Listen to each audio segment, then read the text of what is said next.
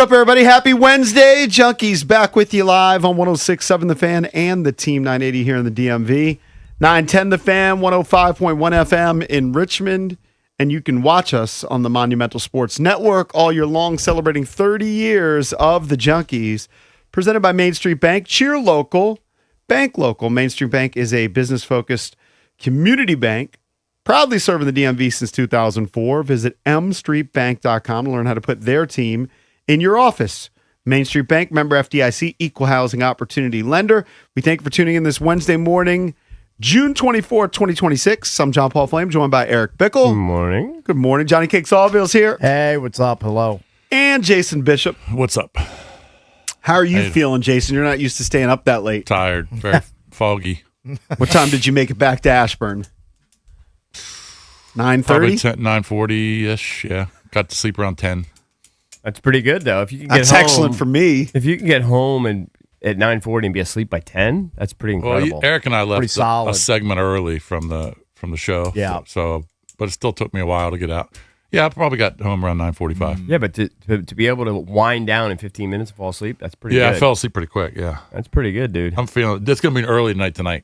Oh, yeah? Oh, yeah. It's going to be an early night. 8:30 to 8:45. Oh, I'm earlier. kind of aiming for that, which Earlier means I'll than go to that. bed around 9:30. I always have crazy expectations for going to bed early. I never Watch do. a little bit of Nats, watch a little bit of World Cup, whatever's Yeah. on, and then go night-night. Hopefully by 8. Did you have your 2 beers last night, Cakes? Had one. One. Because I was up against the wall, JP. Yeah. I had limited time. I mean, I got home at 10 after 10.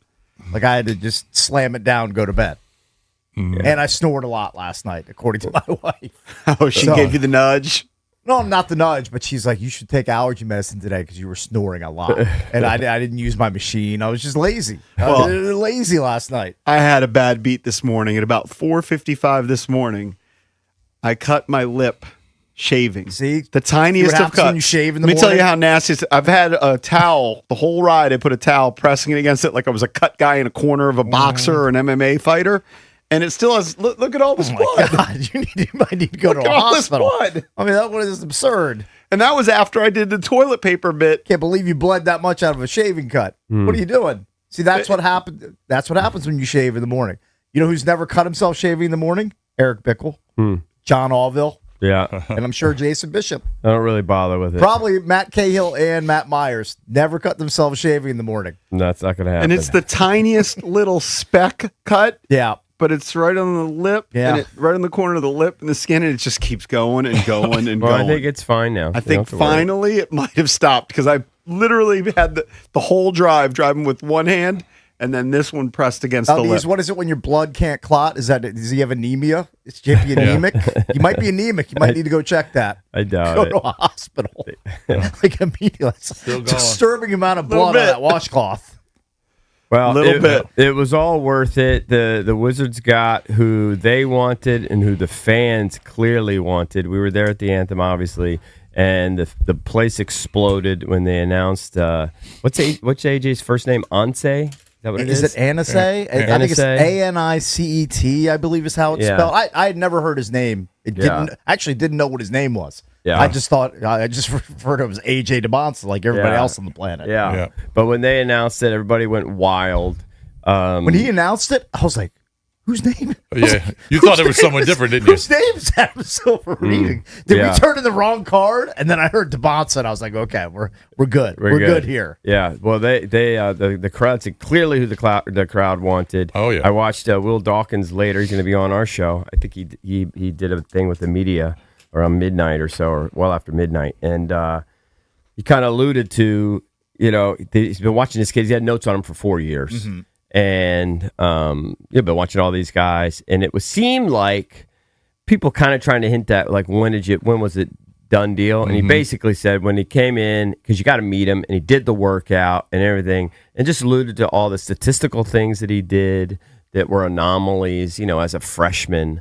The numbers he put up, the way he led the team when Richie Saunders went down, the way he handles himself, the way that he works, his goals that he has, how he fits in with the culture. We're going to talk to Will. Yeah. We'll get all that from him ourselves.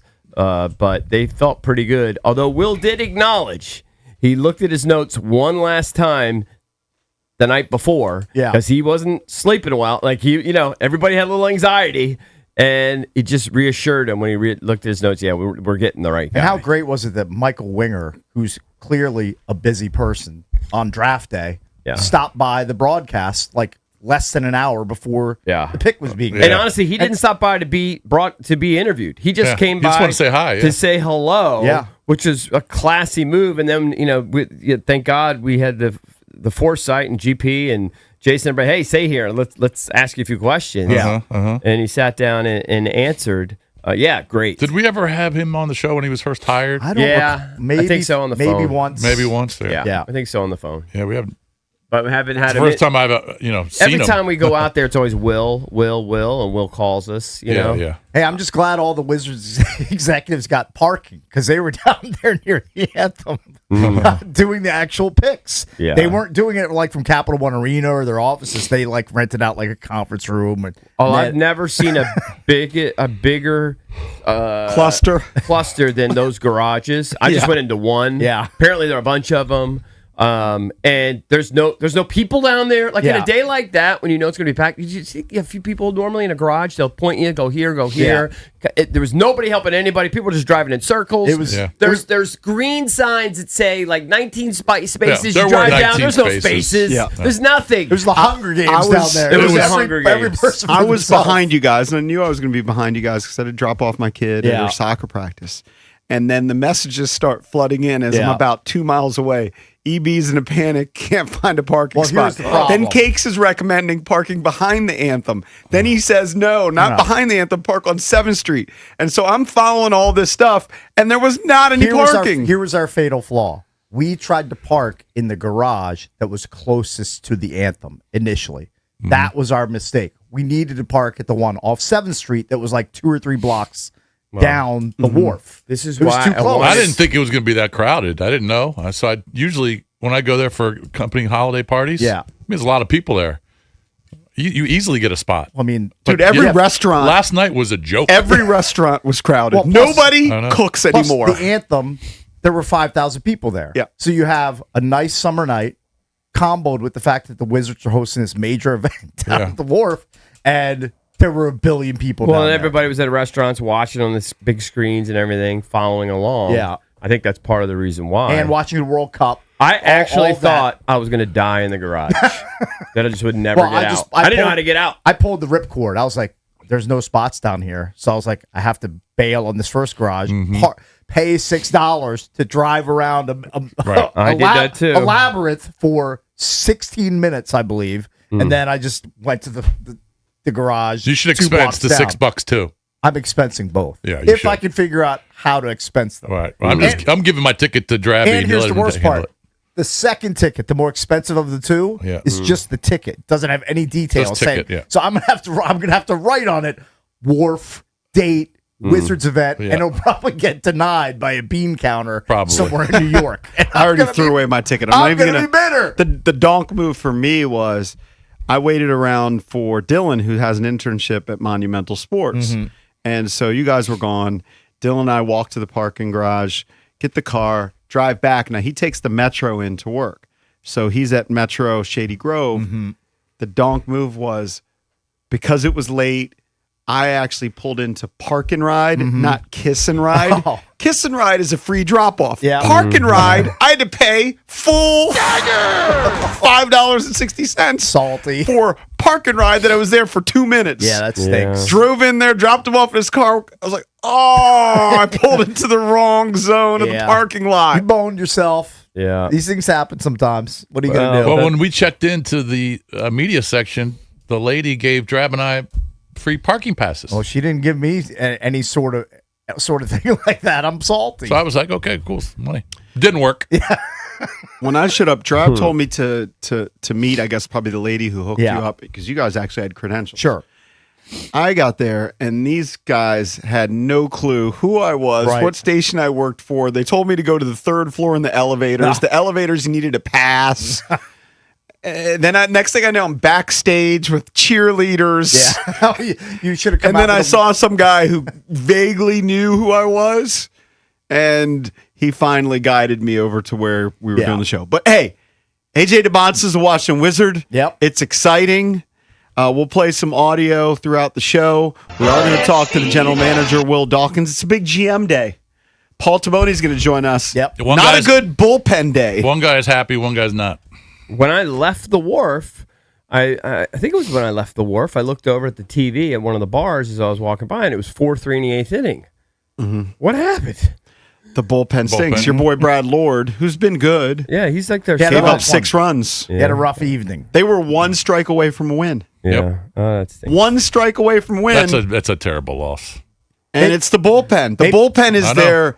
They have a couple of Achilles heels, but the biggest Achilles heel is the bullpen. Mm-hmm. Maybe Brad Lord had parked at the wharf and he was just tilted. He just couldn't find a spot. Well, you know what? It You was want in to look his for brain. another. Dylan Cruz heating He's- up. yeah. He had a He couple had 2 hits. for 4. Nunez up to had a couple 220. hits. They actually somebody put out some graphic about just how Dylan Cruz has been smoking the ball and just been unlucky. Kind of what Taboni was Taboni said referring that. to, it was talking about. Yeah. So we'll talk to Taboni at 9 o'clock, the president of baseball operations for the Nationals. Know a lot of people on social media were like, you got to ask him if he's going to go get some arms. He new bullpen. We've been I've asking been him asking him that. every week. He gives us the same answer. Will Dawkins at 8, Paul Taboni at 9. We're the Junkies. Keep it here. It's your boy Bish for Foley Mechanical. When my HVAC went out last summer, I called Foley Mechanical because this isn't some franchise or giant corporate outfit. Dan Foley, it's my boy. He owns the company 100%. No private equity, no call centers, no nonsense. Dan runs a tight ship, shows it in the work. His team replaced my HVAC, my water heater, and my sump pump all in the same day. I got to see firsthand how skilled and hardworking these guys are at my house. They know what they're doing. They actually care about doing it right. Foley Mechanical is full service, heating, AC, hot water boilers. And they specialize in older homes with radiator heat. A lot of companies don't touch radiators. They don't know how. Foley Mechanical does. They serve D.C., Maryland, and Virginia. They proudly install Amana HVAC equipment. If you want quality work from a company you can trust, call Foley Mechanical. Ask for Dan Foley. Tell him Bish sent you.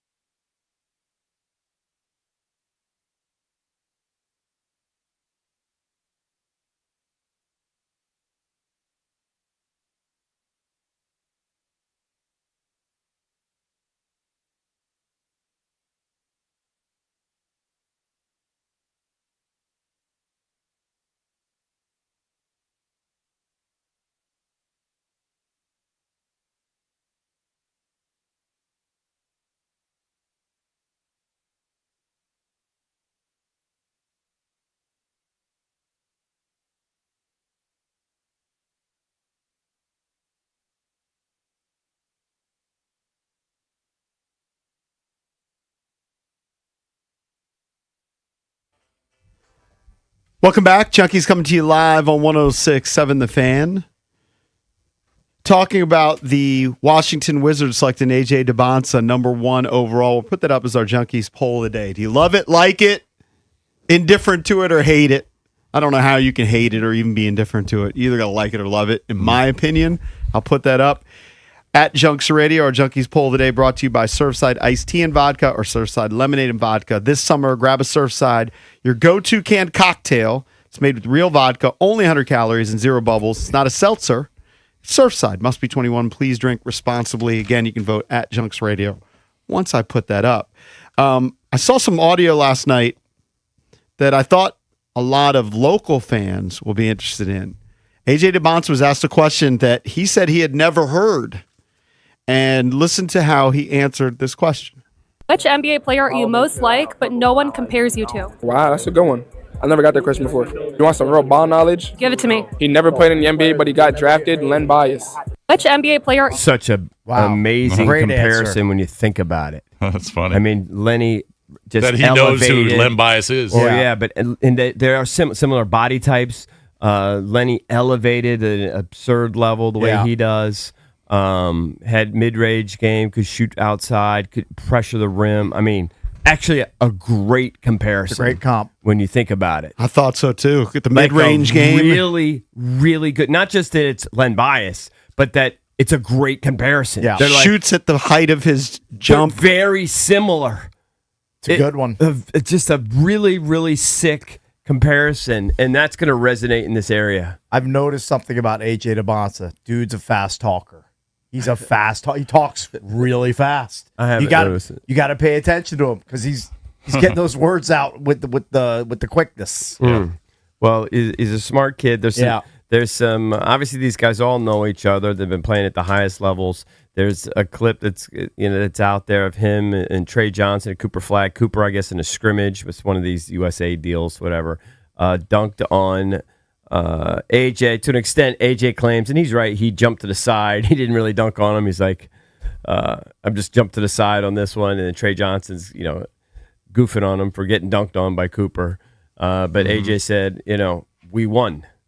Doesn't matter. Yeah. Anyway, He can brush it off. It's fine. And Will Dawkins alluded to how AJ has that competitive side, how he likes to talk trash, but he likes to back it up. Just so many things to love about what A.J. Debonsa is going to bring to this team. The other thing that Will talked about was just some of the anomalies. I think he's the first freshman to lead the NCAA in scoring since Trae Young. He's maybe the first freshman or first guy in like 30 years to whatever his numbers were, 25, 8, and 3, or whatever the hell they were. So high in assists. That's something I thought that jumped out at me the first time I really started watching AJ is how well he found the open man when he was double and triple teamed. And Dawkins talked about that too, how when Richie Saunders went down, he started the season, they didn't know how to cover him. Then halfway through the season, they start doubling him. By the end of the season, the whole team was on his back. They're triple teaming him, and he's still thriving. So, yeah, there's just he also, I think he said he was in the 90th percent. He led the league in led the country in scoring, was the 90th percentile in assists, and also maybe had the most free throws of any, most made free he throws. gets a ton of free country. throws. Yeah, he shot went to- 51% from the field. I mean, there's a He lot went to the love. line a I mean, bunch. statistically, just an absolute freak. One thing he was asked about was his defense because he's been criticized for not being a great defensive player, and he was pretty honest. He said a lot of it was just effort. Yeah. Yeah, he said I just didn't give the effort, and he goes, "That was on me." So he, Well, he who owned pointed it. that out? He owned that. Keefe and those guys sat down with him. They were asked about it, and they showed him clips. They said, "Look, we're not here to beat him down, but we would show him clips where the effort wasn't there. Then we should back it up with a clip where he did show effort to show, hey, you can do Yeah. this." Yeah. But they kind of cornered him on that to see how he'd respond. And Will Dawkins said, when you look at this physical specimen that he is, and you look at his legs, and when he fully develops, he's going to be a monster on defense. Yeah. And maybe he was just trying to give too much effort on the offensive side. Who knows? He didn't really give an excuse. He just said it was on me. Yeah. So he's honest about it. They're going to hold him to it. Yep. We talked about this last night. The question now is, let's just assume Anthony Davis is part of the team. And he is right now. He may be traded at some point. We'll see. How good will this team be with AJ DeBonsa. We had John Wall on the show yesterday, and John Wall talked about a potential starting five, kind of the starting five that we thought with Trae Young and George in the backcourt, DeBonsa, Sarr, Davis as your front court. How good can that team be? You've got guys like Will Riley coming off the bench, Trey Johnson off the bench, Bilal Coulibaly off the bench. All of a sudden, they're pretty deep. Oh yeah, you didn't mention Bob Carrington, remember Watkins, who they like. I mean, they got a bunch of guys. Yeah. They, as our buddy Ben Strober tweeted, they got a squad.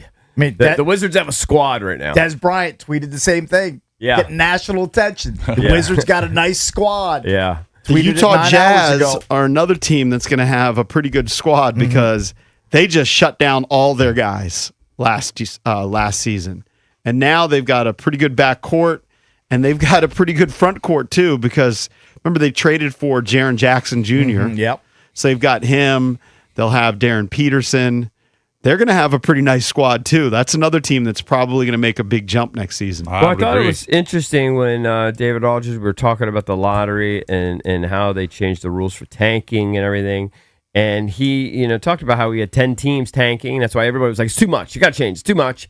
And he's like, well, it was because of this draft. And it was an excellent point. He's like, it's not going to be 10 teams tanking next year, regardless of a rule change. There's a race to the bottom. This was past the season. draft that everybody wanted for 3 years, and that's why you had kind of the year that you had. It's hard for me to still wrap my head around the fact that the Wizards actually got lucky in one of the best drafts, if not the best draft in recent memory. Yeah. Yeah. And they secured the number 1 overall pick. Right. It's still hard to kind of sink in as a long-time Now, Wizards fan. It was It cool. remain- It was cool remains- talking to John Wall last night too. Yeah. Oh, John's is great. And maybe we'll play some of the clips from last night. But he obviously knows this roster. He knows the game. He knows the league. Oh, yeah, he's he's locked excited. in. I know he was a Peterson guy, but he's excited about AJ. I think, I mean, there's nothing, you can only be excited, and I think the sky's the limit. But I will say, I'm not convinced, though, that AJ is necessarily going to be better, say, long-term at the end of the day than like a Wemby. But I think it's the depth of this draft is what I think made this draft special. So let's talk about some of those other teams. Utah drafts at number 2, Darren Peterson. Yeah. So their backcourt is Keontae George, who averaged 24 points and 6 assists last year, and Darren Peterson. They've got Lauri Markkanen, who's been an all-star, Jaren Jackson, who's been an all-star, and then I'm not sure what's going to happen with Walker Kessler. He was restricted free agent. I think he's turned down an offer already. They, of course, drafted Ace Bailey at number 2 He's a last stud. year. number 5. Wasn't that he right? was number 5? I think he was. Yeah. I don't think Yeah, he was. he Yeah, slipped. yeah. He Dylan went Harper's one number before. 2. He went Dylan one Harper's before. number 2. Yeah. So that's a team that's all of a sudden going to jump up in a loaded Western Conference. But it was chalk to start the draft because we all expected then at number 3 to be Boozer. Mm-hmm. So Cam Boozer goes 3, Caleb Wilson goes 4, and then the draft kind of started at 5. Yeah, I mean, because we did expect those top 4 to be gone, but you that's when the guards started popping out, and then Wagler goes. He goes to the Clips at 5. Mikael Brown went to Brooklyn. Saw that pick getting slammed by a lot of people. I feel bad for my boy Acuff, who I really like. I think he's going to be a good player, but he's out in Sacramento. That's But it sounded like his reps wanted him to be in Sacramento. I don't know if that's spin. I don't know. I don't know who wants to go to Sacramento at the 7th pick. Yeah, but, right. But that's what it sounded like. That was the destination they kind of liked in that range. Yeah, so you had four or five shooting guards / point guards drafted in a row, and then you start getting. Then Lenenborg, who was a great player at Michigan, first team All-American, he goes to Golden State. You surprised Dusty May didn't take him first of the Michigan guys? Because the Michigan guys went, I think, 3 out of 4 picks there, right? 9 through 12. They went back to back. I know that. Let's see. Yeah, They went because 9, Morez 11, Johnson and went. 12. Yeah, Morez Johnson went to Dallas. You surprised they went with Morez Johnson, not I don't know. Maybe they realized they The needed thing more of a about big. And Morez Johnson's a really good The defensive thing about player. Yexel is he's like 23, 24. Like he's a lot older. Yeah, he's older. He is and older. so that it's a lot easier to dominate when you're 24 than it is when you're 18, 19. Yep. So Look, Dusty May, he knows his guys. He knows his the guys. squad. So Yeah. And look, I'm not maybe he's surprised. not the one who's pulling the trigger there because they brought in the guy who used to run the Raptors. I'm sure they leaned on to him. run Dallas. I mean, if Now they're they taking hire Dusty May. if they're taking a Michigan guy, they asked him. 100%. Yep. And then Burries went to Milwaukee, right? He went to Milwaukee. Milwaukee had 10 and 13. They took Burries and Ament. Yeah. Local kid. Yeah. Is Ament from Woodbridge? I think He is from Woodbridge. Okay, I think that's right. Yeah. Yep. 15 freshmen drafted. I mean, that's not surprising. Not surprising one bit. I mean, that's been a trend for a while now. Yeah. right. There aren't many sophomores and juniors getting drafted but in usually- the top 10, top 15. Usually you have some international players drafted pretty Right. high up, in, in the top 5, 7, 10. And what was the first international player drafted? I don't know. I saw where the Lakers drafted It's a this kid forward from Spain. Kareem Lopez. Yeah, but they traded him. Yeah, the Pistons drafted Yeah. Lopez. Yeah, I don't know. It's 21. I haven't really looked at it much beyond one. Don't really care. I mean, honestly, Care about our guy. don't really care. After the draft, after we got our guy, and after Winger said, yeah, they probably weren't going to move back up, not do any more work today. Yeah, don't really care about all these other guys. Good luck to them. That's going to But- be exciting. It's all about AJ here. And I have to say, I saw a clip of Trey Young talking to him. Trey's tweeting him, being incredibly gracious too about the number. That's the thing that most irritated me about AJ DeMonta is just He thinks he deserves the number. yeah, he wants to take Trey Young's number. Trey Young's a 4-time All-Star, All-NBA guy. Trey's being pretty gracious. He's like, yeah, we'll talk tomorrow about the number. We'll discuss. Yeah, I mean, wow. Trey being a super gracious bringing him in. Because that's the only thing that kind of irked me about AJ. But AJ also said the right thing in that he's going to a team with some vets and he's going to have to earn his spot. So I think he's a pretty grounded kid, but he wants that 3. That's for sure. He does I want that feel number. like this NBA draft, the top of the draft, and you mentioned this the other day. It's a lot like the NFL draft a couple years ago, where you had Drake May and you had Jaden Daniels and Caleb Williams I and thought Bo that- Nix. Yeah. Because I could see Devonta Peterson, Boozer, Caleb Wilson, all these guys working out. It just might be what's your flavor. And the flavor for Washington was AJ DeBonsa and not Darren Peterson. Doesn't mean Darren Peterson's going to bust. You look at this past draft. No. Cooper Flagg was the number 1 pick, but Dylan Harper is a stud. Oh, he's a really good player. Yeah, Sure. no doubt. and he was number 2. Con Knipple almost won Rookie of the Year. Yep. Yeah. No, Yep. Utah's thrilled they got Darren Peterson. Oh, they love the They're fact that he was there. Yeah. Didn't have to part with any capital. Didn't have to move Ace Bailey, any of those pieces. And Memphis is thrilled they got Boozer. Yeah. Yeah. Yeah, for sure. I mean, where is it? Same what with the other Bulls. draft would a guy like Boozer with his resume go 3rd? Very rare. So, yeah, just a total steal. You see why all these teams were kind of desperate to get in there.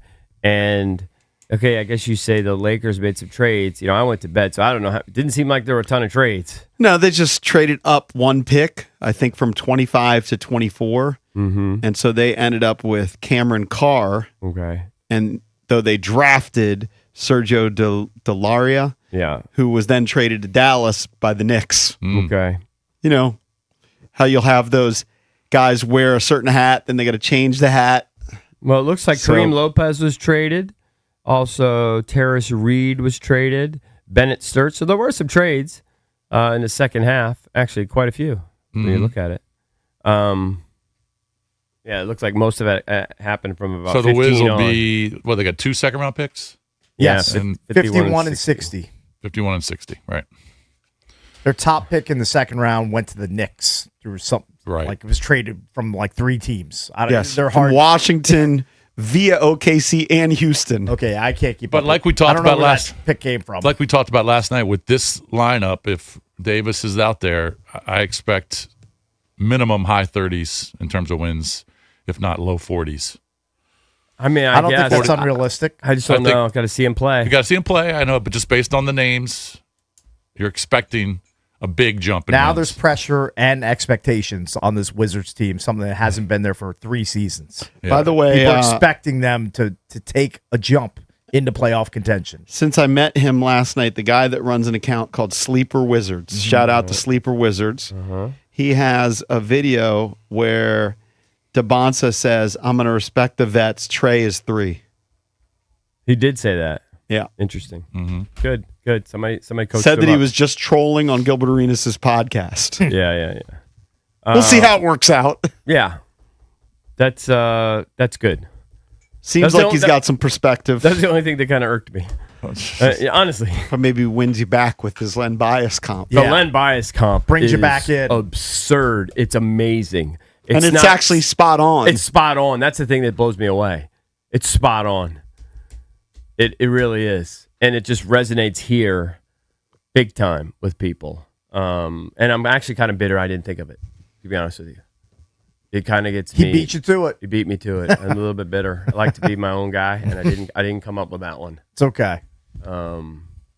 But you're talking about guys with very, very similar skill sets. Yeah, both very athletic. I'd say DeBonce is probably a better passer than Lenny, from what I've seen. But Maybe. Bias was tough. He was a tough MFer. oh, for sure. But they both attacked the rim. And AJ's a lot faster talker than Lenny. Can we play Definitely. that clip again? Any clip of Valdez? him, I'm telling you. Just him talking about his comp of a player that is not in the NBA who he hasn't been comped to. Which NBA player are you most like, but no one compares you to? Wow, that's a good one.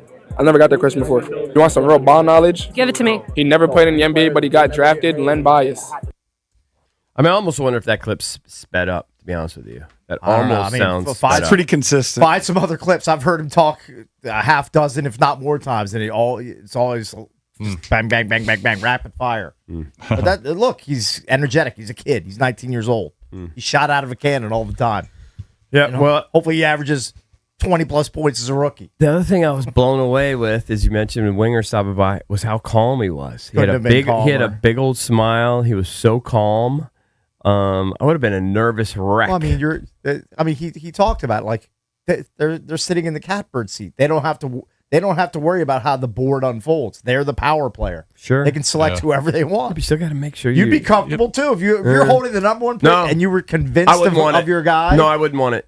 I told you all along I wouldn't want to make that pick. You It's wouldn't too want. hard. You I thought it wouldn't- was hard. You wouldn't want the number one pick in a super talent rich draft. No. I would want that. Pick. Of course you'd want it. I mean, As a team, as a fan of the team, but not me being the decision maker. I don't know if you're differentiating. Like, especially in a Right, 'cause talent-rich you just don't draft wanna- like that. you don't I don't wanna want to botch botch it. Yeah. I don't think they botched it. I don't You just think want to they be a botched it either. behind the scenes scout. well, then, Yeah. I mean, I you wouldn't be a great decision maker for the team.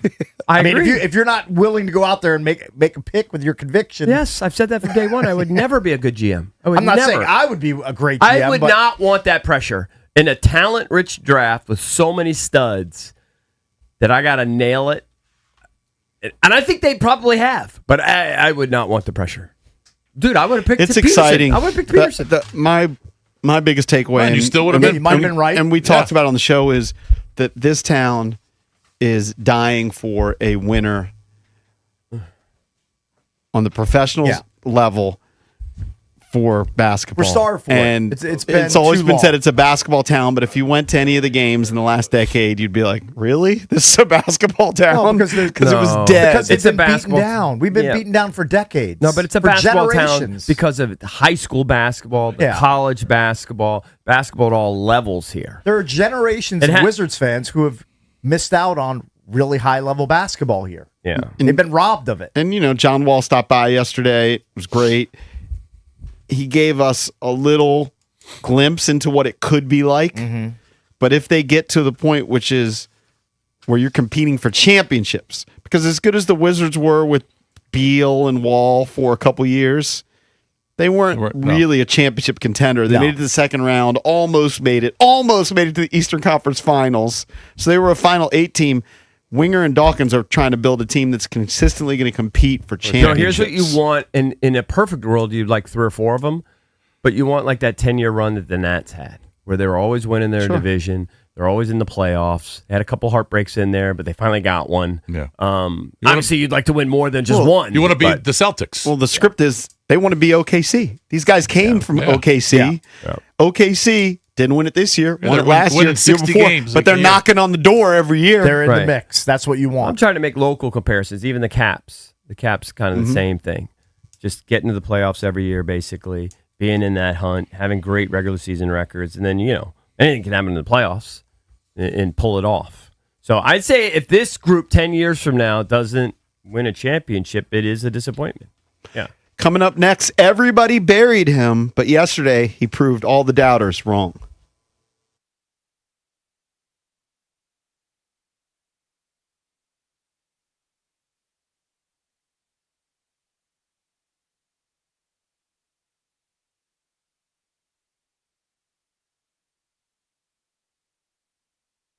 Unleash your swing at Golfdom by Worldwide Golf with the all-new Titleist GTS drivers and fairway woods. Find the perfect GTS driver to gain superior distance, accuracy, and ball speed. You can book your fitting for the new Titleist GTS drivers in the store or online at worldwidegolf.com. Trusted by golfers since 1982.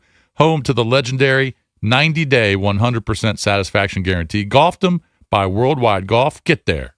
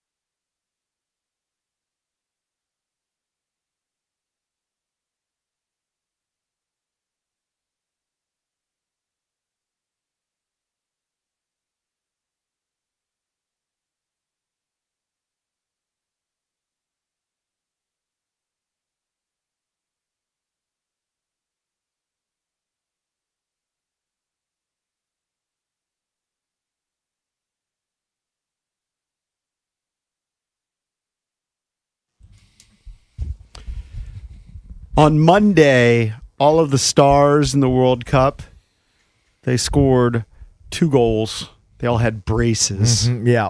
I asked a buddy, because I'm with you, this is the first time I've heard that term. Yeah. No, you're behind the times. And I heard a buddy said Braces? they've always said it. Yeah, I've never known that 2 goals is brace. Yeah.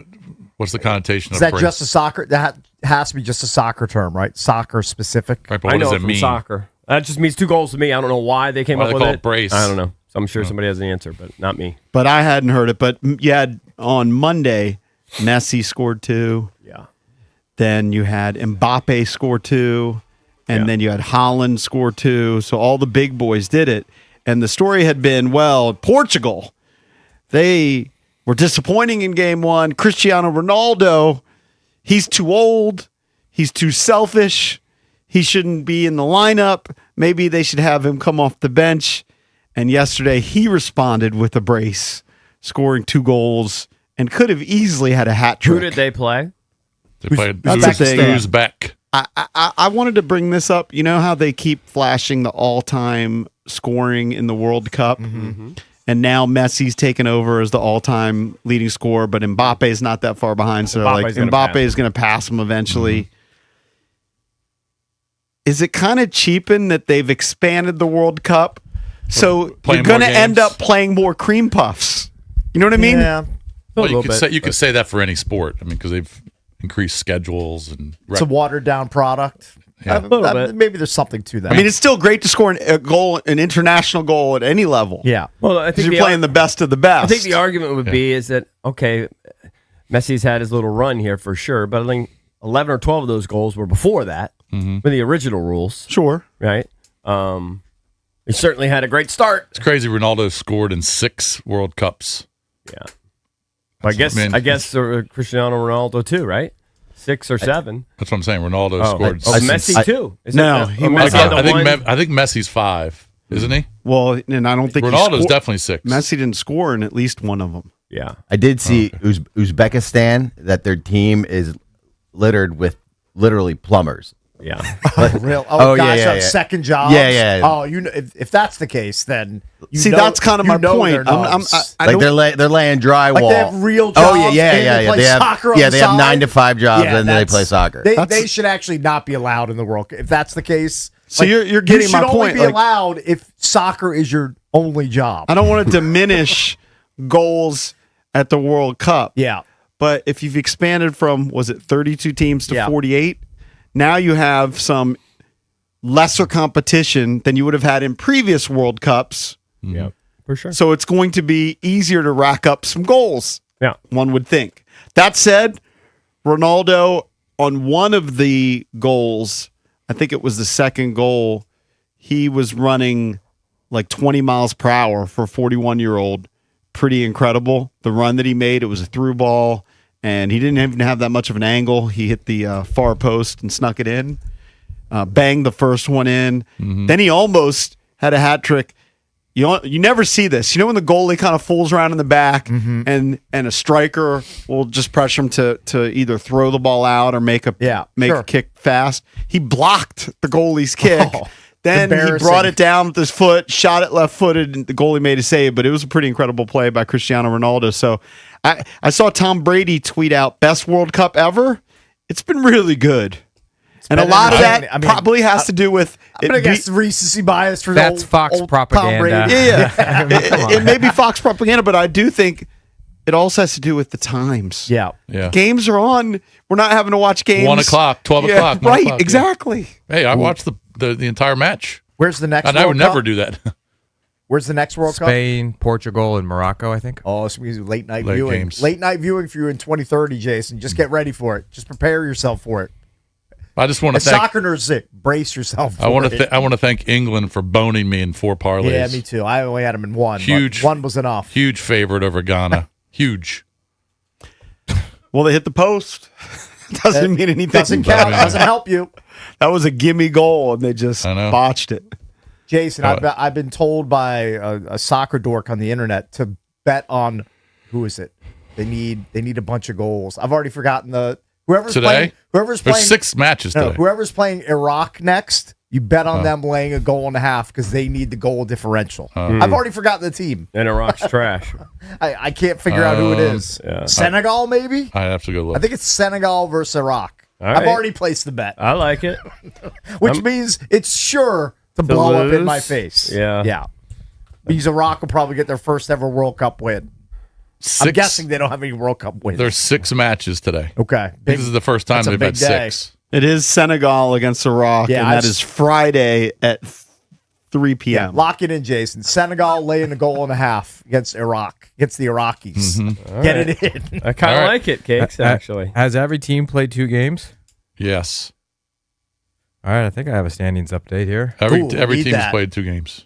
I need a boost. I need to climb the standings. I still don't even My know. team's a little team. underwhelming. Now, look, this is ChatGPT, and they do make mistakes. Yeah. I don't think you want an update, Cakes. Cause Oh, it's bad. It's you're- that bad. You're tied for last place. Oh, you have man, that's tragic. 13 measly points It's pretty terrible. with Bish. You guys, damn. Already, Yeah. not soccer experts. Nope. No. Well, again, I had the best roster apparently too. a lot can change. EB has 16. He's in 5th place. This is surprising. This guy's taking a tumble. Mike Marr all the way down to 4th place. Wow. He hasn't Not scored really any. surprising. Well, he had a big early lead, and he hasn't done anything in like a week. Right. Well, I mean, been stagnant. he's a mush. I expect him to finish last. Did he take Spain Yeah, number Spain, one? yeah. Okay. Yeah. Then Drab, I got Colombia and England yesterday. Gave me 4 points. So I'm in Nice. 3rd place, and then top How many points is that? 19. Mm-hmm. And JP in 2nd place with 22, and Valdez right now running away with it. He's got 24 points. Wow. And he gets to cheer for the Team USA. I mean, he's got Pretty the good. Super Patriot, and he's leading the field by a lot. Good for you, Valdez. Definitely need to check that though. If you're doing that via ChatGPT, you definitely. Yeah, This is I'm, what- I'm having to run the math. A What couple was the different entry times. fee? $1 per man? $1 per 100, team? I thought. 100? Yeah. remember, I did this pool under protest too. Oh, you did. That's right, you did. Maybe you should give your winnings to charity Sure. if you win. Who's your top team? France. It's a pretty good team. Yeah, it's pretty good. It's pretty solid. Well, he's got And the you US. US, who shocking everybody so far. Yeah, but we know that the big points are going to be in the quarters, the semis, and the final. I think my squad is France, U.S., Morocco, South Korea, Iran, and I forget my other one.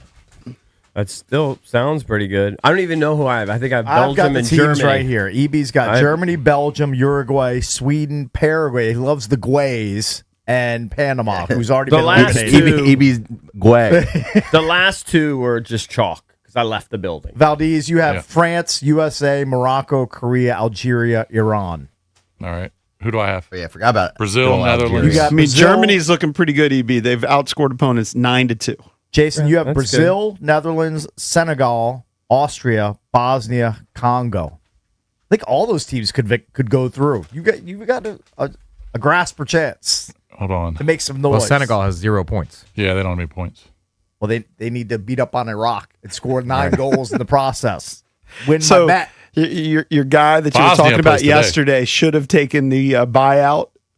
Yeah, he should have taken the So buy. he could have won $900,000 Well, I if think he Harry Kane hedged. scored twice. He hedged and probably won, I would guess, close to 100K. But No, he hedged in market predictors for 80,000. okay, so, Darren Ravel was all over. so he it got pretty yesterday. close. Got pretty close to the buyout number. I don't understand. Why would you do that? Why would you even put the Harry Kane bet in? Like if you want to if you want to pull out, or Yeah. you know what I mean, wouldn't you just do the first 3 guys to score? I mean, that would seem to make more sense. He just wanted the bigger payout. Well, no, you got probably a lesser payout because they're not going to give you what it would be fully worth. No, that's why he did the prediction market and not the cash out because Okay. the cash out feature is less EV based off of your bet. So that's why he took the 80. He's liquid enough to take 80,000 to put it into a Kalshi to Got it. to get a better EV or positive EV as opposed to the cash out through whatever book he used. Anyway, So he got I 80 think, instead of the 100. I think the World Cup, Yeah. whether or not it's propaganda that Tom Brady said is best World Cup ever, I think it's been super exciting, and mostly because the stars have been delivering. And yesterday, you got to see Cristiano Ronaldo deliver. Well, let me just say this back to the pool. He's playing plumbers. Okay, let's He be played honest. Yeah, he's playing guys who are freaking roofers over. Your in daughter Uzbekistan. could have scored against them. I can get 6 points today because I've got Bosnia and I've got Brazil. So if Bosnia and Brazil win, I go from 13 to 19. Yeah, and you're in the mix. creeping up the ladder. You're in the mix. Don't count your chickens. Yeah, I know. One of them will probably draw or lose, but I mean, I took Turkey in the They're fourth both round. big. They're terrible. I mean, this team is god awful. I don't know what was I doing. 1-800-636-1067. When we come back, we'll talk about the Nationals, the latest bullpen disaster here on The Fan.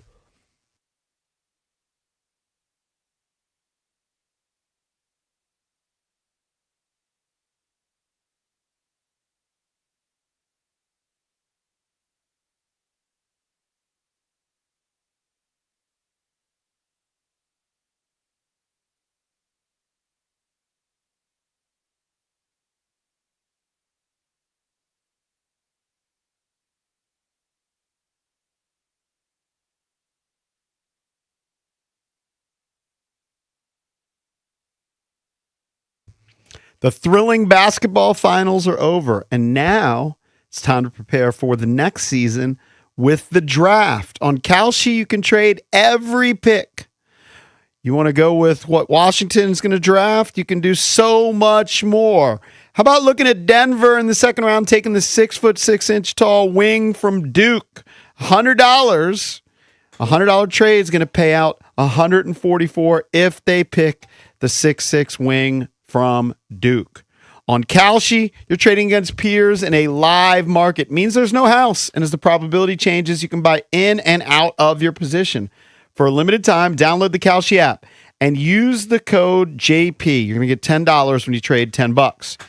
KALSHI, Kalshi, trade on anything. Must be 18 or over. Only restrictions and eligibility requirements apply. Fed contract trading involves risk and may not be suitable for all investors. Prices, values, and available markets may differ from those mentioned. For more information, see kalshi.com/regulatory.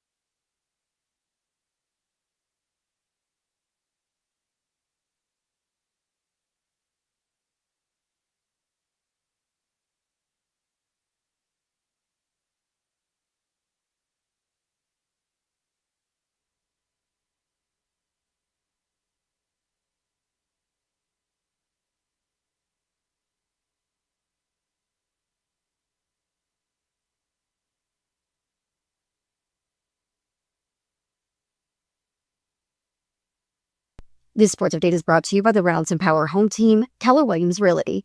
The debates, the question, and the wait is over. With the number 1 overall pick in the 2026 NBA Draft, the Washington Wizards selected BYU freshman forward AJ Debonsa.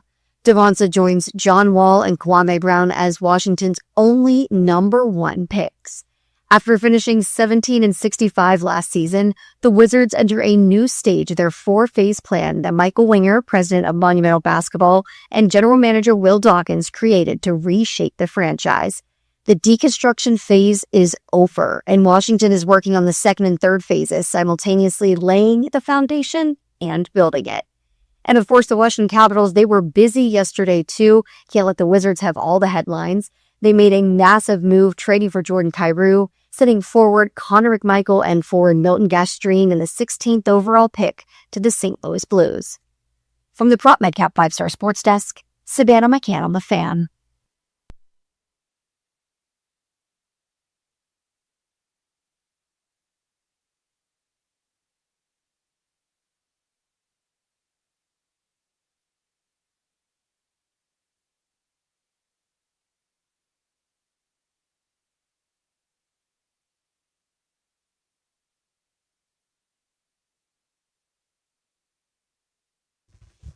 Welcome back. Junkies come to you live on 106.7 The Fan and the Team 980 here in the DMV.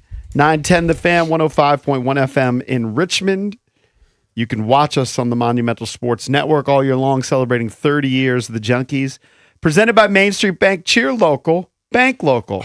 Main Street Bank is a business-focused community bank, proudly serving the DMV since 2004. Visit mstreetbank.com to learn how to put their team in your office. Main Street Bank, member FDIC, equal housing opportunity lender. It's Fish Cakes, EB, and JP. Washington Nationals had a lead last night. We're within 1 strike of beating the Phillies for the second game in a 4-game series. And then it went sideways. Brad Lord allowed 6 runs, and the bullpen blew another one. And I guess the question is, what should Paul Timoni do? We're going to talk to the president of baseball ops at 9 o'clock, but the bullpen has been the Achilles heel, the biggest Achilles heel for this Washington Nationals team all season. I don't think he's going to do anything imminently. They used 8 pitchers last night. I think they're just going to. That's a lot of pitchers to trot out. And that's just a bad loss because, it's obviously a division game. You're chasing Philly. And they hate Philly. They hate Philly. You won that first game, so this is an opportunity to win back-to-back against a good team that's, got a winning record, 43-36. Vivas hits that home run in the 8th 3-run bomb to give them the 2-run lead. You got 2 outs, nobody on in the 9th, and then it just falls apart. It's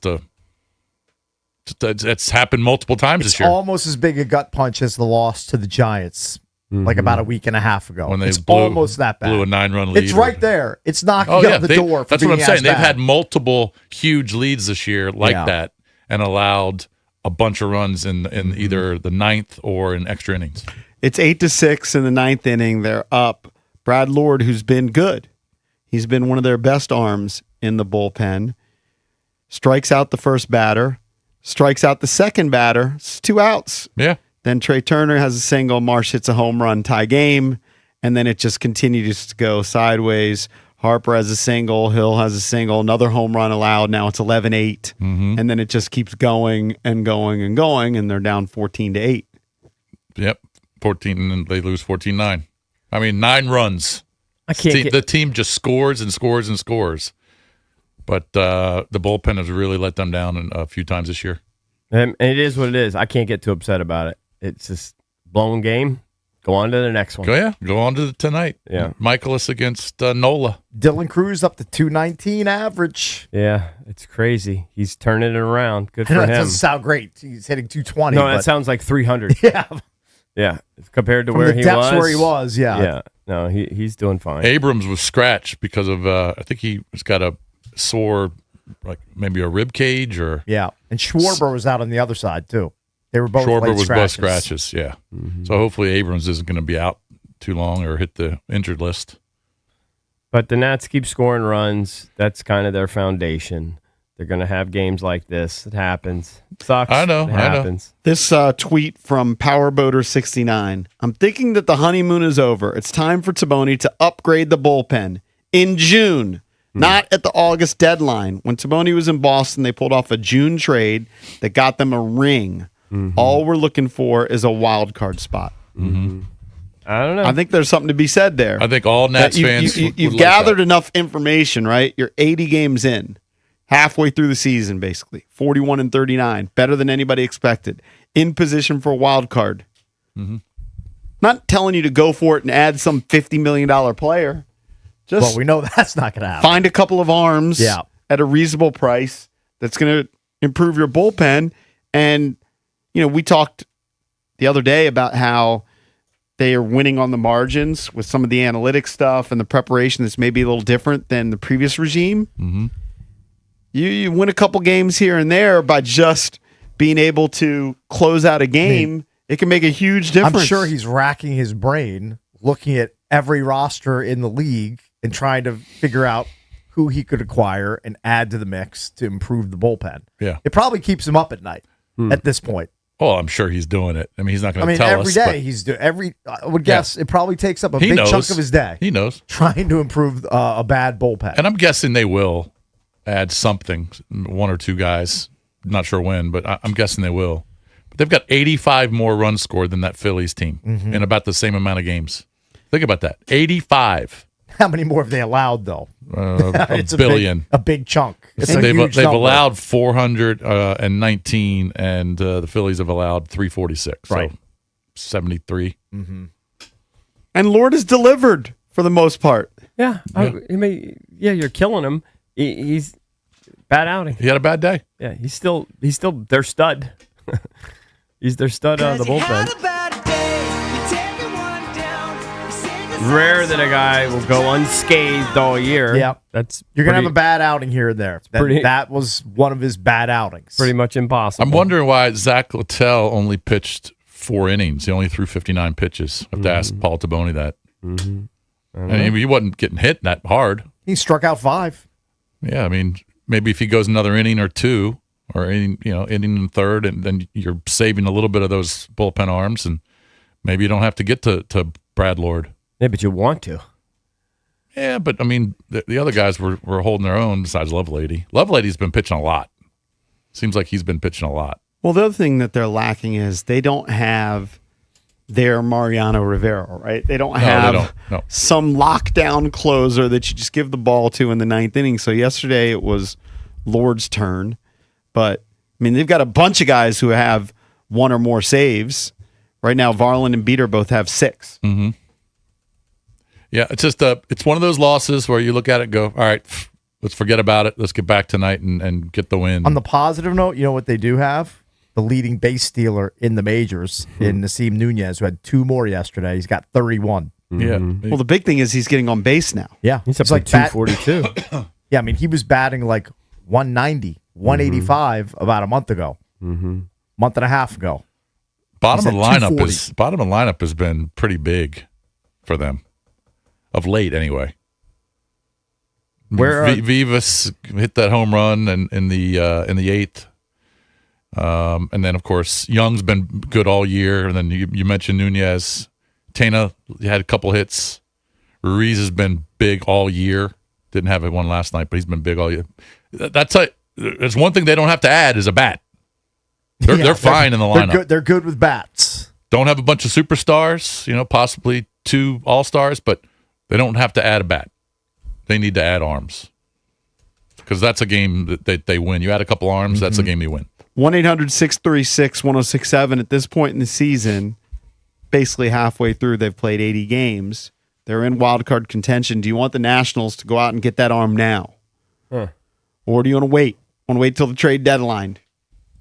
Again, I would get them now if there's something available. The other thing they could do is bring in one of their young studs and just have them pitch, an inning here and there. I don't know. Instead of necessarily making a move. Who knows? Mm-hmm. I just think that I doubt they're going to do anything imminently. I think they're going to see how it continues to play out. But I think the die is kind of cast. You see what kind of team it is. It's a team that generates runs better than anybody in baseball. But they do need some help. Give up a lot. Yeah, but if you want to get into the playoffs and they're in the mix, they do, yeah. Then You probably should make a move. I just don't know they'll do it now, but maybe You know they will. what? Go. I'm sure they're shopping around. I'm sure they're looking. Just gotta Because be careful. there's no way they expected to be in wild card contention after 80 games. So they're going, whoa. Yeah, we're in a This- spot this- we didn't expect to This be. is this could be kind of We have special. to reset our expectations. Can you imagine getting in the playoffs in your first year mean, that as would- a staff? that and would as be a- pretty impressive. As a front office? I mean, I was listening to the guys on the call last night on 106.7 The Fan, and they were saying, the hope was just to get into the wild card, but now they could get the second wild card. Yeah, I mean, I think they got to kind of go for it. And like you said, you're not going to go out and spend a ton of money, and you're not going to give up top prospects, but you can get some bullpen arms for cheap. And you look at the innings. I mean, Brad Lord's been great. He's already pitched 51 innings. For a relief pitcher, 80 games in, that seems to be a lot. Mm-hmm. Yeah, he needs help. Let's see what he pitched Bring last in the year. reinforcements. Bring them in. Maybe they'll do something. I would tend to think maybe they'd bring up somebody more before they would trade, but Man, but they could have won the first two games against the Phillies in the series. Yeah, that would In have the been big. pregame, as I was driving to the Anthem, I think they had Zuckerman on the show, and he was talking about how it was the first meaningful series against the Phillies at home in quite In a some while. time. Yeah. And they could have grabbed a stranglehold winning the first two games, but instead it's split. So 2 more games against the Phillies, but it's exciting. I think it's exciting. The tarp soft thing has really become a craze.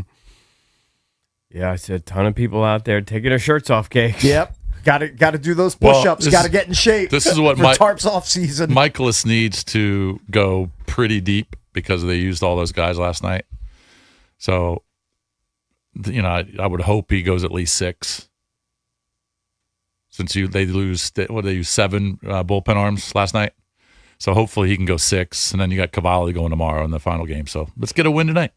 Do you think there'll be a pretty good closer available come trade deadline? Because that usually is a position that gets traded at Sure. trade deadlines in Major League Baseball. I'm sure better than what they have. I'm sure. Yeah, probably. Maybe they don't just get an arm; they go out and get a frontline closer that's going to be available. I'm not sure that's Yeah. enough though. Well, Right? Because you're getting murdered in the middle of it too. Yeah. They'll be- Sure, but then you can utilize some of your better arms in different situations. You wouldn't be forced to use Brad Lord as a closer. Right. I mean, Brad Dieter Lord as a closer. Brad Lord was a starter last year, and now he's going in the closer role. Totally different role for him. Well, they have closer by Committee, I know, but he started 19 or 20 games last year, and I don't know how many innings he pitched. Let me see. He threw 130, I think, last year, and like you said, he's already thrown 51 through 80 games. It's just so weird that they have struggled at home a I little know. bit. That's just a weird bit. So what? 17 and 23 Yeah. at home. 24 and 16 away. Yep. So weird, but you would think over the season that'll correct itself. But they're still in the They're a mix. good team. Still in the mix. Totally. I think they're one game back in the wild card, Let's right? forget about last night. Hopefully the Bats stay alive. Aaron Nola's pitching tonight for Philly. He hadn't been that great. His ERA is pretty high. Now they're going to face Chris Sanchez tomorrow, and he's been one of the best pitchers in baseball. But let's get a win. Let's hit Nola tonight. Sanchez is the one that had the scoreless streak Yep. that lasted over 50 innings. Yep, he's been really, really good. But Nola has not been that great. So let's Take advantage of that. let's get it tonight. Well, we'll talk to Paul Taboni, 9 o'clock, president of baseball operations for the Nationals. We'll ask him whether a trade might be imminent. At 8 o'clock, Will Dawkins, Wizards GM, joins us to talk about the draft pick of A.J. DeBonsa, number 1 overall last night in the NBA draft.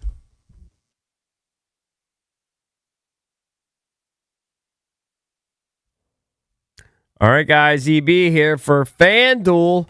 On the biggest stage in the world, FanDuel's changing the game. Because sometimes your player gets subbed off and your bet goes with him. That blows. Well, not anymore. With FanDuel's Super Sub, if your player is subbed out, your bet stays in. They sub out Messi and you've got cash on him. They say take him out halfway point, you get his subs points if he gets on the board. They take Ronaldo out, same thing. If your player leaves the match, your bet continues on with the substitute. Who else is doing that, people? So you're still in it until the final whistle. All you have to do, visit FanDuel.com/local to get started now. That's FanDuel.com/local. Let there be goals this summer on FanDuel. FanDuel Sportsbook is the official sportsbook of 106.7 The Fan. You must be 18 and over. Present in D.C. Gambling problem? Call, text 1-800-GAMBLER.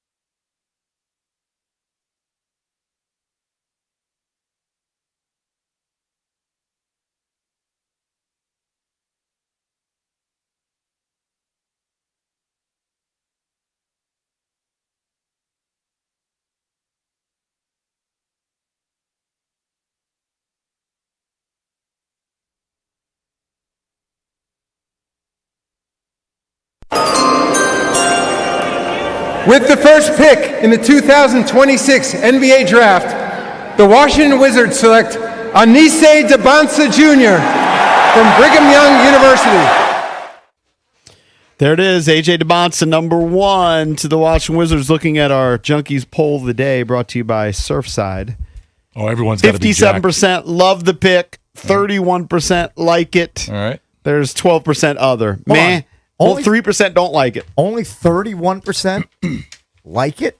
No, Well, if you add love it to 50, it, 57 love it. 57 love it. Okay, but 31% I feel like like the it. love it number should be much higher. Yeah, me too. Well, you I got love 80, the pick because there's a lot of people. When I You was got walking out yesterday, 88%. there were a lot of people that wanted Darren Peterson. Yeah. Yeah. So if you wanted Darren Peterson, you might say you don't love the pick. Okay. You're like upset. Let's put it this way: only 12% don't like. If Yeah, you but include meh and don't like it, I feel like some of those likes should be in the love camp. They should up their stakes, go from like to love. Yeah. That's all. Yeah. That's all. It didn't sound like the crowd You know what? liked it last night. It sounded like they pretty much loved it when the I pick was think- announced. Yeah, I they think were when- part of the when he has his 57%. first dunk and he hits his first 3 and he has his first steal dunk, I think that people are going to love it. Are the Wiz going to be a hot ticket in 26/27? They well, might they're definitely going to be ticket. a hotter ticket for Hotter. sure. That is true. It's I don't know thinking how about hot it's going that. to be. Let's go over wins. Let's see what that comes out at their total. So Hopefully it's 34 Do and a they half. have that right now? Go to FanDuel. They must. I don't know. They must have it. It may not be I'll see. updated, I'll see if they but do. maybe it's a good time to jump in. let's hear from Wizards fans. 1-800-636-1067. What do you think of the pick? And what do you think it means for this team? I brought up a couple of teams yesterday that were playoff teams this past year, including the Raptors, who were the 5 seed. And when you look at what on paper the Wizards have, you might like the Wizards roster right now more than you'd like the 5 seed of the Eastern Conference that won 46 games. Yeah. John Wall came on and said he believes the starting lineup is going to be Trae Young at the point, Or what he would do. Keyshawn George, AJ Debonsa, Sarr, and Anthony Davis. Mm-hmm. You'd have Koulibaly off the bench. You'd have Trey Johnson off the bench, who they just drafted last year, the sharpshooter. You would have Bub Carrington off the bench, Will Riley off the bench. You know what? One thing I did notice is Will Dawkins kept referring to AJ basically as a guard. He wasn't calling him a forward.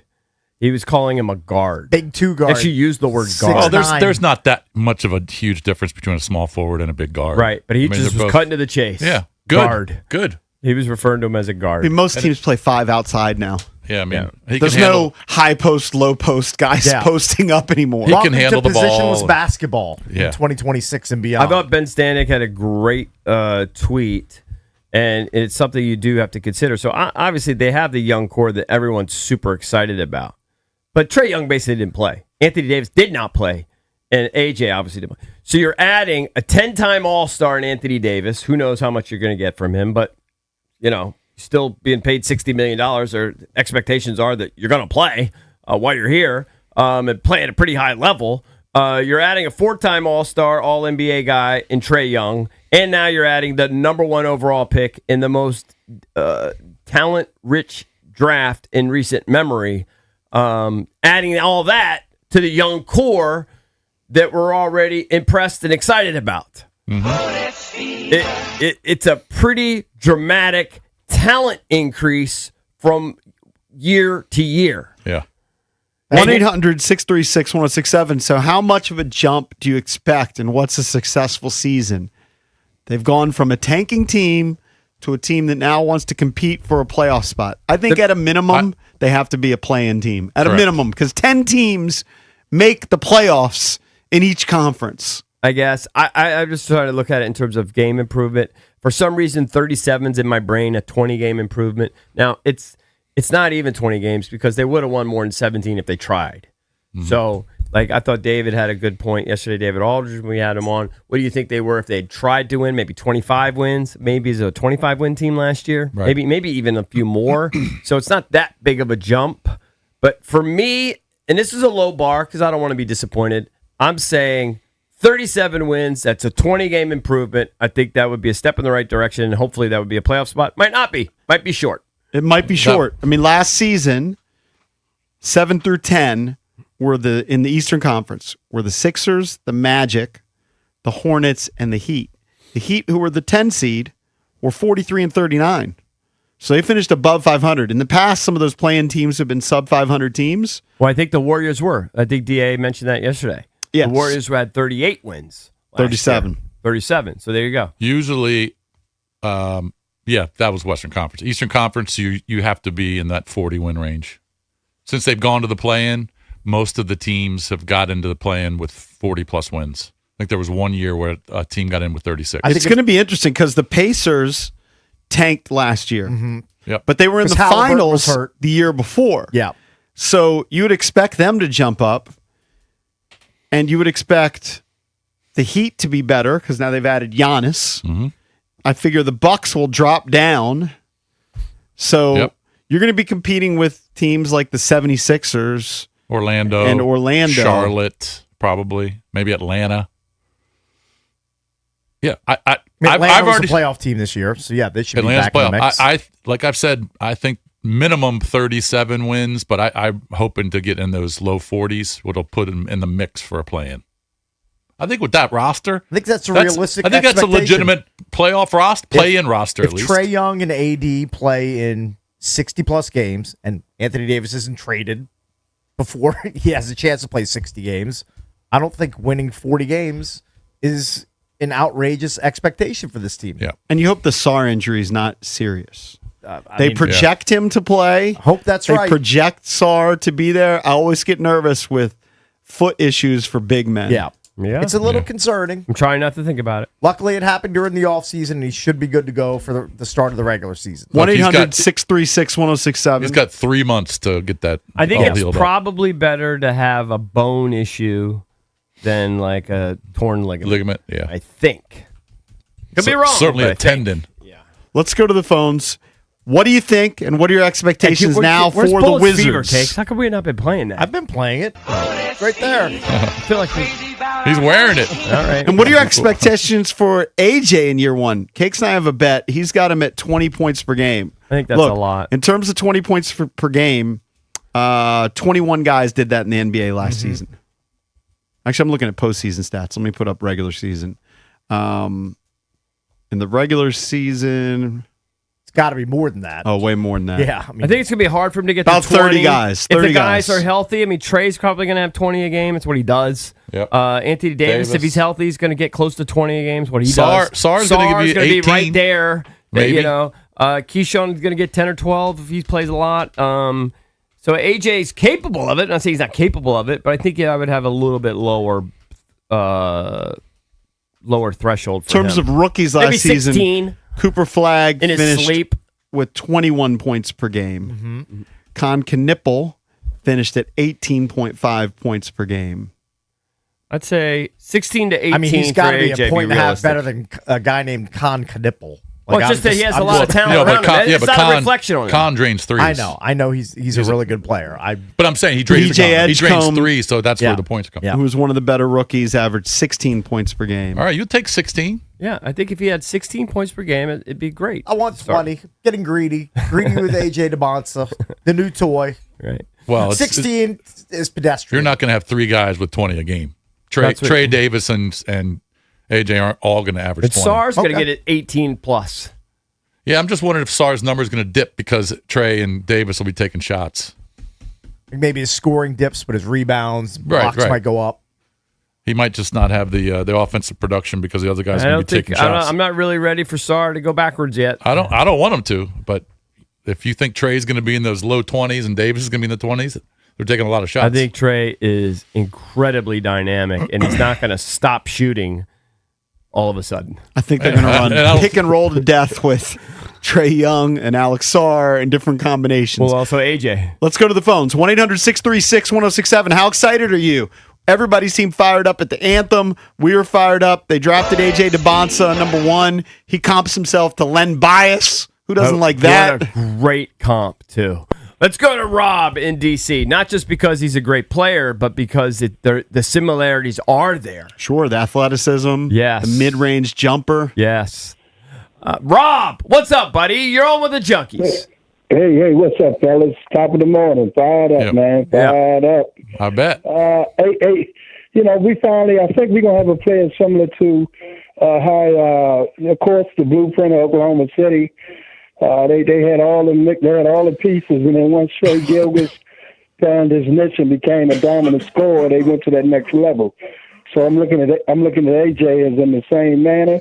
So I like to say we got a 6'9" Shea Gilgeous, Yeah. he's going to be able to score at any place on the court. So he's going to be trouble, and you just have to put the right pieces around him. And it's the same blueprint, just the way they built it over there in Oklahoma City and came here. They got the right pieces. They deep. So it's going to take maybe a year or two, to finalize everything. And they got to figure out that AD situation, Anthony Davis, what we going to do and how we going to figure that part out. And also, Brian Teague, the coach, I think they can go ahead and move him up to president of developmental operations for the players. And then I think we're going to need another coach. I don't think he's going to be the final coach, but keep him in the organization and let him continue to help develop these players, But I do think it's going to be another coach that's going to lead the team. All right, fellas. Thanks for the call. Thank you, Look, Rob. I want to give Keith a chance to coach a team that actually has a lot of talent at this point. Like, let him coach a team to actually try to get some wins, see what he's got. Like, I don't want to throw him overboard the second he actually has some pieces to work with. Yeah, I think that's what they're going to do. Doesn't seem very fair. I think that's what they're going to do. Yeah.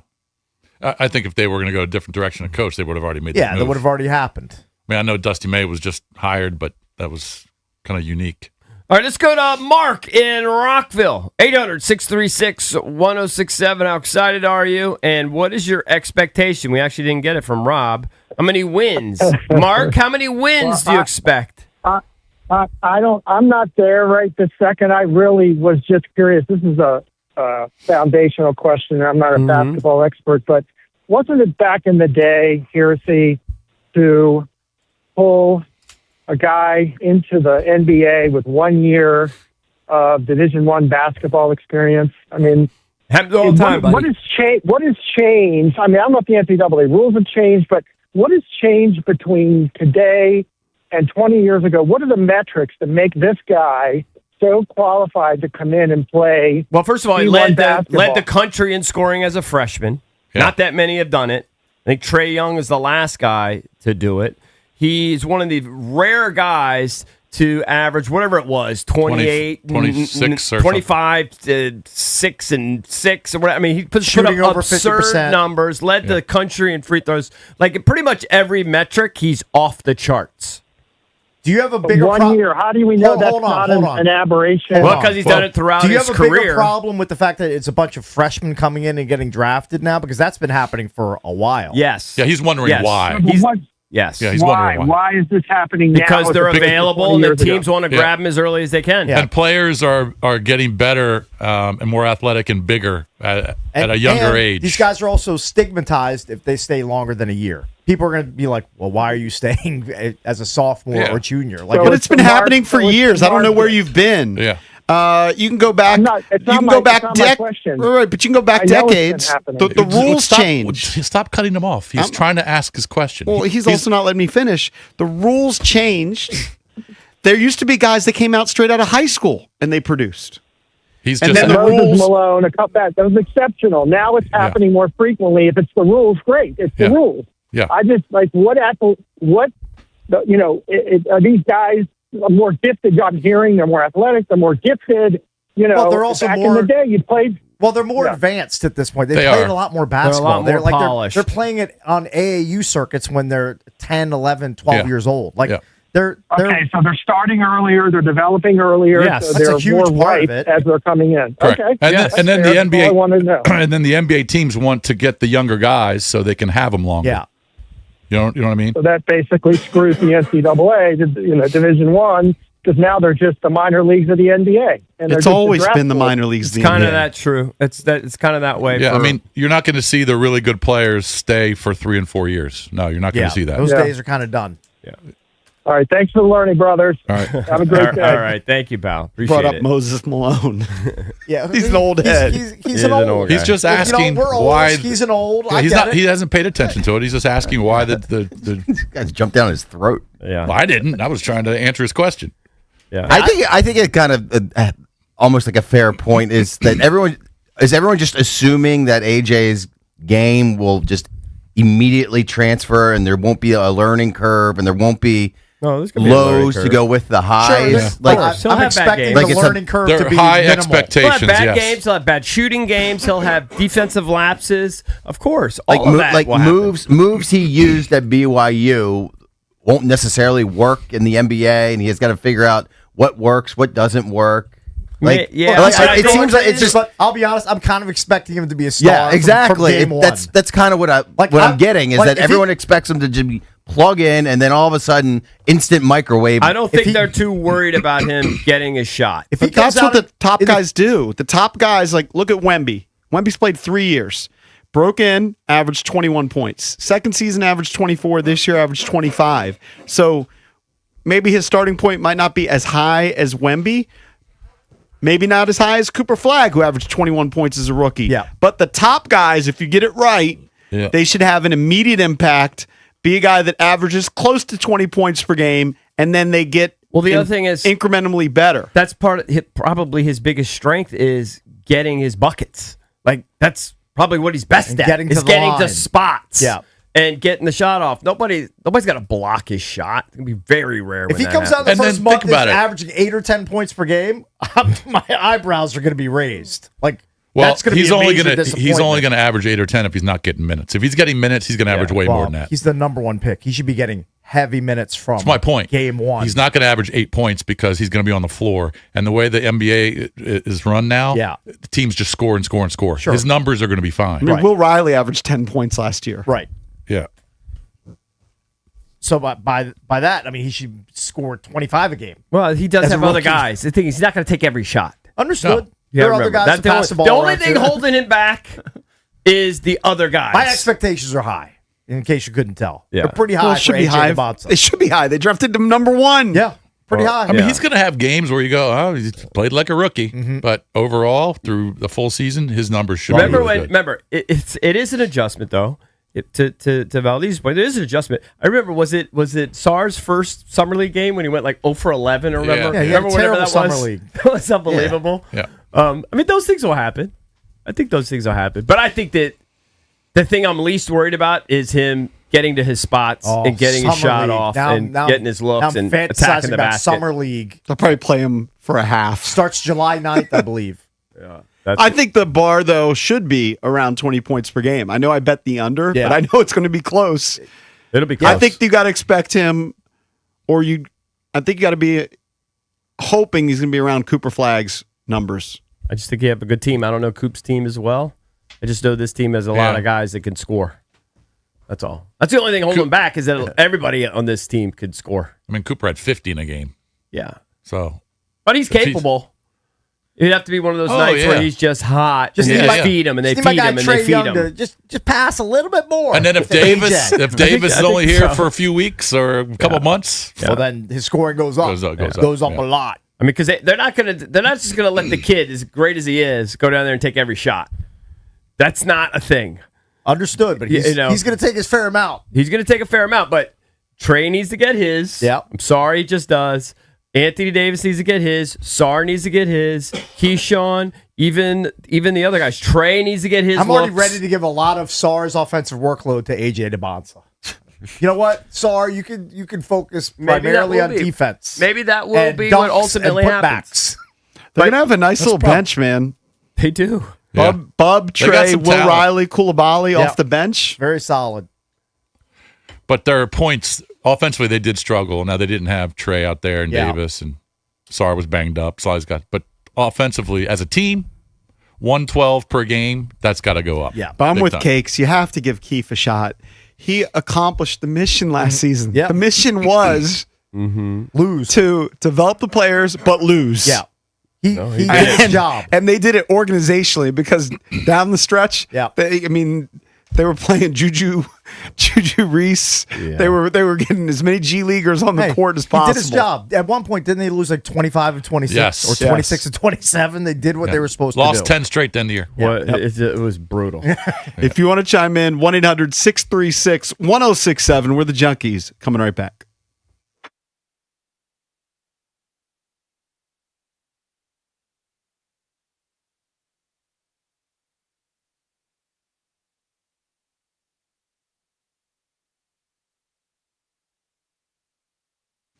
Her name may be on the building, but more often than not, my friend Michelle Radley is in the building, chatting with customers, making sure the experience is memorable. JP here, and that's a big reason I scored my new Traverse from Michelle Radley Chevrolet in Leesburg. She's awesome, and she's got 3 other spots in Fredericksburg. Radley Chevrolet, Radley Cadillac, and the all-new Radley Mitsubishi.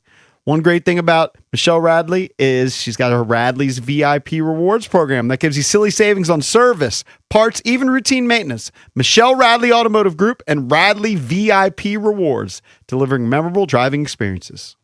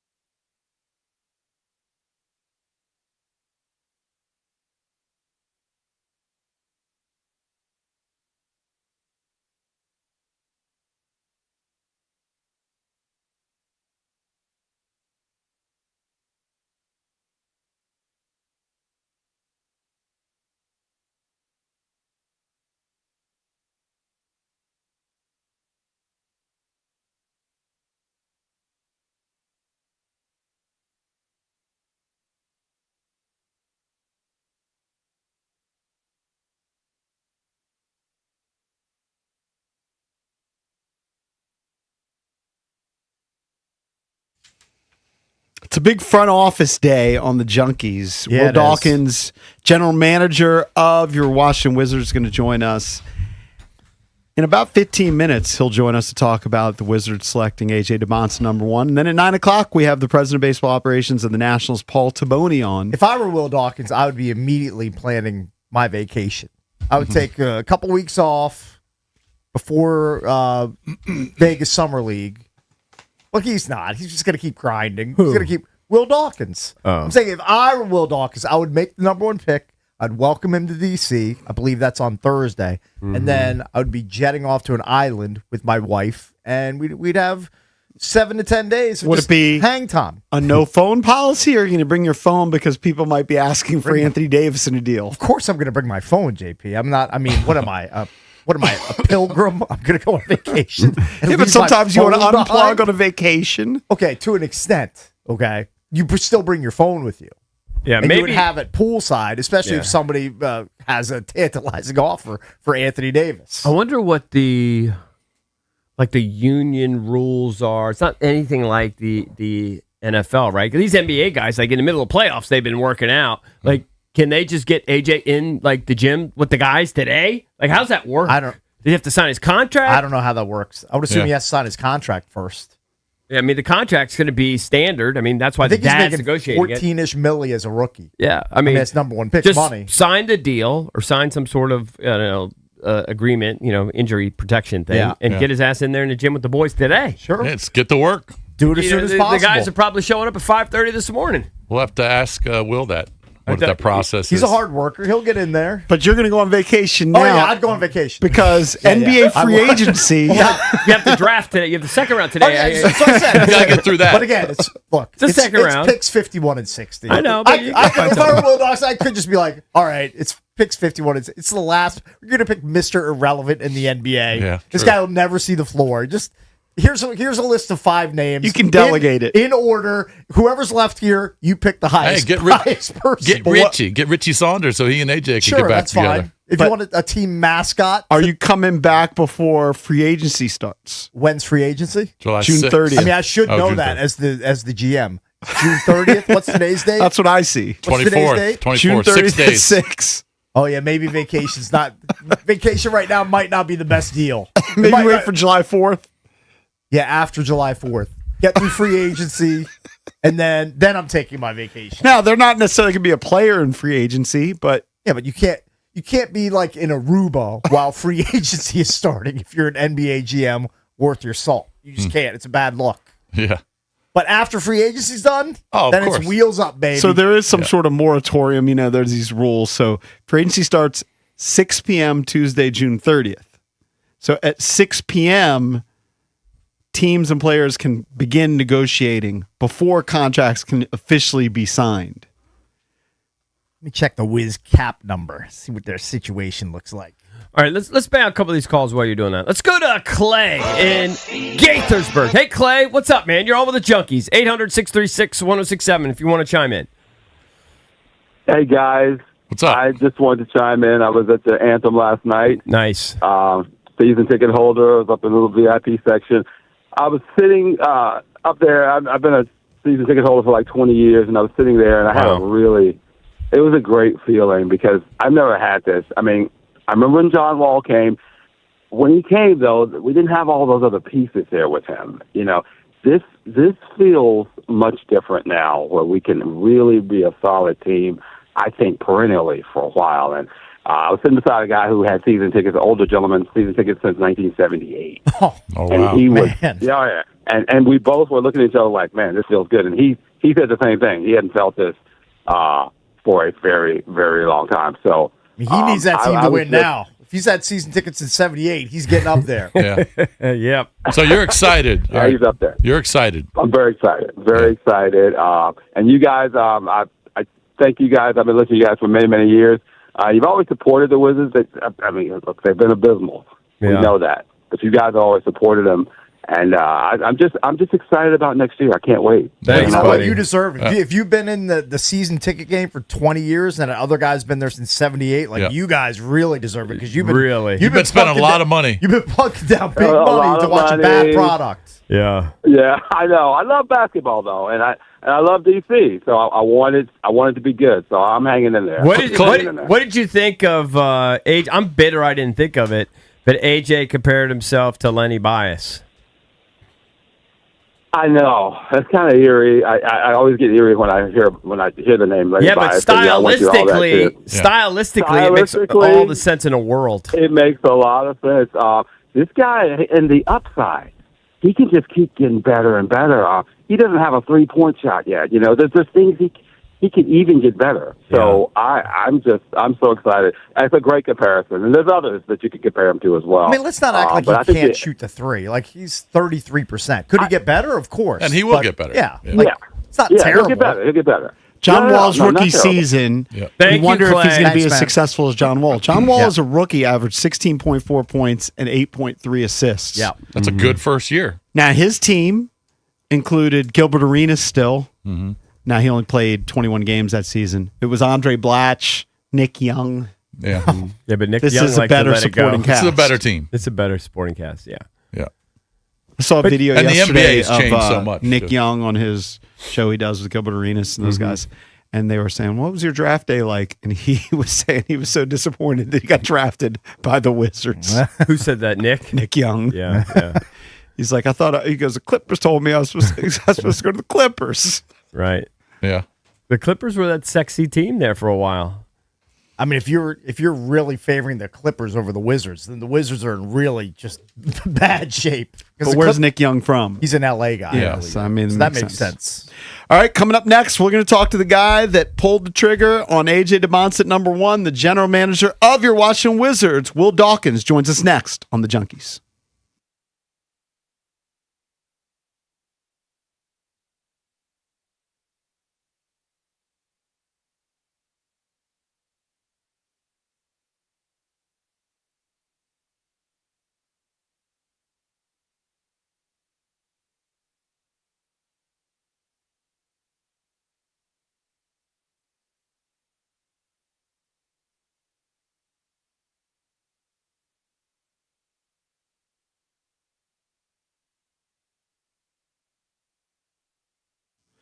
The team that brought you Surfside is back with something new. Meet Super Light, the new vodka plus aid canned cocktail. Super Light comes in 4 classic sports drink flavors. You've got fruit punch, orange, lemon lime, and blue chill. Perfect to enjoy after the game, on the golf course, or during the barbecue with friends. With just 90 calories, 0 sugar, and 0 bubbles, Super Light is here to fuel the moment. Look for Super Light variety packs and individual flavors at stores and bars near you. Must be 21 or over. Please drink responsibly.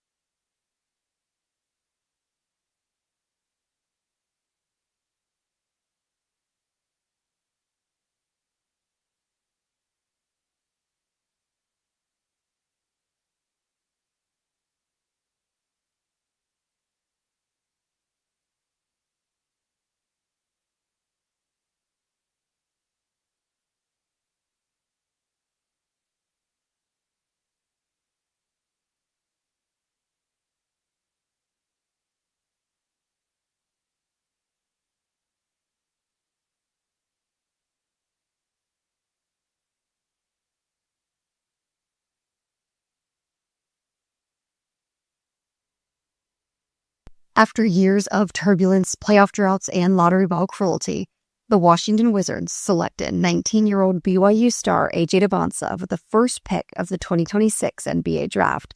Debonsa had one of the best scoring seasons by a college freshman in the modern era. He led the nation in scoring, averaging 25.5 points per game, and led BYU to another appearance in the NCAA tournament. He now joins a core in Washington that includes Trae Young, Anthony Davis, Alex Sarr, Keyshawn George, Dre Johnson, Bilal Coulibaly, Bob Carrington, and Will Riley. And the Capitals made a huge move yesterday. They acquired Jordan Kyrou from the Blues in exchange for Connor McMichael, forward Milton Gastrine, and the 16th overall pick in the 2026 draft. Kyrou was the Blues' leading goal scorer in each of the last 3 seasons before this past one, with 104 goals in 243 games during that stretch. From the Krupp Medcap 5-Star Sports Desk, Savannah McCann on the Fan.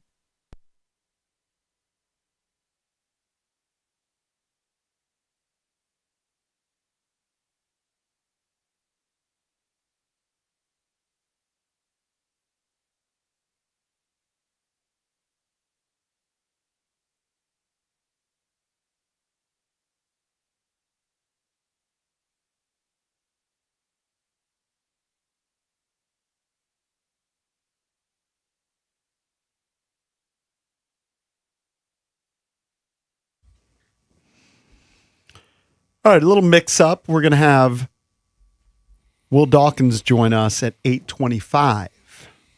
So we'll get back into the Wizards coming up at 8:25 with their GM. Then at 9 o'clock, we'll be joined by Paul Timoni, President of Baseball Operations for your Washington Nationals. Mm-hmm. Some big news in the college football and pro football world. So over the last month, kind of the biggest story in college football has been this Brendan Sorsby situation. Mm-hmm. The quarterback who declared for a supplemental draft in hopes of leaving college football to play in the NFL. Yesterday, the league elected not to hold a supplemental draft, which at least right now means he will not play in the NFL in 2026. Mm-hmm. And I don't think he can play college football right now, right? I think so, yeah. So Brendan Sorsby is in limbo. Yeah. Not great. They kind of screwed him, but because they said they didn't have enough time to put it together, because they don't have necessarily a supplemental draft every year. And then they said part of the reason is they didn't feel like he showed enough remorse or whatever. Why couldn't he go back to Texas Tech? So he initially wins. They don't want him. He wins that temporary injunction, right? Which allowed him a path to play at Texas Tech. The judge said, okay, miss the first 2 games, and then you can play. Because they don't want him. And then, pretty much everybody else in college football was like, this is a joke. Well, you should that's why they don't want him. Other universities are saying, we're not going to schedule Texas Tech in any sport if you're going to allow Sorsby to play for your football It wouldn't team. be worth it for Texas Tech to do that. The Big 12 was going to sue. It wouldn't be worth it. What he needs to do is if he wants to play, probably needs to go to Canada or something. I think his lawyer, he has like a high. Yeah, you could sue. Well, why can't he just work out all year and then go into the draft next year? I mean, he could. Yeah. But if you want to keep playing, why don't you go play in Canada and then go from there? Why can't you sign as an undrafted player? Are you eligible for the draft if you go play in Canada? I don't know how that works. You mean like we always talk about all the undrafted guys that get picked up after the NFL draft? I don't know. I don't know the rules. It's a good question. He's kind of getting hoard. Well, I agree. Well, the NFL... That's his own doing. But I think the NFL made a legitimate statement when they said it would just be too much focus on his deal for training camp, for whatever team did draft him. And that would be true. There would be so much focus on it. It happened too quick.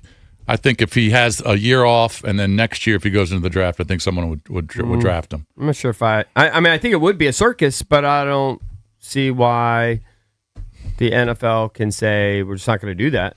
His lawyer said he actually asked first in late April. Mm-hmm. And they denied a supplemental opportunity then too? Well, the response from the league was that all that was required was a short application which needed to be submitted prior to June 22nd. This is his attorney talking. Mm-hmm. He said at no point did the NFL indicate that it would need or want to review anything other than the application itself or that submitting the application at or close to the deadline would have any impact on the NFL's consideration. Well, No, I can see them winning the case. The lawyer seems to be making good points.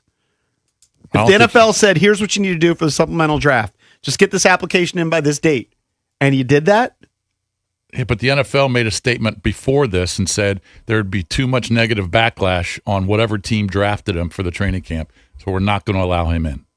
And there would be. I think I think a year off is better for him. Hold on. You got to know some of the rules. First off, the NFL is not required to have a supplemental draft. No, they're not. Okay. We understand that. That's No. They don't have to. You're right. Understand so that. JP asked if he could go back to college. He's permanently ineligible now to go back to college because Can't go. he entered the NFL Stuck. supplemental draft. Yep. And he can But probably did he play- enter the NFL supplemental draft if Yes. there is no Yes. supplemental Yes. draft? Yes, he did. entered the NFL. He put his name in. It's a mean trick. It's a mean trick. And- So it's a and mean trick. you can't. All players have to go through the NFL draft. You can't just sign them as a free agent. Right. You have So to get you have to passed go through the first. draft process. If you get undrafted, Yeah. then you can sign as a free agent. But you can't just sign. But I with don't think he anyone. can go play somewhere else and then go back into the draft. Well, then Somewhere maybe, else, no, if he meaning played like Canada, professionally in or- Canada, then I think he would be a free agent. I think. Yeah, I don't think he could go into the I draft. think. I don't know. I would go I Canada. think what he's going to do is he's going to take the year off, work out, and then he's going to enter to the 27 draft. Probably play some bets to do this past history. I'm just guessing. I'm spitballing over here.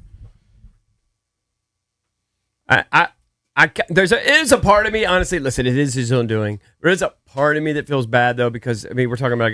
I don't know. I have to do the math. I think I tried to do it at one point. What was he betting like $50, $60 a day? I mean, He was like Bish Bucks. Yeah, he was I betting mean- a couple bucks a day. he's betting $50, $60 a day on everything. Hopefully, didn't Definitely, have England yesterday. you know, it wasn't like he was betting thousands Hosed per them. game. He was betting No, it 50, added 60 up. bucks. It added up. They got to 90K. I get it. But he also bet on his own sport, bet on his Yeah. own team. It's his own doing. He knew that. Yeah. But I do feel like in this case, so he wins his court case. Maybe it was a judge that went to Texas Tech, whatever, but he wins his court case.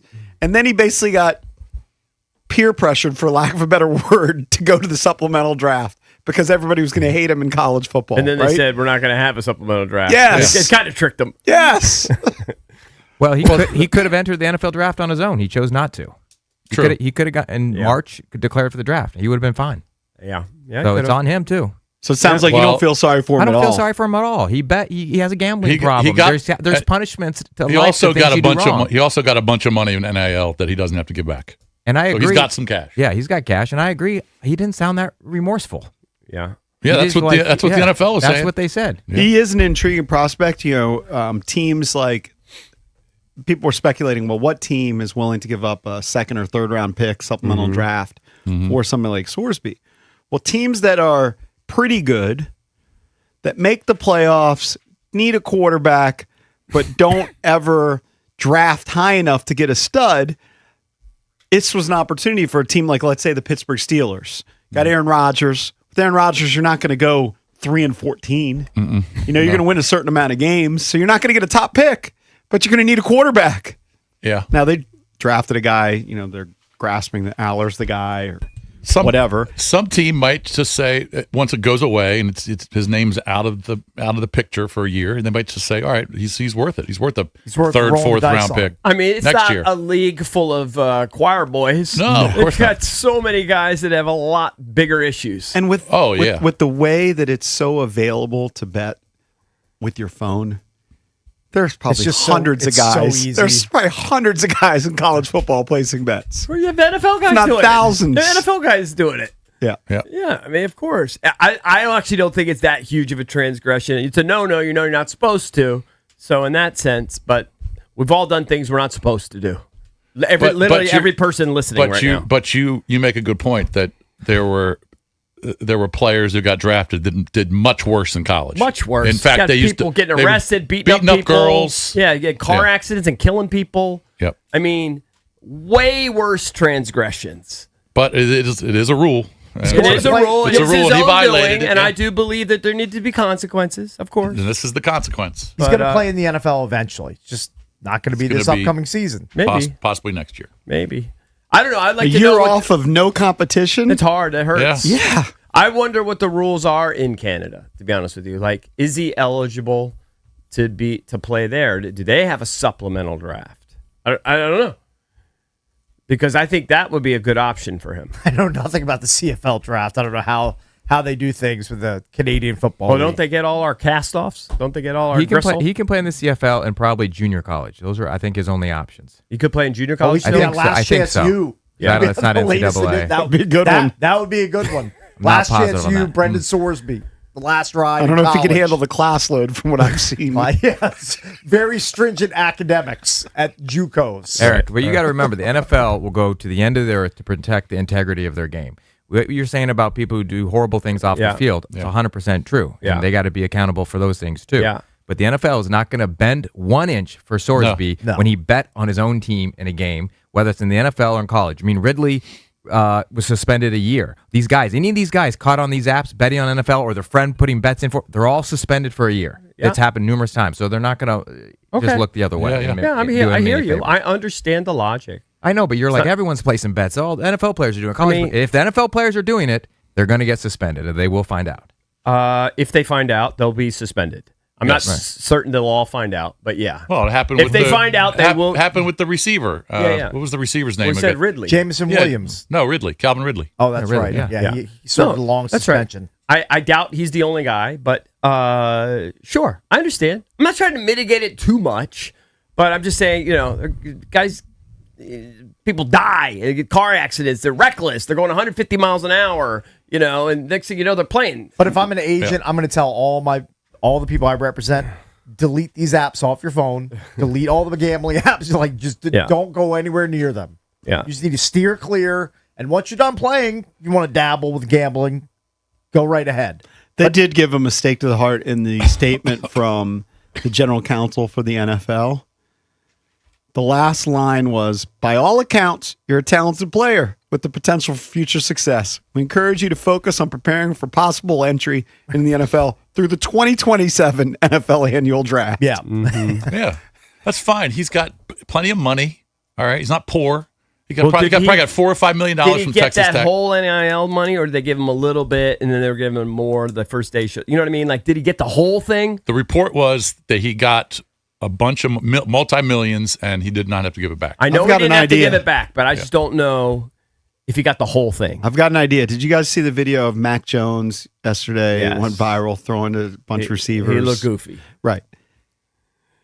This wouldn't be last chance here. This could be a business opportunity. Okay. Yeah. We start like a side business. Our side hustle is we get all the guys who are trying to get back into the NFL. Now Okay. we've got a quarterback who can throw to Keenan Allen, to Stephon Diggs, to so Brendan- Debo Samuel. Brendan Sorsby like, is- yeah, we're gonna we create A rival league. yeah, whatever you call it. No, we're gonna put out we want Brandon Ayuk videos. We're Yeah. gonna put out videos. Like our business is all these guys.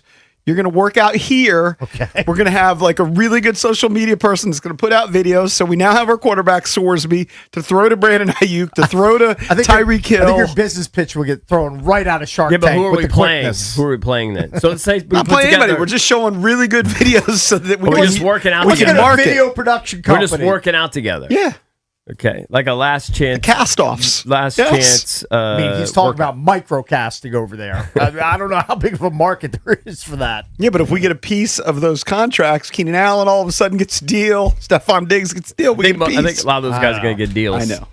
That's the thing. I've heard your business pitch. I'm out. Well, I'm with you, EB. I feel a little bad. Now, again, his own doing. He shouldn't have done what he did, but it's kind of a rope-a-dope what the NFL did because he thought there was going to be a supplemental draft, and he thought that he'd be available to play this year. Had he not, I mean, I guess you call it a roll of the dice. He could have just stayed in college.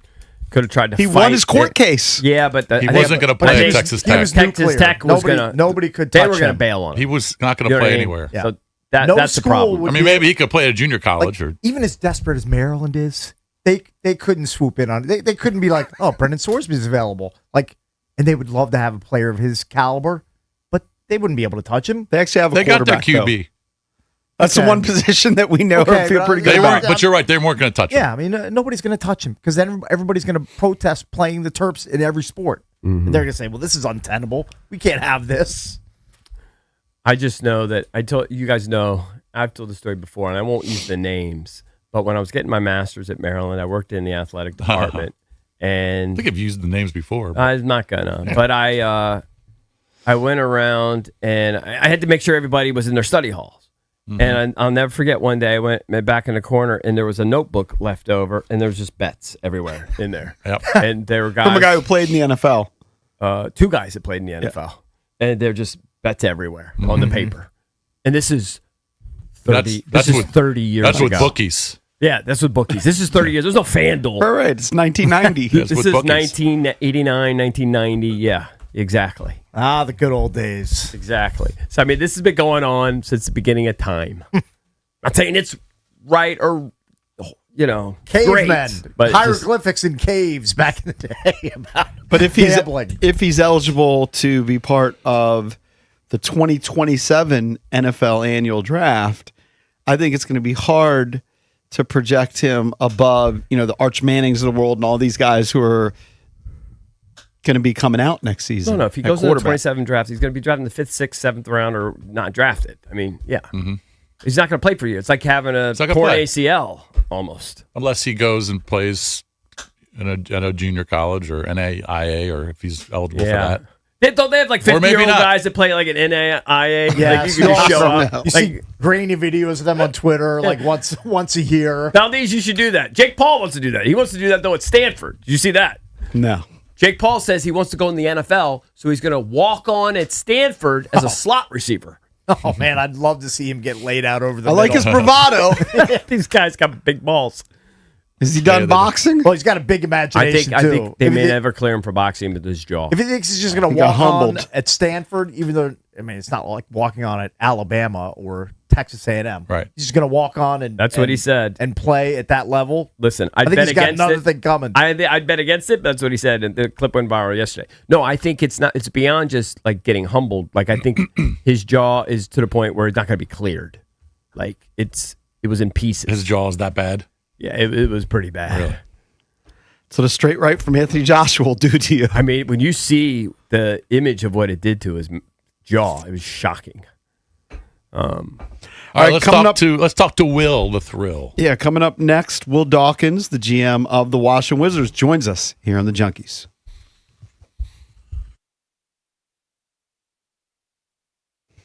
The thrilling basketball finals are over, and now it's time to talk draft and preparing for the next season with the draft. On Kalshi, you can trade every pick, what player Washington will draft, and so much more. There's a 6'6" wing from Duke that's available. How about rolling with San Antonio? They're trading at 48% to take this wing from Duke. That means $100 is going to pay you $379.95. Not bad for a payout if they pick the 6'6" wing from Duke. On Kalshi, you're trading against peers in a live market, meaning there's no house. And as the probability changes, you can buy in and out of your position for a limited time. Download the Kalshi app and use the code JP. You're going to get $10 when you trade 10. KALSHI, Kalshi, trade on anything. Must be 18 or over. Only restrictions and eligibility requirements apply. Event contract trading involves risk and may not be suitable for all investors. Prices, values, and available markets may differ from those mentioned. For more information, see kalshi.com/regulatory.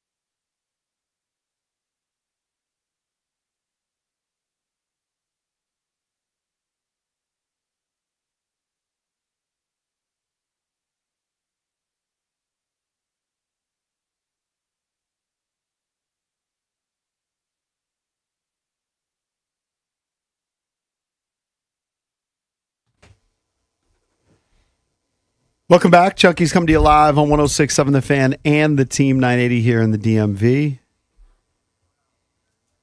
Going to talk to Will Dawkins, Wizards GM, shortly. You think about where they were a couple seasons ago. Wes Unseld Jr. was the head coach. Brian Keefe took over in the 2023-2024 season. Mm-hmm. Winger comes aboard. Will Dawkins is aboard, but they totally have transformed this team. A lot of good young talent.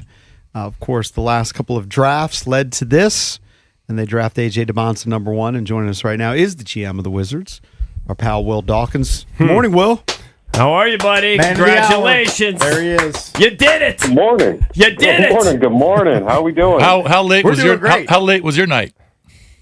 It was pretty late, but when you get the number 1 pick, you don't mind staying up late for those nights. Yeah. I know you mentioned that you kind of couldn't sleep the night before, and you went through your notes one last time, etc.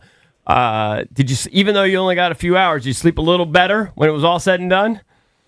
Slept pretty well last night. I can't complain. I can't complain at all. You know, Will, we were lucky enough to be joined by your guy Michael Winger last night. He sat down with us at around, I want to say it was like 7:10, maybe 7:15, like less than an hour before the pick was made. He looked remarkably calm, composed, Just had a smile, at peace. Like he was feeling good last night heading into that draft. I'm guessing you were kind of sharing he the same told me mindset. he ran into you guys and was able to hop in.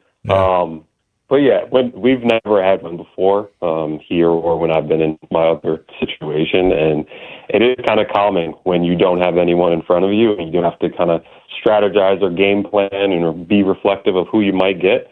We kind of just settled on the decision, made peace with it, and feel really good about it. Yeah, so many questions about that. I had said I wouldn't want this pick just because, did you ever feel any pressure? Like, okay, it's a talent-rich draft. You had 10 teams tanking for all these kids. So many great kids. Like, it's understood. Great players and great kids. So in some sense, you can't go wrong when you're at 1, but you kind of can, because ultimately when it's all said and done, Will, there's going to be somebody from this draft that's probably going to be considered the best. And there'll probably be a guy that's right next to him, but there's probably going to be one guy that's the best. Did that ever weigh you down that we got to nail this and get the best one? Yeah, you're definitely right about that. I would say there's definitely a pressure, but it was a good pressure. It's more of something that you want when you take a job like this. You want to be in these situations to have the opportunity to choose the player who you think is best for your organization. And a draft like this that you talked about, where they're full of high character young men who are elite level talents, like there's a lot of players that would go 1 in a lot of drafts. But with us, we valued that, and we wanted that good pressure. And I think we were able to work it through to find AJ. And there's no doubt that he matches up with those other guys that have gone at the top of the draft. He has that number 1 level talent, and we were just fortunate that there's multiple options in this year's draft, but I think we found the best one for us. Will, I'm sure you're not going to tell us when you landed on Debonsa as the pick, but when you do, whenever that is, how do you keep a lid on it with you and your staff, as far as, like, you guys were remarkably proficient at keeping that under wraps. Nobody knew who the pick was. I was stunned. You weren't tipping your hand, which I think is great. I think it's awesome to have it under wraps until the last minute. You want to keep everybody guessing. I'd rather know. I'd rather be in suspense. It's like Not watching me. a suspenseful movie. No. Like how do you keep it under wraps like that for so long, however long, until you landed on Debonsa as the pick? Yeah, I think the way we try to go about our business is just in a professional manner and make sure that the people who are in the know can understand how valuable information is, and we trust our staff, and it was obviously a big decision, but with that, you still have work to do and different things that can come your way, so tilting your hand one way or the other probably isn't the most strategic thing for us, and we just want to make sure we have as many advantages going into the night as possible, so you got to trust the people you're around and make sure that everybody's in the boat, and I think that's what you saw from our organization yesterday. So everybody knows, and you guys had the great story and the great video of you guys playing ball while the draft is going on. You know, you've been through this before. It never seemed to work. We'll just play ball and try not to think about it, right? We get that? Yeah. Saw it. Great moment. That was a pretty good summary right there, yeah. Yep. Great moment. But then when you finally get the word and you go, oh, it's one, you guys are high-five and your chest bumping the whole nine. We all saw it. can you at least say this? Because we know that you've been scouting these guys and you've seen them since they're 13, 14, 15, 16 years old. We get it. In the back of your mind, did you know, like, did you at least think, man, we might get AJ? Like, was he the leader in your brain before you had done the deep dive? In your brain, were you thinking, I think we just got AJ Dybantsa? Were you thinking that? I had my brain, yeah, I was thinking we just got AJ. I was thinking we have opportunity to take these other guys, and I hope that they are who we think they are. Right. And I can't wait to get to know them and meet them and, like, really dive deep. But he's someone that's been at the top of his class for a really long time, and we've been watching for over 3-4 years now. So we know how talented he really is. We had a bunch of information and data points on him, and you're just hoping that what you've heard about him and who he is actually true. And we got that opportunity to go to BYU, spend some time with the staff, talk to some of his teammates, coaches, everyone all the way down. And it matched up. And it matched up. So that was a good thing. And then you get to spend some time with him and his representation and family here in D.C., and you feel even better about that situation. I think a few days after that is when you ask about timing, you feel really good about it. So you threw me when you described Darren Peterson as Pierce, and I know Darren Peterson's great. And I think he's gonna be a great player too. But when we asked you the one word thing, and we were trying to trick you up a little bit, and you said, "Oh, consistent scorer, high riser," and I'm like, "Yeah, blah blah blah blah." That was for then AJ. When you said Peterson fierce, and my brain went to a pretzel, and I was like, "Well, they're going Peterson." Were you trying to throw us? What's a better adjective than Pierce? Than fierce? Fierce. Forgive me. Yeah. Yep. I remember that very well that day, the day after the draft lottery. I got to know him, and I got to know all these kids throughout the process. I think that adjective sticks. I think he's going to have a really, really long career. He's an impressive, mature young man, and I wish him nothing but the best. We're joined by Will Dawkins, Washington Wizards general manager, on the Rude Guest Hotline. Will, did you ever come close to dealing the pick? Were you tempted by any offers? Did you get offers like up until draft I was going to day, ask you that. on draft night? Did you come close to dealing the pick, or were you just like, you know what, this is too valuable? We can't give up on AJ. Yeah. We have to draft him here. Yeah, I think your phone's busy, like Michael and I talked about right after. Like, we understand that it's a business and people are going to call and make decisions, and teams definitely did. We know how valuable the number one pick is, so we want to make sure we do our due diligence, but we also know how special and how different AJ Dybantsa was, and it really didn't get close. We knew we wanted to keep that pick for our fans, for our city, for the organization, for what he can do when you add him to the group that we have. So it was going to take something extremely rare and extremely special to make us punt on an extremely rare and special talent in AJ. Did Ted have any sort of weight in terms of selecting a player? Like, how is Ted involved in this, if at all? Ted and Zach, they're awesome. They support us throughout everything. They want to know, and we want to give them some information, but they definitely met up and were able to be at the workout and spend some time watching, but they just wanted to be around to get to know him and see him and be able to answer any questions. But this decision was all Michael, myself, and our staff. They're not weighing input on that too much, if at all. I kind of want to go big picture with you here, Will. So you've been here for 3 years, right? And when you got here, the team had Bradley Beal, it had Kristaps Porzingis, it had Kyle Kuzma. You're able to draft Bilal Coulibaly in that first draft. The team starts changing a little bit. You trade Denny Avdia, who's become an all-star along the way. You draft Sarr that year, Bub, Keyshawn. Then this last year, you make some moves. You trade for Trae Young. You trade for Anthony Davis. And now you draft AJ Dybantsa. I'm wondering, along the way in 3 years, what was the toughest decision you made? Was it tough to trade Bradley Beal? What was the toughest thing you've done in the 3 years to get to this point? Yeah, the 3 years has kind of flown by. It's wild when you say that, but we have been able to alter the organization, I think, in a good way. For me, it's probably not one specific decision, but if I had to say that, it's sitting down and informing the people that need to know that we're going to go through this deconstruction phase and everything that goes about it and how aligned you have to be in going through it and how strategic you have to be and look more big picture, knowing that it's going to be a rocky way and probably not the best level of basketball for your fans to get behind. So I think making that decision was something that was hard and difficult, and sticking with it is always challenging, but at the end of the day, like we said, we thought it was the right decision for where we wanted to go, because the ultimate goal was to get a bunch of young players that the fans in the city can get behind, that can play the right way and have some continuity and build towards something that's sustainable, and sustained success the goal for us. So I think a lot of tough decisions, but making sure that we stayed on course, and we're going to continue to stay the course, would probably be the one that pops up more often than not. And Will, we've been talking about it this morning, taking calls from fans, and we've been talking about it the last few weeks. Assuming you were going to get AJ or Peterson, but there are now expectations for this team. Who knows what's going to happen with Davis? I know you're not going to tell us, but you inked Trey. He's inked for a lot of money for the next few years. You've got some really good young players. There are expectations of this team, and we got to get these 17-win seasons out of our mind. And fans and media are now expecting some really good things going forward. I'm not going to go into how many games you guys are going to win or what you think, but you realize there are now expectations for this roster big time. How do you in the front office kind of feel about that?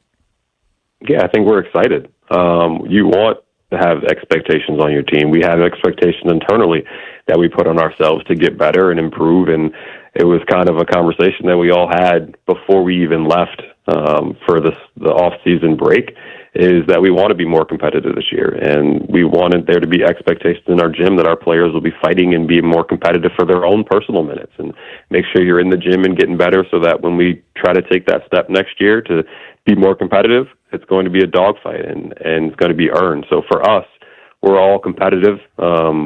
It's a very challenging and difficult sport, and it's hard to win basketball games. But at the end of the day, like we talked about the pressure of making that number one pick, we want the pressure of being competitive every single night, and we think we'll be better at that this year. And for us, that's kind of the goal. So we talked to John Wall last night, and he talked about what he anticipates the style of play and maybe what needs to change for some of the guys, specifically Trae Young. So Trae Young throughout his career is, 25-10 guy, but a very ball-dominant guy.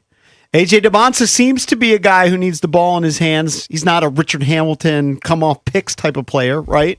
Will you have Trae modify his play a little bit and maybe not take as many shots and ball handle as much?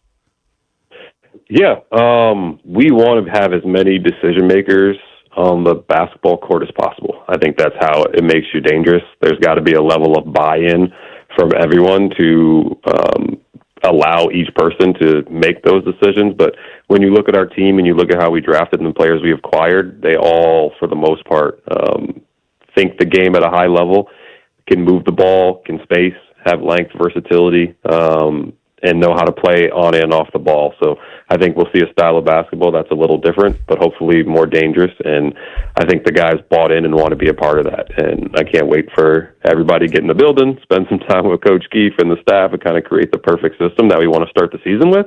But I think everyone to a man knows that it's going to be we over me this year. And we're going to move the ball, share the ball, and do our best to just attack from different angles. And I think it'll look more functional. And at the end of the day, like I said, guys are really motivated, and they're motivated to win, and they're motivated to compete. And I think you'll see that buy-in from our guys this year. I just want to get back to the AJ kind of process. When you draft AJ, did it matter that it was kind of like a perfect fit for the personnel you had, or is AJ such a unique guy? It didn't matter who was on your roster. You couldn't pass up on this ability and character, etc.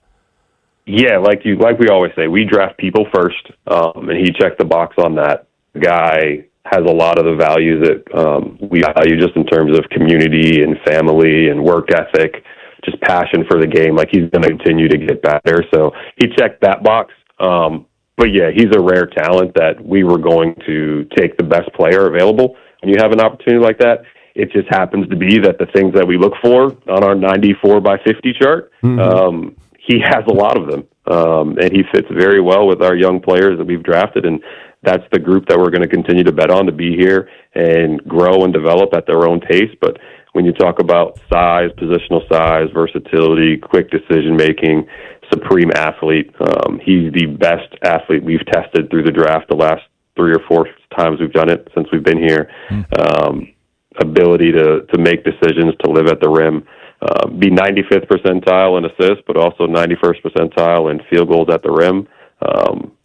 No, it's pretty while also special. being 100th percentile of living on the rim, getting to the free throw line. So he just fits a lot of boxes. I think he's a big guard. You can play him in a lot of different areas, like you can with Will, like you can with Keyshawn, and like you can with Bilal. It just gives you a lot of, I guess, optionality, which is important for the coaching staff. And when you put him in the mix of our guards, we were looking at it yesterday, we'd be tied for the tallest, and then we'd be the longest wingspan among all guards in the league. So again, we talked about wanting to be defensive and long and versatile, and he just adds to that. How many Oh, and guards by are you the way, including he's in a that dynamic equation? scorer. How many guards All are you of our guards. including? Yeah. Oh, All of our all of guards, them. yep. Because like if you just put him and Including Trey. Trey, it wouldn't be the Yeah, case. including him. No, including our group of guards. I know you're saying it's the whole group. It's not just the starters.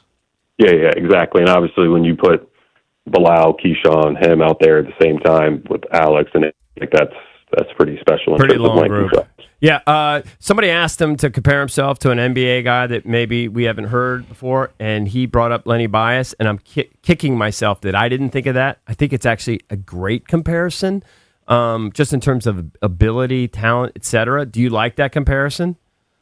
I don't mind that one at all. I'm glad he was able to pull that out. I don't know who showed him tape on Lenny Bias. Yeah, I had to learn. who's the story? That's good. pretty, I like that. pretty darn impressive. Yeah. And I think stylistically, and obviously tragic, nobody wants that. But like from a playing perspective, it's actually a pretty great comparison, I think. Yeah, he was pretty special. We had a dinner the other night, and a bunch of people that are local DC, but also mixed in with our coaching staff, and we were just talking about just the DMV Mount Rushmore for people who didn't make the Hall of Fame or won't make the Hall of Fame in basketball. Mm-hmm. I think everybody agreed that he was on it. But that was actually a pretty fun conversation. But again, AJ is unique. I think he is himself. We haven't really seen someone that has the length and athleticism here on our roster. And there's a lot of players he's watched growing up, but I think he's going to be one of one and be AJ DeBonsa, and we look forward to that. Should he become an MVP of the league? Should he become? Yes. I think he's going to strive. I think he's got that talent. A lot of work to do, but he's got size, talent, and upside to continue to get there. But that's a really high bar. I know it's on his to-do list. My to-do list is to get him in town and get him ready for Summer League. Yeah, when can that What are start? the plans for Summer League? Yeah. What's the rule Does on he have that? to sign a contract, or can you get him in the gym today?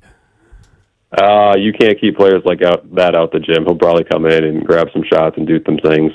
But once July rolls around, we'll probably work on the contract and get that set up so that he's pretty good to go for Summer League. We obviously have night 2 of the draft tonight, and hopefully we draft a couple more guys with that pick and bring them in and play Summer League. But the guys who've been doing the jump season, and we can't wait to see them play as well. So we'll have a good amount of our rookies from last year playing, mix in some free agents and take a look at them. We'll start practice here on the 2nd, I believe, of July, and then fly out to Vegas on the 8th, and I think our first game will be 9th or 10th. We haven't got that scheduled yet. Hey, Cake said you could take a vacation this week. No, I jumped the gun. You amended it? You can go on vacation in August, Will. You're good. You still got to stay at work for the time There's being. this little thing called free agency coming Yeah, up. I slept After on that. tonight, we'll transition into that. Yeah. Hey, Gotcha. congratulations, Will. Just an amazing day for the franchise, for the fans. And, you've been so great to us. We really appreciate it. We'll Thank talk to you soon, man. No, man, appreciate you guys. Thanks again for covering it last night. Of course. Good of course. stuff. Will Thank you, Dawkins, buddy. Wizards GM here on the Junkies.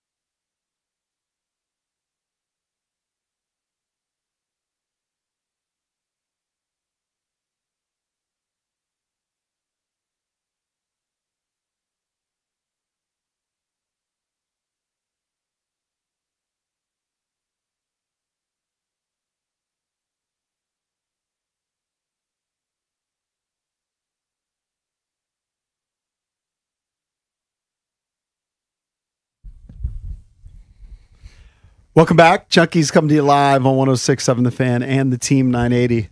I wish Drab was here in studio. I wanted to point out he posted a pretty funny picture yesterday. Okay. Did you see? I'm not sure. I think it was on his Instagram. Was it? It was a picture of his boy, and he said he got dumped. Oh, with that guy John Bernthal? Yeah, Whatever? his boy Joe has moved on to bigger and better. Oh, really? At Rehoboth Beach, he was working out with John Bernthal, the actor. I think he ran into him at the gym. Okay, but okay, got it. Yeah. Oh, you're making it sound like they're like lifting buddies. No, they took a picture together. Got it. Yeah. He felt spurned.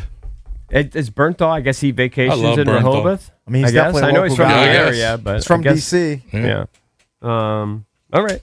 I don't know that I would. He's definitely a badass in The Accountant. Ben Affleck's His brother. I don't think I would have noticed him. You don't want to mess with those guys. You At least would have not in that recognized movie. him. I mean, I do. You would somewhat. recognize the face. I don't know if I would have recognized him in the gym, Oh. but maybe. I mean, I just don't know if I would have. I'm not that Johnny big. Bernthal. Steve Sanzian's down at Dewey all week. This is his time off. Yeah, he took a week off after the U.S. Open. Right. So What's the deal with the new rules in golf? I heard there's a big shake up. Oh, and the change of in the all the tournaments, standings and yeah, you're gonna have your top tier events and your lower tier events. There's going to be a relegation. The commissioner was talking about it like people are going to care about the standings. Yeah, I mean, maybe some people pay attention to that. Yeah. Look at Cakes' Well, face. the guys who aren't making the championship series are not going to be happy because the money is going to be a lot less. Yeah, for the Challenger Series. Yes. Yeah, but the new commissioner and the money that private equity backing the PGA Tour, they don't care about those small tournaments. They care about the big dogs. That's why they're increasing the signature events. $20 million purses. It's pretty. So high. they're gonna double those events. They're gonna go from 8 to 16. Yeah, $20 million purses. More money in the golf ecosystem. The rich get richer. Yeah. But guys that are maybe have accomplished a lot, but they're kind of they're going through a struggling period. They might find themselves in some poopy events. Mm-hmm. Relative. And then they're borderline also Corn Ferry events. They're also going to have their tour is not going to be every week. They're going to take weeks off. And did Liv cancel a bunch of events? No, they canceled one. Yet. They canceled one. They had one in New Orleans. Yeah.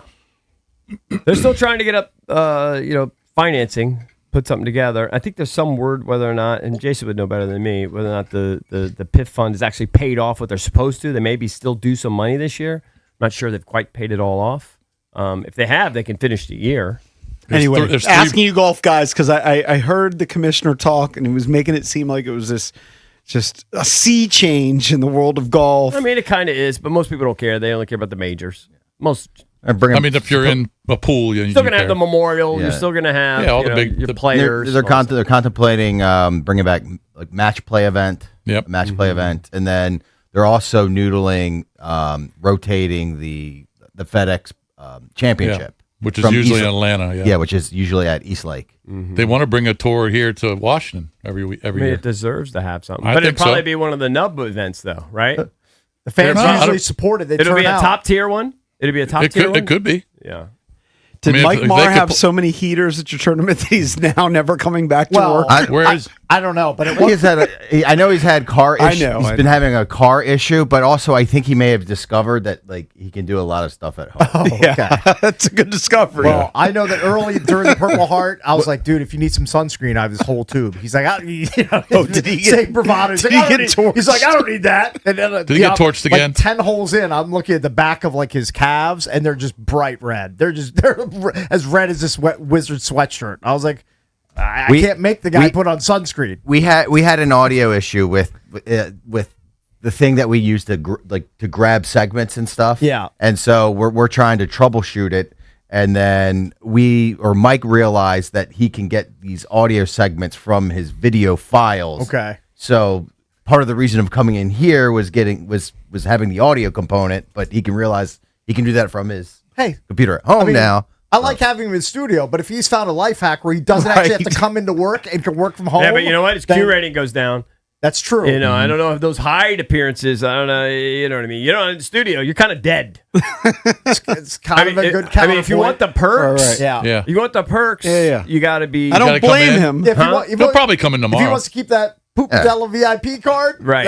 Well, silly I don't. card? I don't think it's that. Well, it might be that. Speaking I of don't know. which, when I left the draft last night, the anthem, I'm walking out on the wharf, right there by the water. Sure. And, a lot of Wizards fans are streaming out of there. Yeah. And there were two listeners who go, JP, Poopatella. That's all they said. Hey, JP. And you know what? Their advertising is working, or their relationship with us is working. It's a good symbiotic relationship. And Poopatella Seemingly. sponsors soccer teams. Okay. I've seen now multiple soccer teams. My daughter plays travel soccer, and so we're out and about at these tournaments. And I've seen Poopatella On on the girls' jerseys? teams, on boys' teams. Good. I may have to swing out to Columbia. Come out with a bunch of boxes. I might do. I was gonna say I might do that tonight. It's a great idea. Go to the poop Especially if you don't feel like making dinner. It's the best idea. Well, I didn't do Taco Tuesday, obviously, last night because we were doing the show, but I was going to do Taco Wednesday. Yeah. But he just brought up something I might veer. I think I it's a might great veer call. off. Might be Pizza Wednesday. Calling Might an be- audible. Might be Meatball Wednesday. Pepperoni Wednesday. Pepperoni and Meatball Yeah. Wednesday. Tuesday wasn't great for the Washington Nationals. Bullpen blew it last night, but they, of course, are still in a good position. We're going to talk to their team president, Paul Timoni, next here on The Fan.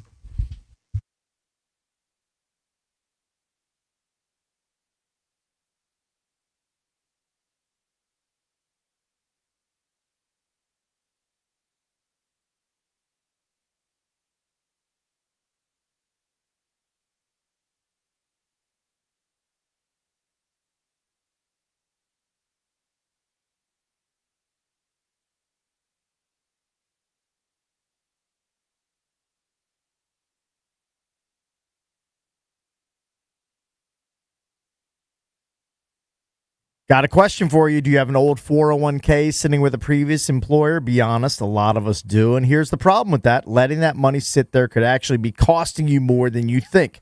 At Trajan Wealth, that's TRAJAN Wealth.com, their fiduciary advisors can help you take control of those funds and get your money working for you again. Founder and CEO Jeff Jr. started Trajan Wealth as an independent firm so their advisors can focus on your needs, not somebody else's agenda. They're going to review your retirement accounts, explain your best options, and show you how to make those old funds a powerful part of your overall financial strategy. Whether it's consolidating accounts, reducing fees, or maximizing growth potential, Trajan Wealth gives you the tools to take charge of your financial future. Call Trajan Wealth today, 1-855-TRAJAN-1. That's 1-855-TRAJAN-1. Or visit TRAJANwealth.com. Advisory services through Trajan Wealth LLC, SEC registered investment advisor. Additional services through Trajan Estate and Trajan Tax. Actual client paid advertisement. Additional disclosures at TrajanWealth.com.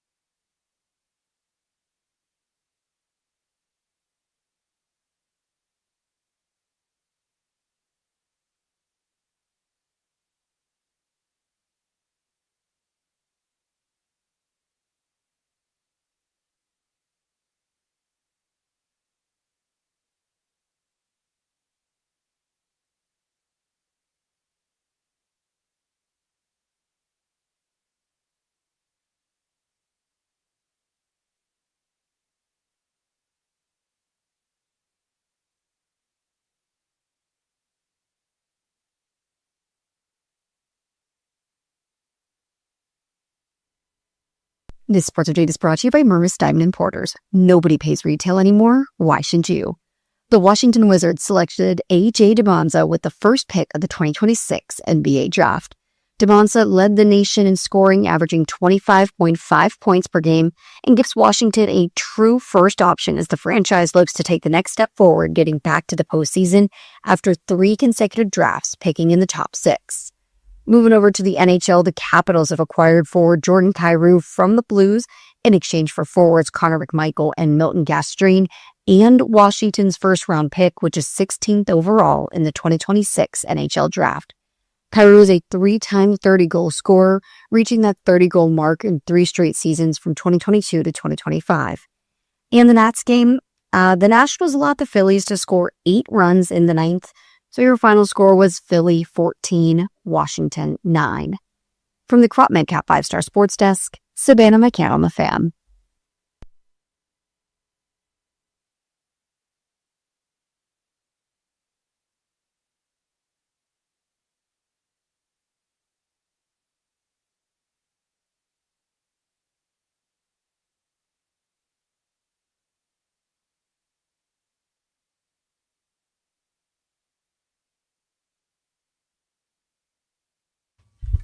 Junkies coming to you live on 106.7 The Fan and the Team 980 here in the DMV. 910 The Fan, 105.1 FM in Richmond. And you can watch us on the Monumental Sports Network. We're celebrating 30 years of the Junks, presented by Main Street Bank. Cheer local, bank local. Main Street Bank is a business-focused community bank proudly serving the DMV since 2004. Visit mstreetbank.com to learn how to put their team in your office. Main Street Bank, member FDIC. Equal housing opportunity lender. It's Bish, Cake, CB, and JP. That is the foursome. Set out to the Rude Guest Hotline. Rude's the most reliable heating and air conditioning products in the DMV. And check in with Paul Timoni, president of baseball operations for the Washington Nationals. 80 games in. They're a couple games above 500. I pressed go, and he hung up. It hung up. I don't know. I'm sure we'll reconnect. Let me see. Not a problem. Let me see. I'll He's press a pro. it again. There he Paul, is. are you there? Yeah, you guys got me? Yep, Yeah, yep, we're Hey, good. buddy. Sorry about What's that. Sorry up, if we Paul? hung up on you there. What's up, Paul? No, no worries at all. How you guys doing? Doing great. Doing well. Frustrated yesterday. You know, this is what happens when you're like super competitive way before anybody planned. Now you know People care now. people care now. I know you guys care, obviously, but the fan base is getting emotionally invested in this team. What kind of is it? Just another loss for you guys? How do you process this as you're about at the halfway mark and you guys are right there in this? No, I think you nailed you hit the nail on the head. I was driving home last night, so freaking pissed off. Oh, you know I what I bet. mean? And it kind of hit me like as I was driving home. You know, like that. It's a good thing. You know what I mean? It means that we got higher expectations than I think people had coming into the year. So, but you know, I think we saw it with the loss in San Francisco. This team will bounce back, and we just got to worry about winning tonight, winning this series these next couple days, and then going to Baltimore and doing the same. What do you tell fans? Obviously, the bullpen has had some issues. What do you tell fans who say, now that they're competitive, they need to go out and get a real closer? Yeah, man, I hear you. You know, we're not shying away from the fact that we could have a lot more wins right now if our bullpen was throwing a little bit better. So, yeah, you know, I think the tricky part is the time of the year. You know, I think there are certain things that you can do this time of the year. You can be active on waivers and, you know, DFAs and that sort of thing. You can look to make trades, which we're doing. At the same time, it's just a tricky window where teams are looking to see how these next 3-4 weeks are going to go, 3, 4, 5 weeks, I guess, before the deadline. And usually they're standing pat. So it's difficult to make trades at this point in time, but that doesn't mean we're not going to try. We continue to have a bunch of conversations, and we'll see where it goes. Are there any more 30-year-old all-star pitchers you can pluck from Japan? Yeah, I know, right? He's been great, hasn't he? He's been incredible. Hey, I wanted to ask about, we were doing a show for the draft last night down at the Wharf, but Zach pitched through 59 pitches, pitched pretty decent. I mean, gave up 2 runs in 4 innings, but struck out 5, only threw 59. How come he only threw 59? Yeah, so this was, I don't know if you caught the first part of the game, but we opened PJ. Yeah. and Zach was he was throwing great. Towards the end of the outing, he ran into a little bit of trouble. Okay. There were some hard hit balls.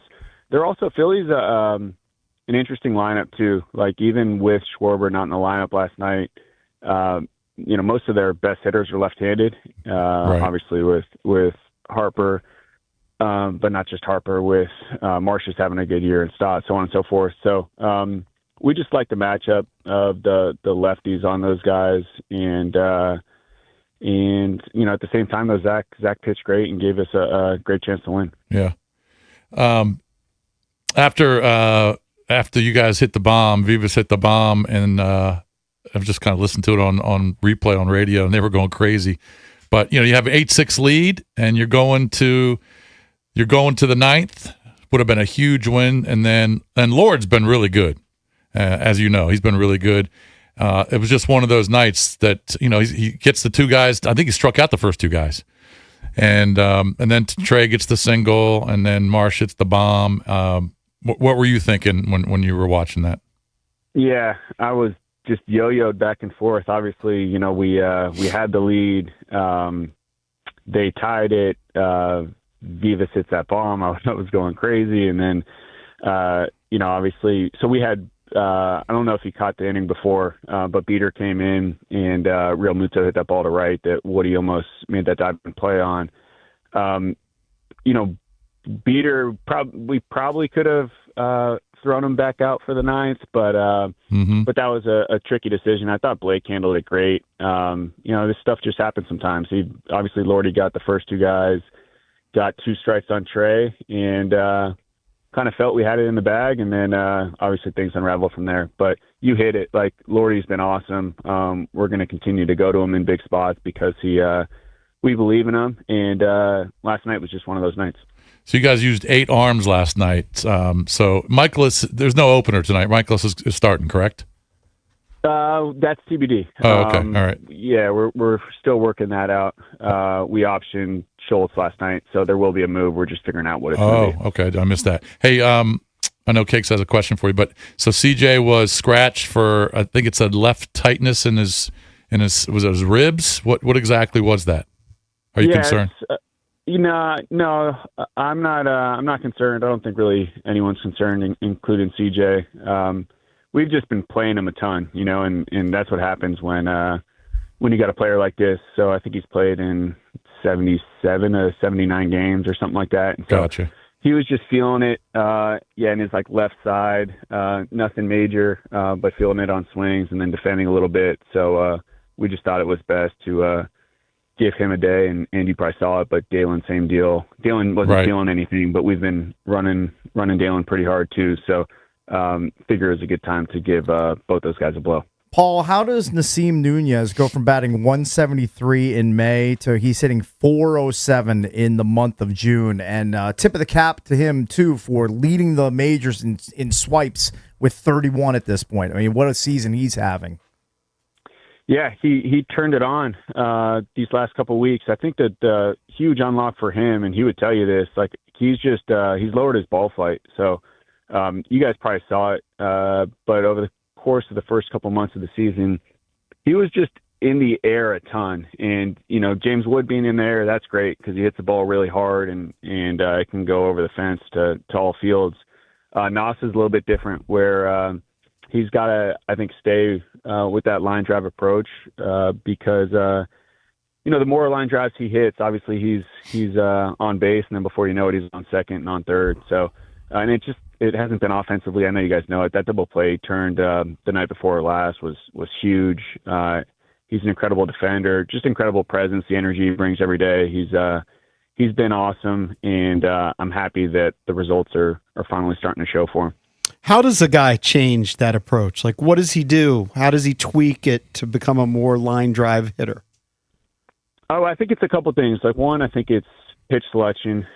He's been better in that respect. But then two, if you get out there early, you can kind of see the focus of his batting practice now is trying to hit line drives, call it 5 to 15 feet off the ground. And, you know how it is, like anything that you practice, the more you practice, what you're trying to do in the games, I think the more it shows up in the games, and Nas has been really committed to doing so, and it's finally starting to show up for him. All right, let's talk about Dylan. Dylan had a couple hits last night, scored 3 runs, average is up there to 220. We've been asking about him every time we have you on, just because there's so many expectations for him. And you told us, hey, look, he's been a little unlucky. He's been hitting the ball hard, just kind of at guys, and it's starting to turn around a little bit. Nats fans are starting to get a little excited because this is what we were kind of waiting for with him.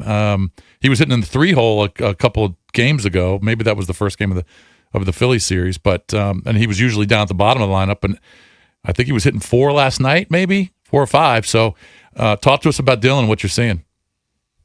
Yeah, Dylan's been great. I think he finally started to show these last couple of weeks that I don't know. There's like a different level of comfort for him in the box, I think, and so and he's squaring balls up left and right. We saw it last night. We saw it the day before.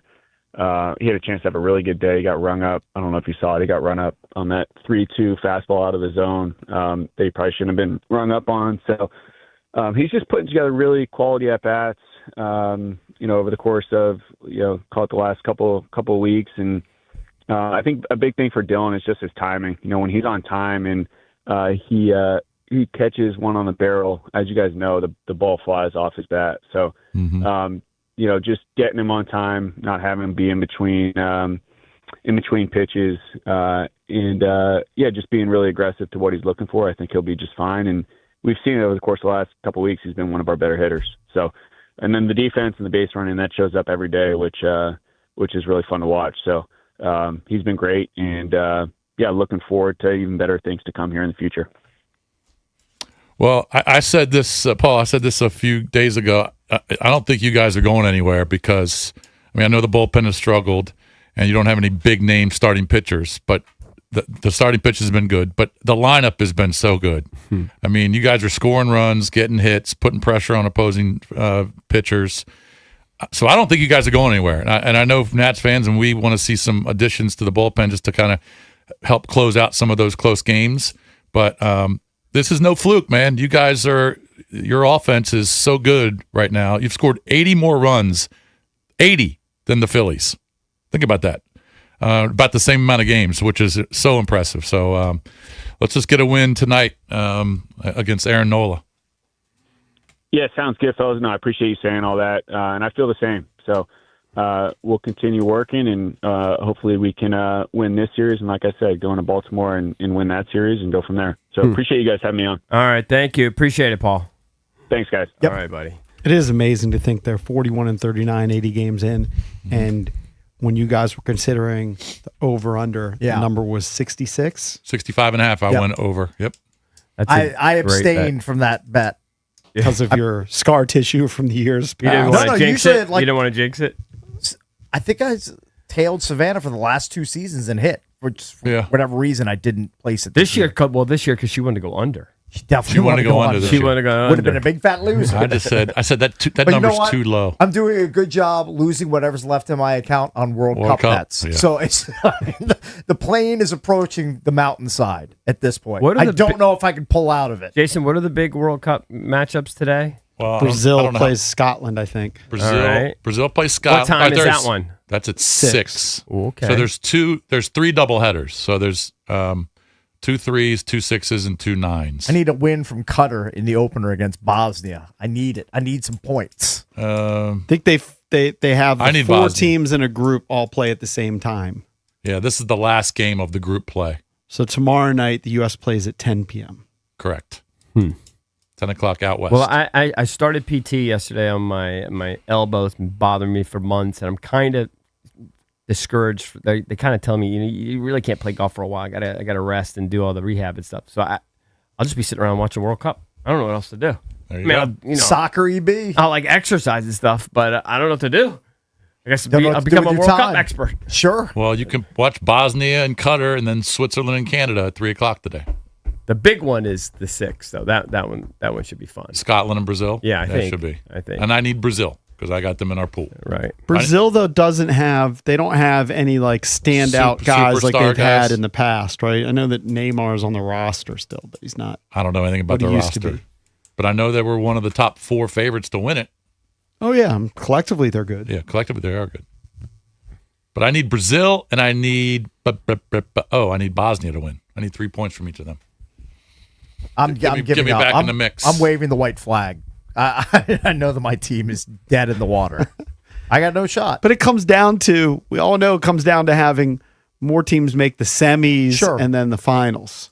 Like right now, it's great to get your 3 points on a win. Yeah. But it's not going to matter if you don't have any of your teams advance. My top dog is Portugal. All they can do is beat up on Uzbekistan.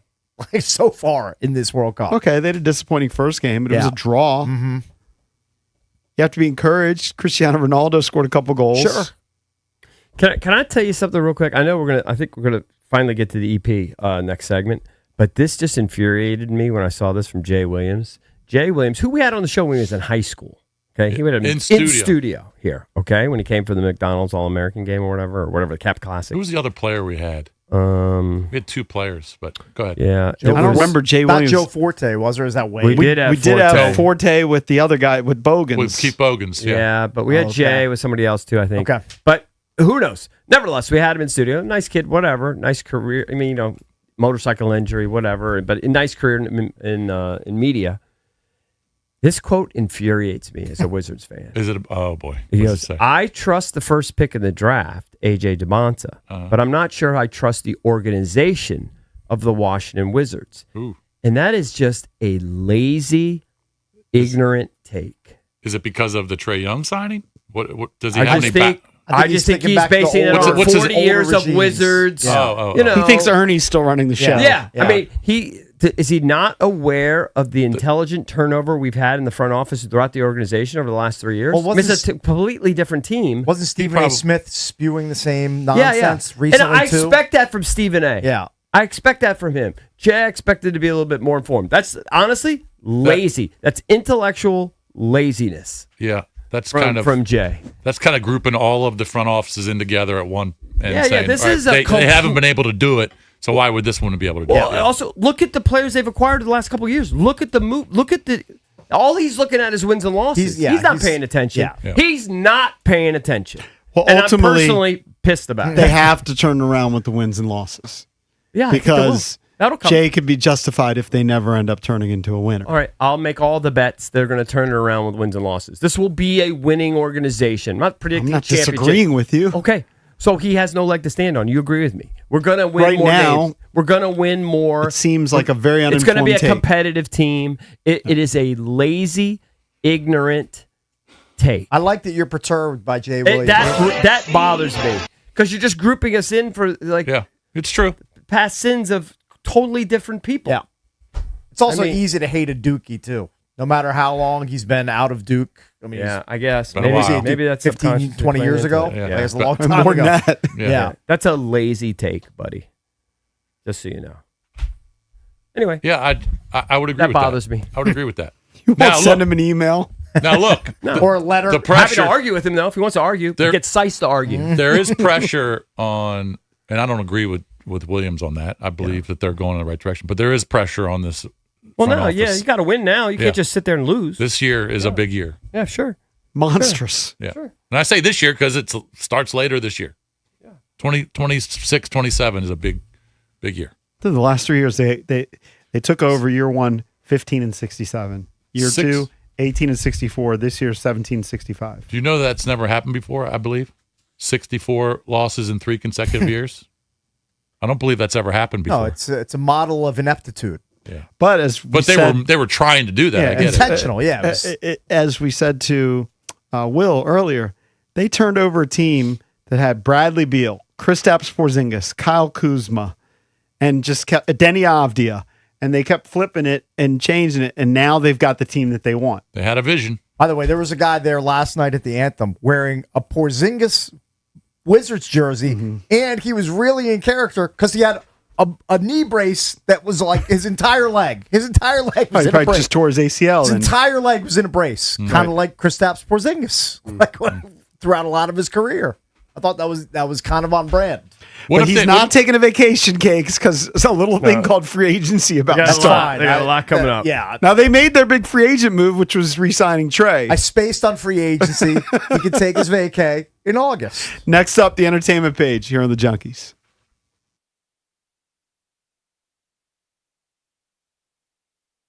All right, guys. EB here for FanDuel. On the biggest stage in the world, FanDuel is changing the game.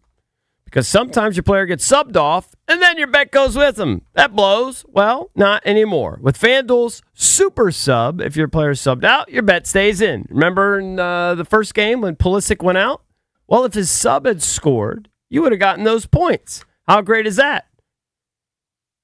If your player leaves the match, your bet continues on with the substitute. So you're still in it until the final whistle. All you have to do, visit FanDuel.com/local to get started now. That's FanDuel.com/local. Let there be goals this summer on FanDuel. FanDuel Sportsbook is the official sportsbook of 106.7 The Fan. You must be 18 and over. Present in D.C. Gambling problem? Call, text 1-800-GAMBLER.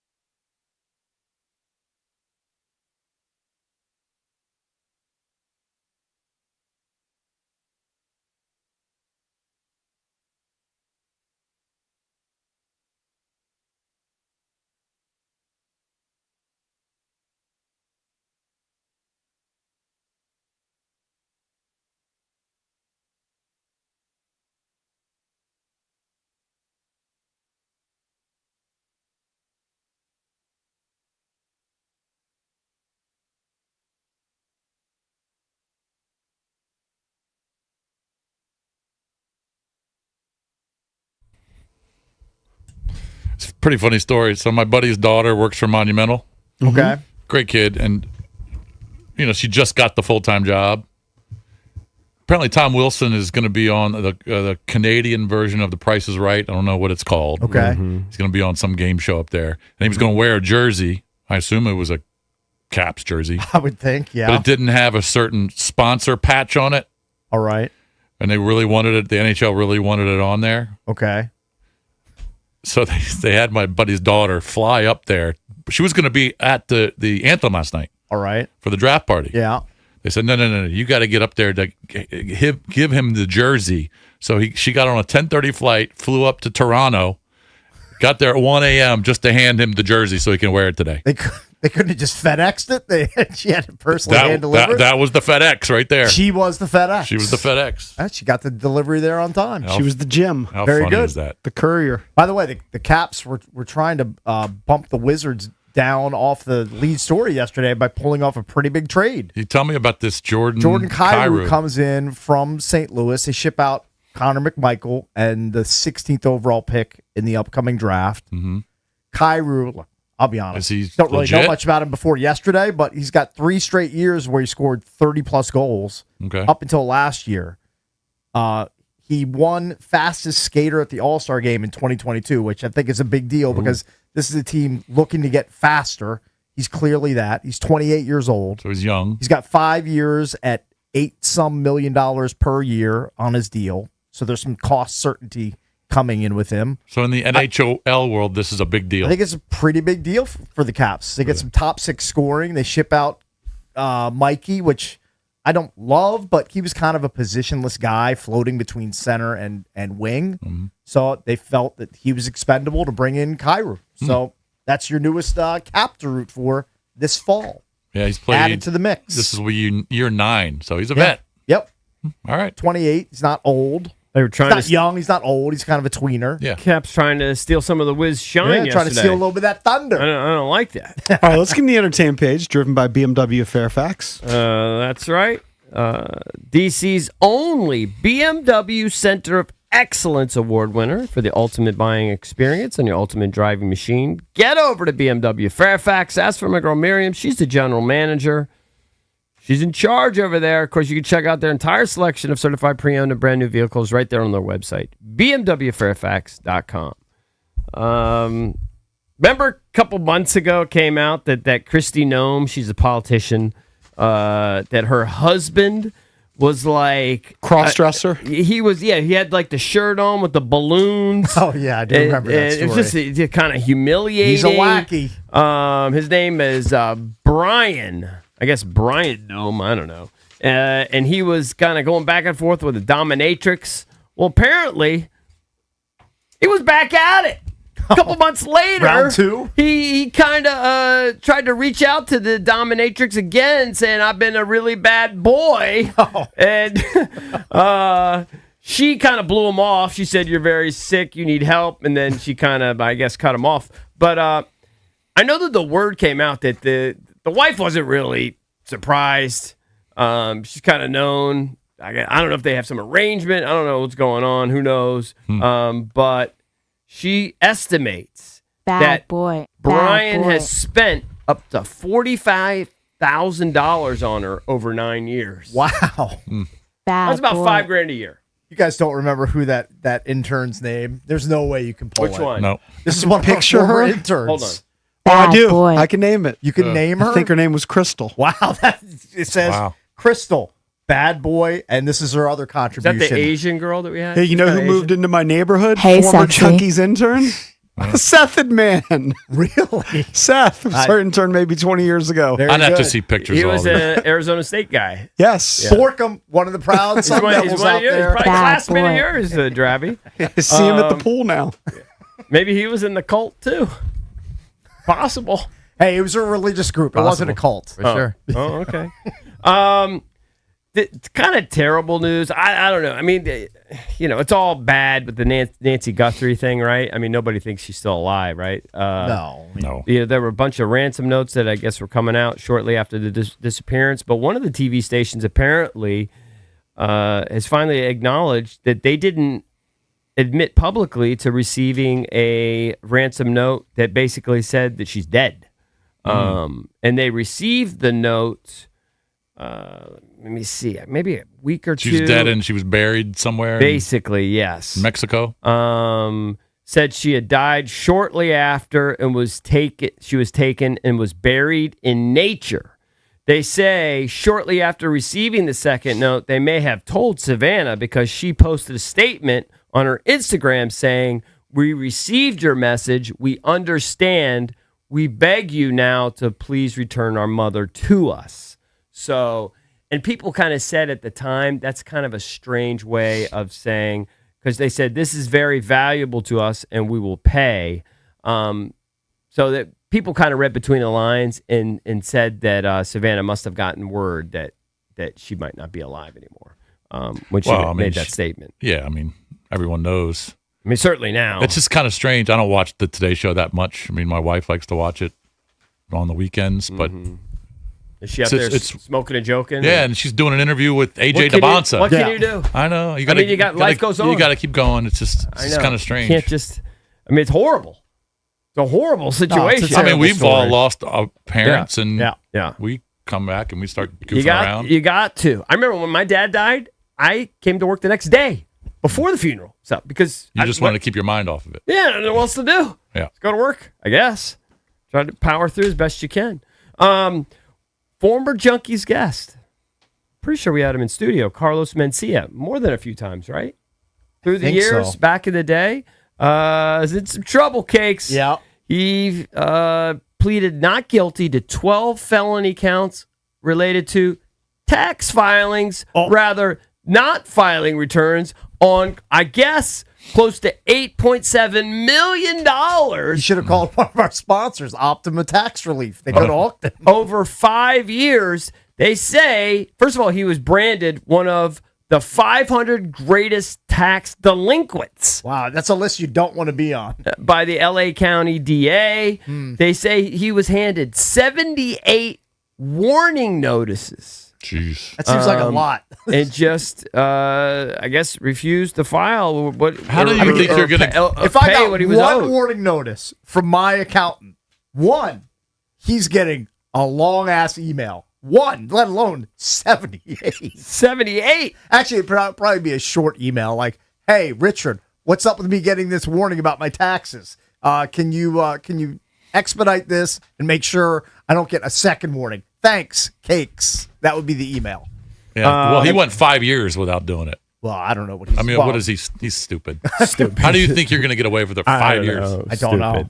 I just saw this guy at the Live event, Bailey Zimmerman. Part of the reason why I went that day was because Bailey Zimmerman was doing a concert after the tournament.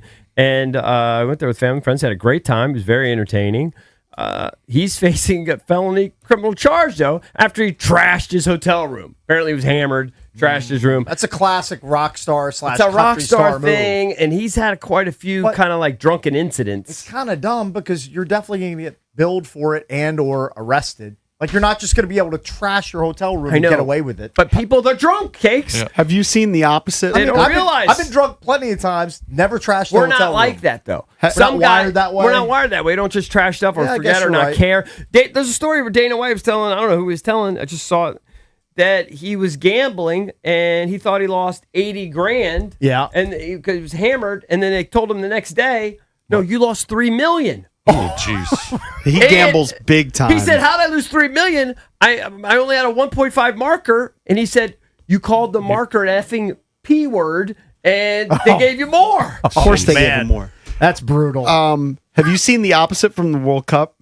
The Japanese team, do you see what they do after they're in a locker room? No. Yeah, they clean the whole thing. They're completely meticulous. And in the locker room, we'll have like one someone told me that. clear plastic bag in the middle where they've thrown everything in there and they're completely amazing. hook it. Just respectful. Just be respectful. Their fans bring blue trash bags to the stands, and they clean up the entire stadium when they're done. That's amazing. And it's spotless. Yeah, that's because silly culture. Most other silly culture. We have a trash culture. Most other people are savages when they go to a baseball They game. probably go to movies here and they're just sickened. I mean, that's our culture's that is embarrassing. disrespectful. Like if you're gonna go to you go to a Commanders game and you got a nachos plate and a redneck guzzler, you're just going to leave that there for people to clean up? You're not going to throw it away yourself? Sometimes Most people do that. Sometimes just put it under the seat. That's just plain rude. When I flew back, where the hell was I last weekend? Chicago. I was in Chicago. Yeah. When I flew back from Chicago, Did you leave your I brain there? even knew that. I just don't care. It's just a trivial detail. Flying back, the point is, I was on the plane, and as soon as you get seated, like you get seated, I always get my stuff out. I get my Diet Coke. I get my whatever my little snack is to have. In the little thing, the flap was open walnuts and like Fig Newton or something. What if you had a nut allergy? You might be dead. No. But in other words, they didn't clean. The guy didn't throw it away, and then the cleaner guys didn't get it. I was kind of grossed out the entire flight. Were you on Spirit? Well, no. I know. Silly I and don't even think Also, they exist anymore. The previous flyer should have gotten rid of his trash. That's my point. But they also have the cleaners to come through. They double check you. They slept on it. They missed it. And But I was I'm with grossed Jason. out. There's been many a time I try to bring my nachos back and throw it away, but there's been many a time at a ball game where I leave it under the seat. I've probably left my food. Hold on. I've probably left my food under a seat at a ball game every time. Definitely rude. Like it's out-outdoor stadium. I mean, they pay those people to clean it I don't up. know. I just thought that's what you do. That's what they're supposed to do.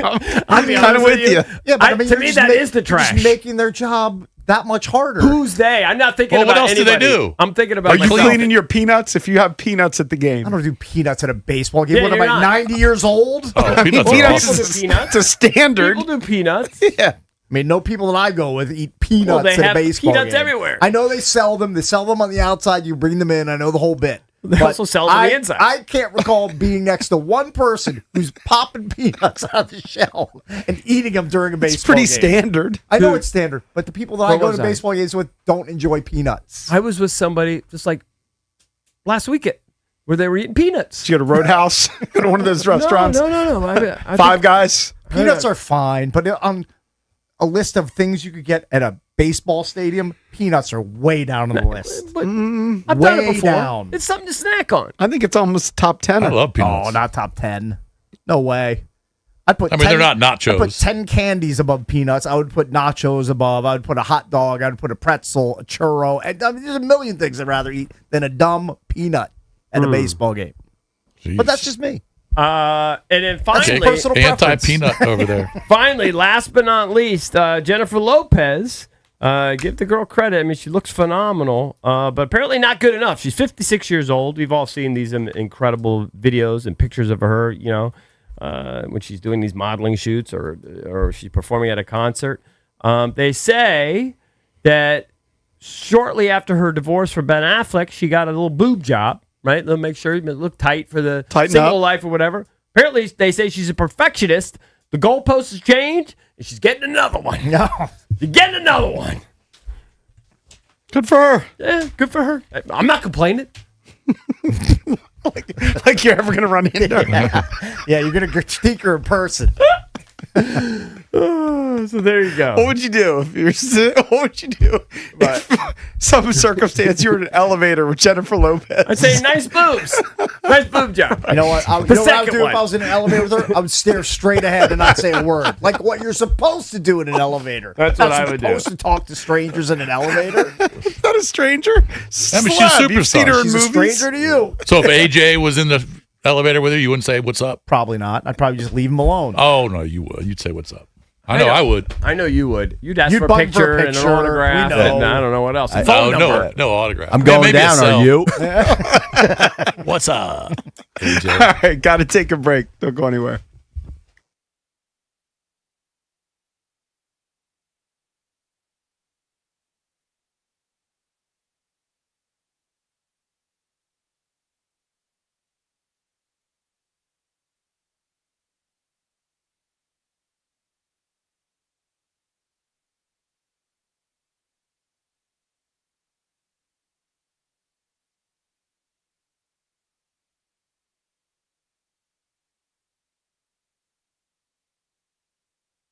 The largest fireworks store on the East Coast is now open. It's called Guerrilla Fireworks, the largest selection of major brands, firecrackers, rockets, mortars, artillery shells, Roman candles, and much, much more. Just 30 minutes from the DMV. Gorilla Fireworks, located in Charlestown, West Virginia, 1 mile from the Hollywood Casino. Great deals all year long with all major brands. Buy one, get one free, or buy one, get two free across the store. Hurry in before the 4th of July. Celebrate 250 years of America with Gorilla Fireworks. Light up the sky this 4th of July.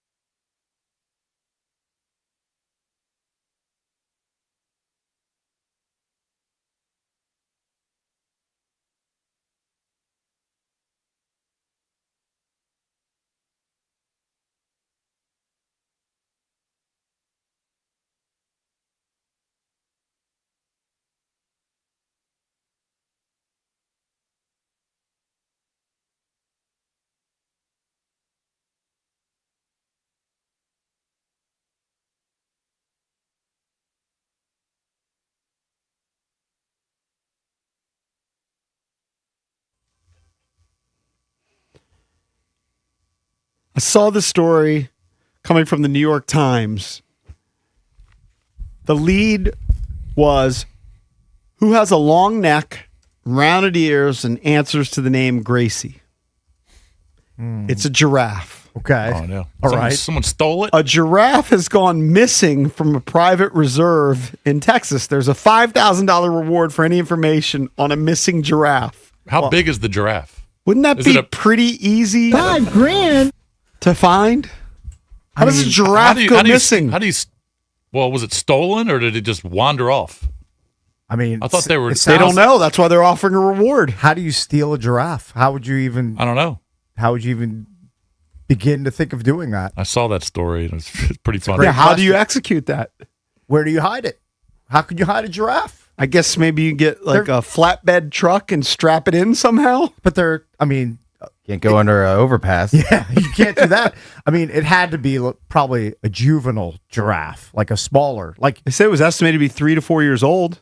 That's a pretty big giraffe. It's probably close to full grown. I guess full grown. I mean, that thing's 20 feet tall. Right. That's a good point. I mean, how do you move it? You're how on the do you- highway. How do you steal it?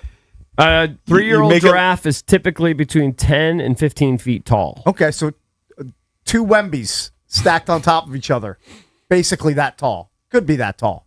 Could you move 2 Wembies on a highway? I mean, you'd need They lay 'em you'd sideways. need 4 people to do it. Can't you lay him down?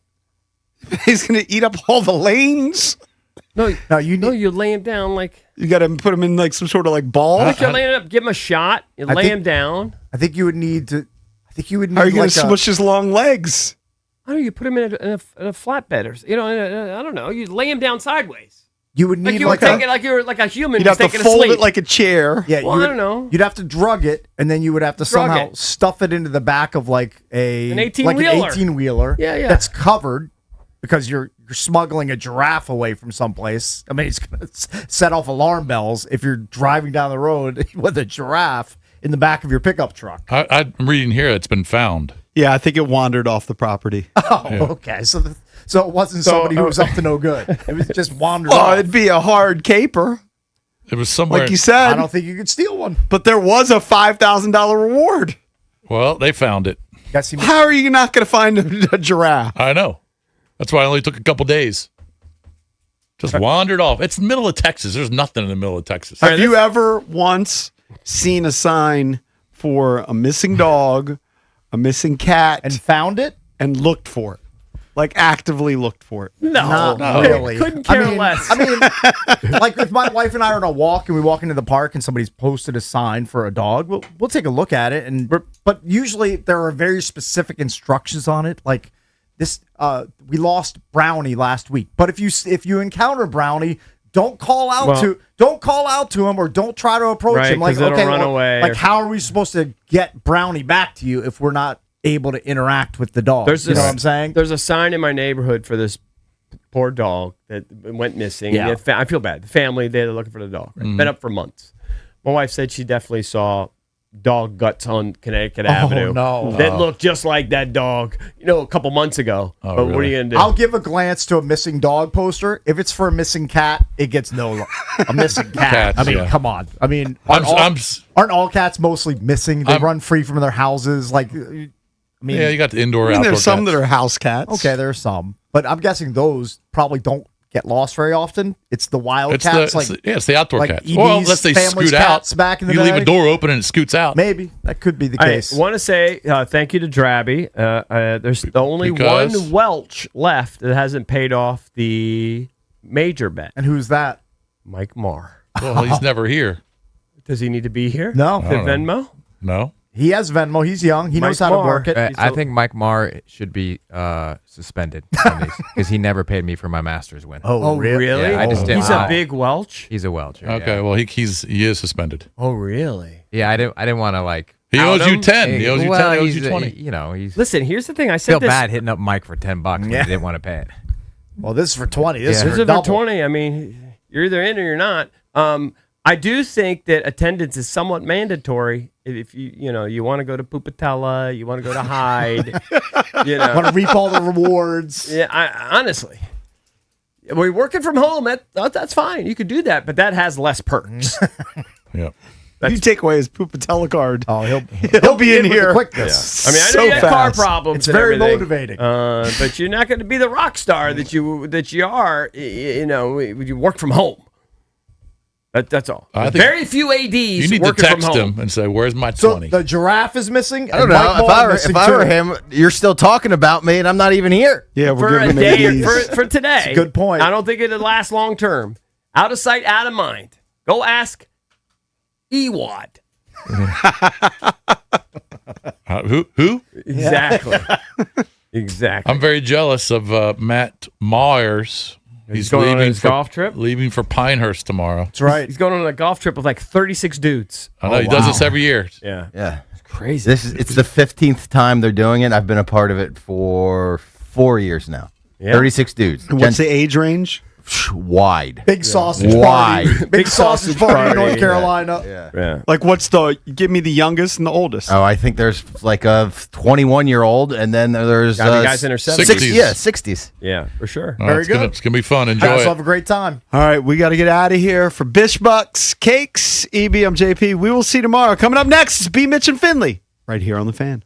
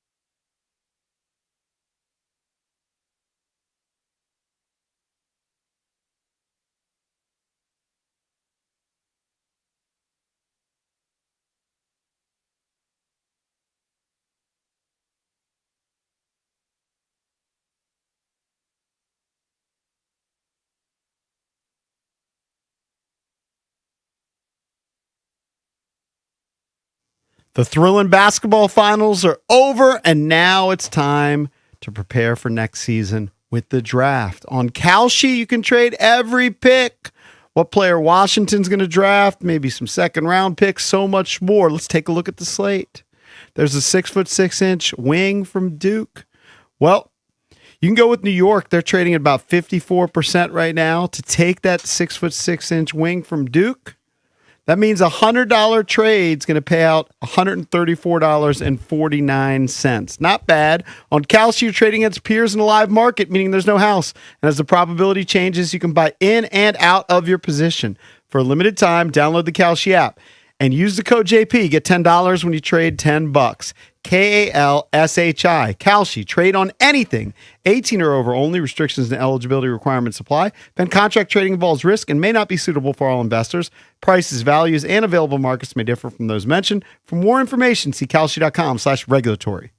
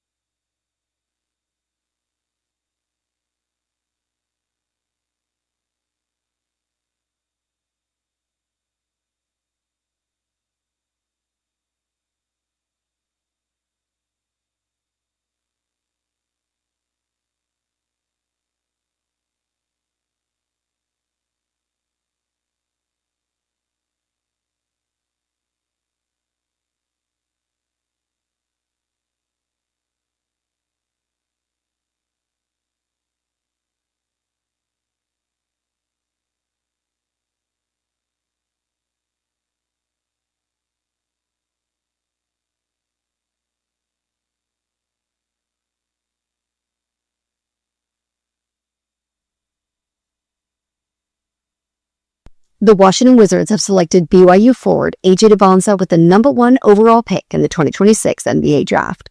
The selection culminates months of speculation over who was going to go first overall in one of the most anticipated drafts in NBA history. The Wizards are hoping that Dybonsa can elevate a promising young core that already features Anthony Davis and Trae Young, in addition to Alex Sarr and Trey Johnson, Washington's lottery selections in the previous 2 drafts. And moving over to the NHL because the Capitals are making some huge news. They're requiring St. Louis Blues winger Jordan Kyrou in exchange for Connor McMichael, the 16th overall pick in Friday's draft, as well as prospect Milton Gastrin. Kyrou is in the middle of an 8-year deal that pays him just over $8 million annually. And he had a no-trade clause, meaning that he had to sign off on this move, and now he's coming to Washington. From the Krupp MedCap 5-Star Sports Desk, Savannah McCann on The Fan.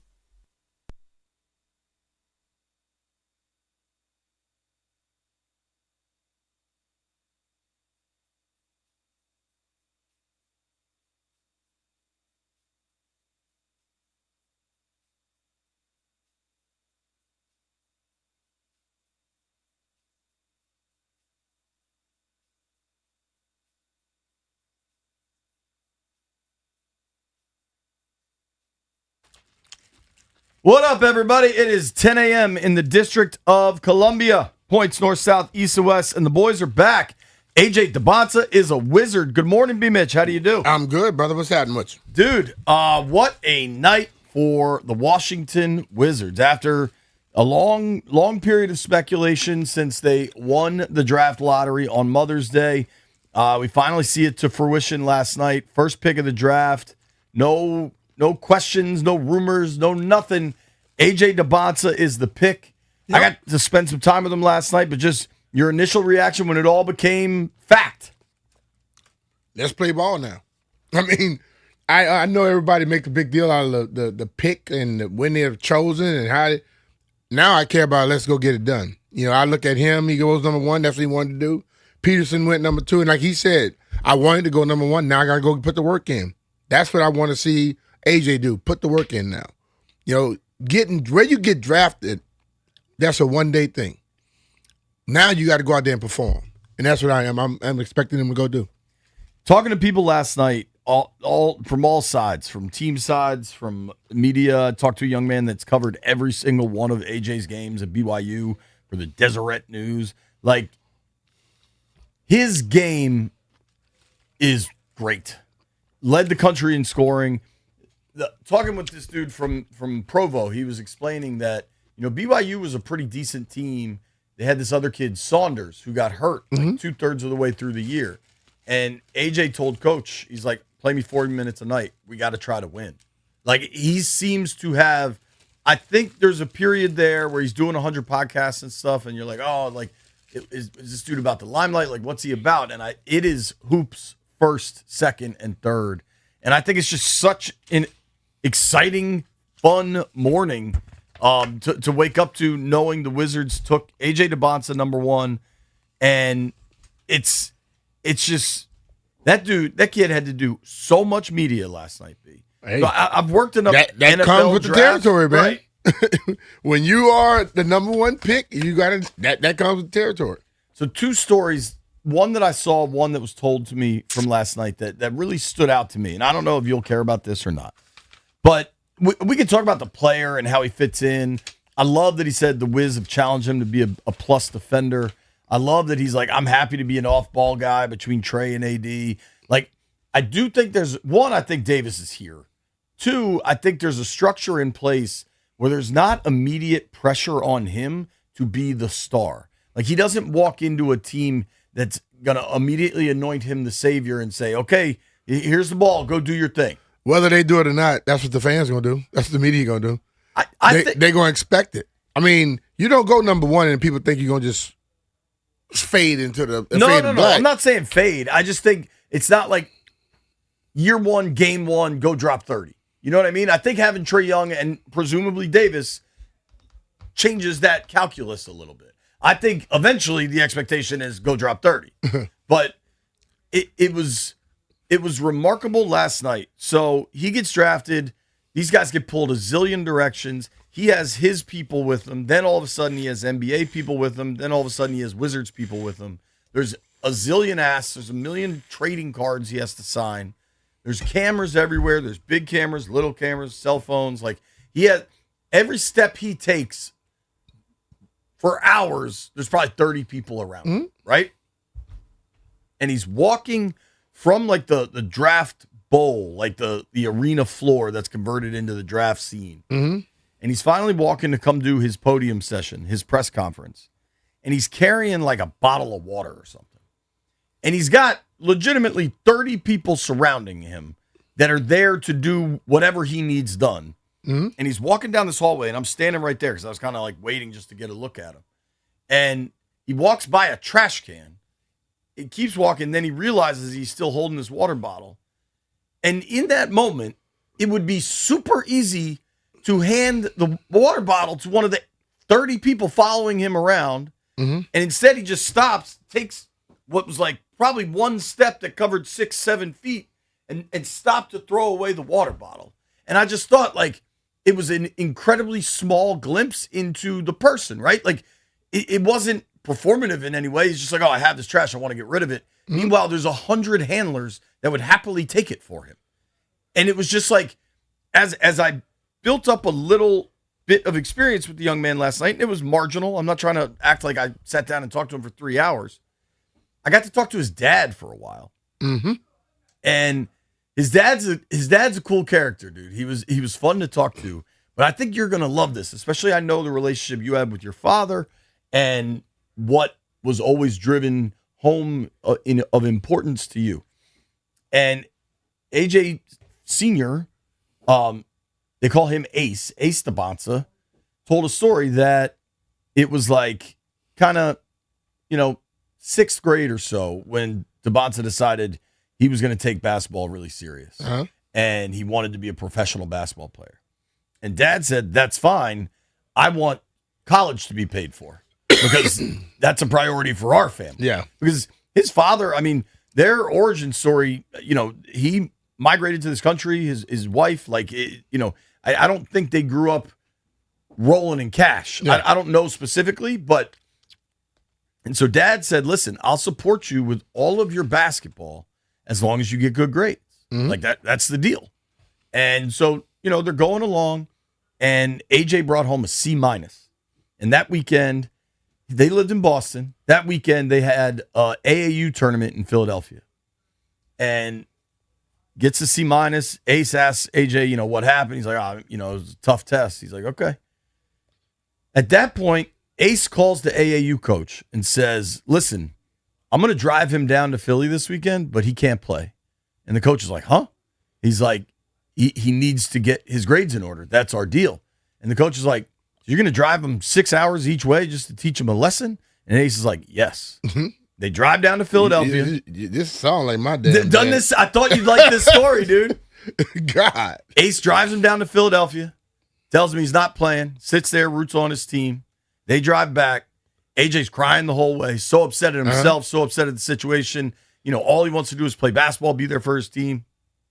Dad said he was on the honor roll ever since. Yeah. Never messed around. But see, that's exactly the type of parent you need, unlike the ones that I discussed yesterday when you mentioned the thing about Sorsby. Okay? Yeah. The ones that want to basically pacify and just let them do whatever they want because they're thinking, oh, you're going to make the money. That's all they care about. But what he was doing is teaching the young man how to become a young man, how to be a better person. And all the other stuff will come because it's easy to go play basketball. You know what I mean? And what you find out is if it's that easy to play basketball, play football, it's that easy to take care of school. My dad always told me straight up, if you don't have a B, say you need to have a B average or higher. And every time you got a high grade point average, guess what he did? He moved it. It never stayed the same. So if you show him you can get a 3.5, okay, well, I think you need to get a 3.6. Show him you can get 3.6, oh, I think it's 3.7. He kept moving it up. So you have to be that way. And for all these parents out here that just want to sit back and let your kid do, hell, most of the kids that are playing in AAU and stuff like that, and the parents think they're going to make it, they run their parents. Because the parents are sitting there being their friend instead of being a damn parent. His dad was a parent. I respect that. Yeah, man, I think you're right. Like, you got to play basketball now, and he's going to be at summer camp or summer league here in like 2 weeks. Like, the summer league starts super fast. And I just think it's such an exciting time for the Wiz now. And there's so much stuff that kind of happened over this process. And what I always say with the NFL draft is go back to the end of the college football season. Remember how you felt about players then and just fast forward to the draft. Because everything that happens during the silly season in between is largely irrelevant. Maybe the combine, maybe the workouts. I did love that it got reported out last night that when Dabonsa came to the Wizards, he actually did work out. He had told folks that he hadn't, but he had a real workout where they pushed him pretty hard. And I think video emerged of Trae Young and Trey Johnson kind of working him out in that workout. I think the Wizards did their absolute due diligence on this thing, and I think this young man has the potential to have all of it. Mm-hmm. And that's what you want in your number one overall pick. He was blown away in the moment, but also like measured in that those were his expectations. You know what I mean? Mm-hmm. Like, yeah, I wanted to go number one. I am number one. I went number one. Still, though, the amount of work required to get to this level it was just really cool to be able to see him enjoy it all. Mm-hmm. And then going forward, it's like, all right, now you've got an opportunity to be the biggest star, maybe not the biggest star in town, but you have the opportunity for young basketball fans in this city that have never experienced anything. Yeah, yeah. Like, and the reality is, for young Skins Commanders fans in this city, they never experienced anything either. But at least their parents could tell them how good it once was. Oh, yeah. Or their older brothers or Yeah, their grandmother or whoever. Like, you know, with the young guys, with Strober and Toby, I called into their show last night from New York, and they were saying, like, what does this mean for basketball in the city? I'm 44 years old. I don't know what it's like when it's good. I've seen snippets. Yeah. We saw snapshots with Wall. We saw snapshots with Gill. I remember the Rod Strickland, Chris Webber teams. Those were my favorite teams ever. But it was never a sustained period. It was certainly never a sustained period of greatness. It was never even a sustained period of goodness. You know, like the Gill teams were good. Yeah. That the year he blew out his knee, they were first in the Eastern Conference at the All-Star break. Like, that team was legit. People don't properly remember Antoine Jameson and Caron Butler and like how good that team was.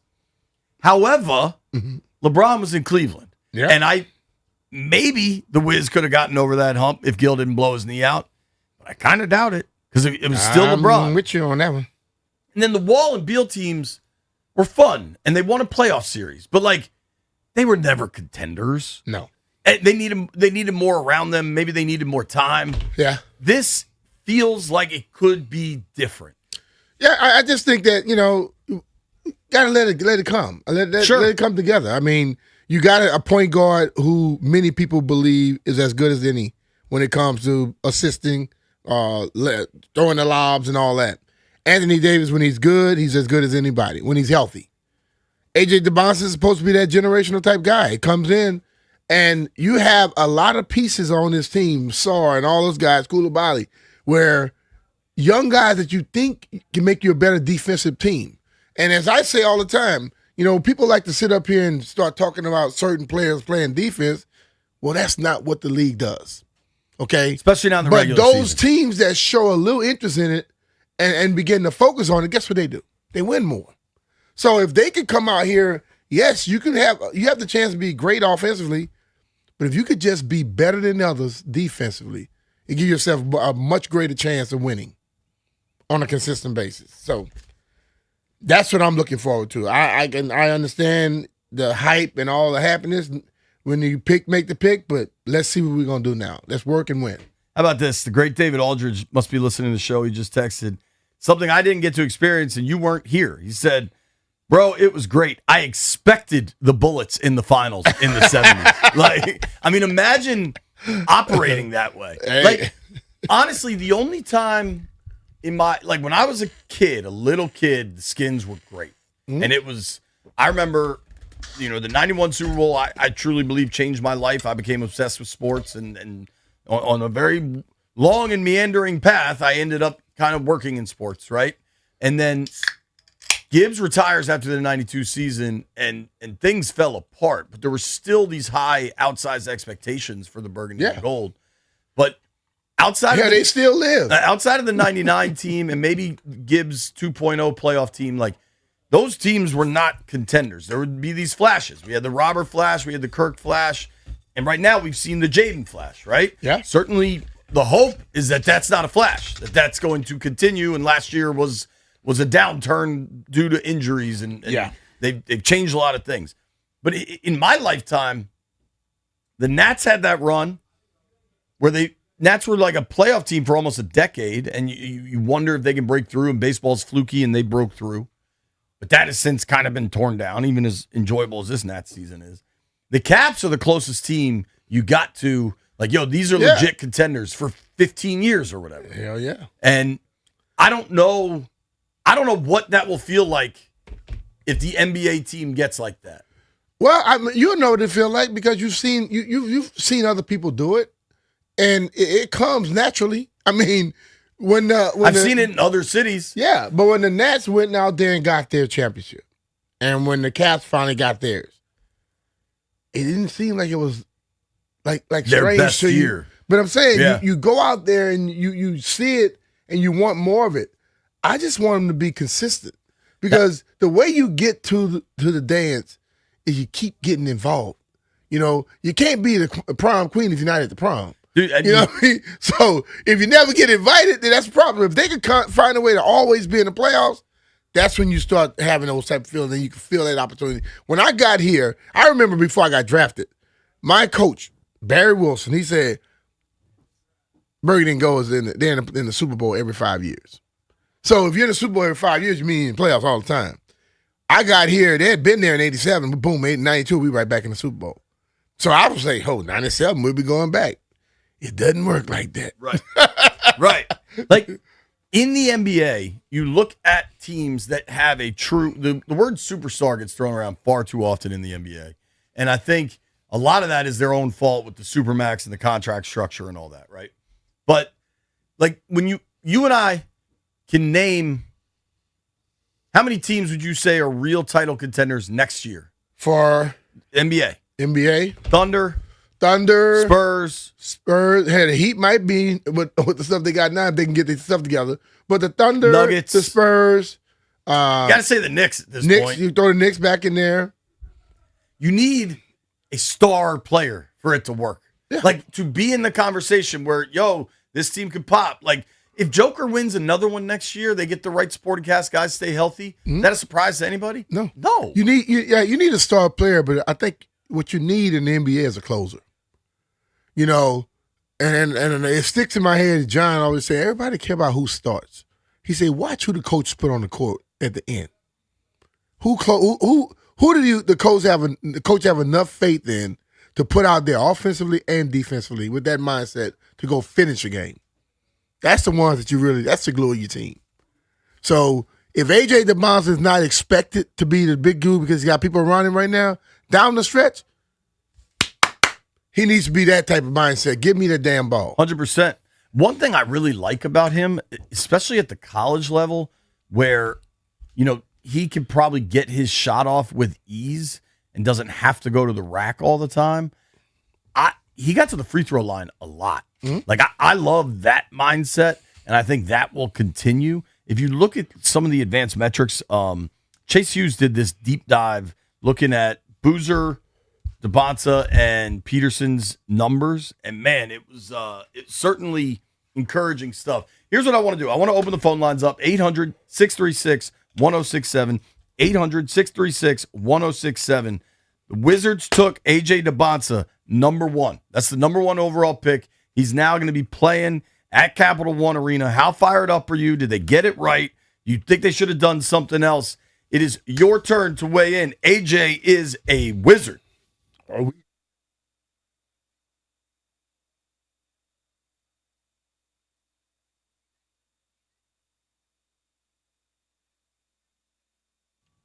B. Mitch and Finley here for our friends at Oarsman Automotive Group of Virginia. They've been serving area car buyers for over 100 years. With that kind of track record, they're doing something right. I think A.J. DeBonza might look good in one of those big Lincoln Navigators. Go check out Oarsman Ford Lincoln. He's going to need something big like that. Just saying, man, he's a big fella, dude. Don't get a Ferrari like Shaq. They got 7 convenient locations all over Northern Virginia, and they got everything you're looking for. Toyota, Kia, Ford, Lincoln, that Navigator for DeBonza. Just saying, whatever it is you're looking for, they have an unmatched selection, incredible deals, and tremendous financing. Plus, DeBonza won't be looking for this, but you might. Quality certified used vehicles. Above all else, though, the Oarsman Lifetime Edge. And with that Oarsman Lifetime Edge, it comes with up to $1,500 in extras, including a complimentary car wash with every scheduled maintenance. They give you a loaner car with every major maintenance, and they have the lifetime engine guarantee. And there's great news from Oarsman. You have a car to sell, take it to Oarsman. They'll give you up to 125% of the Kelley Blue Book value, regardless of its make, model, or year. It's simple at Oarsman. They like to keep their customers happy, just like JP and I. To beyond satisfied Oarsman customers, let's ride together.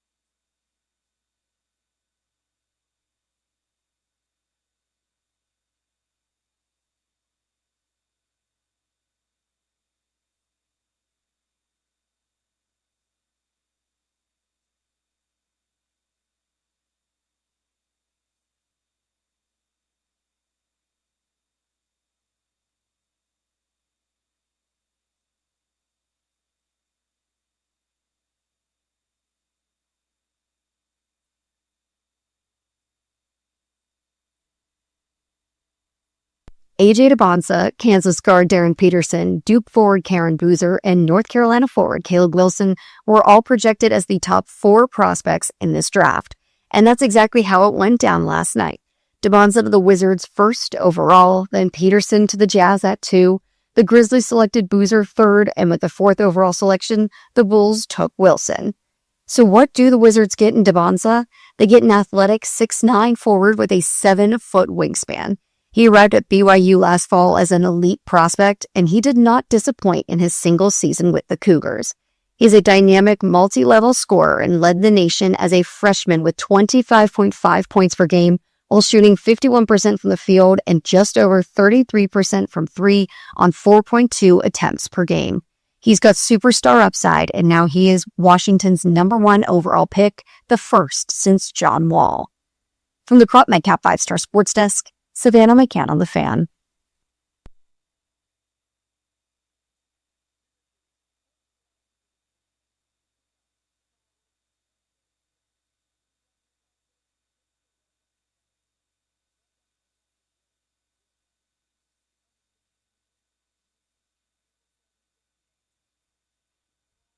B. Mitch and Finley, 106.7 The Fan. Big day in the district. AJ DeBonsa selected with the #1 overall pick by the Washington Wizards, man. Exciting stuff. I mentioned this earlier. Obviously, AJ led the country in scoring, 25.5 points per game. He also led the country in free throw attempts and ones. So not only is he getting fouled, he's also finishing. I want to open these phones up, 800-636-1067, 800-636-1067. How fired up are you? DeBonsa's now a Wizard. Derek from the chat, what up, man? Yo, what's going on, JP? What's going on, B, Mitch? What's up, brother? I'm happy. I'm fired up, gentlemen. Like, 33 years old, this city's finally coming together with some young talent. It's amazing. I'm happy for DeBonsa. DeBonsa seems like he's happy to be a Wizard. It's looking up. But I'm going to be honest with you guys. I do have some worries with this team now. And specifically, it's at the head coach position. I think we need to make a switch at the head coach position now. Seeing it with the guys that we got. Derek, I think it's reasonable to have questions about Keefe. If you just look at his record, it's been terrible. But his record was what they needed it to be to get the #1 pick. Right. I also think he was put in a position where the job was not to win. Right. But now the job is to win, and it's to you got to set the tone in the locker room, right? So we got guys that's been with Keefe through the losing seasons.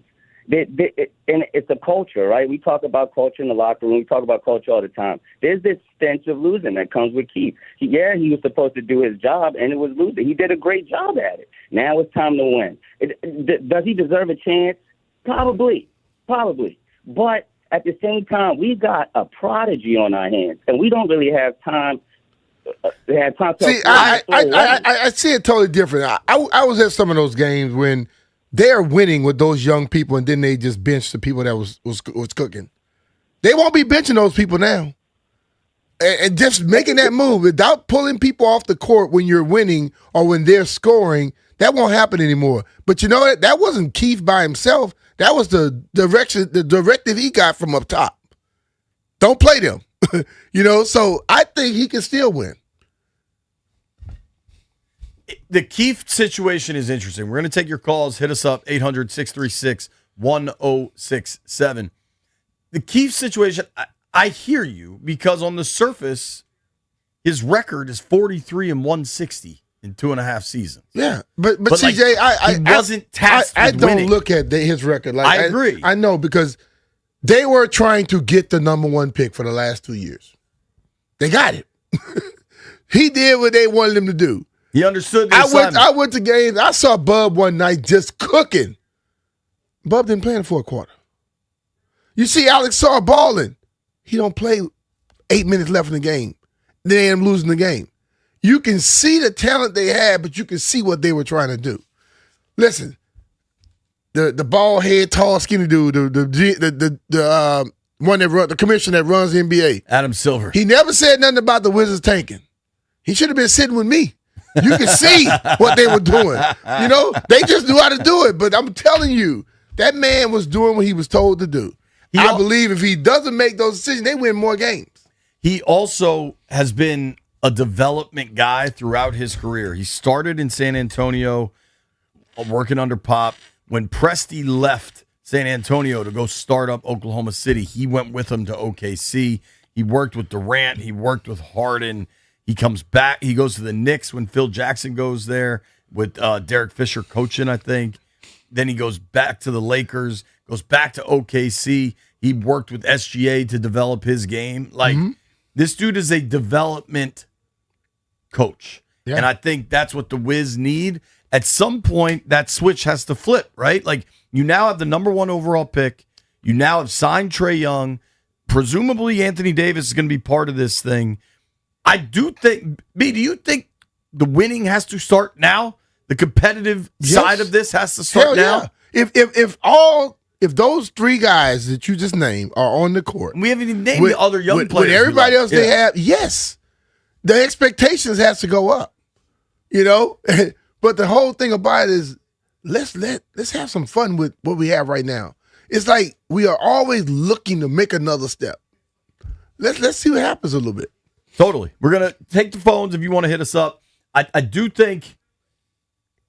I think the pressure starts on Keith now. I don't think it's fair to look at his record over the last 2 seasons and determine he can't coach because they wanted him to lose. Like, the goal was to lose. We'll see if he's the guy. I don't know that he is, but I have a hard time determining that he isn't based on what has happened. I did, Jeff, if you have that SportsCenter clip, I like that the Wiz kept us tight to the vest to the finish line. And AJ explained last night kind of when he knew. I found out when y'all found out. I didn't get a call. My dad had my phone the whole time. So when they said the pick was in, I was just hoping that it was me. And, Adam Silver called my name, and I was just super excited. And that's how you wanted it to be, right? To live in the moment, to not get some tip from an agent or a call from a front office. You wanted it to be Adam Silver who gave you this dream moment. Exactly how I wanted it. And how did it live up to how you pictured it? It's just super surreal. It's kind of how you envision it. Like when you're a kid and you just think about getting drafted, it's exactly how you feel. I know you want to flip the page very quickly. You're already looking forward to Summer League and putting in the work.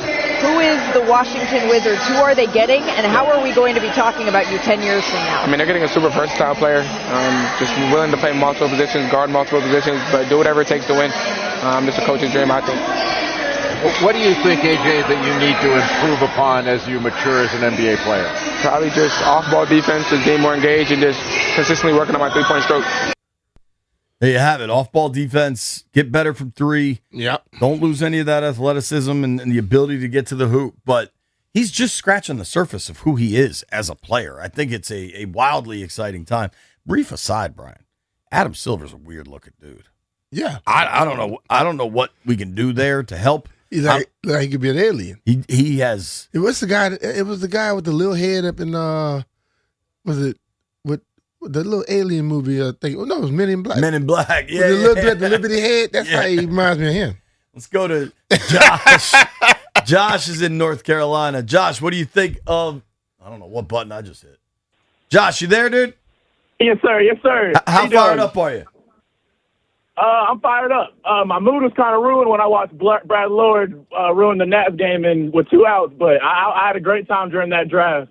But I think Keith is going to be great for Devonta. We've watched Keyshawn blossom. We were watching Will Riley blossom, watching Bud blossom, and I think he's going to do the same thing with Devonta. We're going to have an elite playoff team coming up in these next, I don't know how long. Well, we're going to be good, though, JP and B. Mitch. Thank y'all for taking my call. Appreciate you. Appreciate the call, Josh.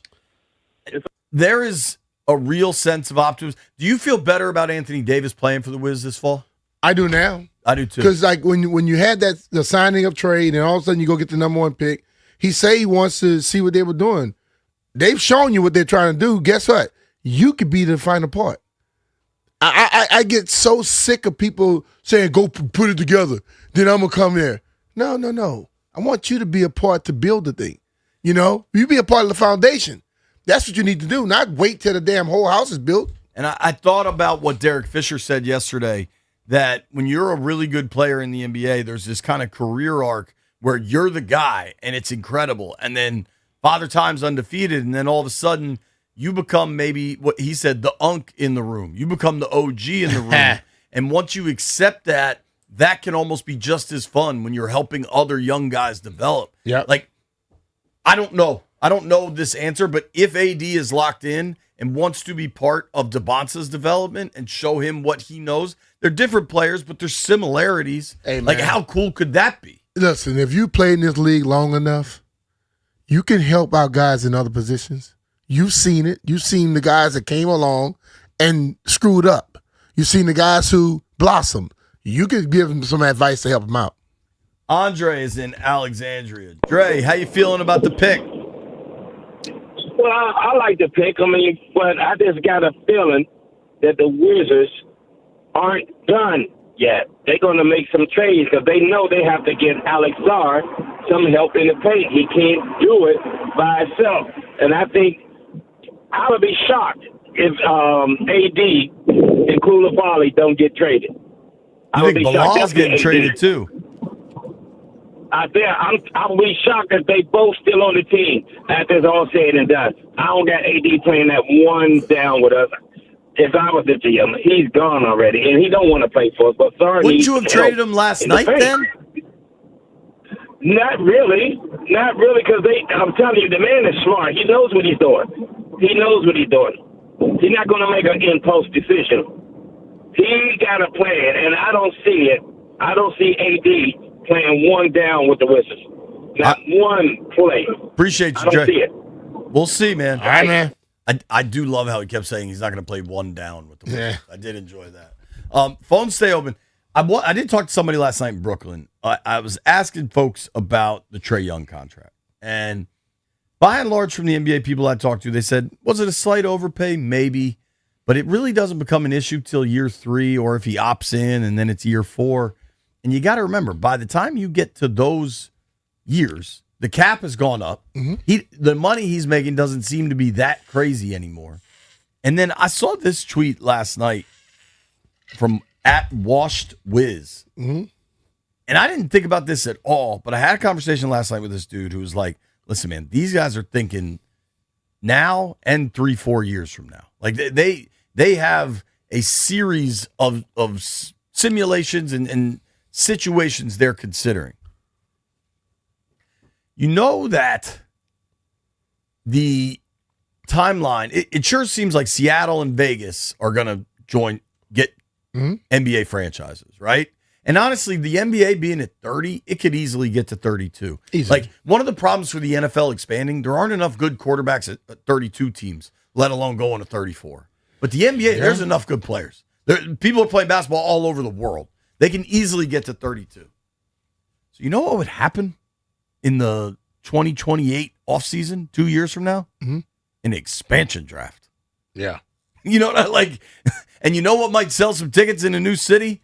A star player that can throw alley-oops and shoot threes. Like, a million different scenarios could unfold. Yeah. We're taking your calls. AJ DeBonca is a Washington Wizard.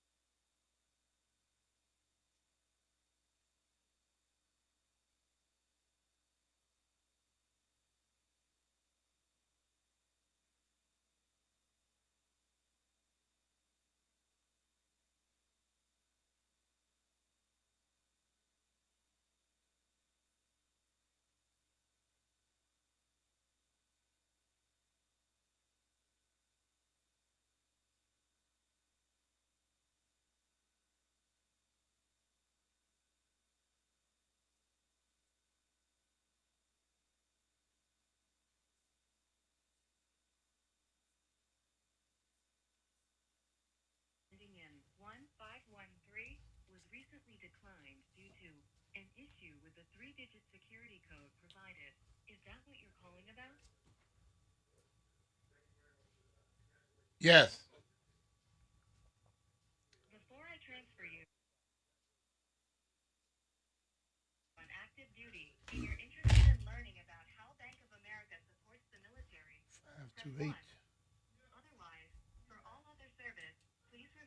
Go back.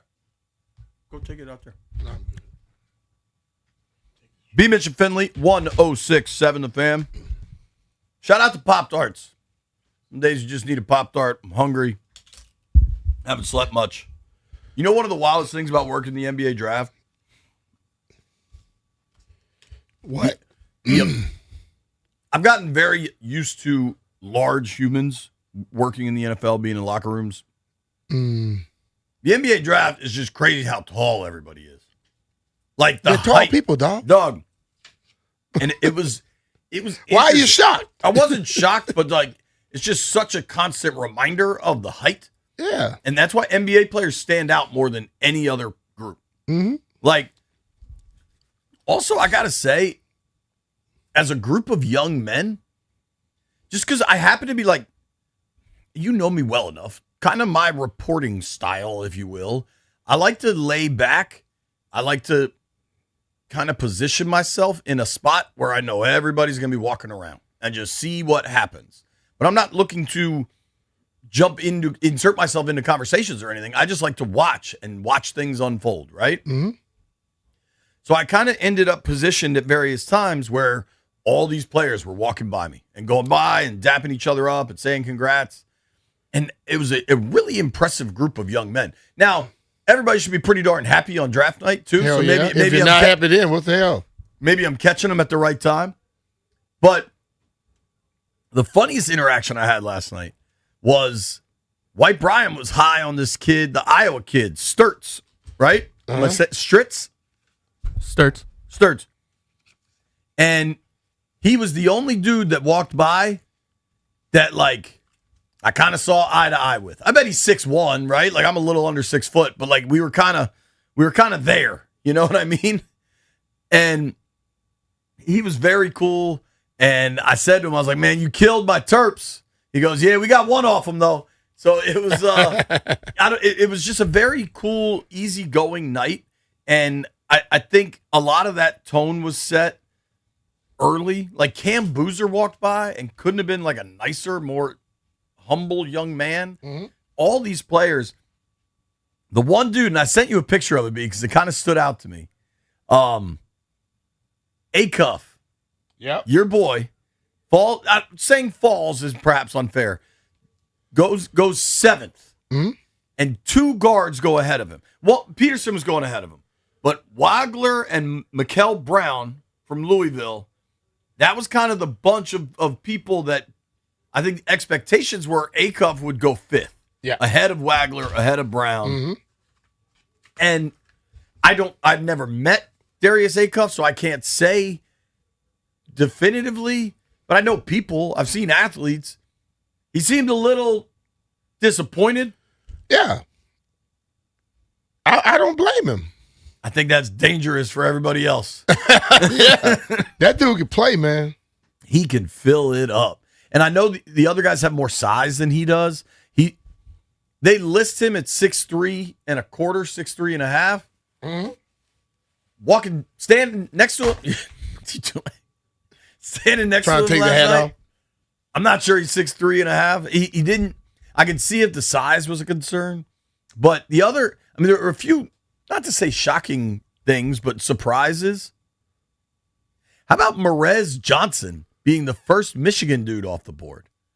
Not Mara, not Landenborg, but Marez Johnson. And then Landenborg went 11th and Mara went 12th. I mean, that was relatively surprising. Yeah, I think when you look at guys, when they get there with the other guys, different things happen, bro. But, dude, one step forward, the Bama kid that averaged 25 points a game, LeBaron Philon, he slides all the way to 22. Dude, for Philly, as just like a microwave scorer off the bench with Edgecombe and Maxey, like, I don't know, man. Getting Phylon at 22, I thought was really good value. Nah, we're gonna find out, Jay. And then why did he drop? I mean, that's the question. You start asking those questions when you see guys fall like that. But the thing of it is, it's only a few spots you can go. You got all these guys coming out. Everybody can play. 22? That's not bad. Sure. Yeah. Certainly. The NBA stuff is so interesting because you have so many more international people. Mm-hmm. And not that there aren't international people at NFL events, the draft or Super Bowls or whatever, but this was a lot more international. And it's a more international game. Yeah, I understand it. That's why. What was your level of surprise, or were you even surprised that the Wiz didn't get back into the first round? Because I ended up, I was done with work, and there were 2 or 3 picks left, and I was like, I'm just going to wait just in case. Well, after they did make a move at 1, I'm thinking that they're going to pick number 1, they're going to be cool. I think if they had made a move there, then they had other stuff to work with. They didn't have stuff to work with, more or less, after that. See, I thought they were taking 1. They've been trying to get 1 for years. Mm-hmm. They got 1. I really did think, and maybe I'm naive too. I feel better about Anthony Davis staying as part of this program because he wasn't moved last night. He was the only move that they could have done. What else they had to move back into the first? Right. Maybe you package some of your young guys that are good and on good contracts, but I don't think they wanted to do that. But I was wondering, especially from 15 to 25, what could happen here? What did the Spurs, the Thunder, the Knicks all have? A boatload of young guys. They had a bench. Yeah. You can't build this team and have starters and have no bench. You got to have a bench. So here's what I want to do. Now we know what the Wizards have built, right? You always say you need veterans and young guys. It's not just one size fits all in any sport. Yeah. They've got veteran all-star level players. Trae Young, Anthony Davis. You add AJ DeBonsa. There's a lot of players to on the roster. Keyshawn George, Will Riley. We know what these teams all look like now. The Nats are playing much better baseball than anybody expected. Mm-hmm. We've now seen the offseason for the Commanders. The Caps just made a big trade. We did this a couple months ago where we ranked where we think which team has the brightest future, which team is closest to contending for a title. Let's take another look at that now that we know where the Wizards have landed. We're going to open the phones, give us your Big 4 DC team rankings next. 106.7 The Fan.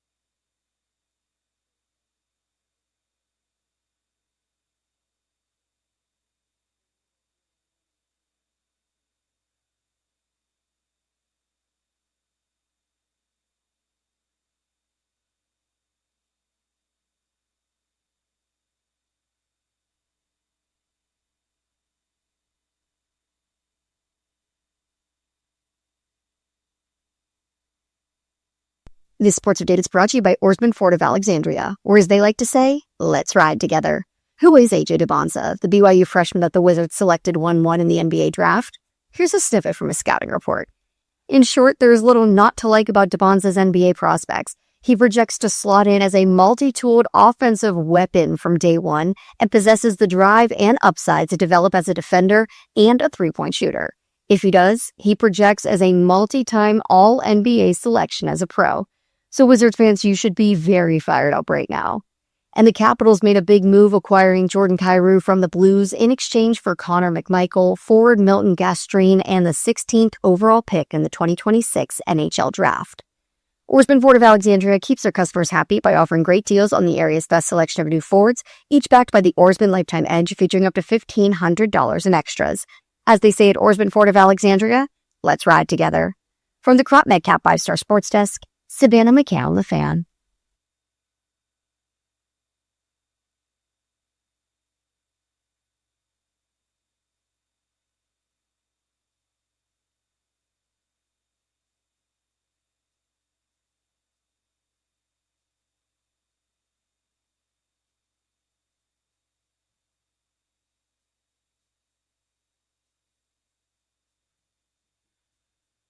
Can I kick it? Yes, you can. 11 a.m. I got to remind you, Rude is the official show sponsor of B. Mitch and Finley. Don't melt this summer. Upgrade to high-efficiency HVAC and enjoy budget-friendly financing options with low monthly payments. Keep your cool and keep your cash. Find a Rude Pro partner at rude.com. If it ain't Rude, it ain't right.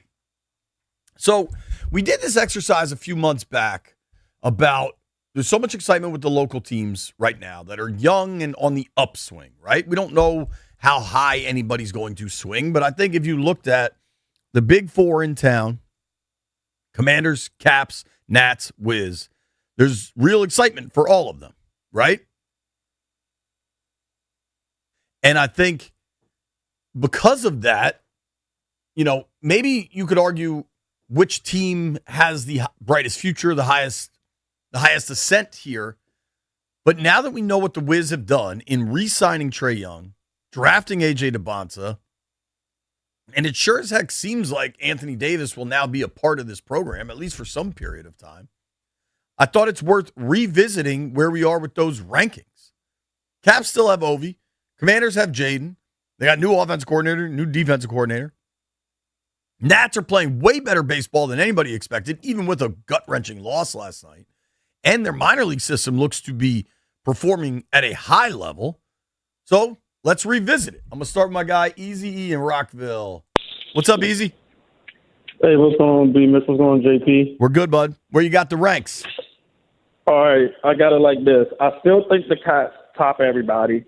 You got to think about who they got on their roster. You got the Protas brothers. They just traded for Jordan Kyrou. You still got Hudson and Ryan Leonard. They're really set up, and then their farm system is extremely deep, too. I think second is the Commanders. They're getting younger. They're getting faster. They have one of the best quarterbacks in the league right now. You got Adam Terry, Chigo Conquo. Those guys are there now. You think about the Nats. Yes, they have like Foster Griffin, who played overseas, but he's here. They got James Wood, C.J. Abrams. And then I think I still have to put the Wizards fourth, only because we don't know how all of this is going to gel. But we've seen with those other three kind of sort of how some of those players gel already. So, but it's exciting to even say that the top four is still all going to be good. It's something we can look forward to watching now and not saying, oh, it's just the Caps. So, oh, it's just the Commanders when we know the Caps are consistent. Thank you for taking my call. Thank you, buddy. I appreciate it. I think it's fair to still have the Caps at the top, even though they missed the playoffs last year. It's kind of weird. Now, they did just pull off this big trade. You get a guy in here that's had 30-goal seasons. They obviously needed more offense last year. Carberry's been extended, so you have real kind of stability within the organization, I would say. I think it's exciting. What the Wiz are doing is really exciting. I'm going to let guy Shane weigh in. Shane, how do you rank the locals? What's up, JP, B. Mitch? How y'all doing this morning? We're good, buddy. How are you? All right, number one, it's the Caps town until further notice till it gets dethroned. So it's Caps, in my opinion, number one. You still got the GOAT. in D.C., the greatest athlete of all time in Ovechkin. Number 2, I got the Wizards. And number 3, I got the Nats. And number 4, I got the Commanders. The reason I got the Commanders last is because we still don't have a receiver.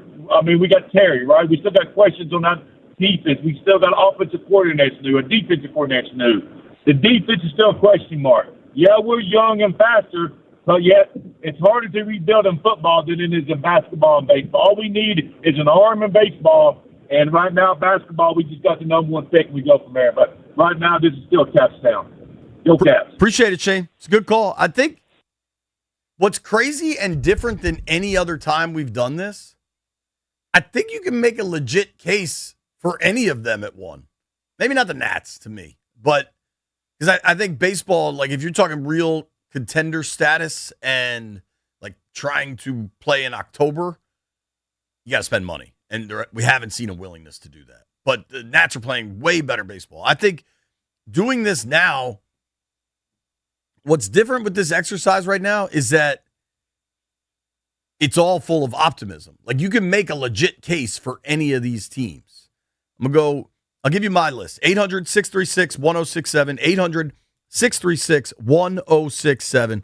Big 4 teams in town. How do you rank them as far as where they are in real playoff contention? Could they contend for a title? I'll still go with the Caps at the top, which feels weird because they didn't make the playoffs last year, but they also had more points at the end of the season than Vegas did, and Vegas made it to the Cup Finals. Like, the Caps last season had a handful of awful losses that cost them the playoffs, and you like to think that can get remedied. You make a big trade for an offensive stud, that should help a lot. I go Caps 1, I go Commanders 2. Because the NFL is quarterback driven. I believe in Jaden Daniels. That team was in an NFC title game just 2 years ago. Like that just happened. They realized they had to tear everything down. New offense, new defense. I'll still go with the Commanders. I have the Wizards 3rd. And I think it's an interesting time because we know Trae Young is locked in. He is into this. He sent the tweet last night to DeBonsa. They got to figure out what about the jersey numbers. AJ told me he was just messing around with the jersey number thing. He's not looking to take a veteran's jersey number. But with the Wiz, you know Trae Young's in. AJ DeBonsa's clearly in. The Anthony Davis question still remains. How's that all going to shake out? And you're counting on a bunch of young players to continue making steps. But the Wiz are in an exciting time. And for me, as much fun as this Nats season is, I still have them 4th. Because in baseball, to really contend, eventually you got to spend money. And right now, C.J. Abrams, James Wood, it was so cool they were in here. The video they made of James Wood trying to be a radio producer was hysterical. Those guys are tremendous. You're getting hitting from all over the place.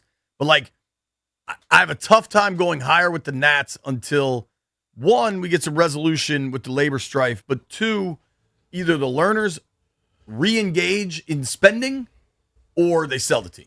So that's an unfortunate byproduct, pitching. Not relevant to how well they're playing this Just year. spend some money on pitching. Just the bullpen. I mean, that would help. Let's go to these phones. Marvin is in Largo. Marvin, what are your ranks? I got the Wizards 1. The Wiz are 1? Yes, sir. As far as talent, and since 1978, it's the best talent they ever had. The team that played against Jordan with Calvert Chaney them, and Jordan kind of gave him a boost, and then Unseld came in there and traded the best players away. I just hope they get a chance to put this team together and let them play together because they got a chance with the best bench. We got a chance to have a great starting 5. I mean, everything is right there. They keep it together. For me, in my mind. Because A.J. DeBonsa fits right into what that team needs. A small forward that can score, go one-on-one, and do all the things that he can do. So what's the rest of your list if you got the Wiz at the top? I guess the Nationals and the Redskins, because I don't think the Redskins have enough offense to do anything the next year or two. Marvin, do you not watch much hockey? No, I don't watch much hockey. Well, I'm not even naming them. I know what's going to coming to the end of his career, so you know. You watch enough. All right. How much he got left in the tank? I appreciate the call. Well, he led him in I scoring appreciate last the year. optimism about the Wiz, man. Let's hope you're right. Thanks for the call, dude. Let's go to Ryan in Arlington. Phone lines are open. 800-636-1067. Give us your rankings for the Big What's Four up, Ryan? in town. Ryan, what's up, dude? Hey guys. Hey. I'm going opposite order. So 4 is obviously the Nats for the reasons you said, JP. I mean, they're fun right now, but they're not, impending lockout, ownership, whatever. 3, I got to go with the Capitals. They, my friends and I have debated this list a lot, actually. But 3 is the Caps because they haven't made any sort of championship-level winning move. They made this move for Kyrou, which is, fun because it's the first time in years that they've actually made a decent-sized move. But they did it because they got rid of John Carlson. I mean, now that's the biggest hole in the team is a right-handed defenseman who can play on the first slot penalty kill. It doesn't make the team better. It makes the team the exact same. Maybe worse because they trade Carlson and McMichael for a guy who's a little bit better than McMichael. And it's not a championship-winning move. But talk about championship-winning moves is what's going on with the Wizards. These guys, I mean, I've been checked out of the Wizards, but, you add the number 1 pick plus Trae Young plus Anthony Davis to a young core of a bunch of studs. I don't know what's going to happen with the Wizards, but I'm more excited about them than the Caps. One is Jaden Daniels. It's just Jaden Daniels. That's it. I got you. I hear you. Thank you, bud. Appreciate the call. You got your list, B? Huh? You got your list? My list is exactly what his was. So I said Caps, Commanders, Wiz, Nats. I'm going Commanders. You still think they're at the top? Mm-hmm. I think they're still at the top. I'll go Commanders, Caps, Wiz, Nats. I mean, I think it's reasonable to have questions about the Caps. Yeah. I think they have a lot of young players, and in a sense, I think some of those guys will not soar until Ovi is not there. I'm serious.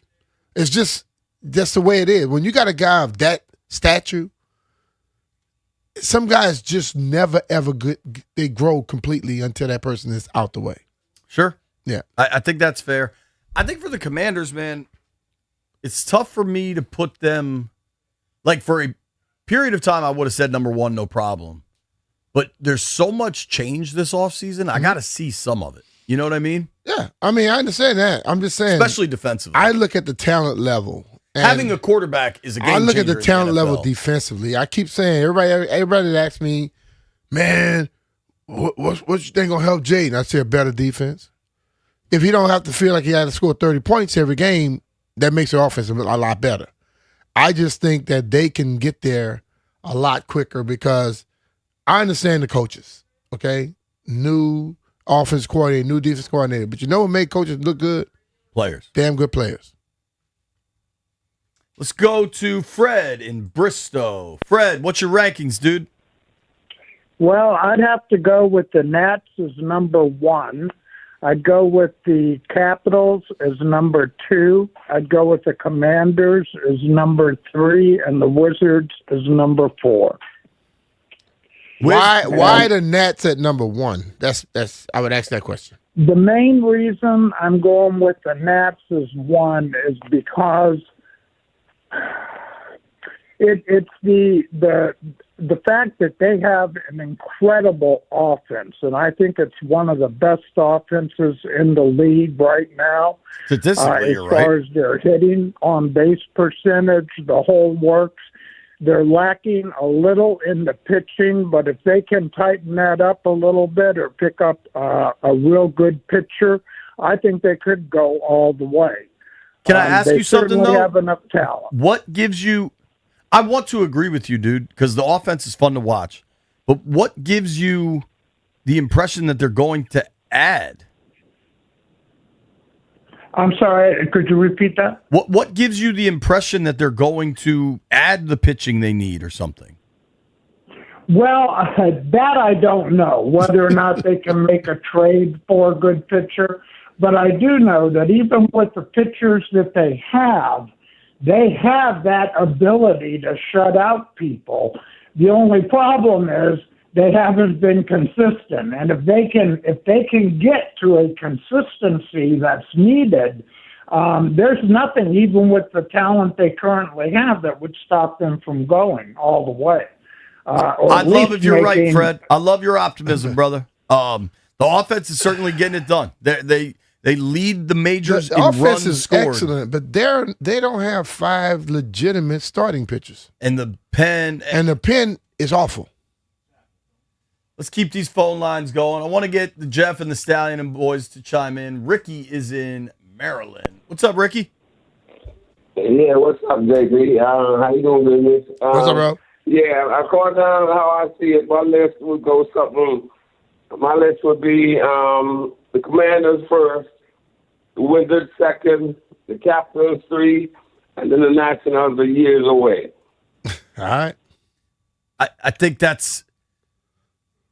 I don't enjoy being skeptical with the Nats, and I'm not skeptical about the new front office, the approach they've taken, the improvement we've seen from players that were here. Hell, Dylan Cruz is hitting right now. Like there have been real improvements that I think are driven by a strategic change in approach, and I think that's awesome. I just don't know that ownership's committed. And baseball is a sport where there's a direct correlation to committed ownership to winning games. Yeah. Now, that's not to say that some teams there aren't outliers. I know Tampa's having a really good year and they don't spend much money, but if you look around at the best teams in baseball, it's teams that spend. Now, maybe they spend wisely like the Braves, or maybe they spend recklessly like the Dodgers, but like the Mets. Yeah, I mean, the Mets spend recklessly and poorly, right? The Braves spend wisely, but the Dodgers spend wisely and recklessly. Yeah. And I'm not saying the Nationals have to have a payroll that will compete with the Dodgers. I don't think that's ever going to happen. But there's got to be a commitment to not being a bottom 5 payroll. Totally. You got to get into the top half of the league where they were when they were going to the playoffs and winning World Series. True. Like the hardest part for me with the Nats is we've seen this ownership group commit and get hardware. If you want to chime in on the phones, hit us up, 800-636-1067. I want to let the Aquarium boys weigh in here. We're going to go to Marty in Springfield. What up, Marty? Marty, what are the ranks? Well, I've got the Caps at the top because I think they've got the best personnel from top to bottom. They just got an offensive player to help Ovechkin, and I think this will be Ovechkin's last year, and I think everybody on that team wants to step up and make it to the playoffs. 2, I've got the Commanders. They've got the quarterback. They've got an improving offense and defense, and I don't think they're finished quite yet. I think they're going to make some additions that are going to really help them. So they're a playoff team. 3rd, I've got the Nationals. I think the Nationals need to add an arm, and the only way they're going to add a top of the rotation arm is to spend money. They also need 2 arms that can handle stress situations out of the bullpen, so they're going to have to spend some money. And the last I have are the Wizards. The first-round draft choice they picked, I think, was the right guy, but I think he needs to get a little stronger. I think they're going to try to push him around, and it's going to take him a while to get incorporated into the offense and see where it goes. And they also have to sign I forget his name right now, but who could leave this year, and he's an offensive player. Appreciate you, man. Good call, man. If you're on hold, stay there. We're going to keep this going. After the Wizards draft, A.J. DeBonce is a Wizard. Trae Young's here for the long haul. Presumably, Anthony Davis is going to be part of this team. They've got a lot of young talent. How do you rank the local teams? Commanders, Caps, Nats, Wiz. Who's on the closest path to getting a championship? Nobody go anywhere. It is B. Mitch and Finley.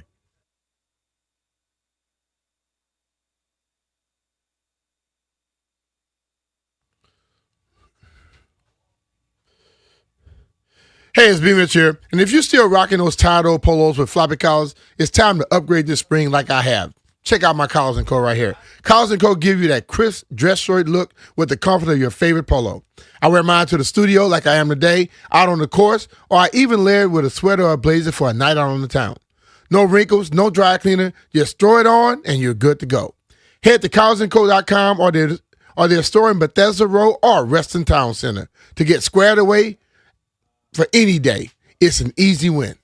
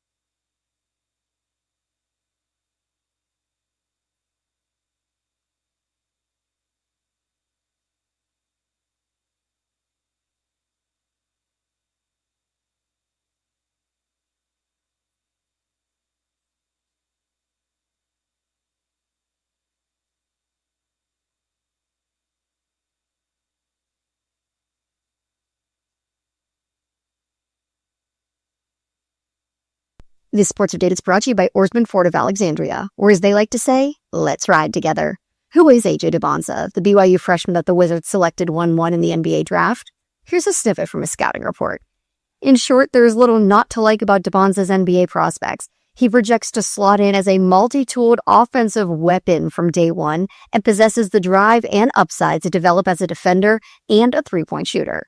If he does, he projects as a multi-time All-NBA selection as a pro. So Wizards fans, you should be very fired up right now. And the Capitals made a big move acquiring Jordan Kyrou from the Blues in exchange for Connor McMichael, forward Milton Gastrine, and the 16th overall pick in the 2026 NHL Draft. Orsman Ford of Alexandria keeps their customers happy by offering great deals on the area's best selection of new Fords, each backed by the Orsman Lifetime Edge, featuring up to $1,500 in extras. As they say at Orsman Ford of Alexandria, let's ride together. From the Crop Medcap 5-Star Sports Desk, Savannah McCown, The Fan.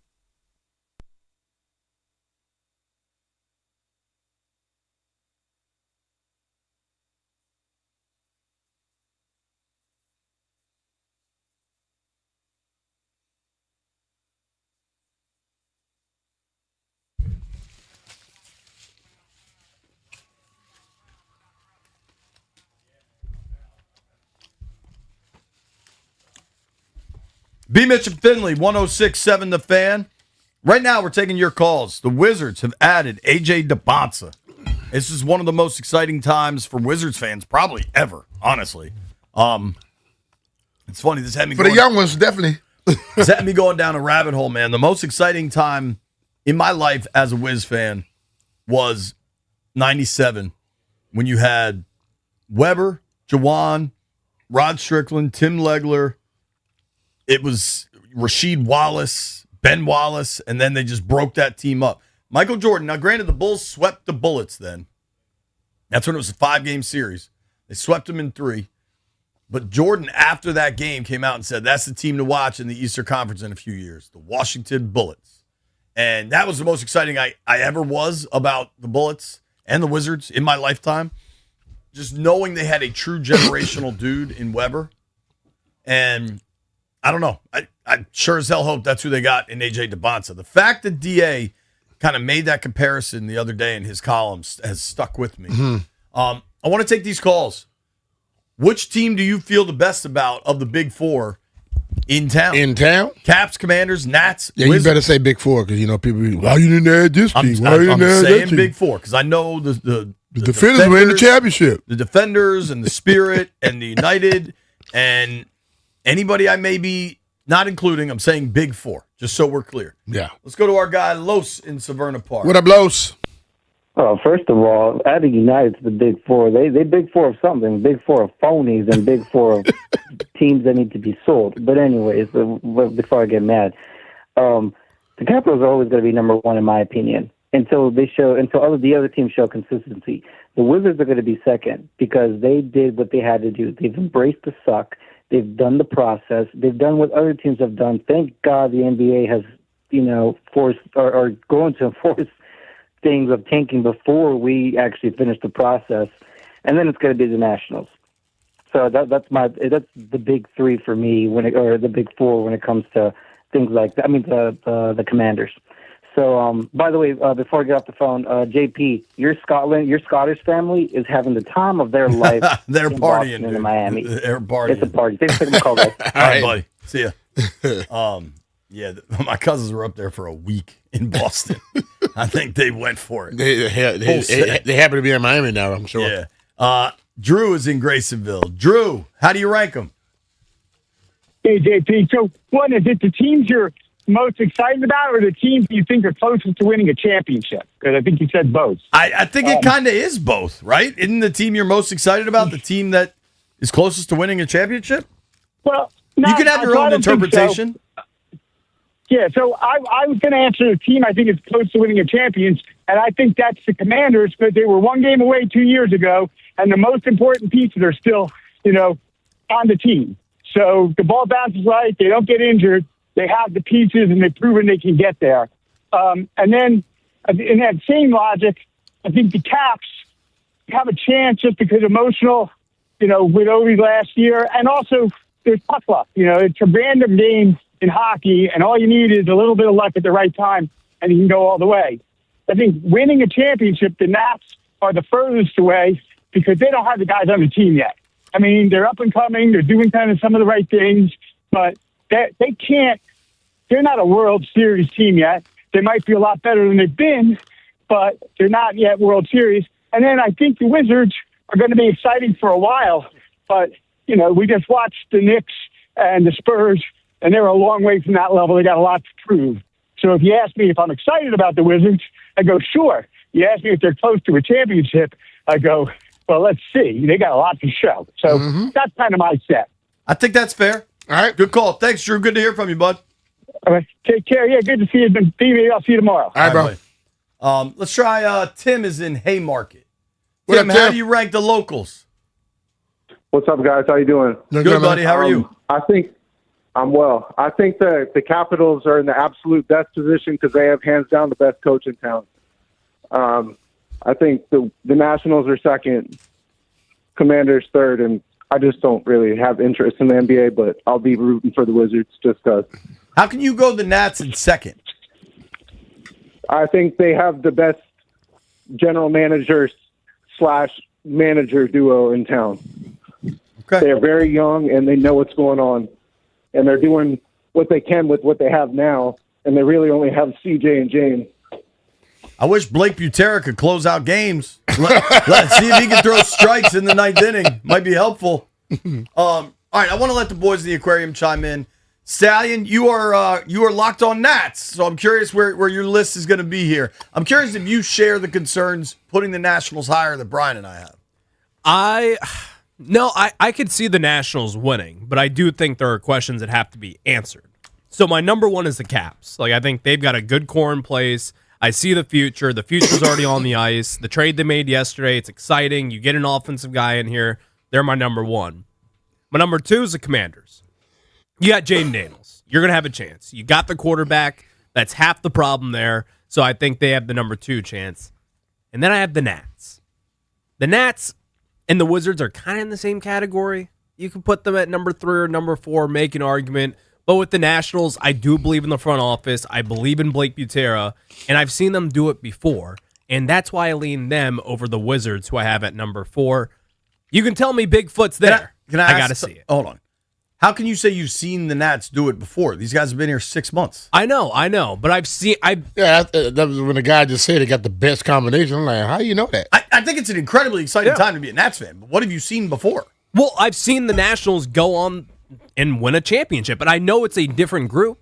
But still, I've seen the Nats do it. I'm a believer in like curses and stuff like that. I just am with sports. I've seen the Cubs go 100 years without winning it. Curse Boulay. I've had my own curse, but I broke it, and curses are meant to be broken. And you know people can put them back on you. And they can put it back on you. Keep sounding like you sound right, and I'm going to put one back on you. I haven't seen the Wizards do it yet, so that's why I lean towards the Nats. Here's my counter to believing more in the Nats than the Wizards is you can argue about Ted Leonsis' stewardship of the Caps or the Wizards, frankly. Like, how great of an owner is he? That's debatable, right? Like, the Caps got their title. That gives him some validation on the NHL side. Yeah.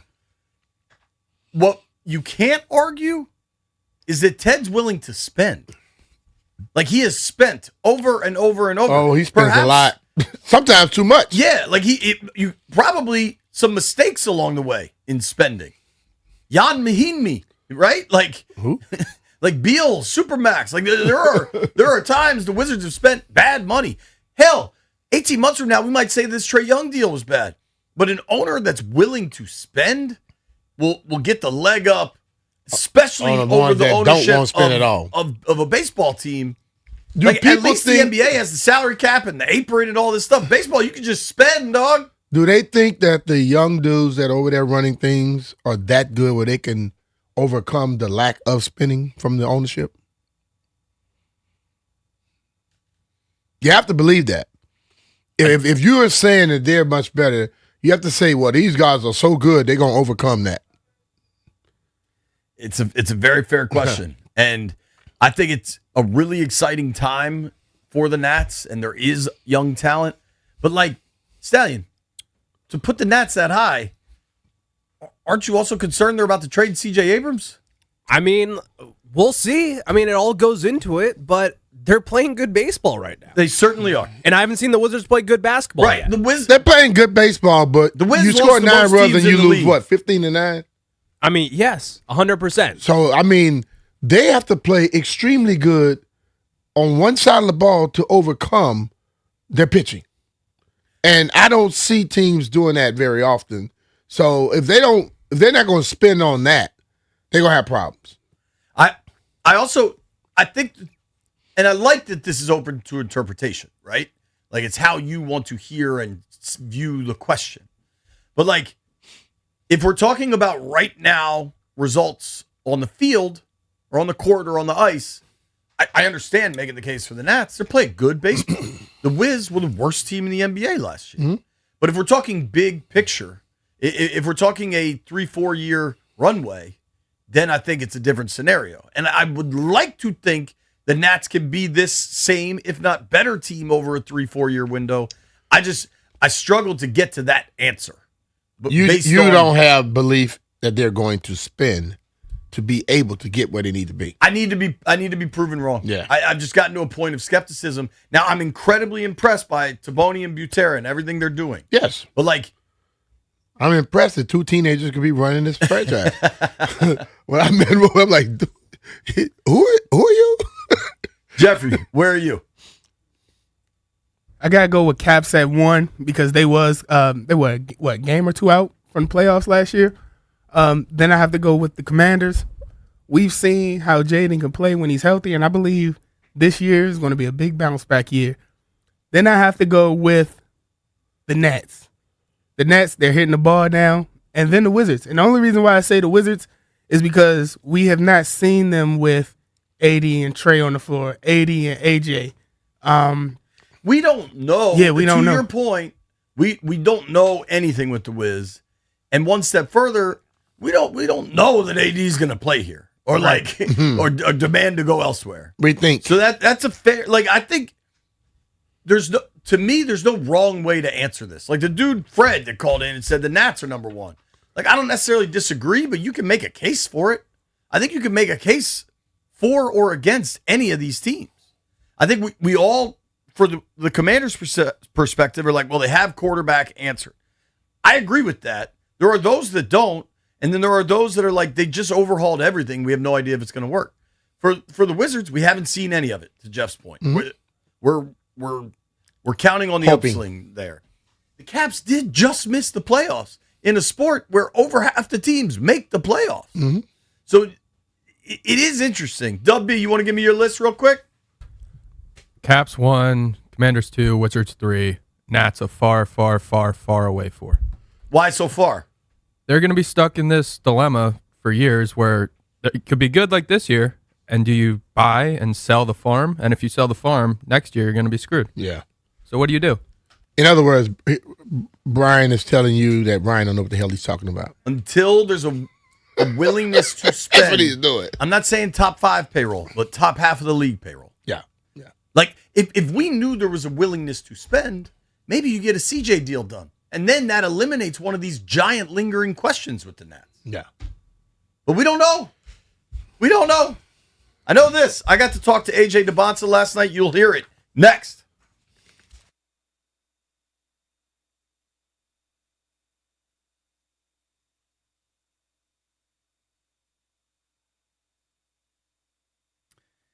You know what's very small in New York City? Hotel rooms. You know what you get very little of in New York City? Closet space. I didn't have a lot I needed to hang up, but I had enough. The people from Closets by Design need to go up to New York City and redesign the closets up there because they are tiny. And what Closets by Design did for me and my family is they took the closets in my old small house and maximized them. If you live in the DMV, there's a lot of old small houses. If you've got one, you should call Closets by Design and make sure you're maximizing every inch of your existing closet space. They did a great job for me. The consultant came out, met with my wife. They talked through a bunch of different designs. My wife is thrilled with her new closet. She's got different options for winter and summer, hanging stuff versus shelving. Whatever it is you're looking for, Closets by Design can help you. The in-home consultation is free. You're just going to talk through your options, and they can do way more than closets. They can do your office, laundry room, do built-in bookcases, whatever it is you need. Give them a call. You can hit them up at 800 by Design or check them out at closetsbydesign.com. Get the free in-home consultation. See how you could fix your home up. Also, Closets by Design even offers deferred interest financing with approved credit. Check them out, closetsbydesign.com.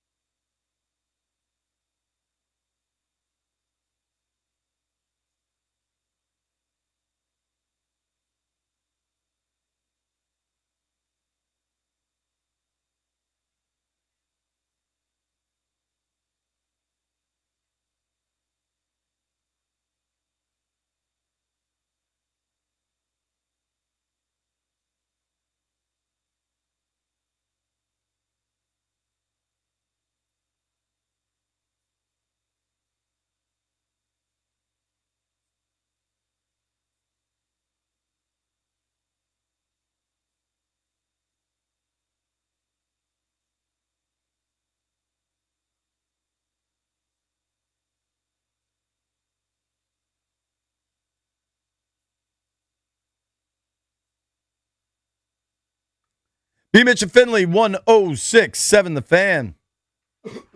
Got to tell the folks that Rude is the official show sponsor of B. Mitch and Finley. Don't melt this summer. Upgrade to high-efficiency HVAC and enjoy budget-friendly financing options with low monthly payments. Keep your cool and your cash. Find a Rude Pro partner at rude.com. If it ain't rude, it ain't right. It ain't right. What do you say if your mic's not on? Well, when you sit down, Jeff's supposed to handle that. If your mic's not on, it ain't right. Yeah, Jeff, you're rude. Last night I was in Brooklyn and it was a circus. There was a lot going on. I enjoyed it. It was my first NBA draft I'd ever worked. I've worked a number of NFL drafts. Did you fly or train? Train. I took the train up. What time you go on the train this morning? 6. Got back to the room last night about 1. Gonna be. I already had a Celsius, probably another Diet Coke in my future. Gonna be some caffeine. I got all ears tonight. You got all ears right now. Yo, so you'll laugh at this. I have like an all ears text thread with Kerwin and Bakari and Derek, all those dudes, Heather. And whenever somebody's on TV that has real big ears, they take a picture and they'll put in Team All Ears. Mm-hmm. Adam Silver joined the team last night. Bruh. His ears are humongous, though. Yeah. Like, my ears look small next to that dude. Yeah. Listen, I don't have the same bank account. I'm immensely more handsome than Adam Silver. I will throw that gauntlet JP, down. that's not saying much. Hey, it's fine. That's not saying much right there. Yeah, I'm aware of that. Like walking up by a damn tree to oh man, my skin's smoother than this tree. Come on, dog. The highlight of my night last night was getting to talk to AJ DeBonsa for a few minutes. And I found him really engaging, really down to earth in a way I wasn't expecting from a number 1 overall pick in that moment. But he's been like that the whole time. Yeah. Here's my conversation with AJ. AJ, congratulations, man. What is this moment like for you? You said you've always wanted to be number 1. You're number 1. I mean, super surreal.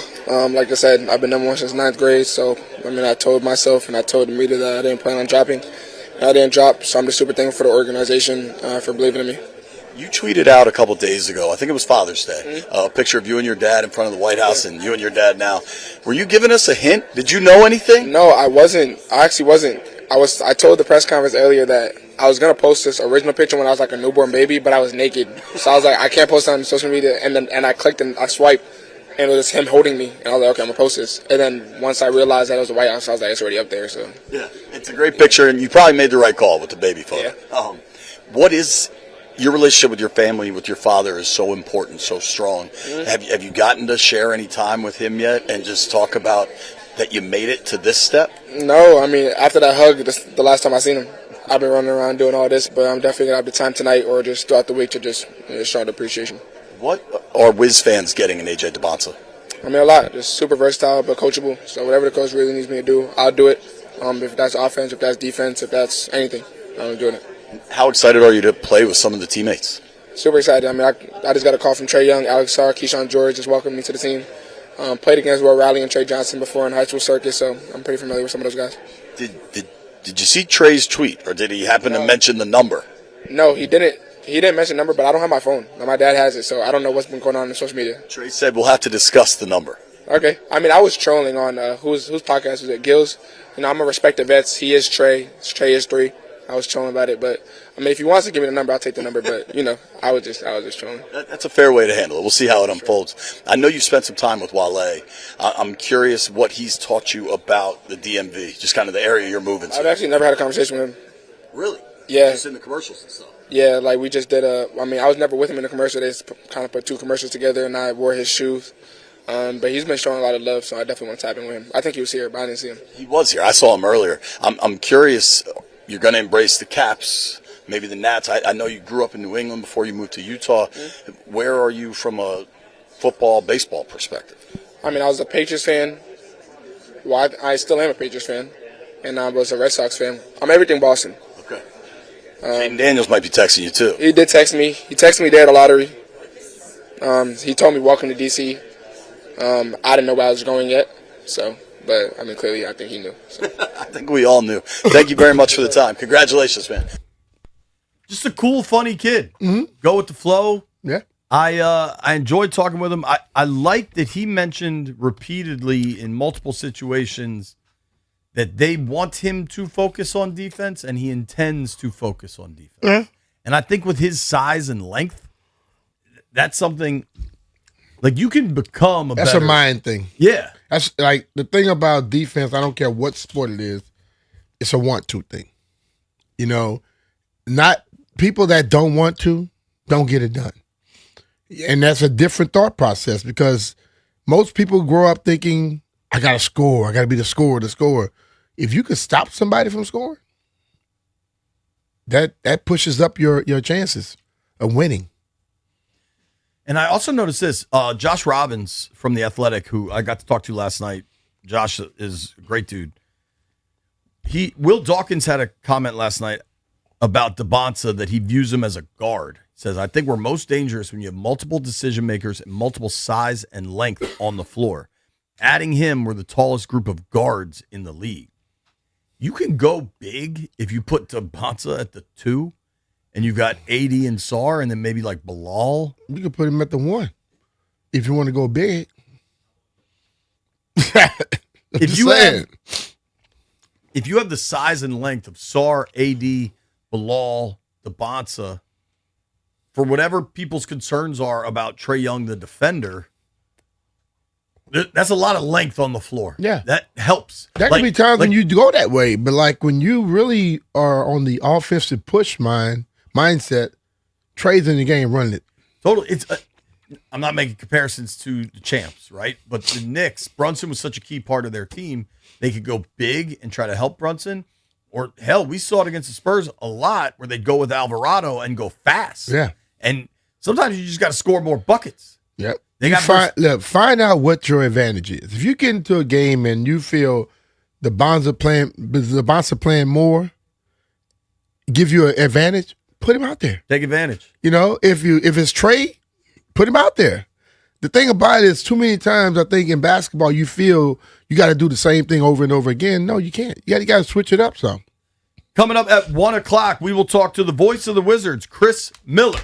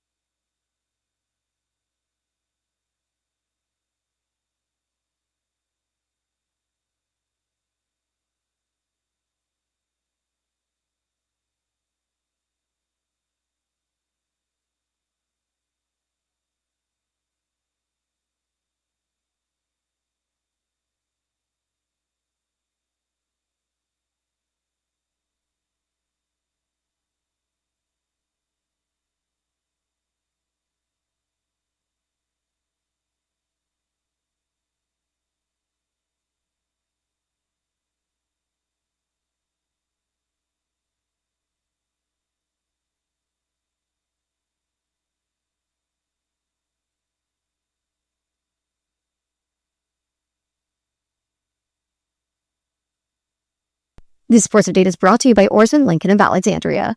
In what's considered one of the most talented classes in recent memory, the Washington Wizards selected BYU forward AJ Debonsa with the number 1 overall pick of the NBA draft. Heading into the draft, the Wizards were believed to be deciding between Debonsa and Kansas combo guard Darren Peterson. The Utah Jazz then took Peterson at number 2. The Memphis Grizzlies selected Duke forward Cameron Boozer at 3. And 4th overall, the Bulls selected North Carolina forward Caleb Wilson. Sticking in the NBA, the Los Angeles Lakers plan to sign star guard Austin Reeves to a 4-year, $185 million max contract that includes a player option for the 2029-2030 season. It is reportedly the richest contract for an undrafted player in NBA history. Orsman Lincoln of Alexandria keeps their customers happy by offering great deals on the area's best selection of new Lincolns, each backed by the Orsman Lifetime Edge, featuring up to $1,500 in extras. As they say at Orsman Lincoln of Alexandria, let's ride together. From the Crop Medcap 5-Star Sports Desk, Savannah McCann on the Fan.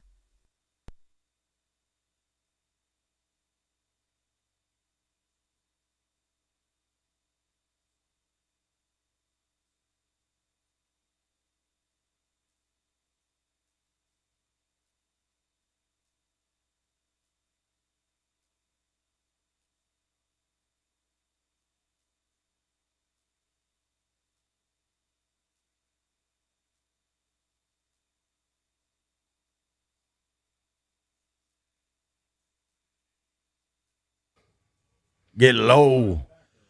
High noon in the District of Columbia. It is B. Mitch and Finley. And unfortunately, I think there's like a legal obligation to talk about Brandon Ayuk every day. But I find this one pretty interesting, B. Mm-hmm. Now, I think it's no secret. I'm going to go back in time a little bit here. Adam Schefter is, tell me if you disagree, but Adam Schefter is the preeminent NFL insider. Yeah. That's fair to say, right? Yeah. And Schefter has relationships all over the NFL. Yeah. Schefter has every coach's number, every GM's number, and probably every owner's number. Like, there's not a story he can't get. Uh-huh. That said, there are teams and coaches and staffs that he goes way back with. And one of those is Mike Shanahan. Yeah, he 100%. Adam Schefter. Didn't he write his what's it called? His book or whatever? Biography? I thought he did. We'll see if White Brian can confirm that for us. But I know Adam Schefter was working in Denver when Shanahan was coaching out there. Schefter was at the Denver Post. And I know that when things were going nuclear in 2013 between the Redskins organization and the Shanahans, that Schefter was the one every Sunday morning had a new bomb, right? Every Sunday morning, there was a new bomb coming from Schefter about how broken that organization was and about how broken the situation between RG3 and Mike Shanahan was. And probably correct, but one way or the other, it was always pointed towards Robert, not towards the coaches. Mm-hmm. So I always have that in mind. And now we've got this latest Schefter report. This was something he said on SportsCenter. And I think he could be right on this. I just have this in the back of my mind. This is Schefter talking about Brandon Ayuk with the social media stuff. I think every time he opens his mouth, he damages his standing with other teams, and he scares other teams from bringing him into their organization. In speaking with teams, everybody's saying, what's wrong with this guy right now? It's unsettling to watch him, and it's scary to see how he's handling himself. Mm-hmm. I got to be honest. I'd love to get the audio of these comments so we can be sure this isn't just some fake post, because the language in there seems strong, right? To say unsettling and these kinds of things. But I basically, part of what he's saying, I mentioned that to you yesterday. If this keeps going, they have avenues of harming and hurting father. So at one point, either you show up or stop. Stop giving him ammunition. Because that's what he's doing. Schefter went so far as to say the Niners could fine Ayuk for the social media outbursts. It's called CD, conduct detrimental. Conduct detrimental to the team. Listen, all of that stuff, you're still under contract with them. They could throw all kind of stuff at him. As I stated yesterday, it keeps dragging. They can mess this thing up for another year. That's why I always I keep saying, I know what fans are thinking, but I'm like, when do you get to the point where you say, I'm going to build my team going forward what I have instead of waiting for something else? I do wonder because it's an interesting situation that everybody thought June 1st would kind of be this deadline, right? June 1st is come and gone. It's almost July 1st. The 4th of July is next weekend. We will not be here, by the way. And, the Niners are clearly taking this as far as they can go. Yeah. And it's hard to think that's not out of anything but malice. But he probably also keeps pissing them off. Mm-hmm. I mean, think about the Instagram videos at this point. He called them stupid for paying him, called them little ass boys, called them female dogs. I'm not exaggerating here. This is the language he used. And then, if that's not conduct detrimental, you played in an era without social media. However, if you ever had a teammate, whether it was in a holdout, bizarre situation like this, can you ever imagine your teammate posting a video or in your era, like going on the radio or telling a television reporter or a newspaper reporter, rooting for another team? Can you ever imagine that? Yeah. Man, some crazies play with me too now.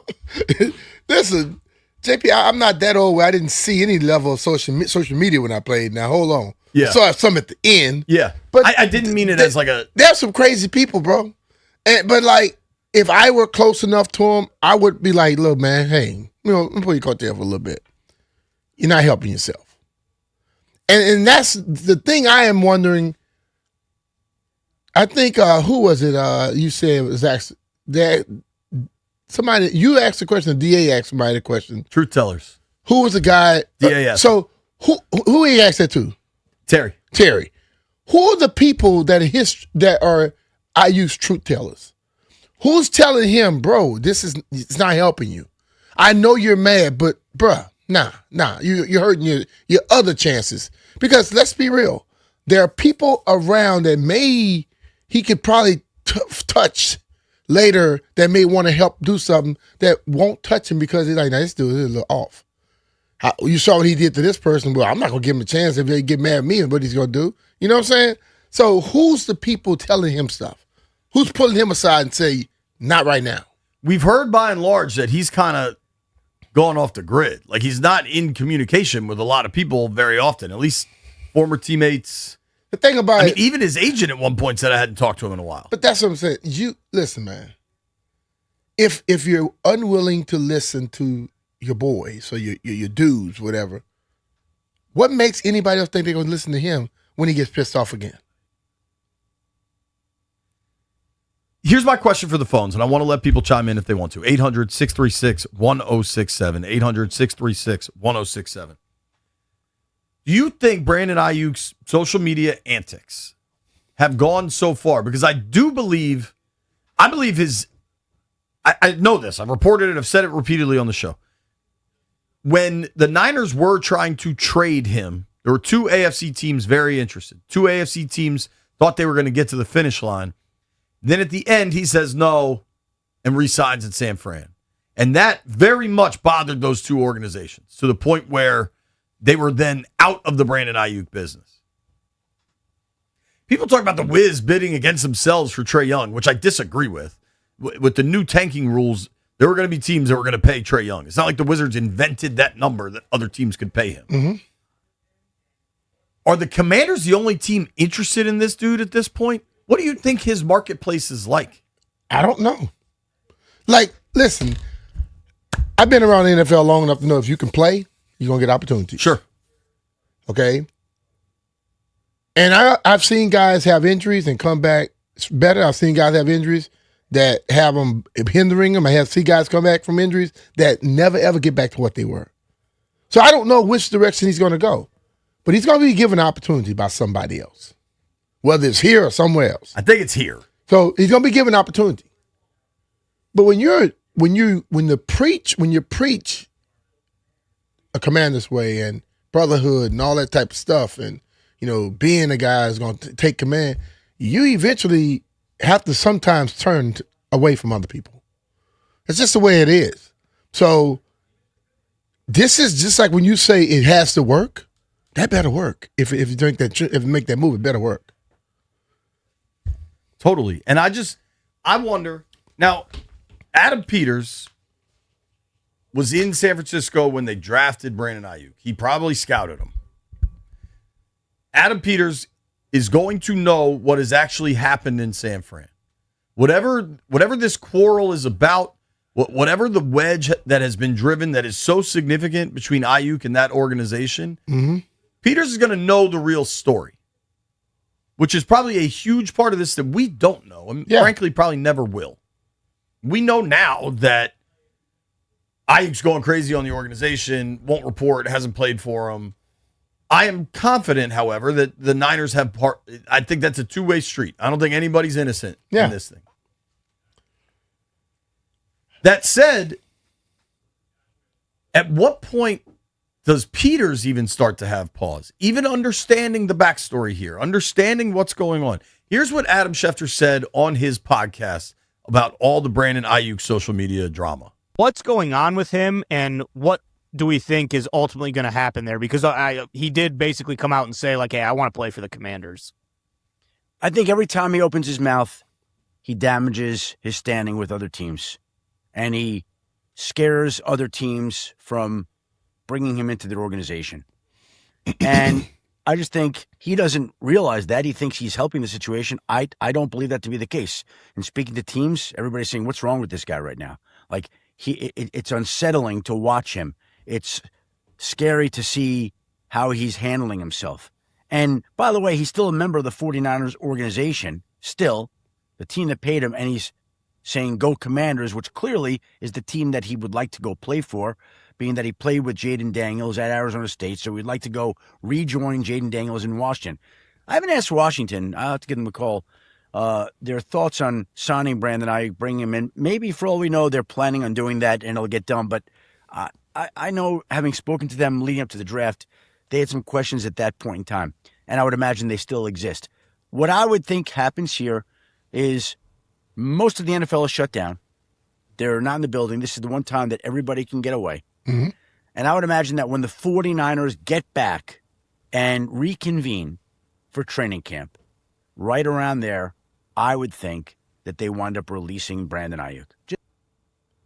So the question is, lots of other teams are probably turned off by this. Not just this, but everything along the way. Mm-hmm. Are the Commanders. Do you think this has gotten to a point where AP is, Jaden, dude, we can't do this. It's just too much. Listen, I can't tell you what he's thinking, but I'm sure he's had that conversation with some people about, listen, this is too hot right now. You know what I'm saying? Yeah. Do we need to let this thing cool off or something, or do we still want to make this move? Let's go to Joe and Bowie. Joe, is this just gone too far that it's just they can't do it? It's insane. You can't do it. Because one thing, if he's acting like he has no sense and everybody sees it and you bring him in and he does what he's shown you he's going to do, then you got to go. Not just him, but you got to go from bringing him in. Hey, watch this. B. Mitch wouldn't bring him up in there because B. Mitch is about getting the job done, working on your game, working on all this stuff. You ain't got time for that foolishness. Now, am I lying, B. Mitch, or am I telling the truth? You're not lying. Thank you, bro. Thank you, bro. It will give me pause, bro. I'm serious. It's like I listen. People are they get so caught up in fandom. That locker room is a delicate thing, bro. Yeah. And players will go with you long as you helping. But if they ever see you start playing that stuff, they'll turn on you in a heartbeat. Thanks for the call, Joe. That could fracture some stuff, but we'll see. And, bro, we saw it fractured last year with the Terry situation. Yeah. And just through, OTAs and minicamp, we've seen how much different it looks again, how much more cohesive it looks again. Let's see what Saeed in Upper Marlboro has to say. Saeed, do you think Ayuk has done some real damage now, even with his relationship with Adam Peters and Jaden Daniels? I personally don't think that he's damaged. Like, I think it was already a lot of question marks several months ago. I don't think it's more question marks now. My thing is, you mentioned something that was very key, where you said, "Have we ever seen a player cheer for another team?" I can't remember if I've ever seen that or heard that. But I also can't remember the last time a team came out and said, "I think it's safe to say he's played his last snap with us, but we're in no rush to release him." Like, I honestly am starting to, and I don't want this to come off as a conspiracy theory, but I honestly feel like there is also a movement in league circles that they do not want players to feel like they can do what Ayuk is doing and everything can work out. And they want people like that to not talk as much. They want people like that to shut up. So LaShawn McCoy and a couple other podcasts came out and they said, "Hey, let him do it. You gotta take it to the owners." And then 24 hours later, Schefter comes out and says he's hurting himself. Like, it seems very, very weird. And part of me just feels like, owners around the league don't want people like Ayuk to like get what he wants at the end of the day, because that's bad for business for them when the players feel like they can go and talk that talk. And it's the same thing with 49. There are other players thinking that they can go and do that. So it's a game on both sides, and I'm sure there's a lot we don't know. It's a good call, Saeed, and it does bring the question. Thanks, man. A move like this, you're gonna. Adam Peters has the relationship, but he's got to call Josh. If you're gonna bring him in, you're running this up the flagpole. You have to run it up the because ladder. Anytime you're going to create a firestorm, like I remember the situation, and this is going years back, when the Skins picked up Reuben Foster. As he was dealing with a number of accusations of domestic violence and all sorts of craziness. And that was when the Skins operated in a roguish, we don't care what anyone thinks manner. You know what I mean? That was Bruce and Dan yucking it up, drinking Crown and Coors Lights, and just doing what they thought mattered, right? That is not this organization anymore. But at the same time, the organization's goal is to win games. Totally. And if Peters can tell them, "Hey, I know this dude. I know this has gotten really weird and really public, but once we get him here, it's not going to be like that." Harris has to examine it through his own lens. Yeah. But what you think the comment from Harris would be like, "Better work. It better work. Don't let this blow up. Don't let this blow up." I'm just saying, man. Like, this, I lived it and know it. When you can play, you get those chances. And people could think what they want. You're going to get them. But I also know the other side is always saying, "Don't let this blow up in our face." That's always there too. If things continuously blow up in ownership's faces, they make changes quickly. So that's the self-preservation league move here is probably to not sign Ayuk. Honestly. Now, if you think he's the difference between 8 wins and 10, it's all good. Yeah. We're here. Taking your calls next, 800-636-1067, 800-636-1067. Do you think Ayuk has really started to damage his That's the opportunities? owner? That young dude is the owner of the damn Jazz? Yeah, dude. He's a tech. This dude look like he looks like Stallion. Like he's 20-something years He looks old. like Mike Marr. Damn. Manny, Marvin, VJ, everybody on hold. Stay there. We're coming to you next. Taking your calls. Has Ayuk done more damage than good trying to force his way out of San Fran?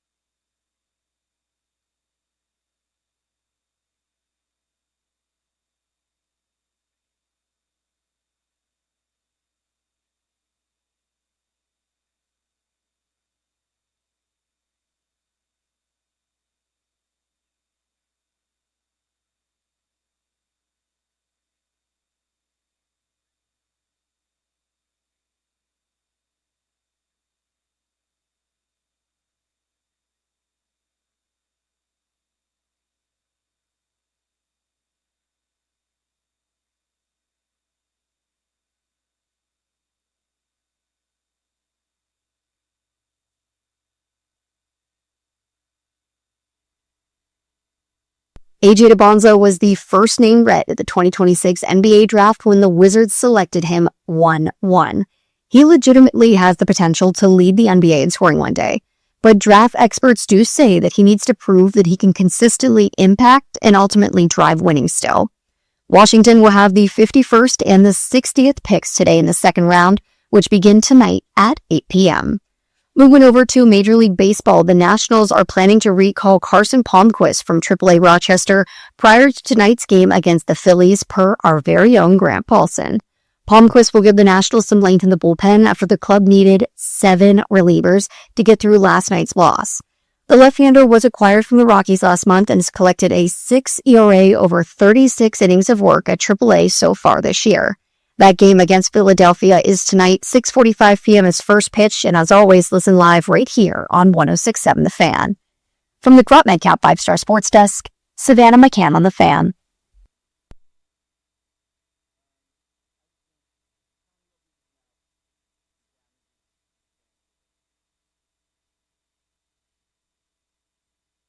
I think every time he opens his mouth, he damages his standing with other teams. And he scares other teams from bringing him into their organization.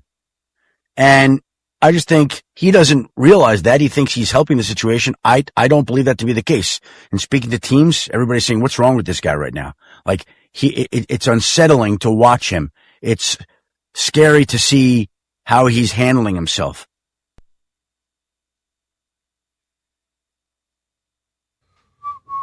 B. Mitch and Finley, 106.7 The Fan. Shout out to the wild card. Wild card Scotty brought in Popeyes for the boys. Doors always open to Popeyes, B. White Brian was trying to get pizza. I said, you think B wants pizza or Popeyes? Pizza, man. I knew that answer. I voted for you. I don't like to speak for you, but in that situation, I felt comfortable. White Brian voting. still got a heavy appetite, I see. Zins ain't suppressing it. You heard Adam Schefter there say that the Ayuk stuff is starting to turn some teams off, and you wonder what the market will be like if, when, eventually the Niners do release him. And could the Niners actually, you imagine if sometimes when Schefter says stuff, it's like foreshadowing of things to come. Yeah. The NFL is off right now. I can tell you members of the Commanders' highest parts of their staff are on vacation. Like everybody is on vacation. Jaden Daniels just posted pictures. Looked like he was on a ship or in Mexico or something. This is the break in the NFL, and they don't get much. Mm-hmm. You know about a news dump? Next Friday is July 3rd. Yeah. That's a national holiday. 4th of July is a Saturday. Would you be shocked now that Schefter said you wonder if there could be fines? We get to next Friday afternoon, and it's 49ers have fined Brandon Ayuk $100,000, conduct detrimental to the team. I wouldn't be shocked. I'm not saying it's going to happen, but if Schefter mentioned something like that, it's not out of the realm of possibility. Nope. But it's like it's. You imagine what his social media would do then? People that know how this NFL work and what the rules truly are, they understand the things that can be done. Like I said, I mentioned this stuff yesterday about how they can drag this and do what they wanted to do. And I'm sure there were people out there, oh, you don't know what you're talking about. Listen to it today. Schefter saying it, so I guess you take it now. Same stuff. They can, bro, it's too many, it's all kind of rules in there. Anybody that's ever signed a contract, read your whole contract. There's always some morals clause in there. Those type of things can get you. They can bite you. Everybody just look at the money. You better look at what could take your damn money. Let's go to these phone lines. Is Brandon Ayuk starting to do more damage than good in his quest to get released from San Francisco? Start with Dean in Stafford. What's up, Dean? Hey, how you guys doing? What up, man? Hey, so I have a crazy thought. This is kind of out there. But thinking about what you all been talking about, where he's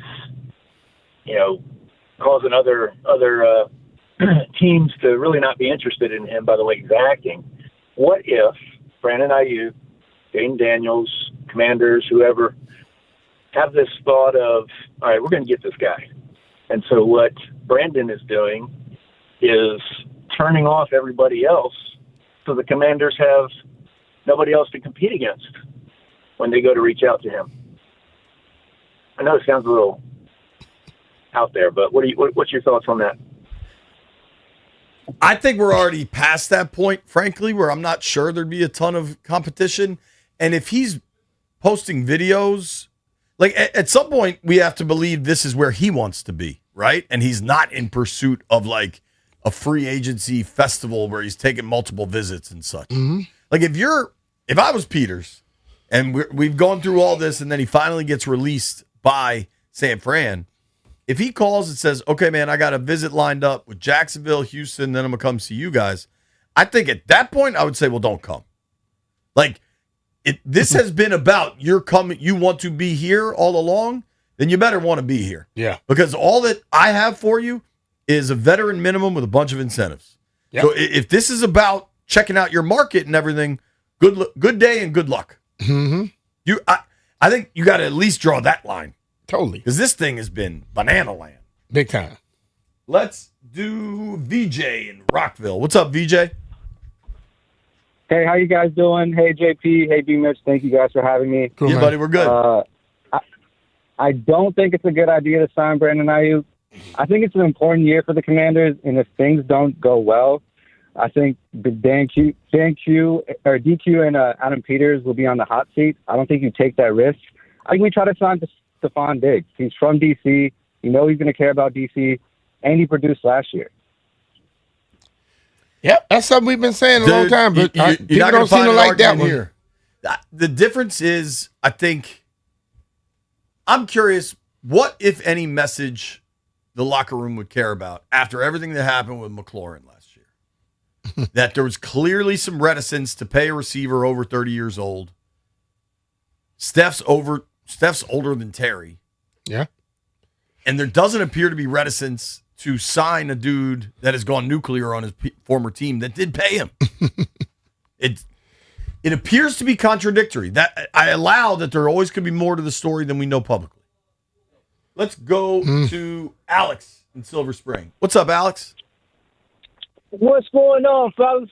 Chilling, man. What's that? Man, this is like this. Hey, Mr. JP, this is like he's not hurting his value or this and that, man. This is like 1990s diss track. They're just going back and forth. Don't fall for it, man. And look, and then they bring Schefter in there, try to iron it out a little bit, and then Schefter comes in and throws more dirt on BA.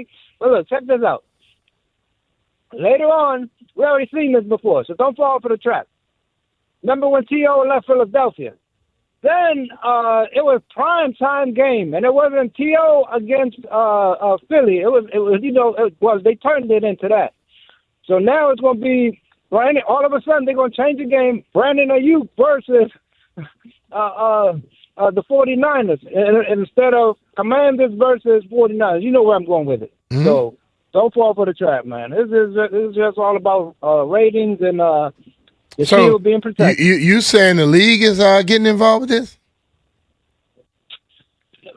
Well, no. I mean, I don't know if they're getting involved. What I'm saying is they're going to make more money off of all of this. Oh, they're going to promote everything they can. They're going to promote everything they can if it's there. But the ultimate thing, that's not neither here nor there right now. Thanks for the call, Alex. And like a diss track is two people going after each other. I don't see nobody else going after him. So you see it fine. I do think, though, because we're in the center of the storm on this one, because Washington is the presumed suitor or at least the desired outcome for Ayuk, that this feels so much bigger to us. I don't think this scenario, particularly at the receiver position, of a guy going crazy, wanting off a team to go somewhere else, is that unusual. Mm-hmm. I mean, you can go back to T.O. doing sit-ups in his driveway. Like, this weird situations tend to happen at the receiver position more than anywhere else. Big time. And weird situations unfold in the NFL frequently. All that said, this one seems extra weird.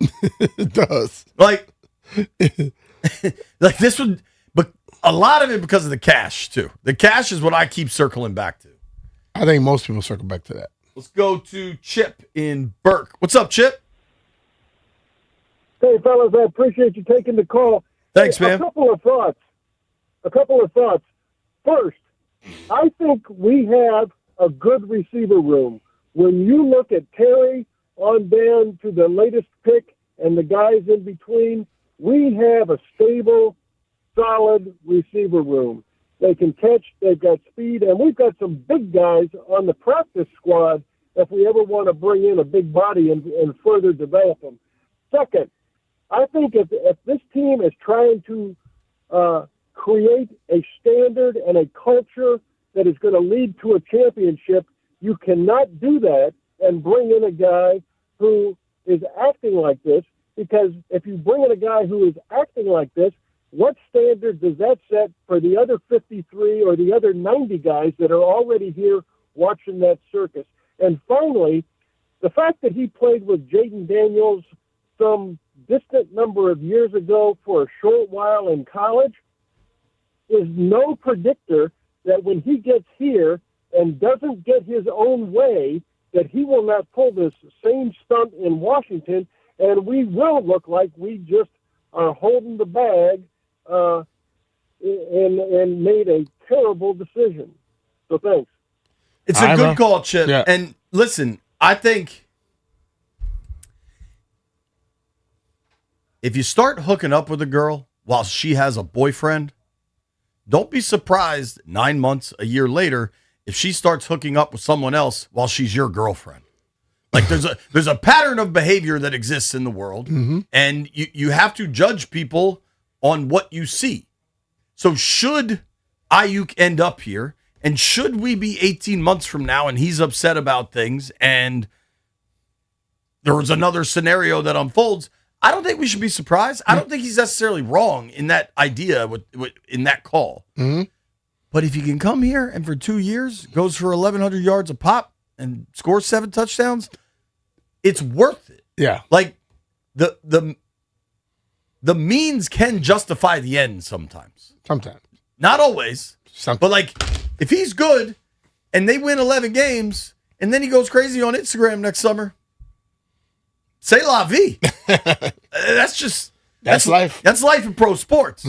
But could it happen? Absolutely. Yeah. There's a body of work to point to that suggests things could absolutely go haywire. Taking your calls next. If you're on hold, stay there. I know we got a bunch of people. We're going to get you through it. I promise. It's B. Mitch and Finley.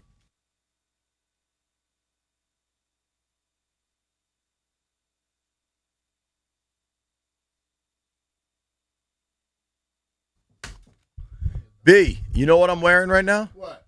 The Collars & Co. t-shirt. Yo, and I got the Apex Tech pants. These Yeah. things are awesome. Brian and I have told you all about how much we love the gear from Collars & Co. They've got the dress collar polo that B's wearing, but the pants, the t-shirts are incredible, dude. I kind of want to sleep in this thing. It's so comfortable. Whatever it is you're looking for, go check out Collars & Co. When I wear their gear, I can wear it on television. I can wear it here for the radio. I can wear it to play golf. I can wear it for date night with my wife. You never have to iron anything. You never have to go to the dry cleaner. Just take it off the hanger and you're out the door. They've got the entire head-to-toe collection from shoes, socks, all the way to dress shirts and blazers. Check them out at thecollarsandco.com or in the store at Bethesda Row or Reston Town Center. And make it easy. Collars & Co. is the way.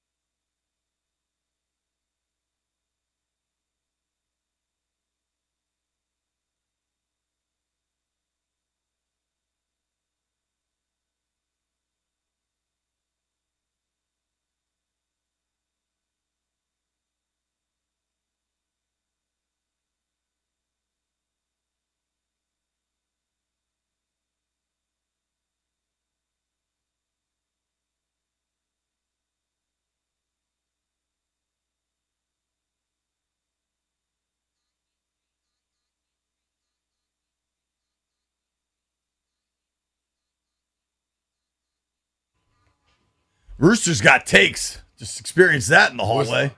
Rooster always have takes. Shout out to White Brian, got a new jersey on, looking good. Joey's still not producing for us, right? White Brian, it's a hell of a look. If we were gonna give White Brian a makeover, I don't even know where we start. I'm not much of the makeover department, but let me look at him. I'll tell you. You look, I'm gonna take a call. I'm gonna start with that hair. I said the same thing. He looks like Ern McCracken. Is Brandon Ayuk hurting his own market value at this point? David in Falls Church, what do you think? Hey, guys. Thanks for taking my call. Absolutely. I mean, it's clear that he's hurt his brand and he's hurt his market value, and he's given up a bunch of money by not showing up and not being part of the team process.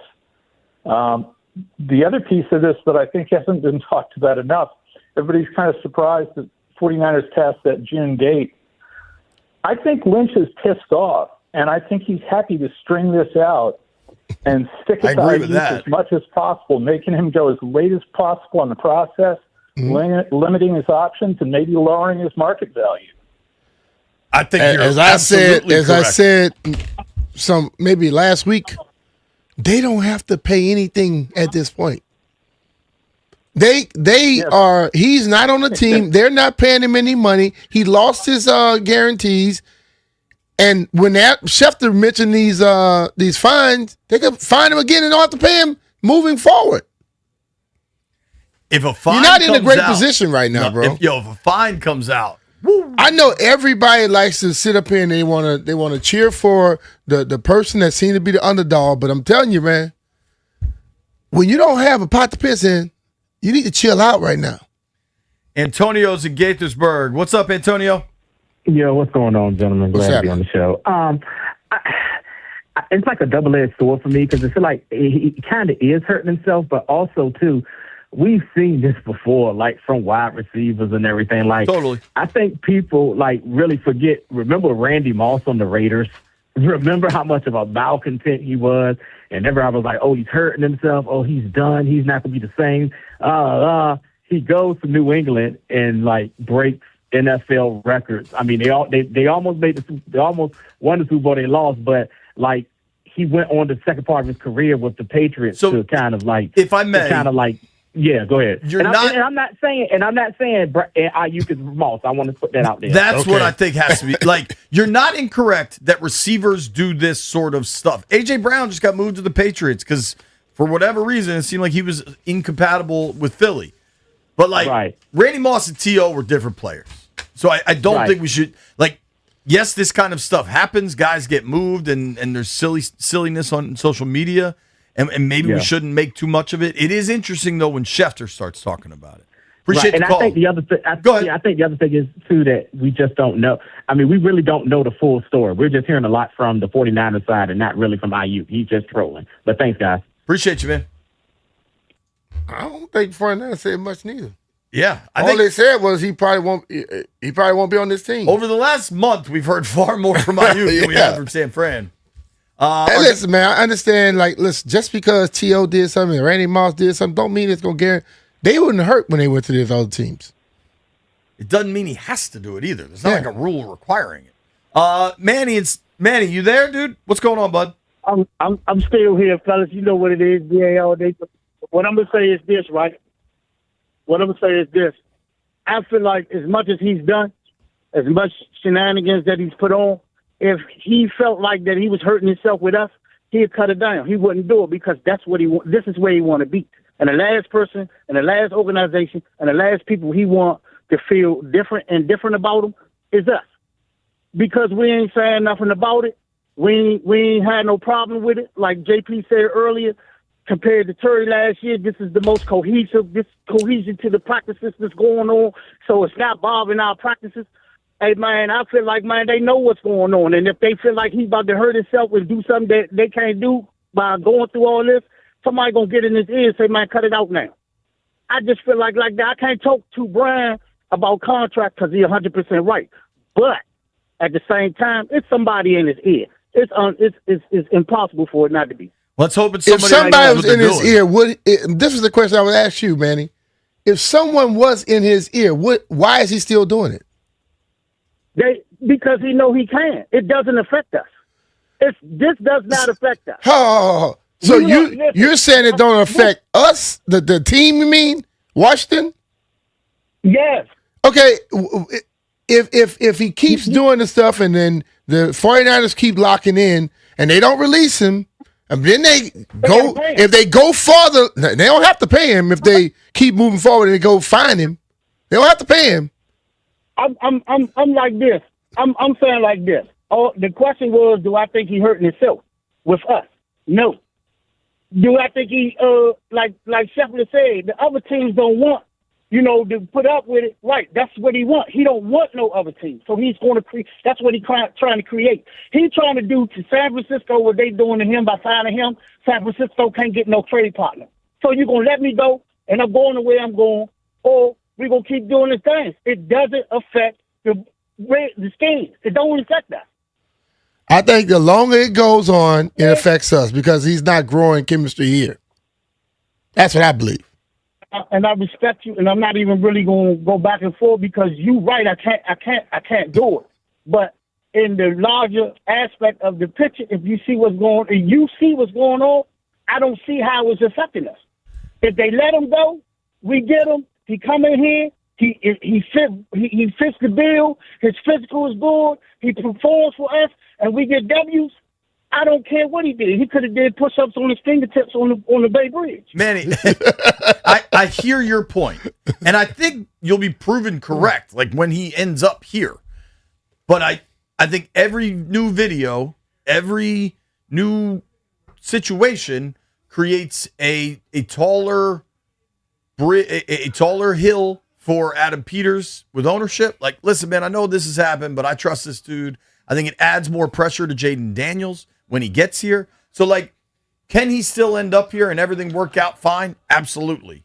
But each new thing adds more dirt to the pile, if you will. Yeah. Last one, Toothpick in Texas. What's up, Pick? Hey, what's good, JP? Thanks for taking my call. What's up, B-Mitch? Brother. Listen, man, for what we had last year, Dan Quinn said he popped out a random tape and looked at the team. And the year before, he popped in a random tape, looked at the team. No urgency. This ain't urgency with him, man. He don't seem to want to play football. So give me a professional.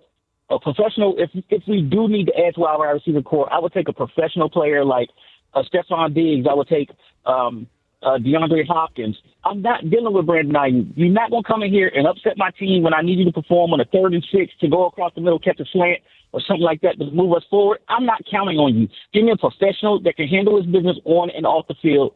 I'm done with Brandon Ayuk. There you have it. All Thank you, right. Pick. Another, rousing as the world turns. VA performance. Yeah, dude. We will see what happens. Schefter mentioning a fine is damn interesting to me, Brian. That's one thing I'm going to keep an eye on. What else I'm going to keep an eye on? AJ DeBatsa and the retooled Washington Wizards. Chris Miller is the voice of the Wizards, joins us next. Talk about draft night.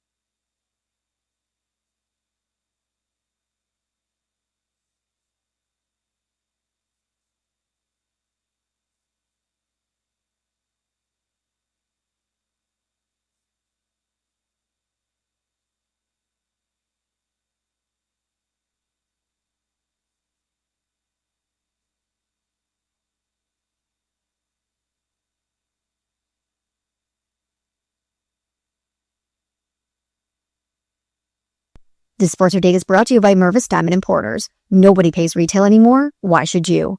The Wizards selected AJ DeBonsa with the number 1 pick last night in the 2026 NBA Draft. They'll have 2 more selections in round 2, picking 51st and 60th. Round 2 continues tonight at 8 p.m.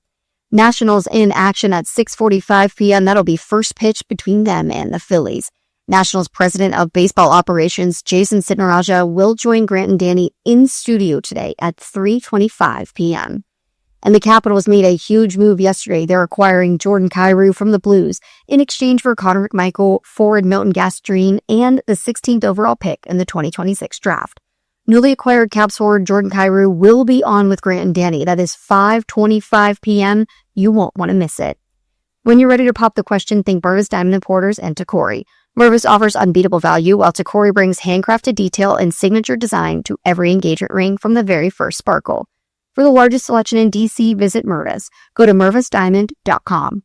From the Crop Med Cat 5-Star Sports Desk, Savannah McCannell, The Fan.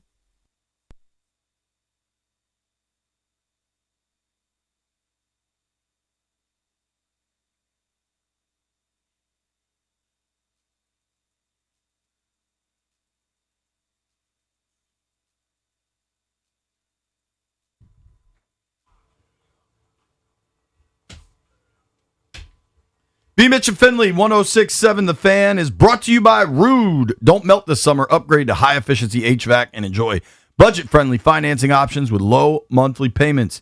Keep your cool and your cash. Find a Rude Pro partner at rude.com. If it ain't rude, it ain't right. Joining us now is the never rude Mr. Chris Miller. The nice guy. Play-by-play voice of the Wizards. C-Mill. TikToker of the world. Dude, so I saw the social media video of you guys at the draft party last night watching that pick come down. And though you could only do it with one arm, I saw your arms shoot up into the air with excitement. What was the draft party like? What do you think of the pick? And I've never been to anything like that here in D.C. in my 19 years because I'm always at the draft where you were last night, JP. So I've never really experienced it. It felt like I was at a concert. I walked in there and was like, am I at the right place? Is New Edition performing tonight? Like, I literally was kind of looking around going, wow, there's some energy in here. And no, it was Wizards fans waiting to receive the best news, that they got the number 1 pick and they got their guy. And maybe the funniest thing that happened last night, and I kind of crack up about it now, is everyone's quiet. Commissioner Adam Silver goes to the podium. With the first pick, the Washington Wizards select Anise DeBonsa, and like, it wasn't until he said DeBonsa until the crowd started going crazy. I don't think anybody knew what his real government first name was. Yeah. So it was kind of like, oh, and then you expected to hear AJ. yeah, and it felt like New Year's Eve. It felt like the ball dropped. And you guys will have to excuse me because I've been through this a lot of years. Yeah. But damn it, it felt really, really good last night that everybody in the country is talking about us. And the last month and a half, there's been nothing but good freaking vibes about this team. Yeah. And yeah, we got our guy last night. So that fist pump, although it was my left arm because my right arm is still rehabbing from this torn rotator cuff, I was so happy, JP. I love that, Chris. And you've listen, man. Like we've been around through some stuff, Chris, for the Bullets and the Wiz, but you've been there every night, night in, night out. And I mean, even as much belief as there is in the Dawkins Winger organization, like been a lot of losing, and going into losing locker rooms sucks, and having to talk to players on extended losing streaks is not fun. And I don't think fans always understand that. Just in terms, I want to get to the actual kind of strategy of how these players all fit together, but just in terms of the positivity surrounding the organization right now, how much, if at all, do you think Dawkins, Winger, the young guys that are a part of this, how much do you think they feel, and how much can they feed off that? The number 1 pick, and I'm only speaking in the NBA. The NFL, I've never experienced it when I covered the league for 10 years, so I've never experienced what it was like to have the first pick. But the first pick I've experienced that before, and I kind of know what it looks like. I had Michael Winger on our set last night, and Michael and I were both in Cleveland in 2003 when that kid from Akron said he was going to light up Cleveland like Vegas. So Michael and I have been there and saw what that looked like. I'm not going to say AJ is going to be LeBron James. I'm not saying that. But what I'm saying is being the number one pick and to have the type of personality. JP, you interviewed him last night, so you know what I'm talking about. Yeah. This kid is a rock star. This guy is not just the... I said during the draft process, the difference between AJ and Darren Peterson is one hell of a basketball player, but AJ DeBonsa is too, and he's a rock star. Yeah. And he's going to fill the arena with people watching him do something special every night. And that's the difference of the first overall pick. And you were asking about Winger and Dawkins. I'll say this about these guys. They're serious-minded people that know what the hell they're doing. They've done it. They did it in Oklahoma City, and you see where they are right now. And they get players in here that are all like-minded. It's work. Getting into the gym. You see the video of Keyshawn George showing up at 5:45 in the morning, scanning that key card, ready to put the work in the summer. So all of these guys that they have drafted over the last 4 years, they all have that one thing in common is they're highly competitive and they're workers. And AJ fits the mold. He does. Yep. And you're right. He had this rare, and I don't want to act like I spent a lot of time with him, but I did get to directly talk with him for a few minutes and then just kind of be around, talk to his father, like just you kind of get a feel for a person over the course of whatever, 45 minutes to an hour. And he has this rare kind of megawattage gravitas, but at the same time, he just seems incredibly down to earth, which is a unique combination. But ultimately, like, you can be the best dude in the world, but you got to be a baller. Can you hoop? Right. Yeah. Let's talk about his game. How does his game fit this Wiz team, and how much gets thrown on him right away, you think, Chris? Yeah, plug and play right away. You all guys all know he led the nation in scoring. What you might not know, he also led the nation in free throw attempts. He also led the nation in and one opportunities. I love that. So what that tells me is as soon as he gets on an NBA court, he's going to get his behind to the free throw line a lot because of his size and his athleticism. Now, I like defense. I'm sorry. I'm old school. I understand that's how you win championships. Where I want to see him improve in his first year is, can you guard the other team's best player? Can you guard Darren Peterson? Can you, when Darren comes to town and when you go to Salt Lake City, can you guard him? And I think he has all the physical traits to be an elite defender. And I think that's where the challenge from the coaching staff is going to be with him right away. Can you guard? Now, the beauty of having Trae Young, Anthony Davis, and these other players that they have drafted over the last 3 years before last night is he will not be asked to come in here and save this franchise. Not like John in 2010. It's completely different. There are veterans here, and there are players that have already been here that can really help him find his way in this league. And I think that's really smart of the organization. It's not throwing too much on this kid, but I think his skill set, JP and B. Mitch, will force them to allow him to express himself on the court. So when you look at this team now and you look at the possibility of AD out there with the gung-ho attitude that I see Trae with, having AJ, Sarr there, who's the fifth guy you would put next to him, what would the expectations in your mind be for this team looking like having those three guys leading the way? So I found out last night because I was around a lot of Wizards fans that had a couple sodas. A lot of them want to talk about Eastern Conference Finals like right away, and I was like, hold on now, listen. Come on, y'all. Hey, answer the question without fandom. Exactly, right? So, listen, if they... I don't want to put a cap on the wins, but I think if you double your win total, that's pretty impressive. if you win like 34, 35, that's actually impressive. And then obviously you'll get more Trey and more AD, hopefully. But I think this team is doing it the right way. I don't think there's going to be a parade next year. Although, I will tell you guys this.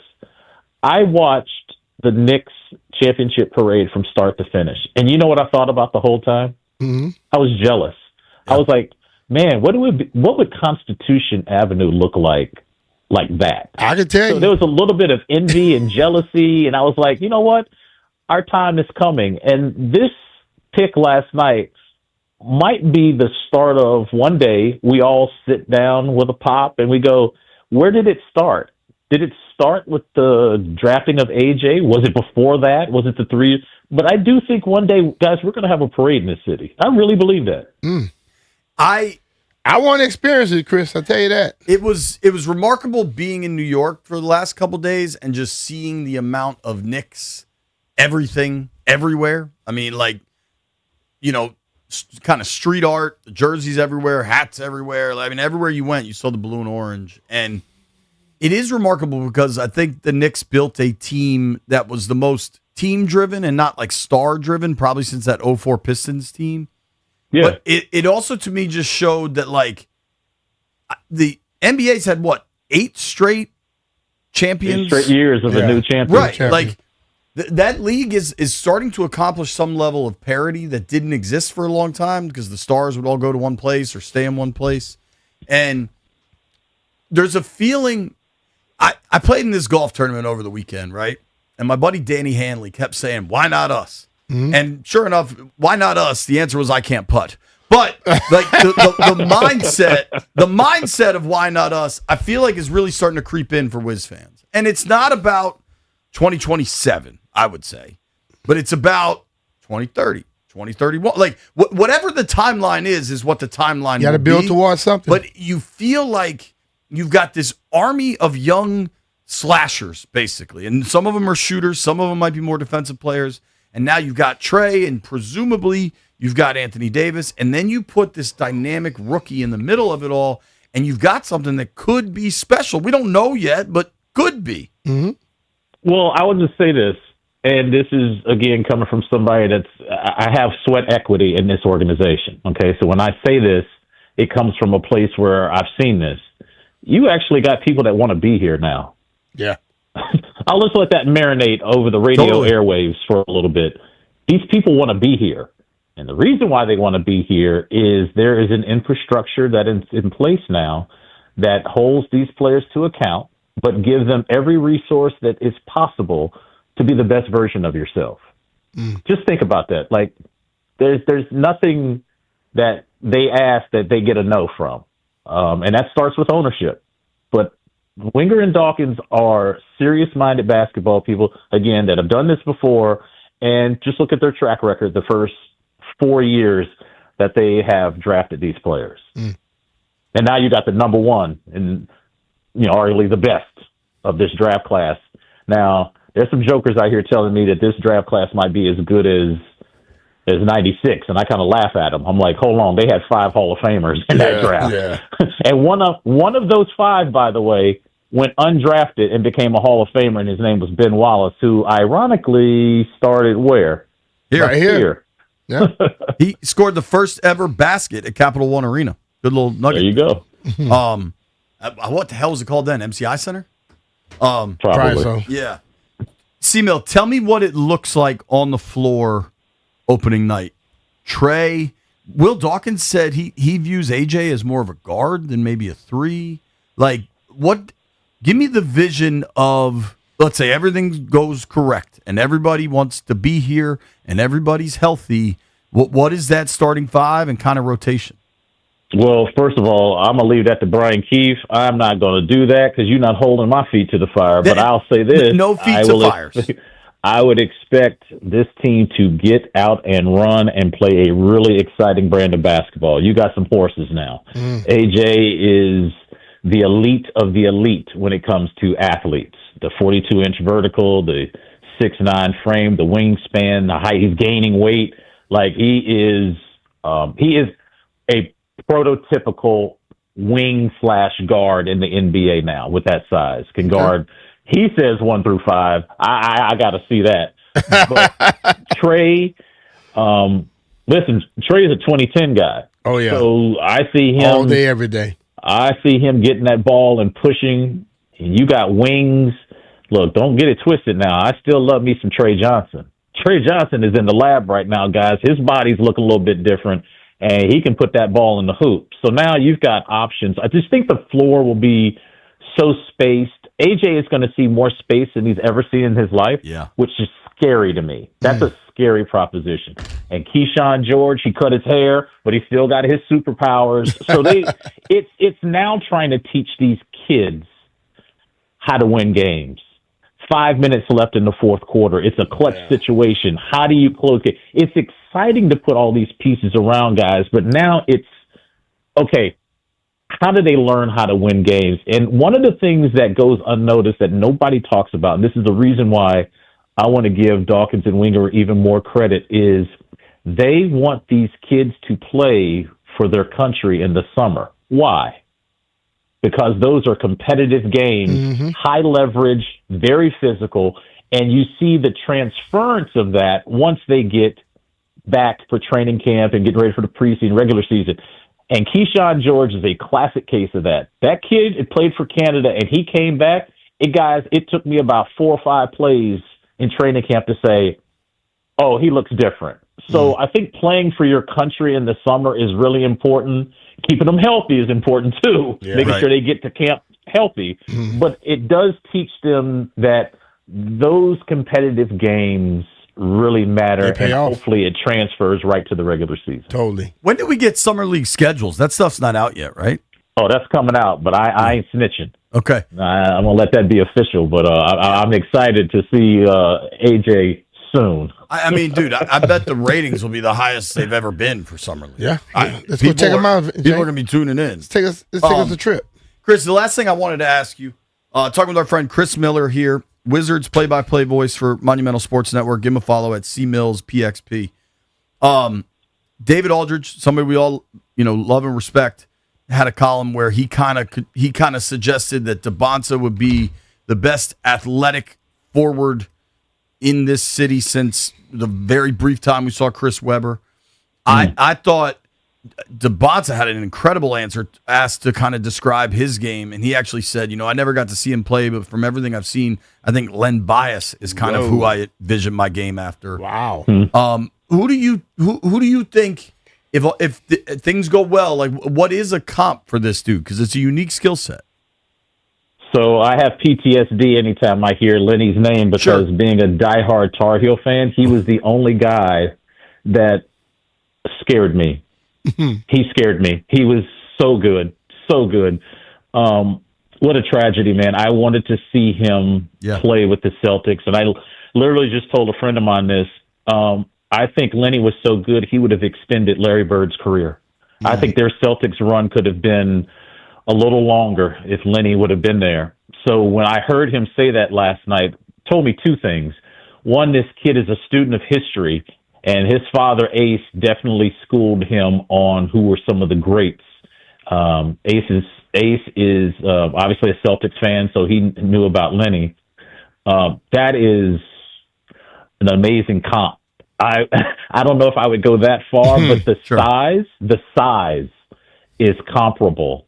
But Lenny struck fear in the hearts and minds of every ACC team.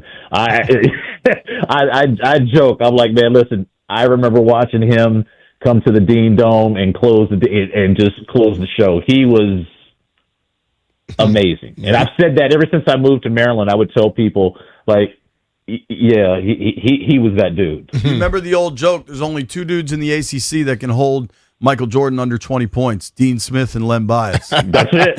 That's it, brother. Because Dino would pull him or tell him to stop shooting, and Lenny could actually D him up. Exactly. That is it.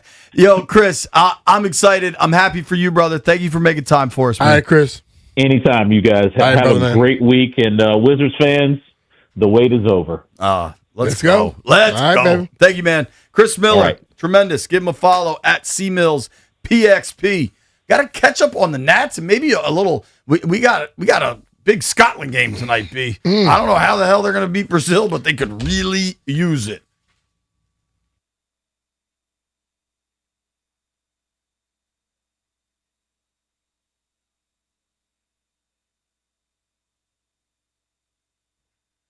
Hey, it's JP Finley, and I got to tell you about the great experience I had with Matt and the crew over at Closets by Design. I went out to their Manassas warehouse. I saw how they build everything. It's custom built in Virginia. They're not ordering stuff from China to put into your house. They have a free in-home consultation at your home, whether they're looking at your closet, your mudroom, your pantry. They get the measurements, they figure out what you're looking for, and then they build it in their Virginia warehouse before they install it at your house. You don't get that level of individualized attention from just everybody out there. That's why Closets by Design made a huge impact in my home. Redid my wife's closet, upgraded some gold hanging rods, a valet rod. They put the backing on it to make it look clean and smooth. They did a tremendous job at my house. They can do the same for you. They can even offer deferred interest financing with approved credit. Whatever you're looking to do, maybe you're looking to redo your garage, they can do that too. Hit them up, closetsbydesign.com, or call 800-BY-DESIGN to schedule your free in-home consultation today.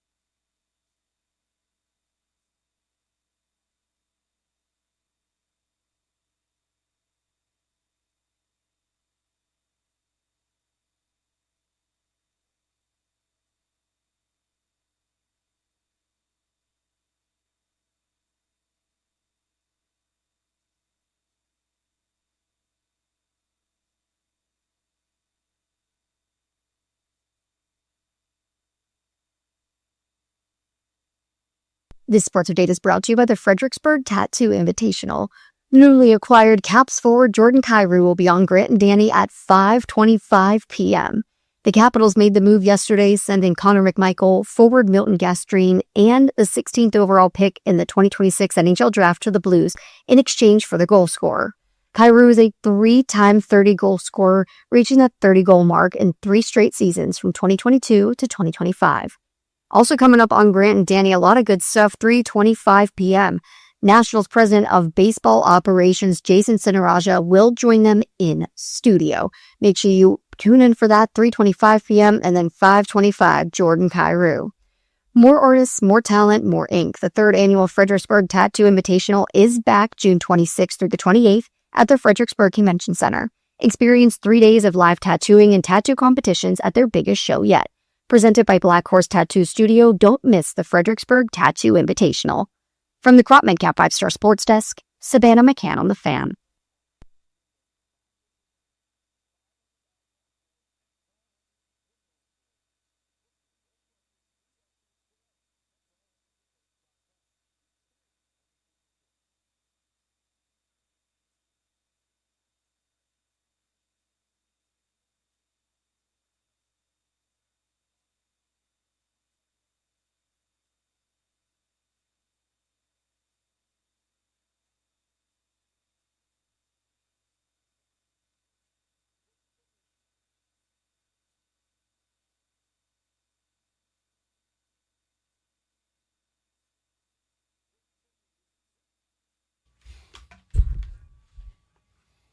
So come give me a hug. B. Mitchell Finley, 106.7 The Fan. Look, man, I try to explain to people how crazy things are around here sometimes. And then we should probably burn the paper, frankly. But our guy, White Brian, has a spreadsheet of the craziest things Jeff has said during commercial breaks. Lord have mercy. I imagine 3 or 4 things just made the spreadsheet because that was a wild. When are we ever going to be able to release this? I don't think we should. We can't do it on radio. I think you got to burn your computer, frankly. Nah, I think what we'll do is we'll make sure all super wild stuff is off, it's censored, redacted, and we'll we ain't redacted. You got to redact the whole sheet, dude. I don't think there's a single entry that can be said. I don't even. We're just gonna move forward. Jeff's a weird dude. We're on man. to Cincinnati. All I said was like, I worry about some things, and he's like, you don't have to worry, but this, and then I'm like, yeah, he got to answer for everything. That's why I worry. All right, B. Yeah. The Caps made a big trade yesterday, and I'm not going to be able to. We're not going to pretend to break down the forward they traded for. Right? I know that he has had 3 30-goal seasons. And I know that Washington needed more offense, for sure, right? I know that the fan reaction on this thing was kind of split. And I know, talking with some folks, like, there are folks out there that think this is awesome for the organization. There are folks out there that think they overpaid because they gave up Connor McMichael, first-round pick, and a prospect. McMichael is cheaper, and last year, McMichael had the same amount of production.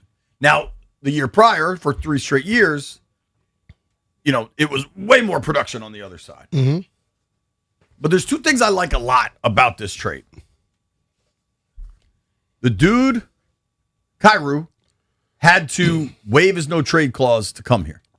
Which means he want to be here. I'm in on that. Yeah. Like, honestly, part of why I'm in on Trae Young, he clearly wants to be here. Yeah. I think in hockey, I don't think it's a far reach that players want to play for the Capitals. Hell yeah. You get to play with Alex Ovechkin. It's a great hockey One city. of the top teams. Yeah. Ownership takes care of you. But for this dude to want to come now, I'm in on that 100%. The other thing, and I want to credit where I saw this is from @Ovechkin on Twitter, not actually Alex. You know the last It could be. Do you know the last time the Caps acquired a 28-year-old right winger from St. Louis? When? Fellow by the name of TJ Oshie. TJ. So I don't know how much direct correlation there is there, but damn, if that doesn't Let's have hope me it is intrigued. some. Yeah, man. They had to add offense. There's no free agents in this class. That's why when everybody was screaming about like, oh, well, we don't know what Ovi's going to do, and that's going to hurt them in free agency. All the hockey people I talked to were like, this isn't a big free agent class anyway. That's not going to impact them. Not at all. The way they're going to have to build is through trades, and now they've made. And they got to jump on it. So we'll see, man. But they had to add offense, and they did. So if you're upset about losing McMichael or think they paid too much, we'll find out. But they could also think that this dude is on the upslope too. You know. You don't know if they paid too much. Not right now. Right. I'm excited. What Chris Patrick said about Kyrou was his skill, creativity, and ability to generate offense at an elite level will be a tremendous addition. At just 28 years old and under contract for the next 5 seasons, we believe he is an ideal fit for our team for the long term. So, now, Stallion, I know you said your hockey buddy thinks they got fleeced, right? Or maybe not fleeced, but not on the right side of this thing. My one buddy who follows hockey a lot, he's like, you definitely overpaid. And you gave up Connor McMichael, who's younger. You gave up someone who still with McMichael could be a star. A lot of people within, just follow hockey, they think McMichael could be a star moving forward. I think we kind of were waiting for that. I mean, people always think somebody could be. If you're the star type players, don't just wait along all the time. They start showing you stuff immediately what they're about. When is he going to be a star? How many years from now? Since they say he could be. Right. I love hearing people say, oh, he could be a star. 5 years later, he could be a star. But hell, he could be. He could not be too, right? They also gave up a prospect in Milton Gastrin. But listen, if Kyrou comes in and they hit the ground and he scores 30 goals, we're cool. Mm-hmm. I also wanted to bring this up because multiple people said this to me last night. I was talking to a lot of Wiz fans in Brooklyn, and they were fired up. But they were saying, like, man, it's hard to, it was mostly young guys, like 20-year-olds. Like, imagine a bunch of Stallions in John Wall jerseys. Right? Mm-hmm. And they all wanted to be able to, yell something, like Wizards or something. As much as I don't like the Commanders team name, I think the Wizards name change is actually worse. And my boy sent me a picture, and I've been talking about Chris Webber for a couple days now. DA put it in my head. Of Webber in the Bullets jersey wearing number 4. I understand that it's unlikely to happen, but if they could wear those Bullets throwbacks, the blue and red, the Calbert Cheney, Rod Strickland era, even for a couple games, would be so incredible. And I think they've worn Bullets throwbacks. But they've worn the real old ones. You know what I mean? Mm-hmm. They've worn the red and white stripe or the black and gold and all that. Give me the 80s, 90s Bullets unis. I'm all in for 4 games, 6 games. The NBA is constantly wearing other jerseys all the time, Mm-hmm. That is high on my list. My buddy texted me this. I'm curious. When you got to DC, you played for the Skins, the Bullets were the basketball team. If somebody said 30 years from now, it's going to be the Wizards and the Commanders, what would your reaction have been in 96? In 96? What the hell are you talking about? Yeah. I guess even that far back, there was talk about the Skins The team Skins, name. that name, that they were discussing that. I remember in at 90. the Super Bowl you went to. They were discussing that. That was in a 90. thing at the Minnesota Super Bowl. 1990 when I rolled in, I'm like, I'm like, why y'all asking me these damn questions? I mean, I just got here. And so I kind of felt that one that was I could see that was going to happen eventually, because every time it came up, it was more people, And then when Shorty Restraw got in there, yeah, he opened the door. He pissed off a lot of people quickly. Indeed. The other thing I wanted to mention that I heard from a bunch of people last night, as far as the excitement with Debonsa, as far as a player that can kind of handle anything that gets thrown at him. A person I was speaking with last night said, you've got to understand how different a college experience is at BYU. This is not going to Maryland or UL or USC or Boston College. Like you go to BYU, it's a very different, rigorous set of rules and standards. And not that there aren't people probably doing their own thing, but to thrive in that environment when you didn't grow up or be accustomed to that environment, I think to me with DeBonta shows a guy that can adapt to whatever the situation I just think, Jay, athletes athletes are coachable. You know, and the ones that get at a high level, you tell them what's right and what's wrong, they're normally going to follow the path. So I don't see any college you go to. Hell, you go to UPenn, it's going to be something different for you. But you have to have a certain control of yourself to be able to get through a lot of stuff. A lot of people go to those same. Listen, I know they got all the rules in BYU, but they got people doing stuff at BYU just like they do at every other college. I know that certain people want to say that, oh, my school, they don't. No, they doing stuff. You know, I go through some things and tell you where I know what they do there, and then it's no different than what everything we doing at other schools. You know, we just call it what it is. We don't make up a name for it. You know what I'm saying? Let's be real. Here's what we're going to do. I want to do a quick World Cup preview because Scotland's playing today and we're kind of desperate. And we got Nats back at it tonight after a gut-wrenching loss. It's tough. This is I'm going to ask Stallion this when we come back. What loss was worse, that Giants loss or the Phillies loss last night? It is B. Mitch and Finley. Grant and Danny coming your way in 20 minutes.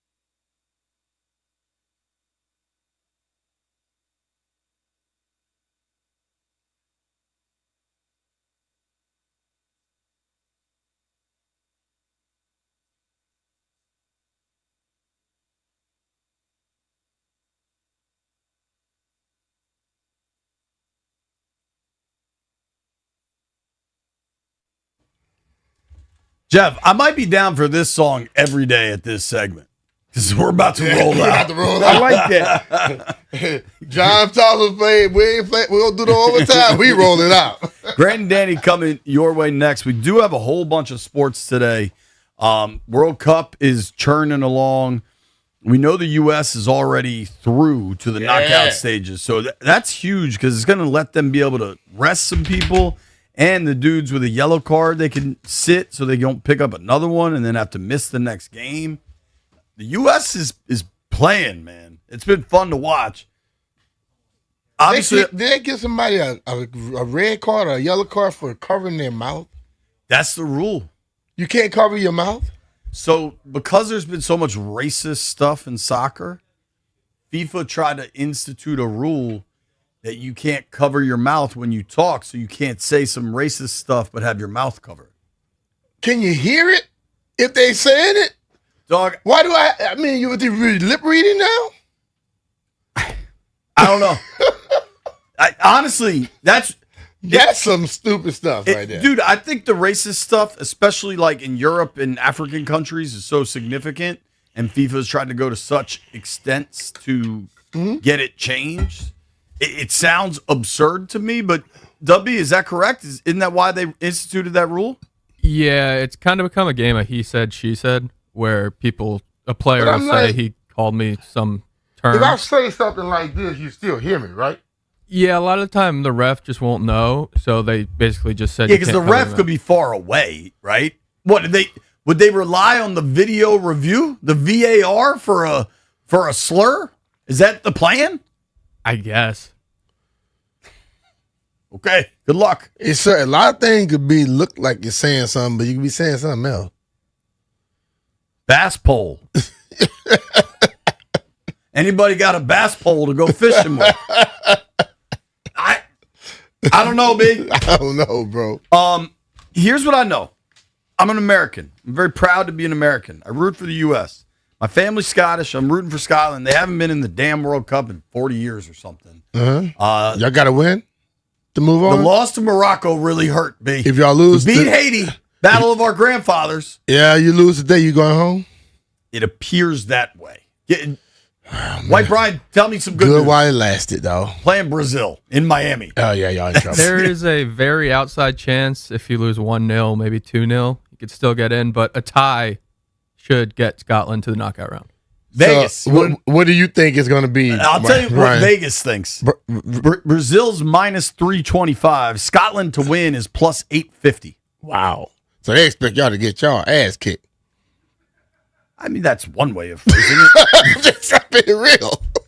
At the top of the table in Group C, Brazil is up with 4 points. They have a 3-goal differential. Morocco has 4. They have a 1. Morocco gets to play Haiti. So you would assume Morocco's going to go all out.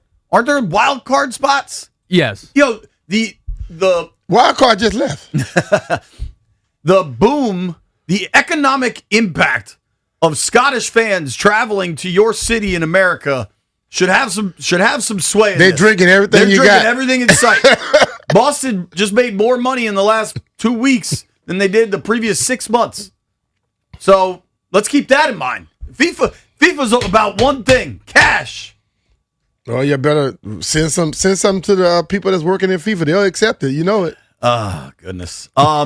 Stallion, I asked you a question before the break there. Nats had a epic choke job in San Fran where they blew a big lead. And then last night was a pretty rough one, too. Which one's worse? I think last night's was. Because it's the Phillies? It's the Phillies number one, and then You're up 5-0. You're up 5-0 in what? They blew a 9-0 lead against the Giants, but yesterday just meant so much more because number one, it's the Phillies. You had people chanting "Bleep Bryce Harper" in the stands, and it was loud. Like you could pick that thing I up. heard the tarps off Were section they saying was the bleep loudest. or were they saying the real stuff? Oh, they were saying the real stuff. Okay. It was loud. Like you could hear it when Bryce Harper was batting. So that was, Duck Bryce Harper. Yeah. It was. You better be careful. They might hit a red card. Yeah, seriously. Don't cover your mouth. But if they won that game, then they would have been a half game back from the second place spot in the NL East. And if they won tonight, then they would have sole possession because they would have jumped the Phillies. And now you're a game and a half back, so you have to win these next 2 games. You've got Miles Michaelis on the bump tonight, going up against Aaron Nola. It's going to be a high-scoring game. I know I'm a jinx, but There's no way that this is a low-scoring game tonight. Stallion's going to bet the over. It's going to be 3-2 final. 1-0. All right, let's make some bets.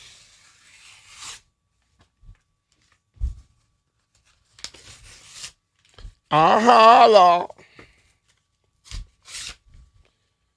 Gather around. Dub B, did we make bets yesterday? We were kind of running out of show. We haven't made bets all week. Okay. New day, new us. Nobody cover their mouth. I got Mexico. Shout out to Mexico. Jeff made that one quick. Yeah. Who's Mexico playing? Czechia. The Czech Republic. I can't say that one. No, it's not the Czech Republic. Czechia. I sound like you saying 12. What the hell you saying? Czechia. All right. Just taking Mexico. Mexico will be resting their starters. Jeff doesn't know that. Probably didn't even hear you. They still a win. It's Czechia. The biggest favorite on the board is Morocco against Haiti. Morocco's -5. I almost want to bet on Haiti out of principle. Haiti to win tonight is plus 1,400. To win? Yes. Against Morocco? Wow. I think Morocco's good. They were in the Final Four the last time. Can I bet on a tie? Yeah. What's a tie for Scotland? I need a tie, right? Tie gets me through? Yep, tie gets you through. Give me what is Scotland to tie? That's my bet. I don't feel confident in this one, Brian. Yeah, you shouldn't. Plus 450. Book it. Scotland gets a tie in Miami against Brazil. And what do you think the percentage of Brazilian fans to Scottish fans is in Miami? Oh, y'all down. Listen, y'all might be louder though. Playing in Boston, that was a good. Y'all may be the loudest out there. Boston for Scotland makes a lot of sense. You know how many drunk, sunburned Scots are down in Miami right now? Just not built for the Florida sun.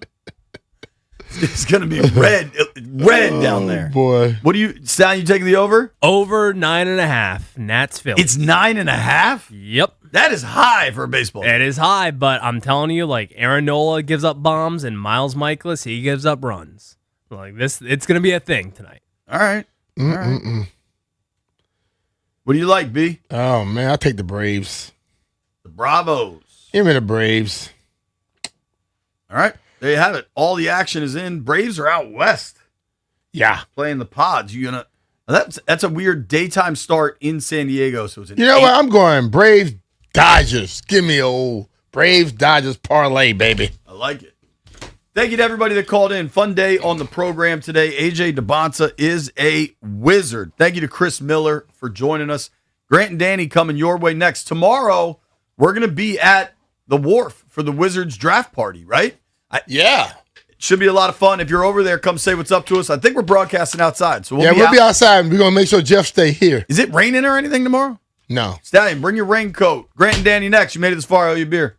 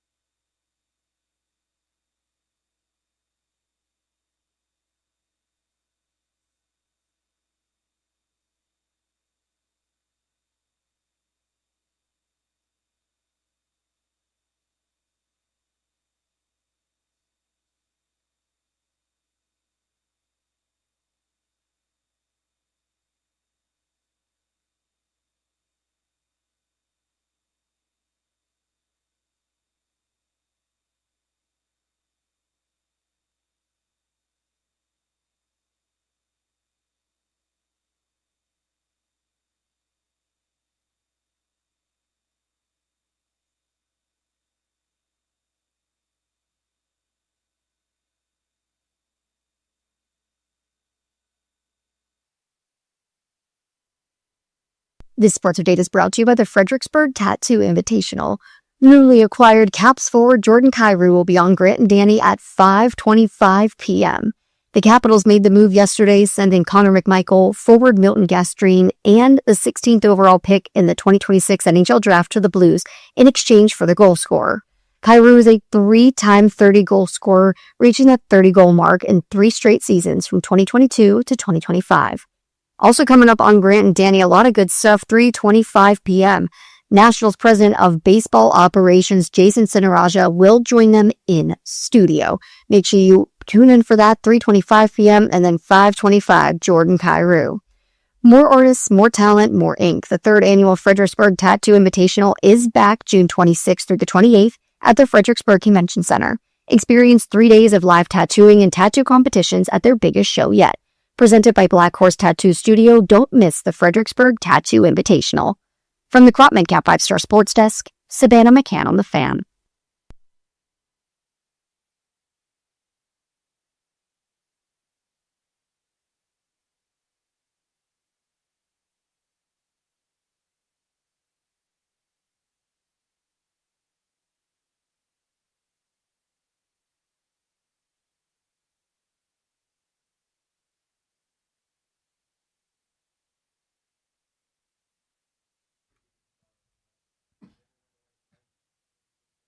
Wednesday, June 24th, 2026.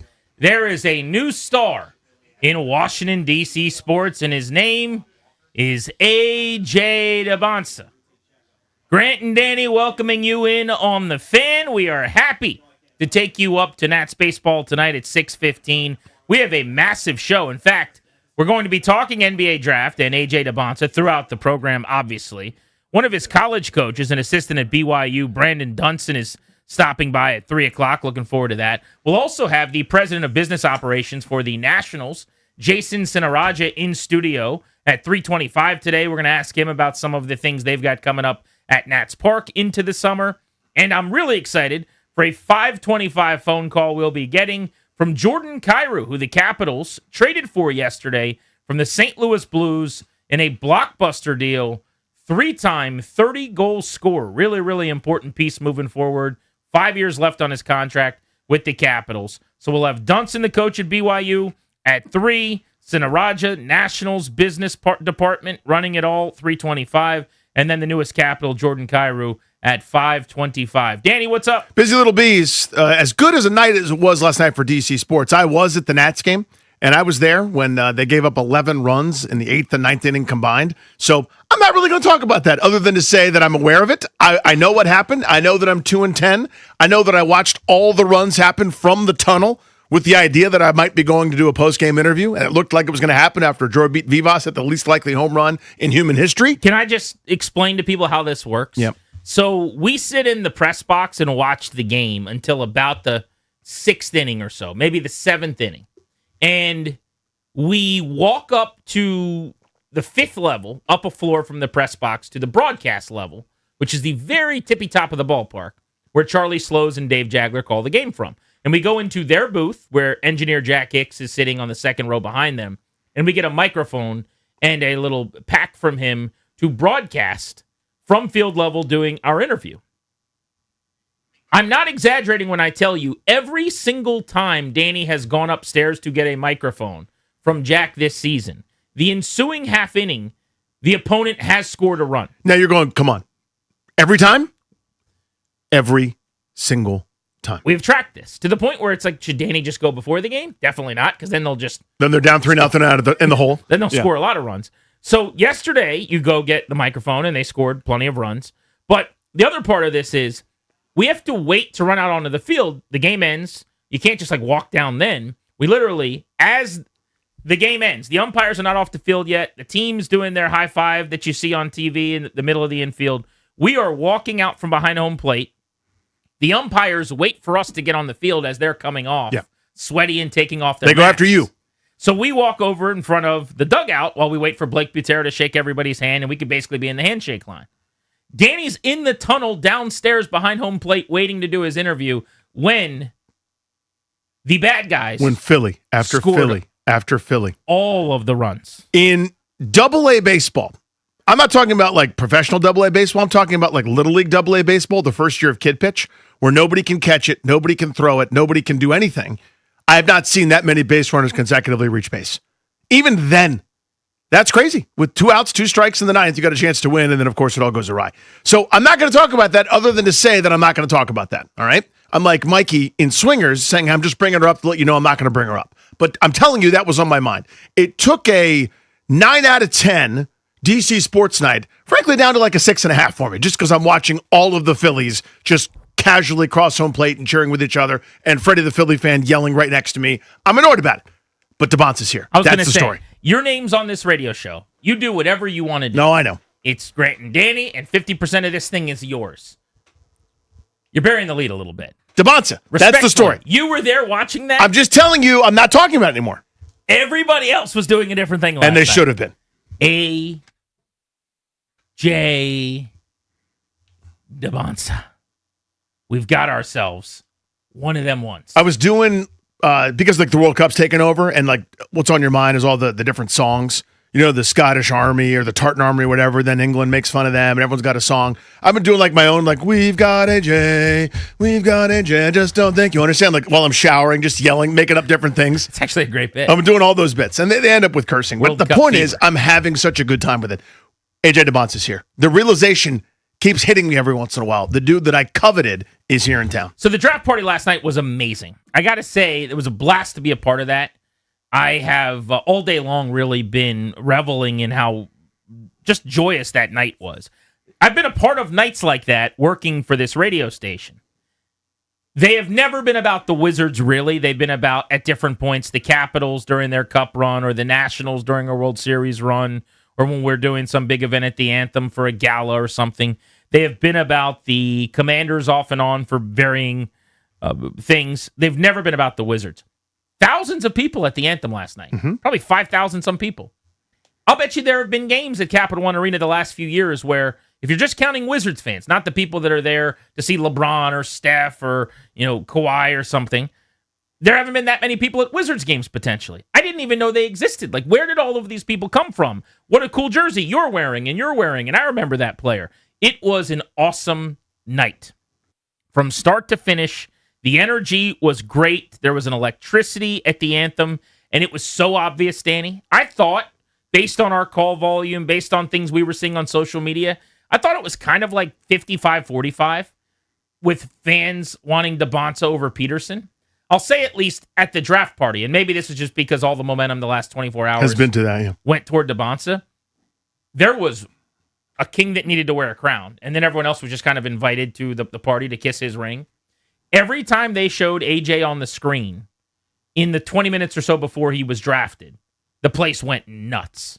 Have you ever been in a game where there's like a kid trying to be the fan of the night, and they show the kid and everyone's like, Yeah, the kid like takes his shirt off and like's beating his chest. Yeah. And then they show like the next guy dancing is just like a 40-year-old guy, and he's doing good dance moves. And they're like, but you're a grown-up. And so it goes from like, to like, and then they show the kid again. It would show DeBonce, and then they would show Peterson, and then they would show DeBonce, and that's the vibe of the room.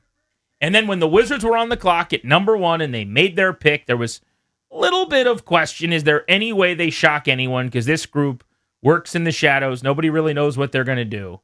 And they announced A.J. DeBonce's name, and the roof blew off. With the first pick in the 2026 NBA Draft, the Washington Wizards select Anise DeBonce Jr. from Brigham Young University. Now, I will say, I don't know how many people had heard Anise. I had not. CK actually said this to me. He's like, oh my God, my heart skipped a beat. And I saw Barstool Nate tweet this. It was a hilarious tweet where he's like, I got to be honest, Adam Silver, you just scared the crap out of me. Like, just say AJ. Because everyone's waiting for that first syllable. It's got to be, he's going to just say, hey. And if it's not, it could be anything. And he says Anise, and everyone's like, oh my God. Wait. They took some random dude from, the European League or whatever. What in the hell just happened? They did it. They shocked everyone. They took the guy that was 18th on the board. And then he said DeBonce Jr., and nobody reacted at Anise, and everyone went crazy at DeBonce. At DeBonce. There was a brief moment. I went because I'm in the press box trying to get it hooked up. I had to like wait for my wife to text me back the login so I could watch my Cox Mobile from my computer up there. And so when I finally got it, like it was like moments before Adam Silver made the pick. And when he said the AN, not AJ, so he went on. I went, wow. Oh, okay.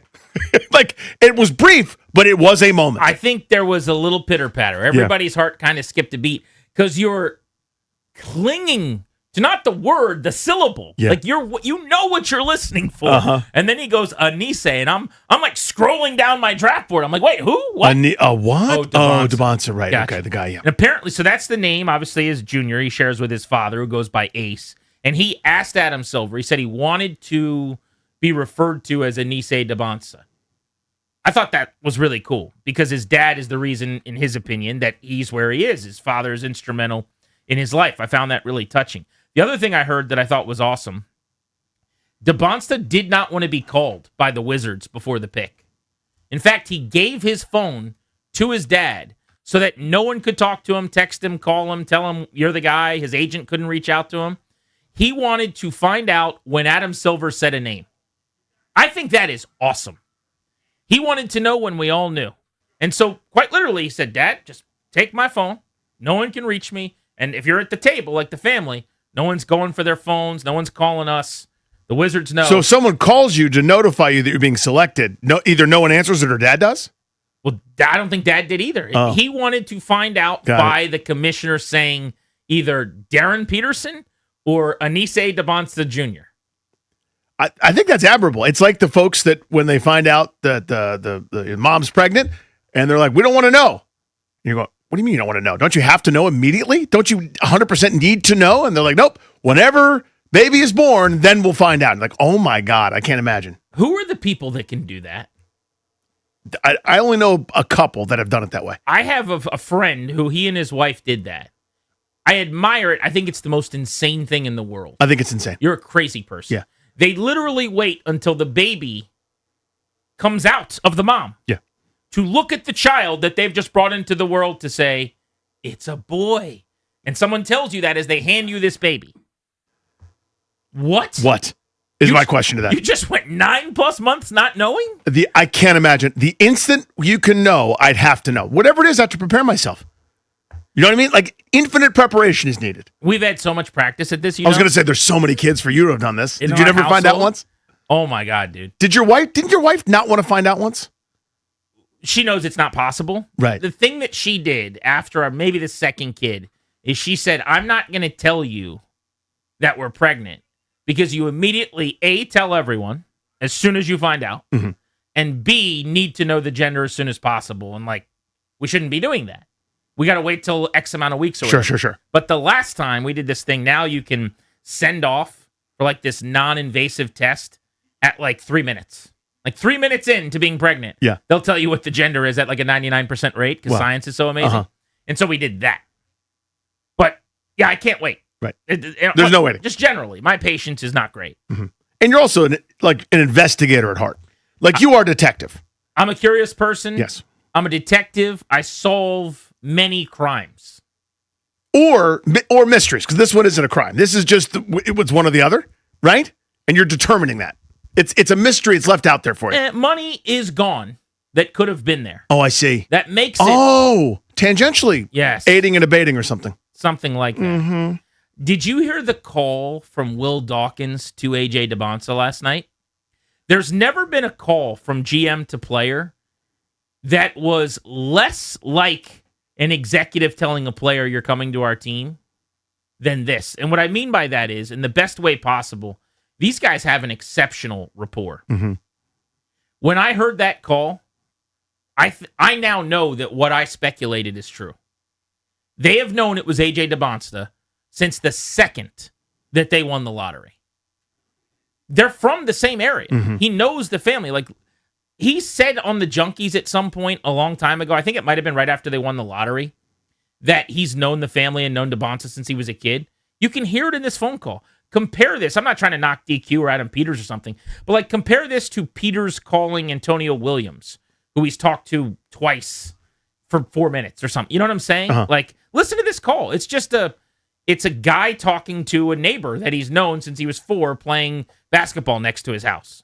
Yes, sir. Yes, sir. Finally official. Finally official. Finally official. Hey, congratulations, man. That hat look good on you, though. Thank you. I know it does. What suit is it? You didn't tell me. What you got? What you rocking? Kenzo, all black. I knew the hat was gonna be black, so I went all black, and I fit the meme rainbow face on the watch. That's tough. That's tough. How you feeling, man? Sorry, it's a surreal feeling. I feel just blessed. Thank y'all so much. You've earned this, man. From where you started to where you're at right now, man. Your family, everybody should be proud. I talked to the fans here. They are so happy, bro. They just want to welcome you with open arms. Get you back on the East Coast where you belong. I can't wait to get there. It's going to be lit, for sure. We got a bunch of people there. Take care of you tonight. We'll connect after you get to your party and do all your fun stuff. And I'll see you when you land tomorrow. Sounds good. Thank you. All right, man. Congrats again. Appreciate it. Welcome. So that's Will Dawkins and AJ DeBonce. It's like congratulating somebody that is, going to finish high school next week or something. It's like a nephew. But you hear that rapport that I'm talking about? That's a real relationship they've built in this process, obviously, already. Some of that is that Will Dawkins is just a stud. Like, he's got an EQ where he's one of these guys. You meet him once, and you think you're really good friends with him. Mm-hmm. Like, I saw him at training camp. He was hanging out. Went to a practice last year, and I hadn't seen him since I was at a Wizards game, and he came into the suite when we were at 106.7 The Fan Night. They had us all out, and he came by and kicked it with us for a quarter or two. And that was like a couple months earlier, and I saw him at training camp. And I basically went up to like dap him up, like, Will, what's good, man? How you like we just had dinner the night before? Sure. And he just played along, but I realized after, I'm like, what unserious, like, what is he thinking right now? Yeah. Because think about how many tens of thousands of people he's met and left an impression with. Everybody that wants to know him because he's the gatekeeper. But as, he is a that GM. guy. You yeah, exactly. think you're tight with him just because he's so personable and relatable. I'm just smitten with the front office. I saw Winger last night. He couldn't be a better, nicer dude. I say this a couple days after they gave out an extension to Trae Young that I didn't even like that much. I understand why they did it and how we got here. I don't hate it. I just 212 for me for Trae Young is a tough sell, my friend. But their batting average is so high. They have done this so effectively and proficiently. They're on such a heater on this rebuild that Elf style, I'm in love, and I don't care who knows it. Like, this front office has given me hope again in basketball that I haven't had in a long time. Indeed. Yeah, whether you like a move or not, individually, I think that's healthy and fun, and that's sports debating, right? That's kind of what we're supposed to be doing at the end of the day. The confidence that I have when I tuck myself in that little bed at night and I snuggle that sheet and that blanket up just so, is there's a plan. There's a thoughtful, coherent plan. And if that one goes awry for whatever reason, there's a plan B, there's a plan C. Everything is thoughtfully done versus the haphazard, fly-by-night, let's just see if this works kind of a thing. And then let's have a new paradigm every 6 months. Whatever that is. Everything makes sense. They're basically right now in a phase of we are going to gather a bunch of young pieces together, pair them with some veterans, and see what shakes out.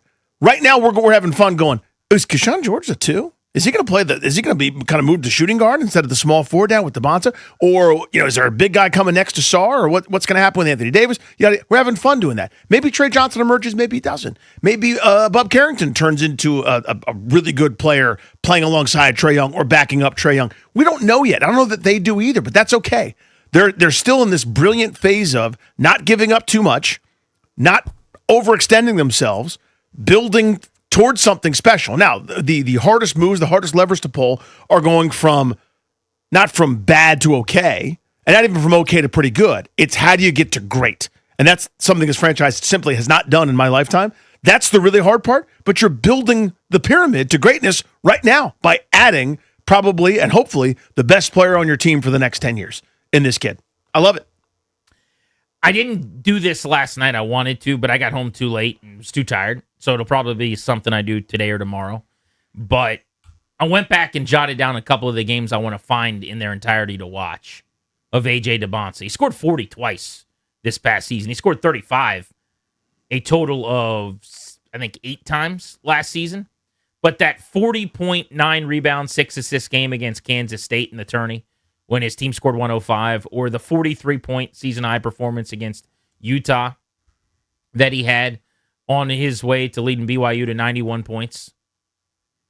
I can't wait to just go back and watch those games in their entirety to see what we're about to be spoiled with. But we'll open up the phones for you guys. Want to hear from you about your excitement level. AJ Debonsa, the pick. Feels like much ado about very little. Darren Peterson, the rest of the draft class, maybe this was written in the stars a long time ago. How do you feel about Debonsa to DC? 800-636-1067. Also, I mentioned the draft show that I was a part of last night with the Junkies. Uh-huh. Their draft special over at the Anthem. John Wall joined us after the pick. He was great. He gave some strong opinions, talked about what Trae Young needs to do to make this work. I want people to hear what he said about that. Also, he gave his starting lineup and how the rotation should work with the vision of Debonsa being heavily involved. This was after the pick last night, so you'll hear from Wall as soon as we return next on G&D here on The Fan.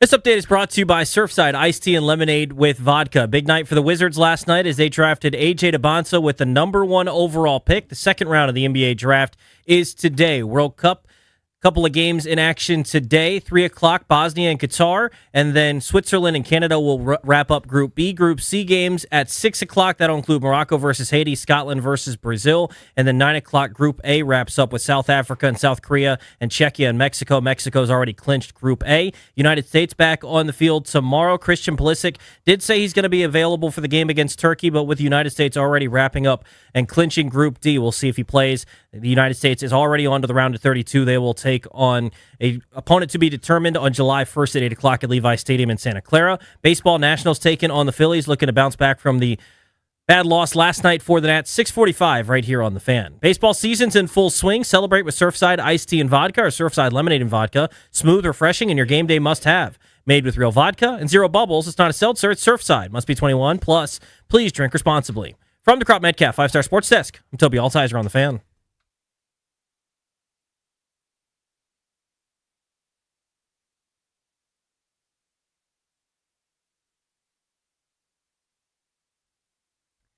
Danny, I got a sandwich shop you need to try. Tell me about it. Yeah, it's called the Italian Store. Yeah, there we go. That's how the bit's done. I want you to give it a whirl. I think you're going to like it. Yeah, I do too, because I've had it a million times and I love it. This is the Italian Store. You've never been there. Right. When you go there, watch the F1 series on Netflix. These are quality bets. While you're eating a sandwich. But I was trying to get this out of Ryan, who betrayed us and went, of course, to be mentioned Finley. Yeah. Why now? Because over the last week plus, every interaction we've had, he's hitting me with this, hey, you should try the Italian Store. I'm like, I get it. It's fun. Like, I actually know the Tremonti family a little bit. We used to go to Caps games years ago and yada, yada. And, the only Redskins games I got to go to were via his tickets. But I love the Italian Store, but good bit. But it's for some reason, the business has picked up on that bit over the last 10 days. I don't know what happened. What's the catalyst? I think it's because Strobes just moved to the area. Yeah. Remember, he has realized he's now at the Gary, yeah. Like all Marylanders should, that he should come across the river to Virginia. And so he is now left Darris as the only person. How's Virginia doing, by the way? Virginia's doing great. So because he is over there now in Clary's old neighborhood, they've been talking a lot about places to eat, and you've probably over-explained and over-talked about and claimed Italian Store as your own. Yep. And so this is their way of getting back to you. I think. I haven't been around, but that's my best guess. You think that's the best guess? From my perch. Well, they're trying to, because Ryan's been jabbing at me with this Italian Store bet. I'm all in. You know who also has not been to the Italian Store just like you? A.J. Debonsa. But he'll go. I'll bet you he'll go soon. Not. It is time for him to experience the greatness of that establishment. He was the draft pick at number 1 last night by the Wizards. We were at the draft party, the Junkies, myself, many others from the station hanging out. And John Wall stopped by. Of course, Wall was the last 1-1 before Debonsa 16 years ago. It was Wall that was sent to the lottery to secure the number 1 pick and bring it back to the nation's capital this year. And he accomplished mission impossible. He joined us yesterday, shortly after the pick, to talk about Debonsa. I think it's great. Like I said, I want to see. It's going to be very interesting to see how it goes. Bringing Trae Young back. AJ needs the ball in his hands, but I think they can make it work. But it's going to take some time. But I think you got to see what you have with all those young guys and see how they can develop. But the most important part is you see the fans' reaction. That's all you care for. That's what you want. Yeah. Right. Because when you get the opportunity to get the guy you want, sometimes you don't get the number 1 pick. You might have number 5, and you got to pray he falls. When you're the first on the board, it's the easiest thing to do. Right. Yeah. Well, David said, I saw you talking to DA there before you came on with us. He made a point before the pick that everybody knows how AJ pressures the rim, and we don't really have guys like that. You pressure the rim as a point guard. Trae doesn't really do that. He can get the basket, he can finish, but that element that AJ brings, how important is that? It's super important because now with the NBA, it's so much spacing. If you got guys that can knock down shots, it wasn't like when I came in when the paint was packed. It's more spread now. Right. So you can have shooters around him. You can put him in different positions. He can run pick and roll. He can make plays. You can put him in the mid-post. You can run him off pin downs. But most importantly is you want to get in the bonus as quick as possible. And he's one of those guys that are going to put pressure on the rim and get you in foul trouble and give you opportunity to get to the free throw line when it's late in the game in those 4 quarters. So do you think that Anthony Davis is going to be here for a full year? I don't believe so. In my opinion, I don't. So do you think he'll be traded before the season or at the deadline? I think he'll be anything. Anything's possible. It could be a trade tonight. It could be a trade before the deadline. I think so. I think at the same time he wants an extension. You know what I mean? You see Trey just get one. He has 2 years left, 58 this year, 62 next year, which is a lot of money. And you got young guys that's coming up for contract extension, they rookie extension. So I think it's going to be a tough part. You got to see what happens. But most importantly, he got to show that he's healthy to see if he could be tradable. This team's been hunting for a point guard since you, and we've been in that purgatory. Trae Young could be that guy, and I hope so for $212 million. I feel like he won't be the same player as me, but he's a person that can go get 10 assists. He can run your team. He's took the team to the Eastern Conference Finals before. Everybody talks about he's like a 25 and 10 guy. Could he be a 20 and 12 guy? Like maybe it's a little less ball handling, a little more assists. And listen, you got that guy coming in the door. It got to be a little lot less about ball handling. You can't have the ball as much now because you have another person that can create for himself and create for others. Right. So it might be a 18 and 14 night. It might be a 19 and 12 night. He's done it before. We've seen everything Trae Young could do. But at the same time, he has a chip on his shoulder because he have a lot of people doubting him because of things that went on in Atlanta, not finishing and playing as much last year when he got traded. So he has a big target on his back of what he's trying to prove. The other thing, John, that I love about Trae, just in the fight, is the way he embraced the city. Yeah. You embraced the city that way. You had to. That's why we fell in love with you. He did the same thing, immediately won the fan base over. If you don't, listen, what you do on a basketball court means a lot to the city. But if you don't touch the community and touch the people, it doesn't matter. Right. That's what you got to go out there and do the things in the community, give back to the community, show that you're regular. I want these guys to go to Berry Farm, go see Miles down there and go watch some outside basketball. Right. It's okay. Did you know that when you were drafted, or did that come over time? My dad was from Southeast D.C., so I kind of knew what was going on already. It was perfect for me to be here because I'm a 4-hour drive from North Carolina. But I asked questions. I got around the right people. I asked them, what do I do? How do you do this? What do the fans want to see? They knew you could play basketball, but you got to interact with these people, and that's why you continue to get the love you Give get. me your starting five right now with AJ. Give me the starting five. I'm starting Trae Young, Keyshawn, AJ, AD, Star.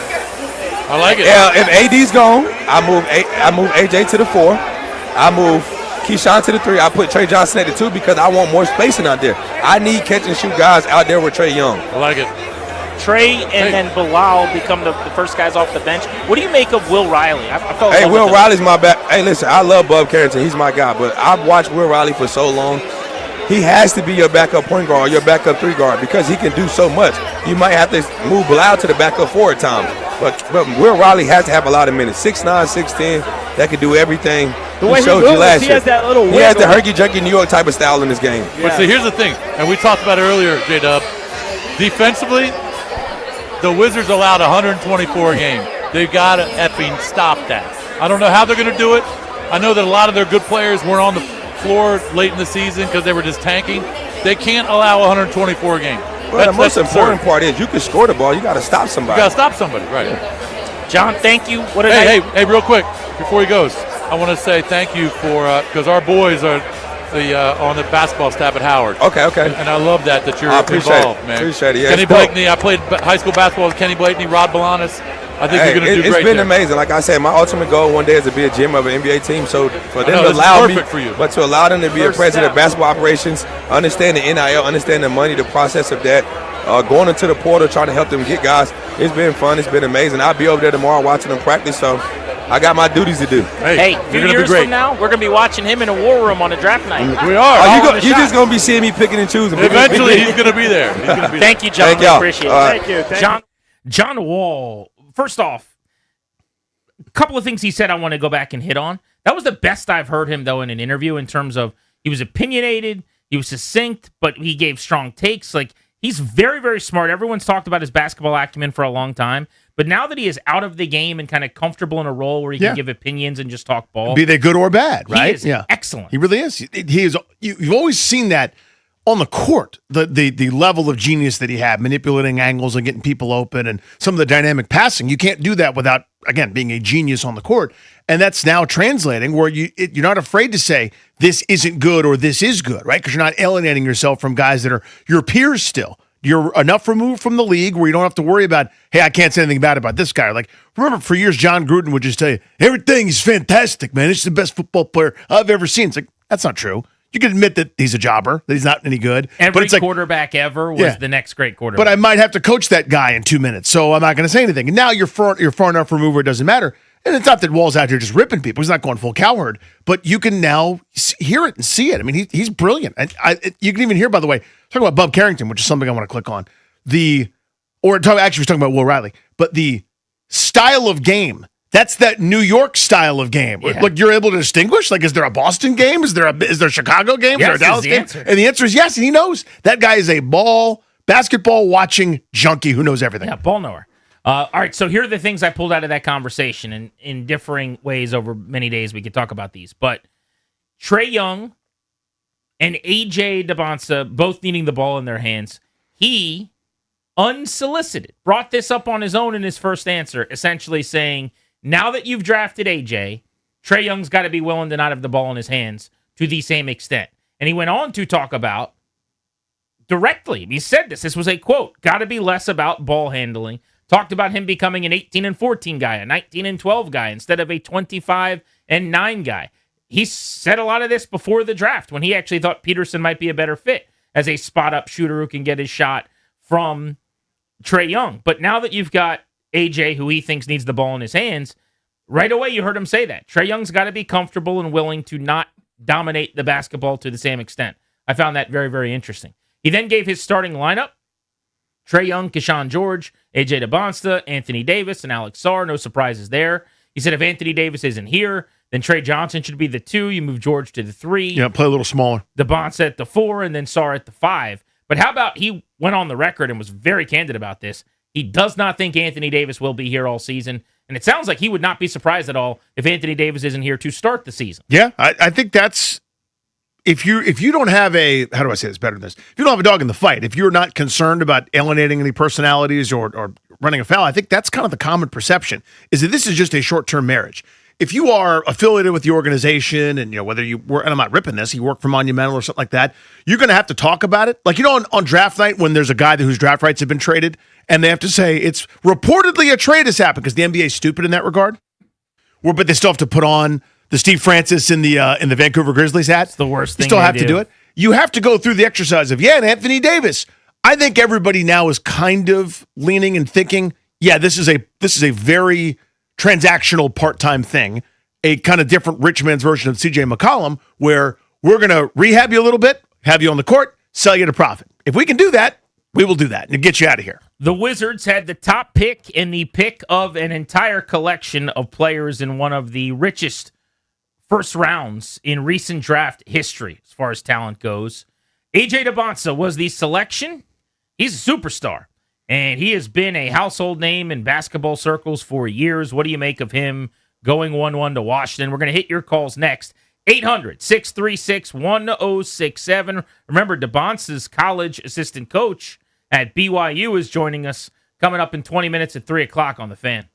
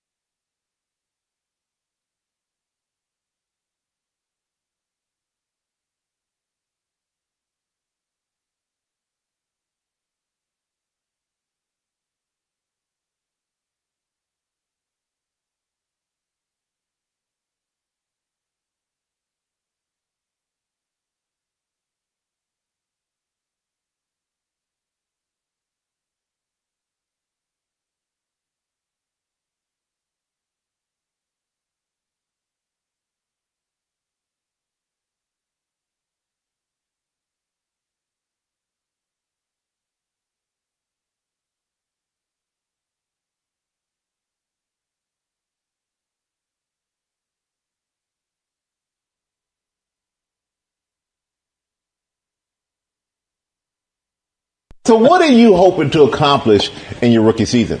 First and foremost, is make the playoffs. DC's been waiting to make the playoffs for a long time now, so the fans deserve it, the city deserves it, so just trying to make the playoffs. Did you see what happened here in New York? Because it had been a while since the Knicks had won. It went crazy. I was here. Yeah? Oh, were you? I actually corresponded, so I was like doing interviews for Game 4. So I was on the court, and that was going crazy. So you know that feeling. I know you want to bring that to your franchise. Exactly. A.J. Dybantsa on Good Morning America today. The Wizards had a player on Good Morning America. First one, I think, since Darius Songaila was asked to be on Good Morning America, right? Why was he on Good Morning America? That's the joke. Oh. Yeah. I don't think they've had a player That on. caught me. I was like, Darius Songaila? Thank you. Why would he have been? He couldn't jump at all. Oh. First Wizard on Good Morning America since Chris Whitney. Bobby Simmons went on, didn't he? Remember when Bobby Simmons went on Good Morning America? That was fun. Oh, my God. We got ourselves a superstar. We got one. The number 1 overall pick in the NBA draft is a Wizard. Your thoughts? Let's hit the phones. 800-636-1067. We'll start with Chase in Arlington. What's up, Chase? Hey, what's up, guys? I called in the other day. I always appreciate you taking my call. I love the pick, but just like John and you guys were just talking about it, if AD doesn't sign here, how are we going to stop the basketball? Unless Bilal and Cam Whitmore decide to just do defensive roles. I just think that the last several drafts and the lack of free agents, hold us at bay of being, a 7-8 seed, trying to be someone like the Portland Trailblazers. Sadly, watching Denny do it. I don't think we have enough defensive stoppers. Star's not enough, and AJ won't do enough as, a tandem to really hold people at bay. I think right now you're probably right. And I appreciate the phone call. That doesn't mean you don't make the pick, though. You know what I mean? Like, I think what you're saying is, yeah, that's my scouting report about this current Wizards team. Yeah, okay. I don't think they're good enough defensively just yet. I agree with you. What else you got? You know what I mean? Some work to do. Yeah, there is. This is not a finish line by any means. This is now, it makes any work that you do worthwhile.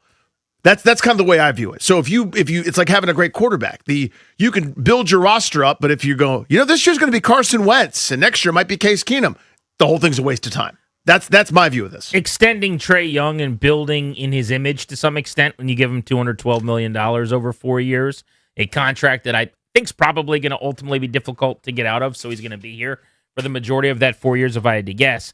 That implicitly means you got to have a plan with everybody else behind him to make up for him defensively, and I think they do. It's in the way of length. It's in the way of the reach of these players, the size that they're going to build in their front court. If Anthony Davis is here, I think people can see exactly what the plan is. They're going to have one of the best defensive front courts we've seen just based on rim protection and length down low. But otherwise, the amount of guys they have, like Riley, like Bilal Coulibaly, Dybantsa's reach and length, I think he's going to eventually be a good defender in this league as well at multiple, several positions, almost all positions pretty much. They got a plan. It's going to take some time for sure. If Davis isn't here, that's the drawback. But there are some positives to that potentially as well. Let's go to Vic in Accokeek. What's up, Vic? How are you? What's up, Grant? Chilling. Grant, I want to tell you, I'm good. What's up, Danny? Hey, man. Grant, I want to tell you, you're a cool dude, Grant. I got your message on Instagram the other day. Oh, I appreciate you, man. Yeah. So let's get into it. Grant, I've never heard you this excited about Wizards basketball in my life. It's been a minute. I'm almost 40. It's been a minute, and I'm using it as a bit hyperbolic in my life, but it's been a minute. I'm excited that they made the right choice. So many times the Wizards have not made the right choice based on fan thoughts or fan evaluation, and so many times they have made the right choice just by NBA prognosticators and what great basketball minds are looking at and are thinking about. And this time they did. What I will say is the Wizards are talented enough with length and size, much like the Nationals are talented enough with the bats, to be a progressively better and good defensive team over time. The question now becomes and I said this about a couple months ago, Grant, are the Wizards going to invest in a coach that will hold that standard align with great basketball, or are they going to say now the coach that they have, we're going to hold you accountable to that because you're starting to get the pieces. But I do believe AJ DeBastin was a very good first piece. And he said something that I like that only 4 great players I've heard say. Jerry Rice, Randy Moss, Michael Jordan, I'll say 3. Michael Jordan said, I want the Bulls to be respected. Randy Moss said, I'm going to rip the league to pieces. Jerry Rice said, I'm going to be arguably the best receiver in the league. If A.J. DeBonsa coming in and said, I want to make the playoffs, that speaks volumes to me. Because he said, what he's saying is, I want to win. Yeah, I love that quote, too. Here. He didn't have to say that last night. Sorry to cut you off. We're up against it. Good phone call. I think that there's going to have to probably be another coach here to take the eventual leap to championship caliber team. I don't have any reason to believe Keefe is the guy to do that based on what we've seen. He also has gotten no chance with a plan to win, so we're going to better evaluate him this year, I'd say. But my guess is they decided he's earned this season as you turn the corner, and we'll wait and see.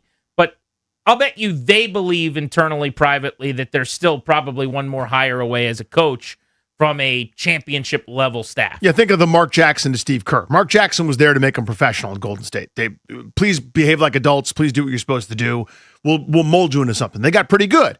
Then they went from good to a guy that's now a Hall of Fame coach in Kerr, a universally beloved and admired basketball mind who's been a front office guy, been a bit of a coach, and now we think of him as synonymous with Golden State. That transition, I think, is coming for Washington. Trying to learn about A.J. DeBonsa today. Who better to help us do that than Brandon Dunson, one of the assistants who coached him this year at BYU. We'll have him on the show live next on The Fan.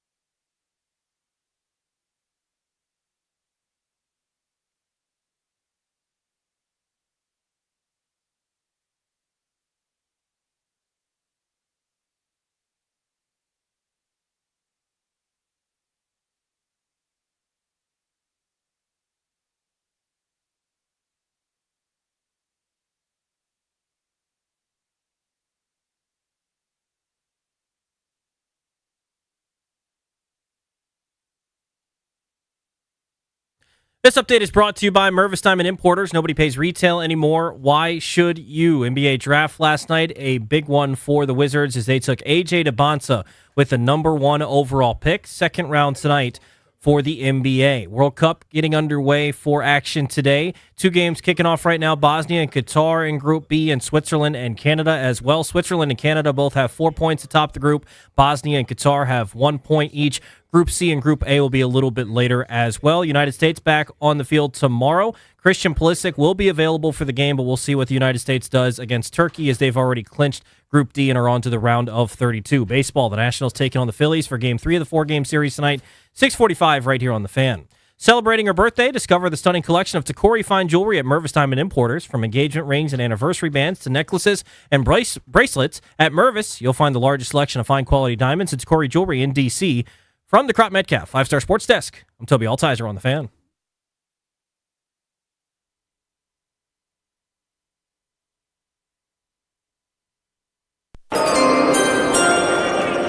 With the first pick in the 2026 NBA Draft, the Washington Wizards select Anise Debonsa Jr.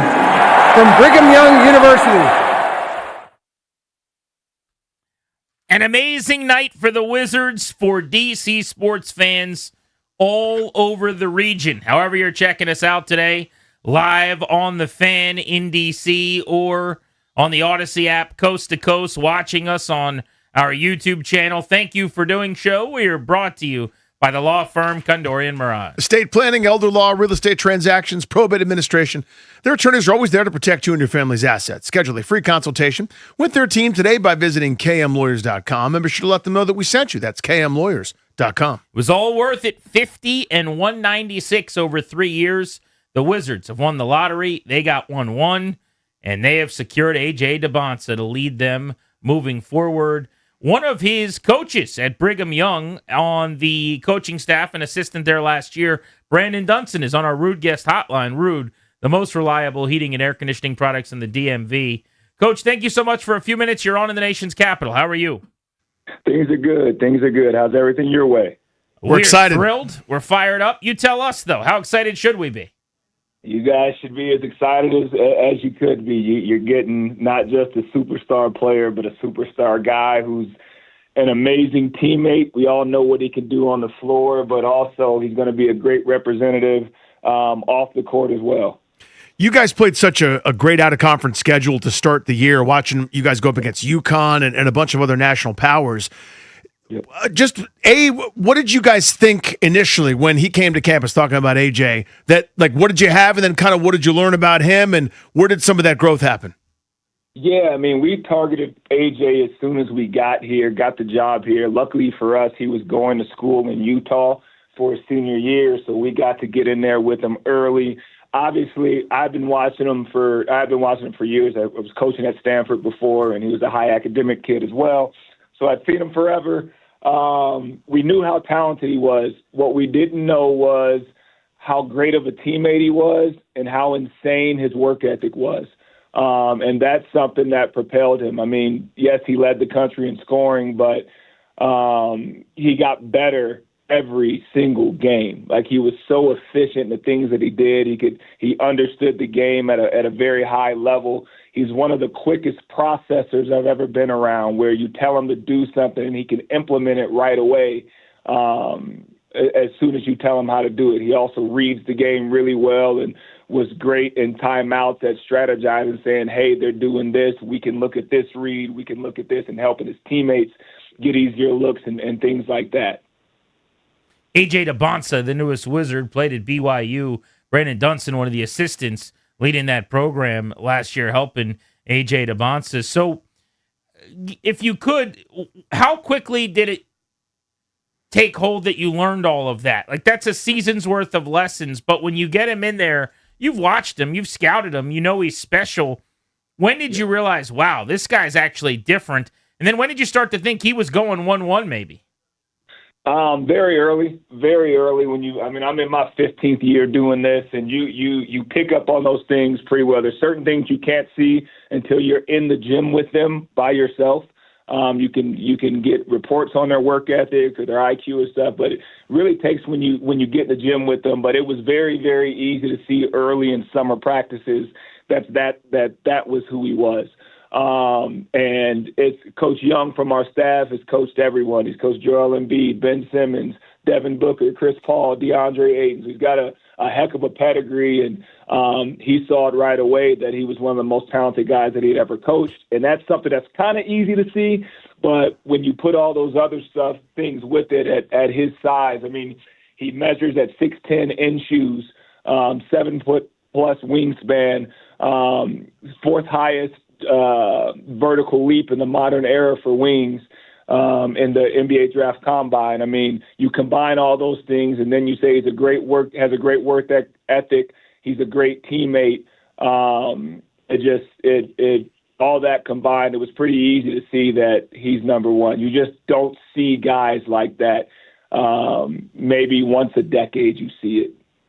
BYU assistant Brandon Dunson joins us here on Grant and Danny. So, Coach, I watched you guys on TV a lot. I was intrigued. You guys have another pro on your roster, Richie Saunders, who'll have his name called tonight in all likelihood. Once he went down, it felt like there were a minimum 10 defensive eyes at all times on AJ. No disrespect to any of the other guys on your roster, but I know if I'm running the scouting report meeting, I'm going, we got to find a way to slow that guy down. And it felt like he had to take on so much.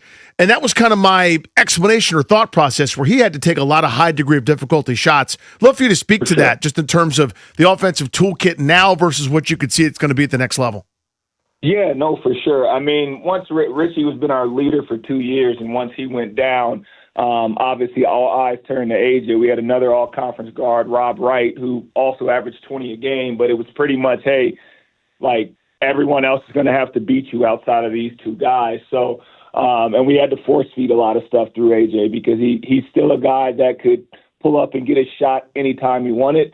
But he also had to make great reads. And unfortunately, Richie's injury was big, but we also had 2 or 3 other injuries that had happened throughout the year that kind of really, really limited us. So, I mean, AJ was playing 37, 38 minutes a night at that point for the last month of the season. And he had to refigure out how to get things done because now, though he saw double teams and triple teams, I mean, he was literally seeing 4 guys in the paint. And it's like, now you've got to make the read. But, look, he's got his skill set it's insane. I think he is his most underrated trait as far as on-court skill is his passing ability. I think he's actually a really, really good passer. His assist numbers were solid this year, but he made the right plays tons of times. We didn't make enough shots. I think he has the ability to be an elite level first team all defensive player. He's got to be more consistent. I think a big part of that was the load that he had to take on for us offensively. But there's games, if you watch our Houston game where we played against Emmanuel Sharp, who was one of the best players in the country, completely shut him down. The returning leading scorer last year was a kid out of Kansas State, a guard out of there, and he couldn't get a shot off against AJ. So I think he's got the ability to defend 1 through 4 defensively, and I think he'll be really, really good there.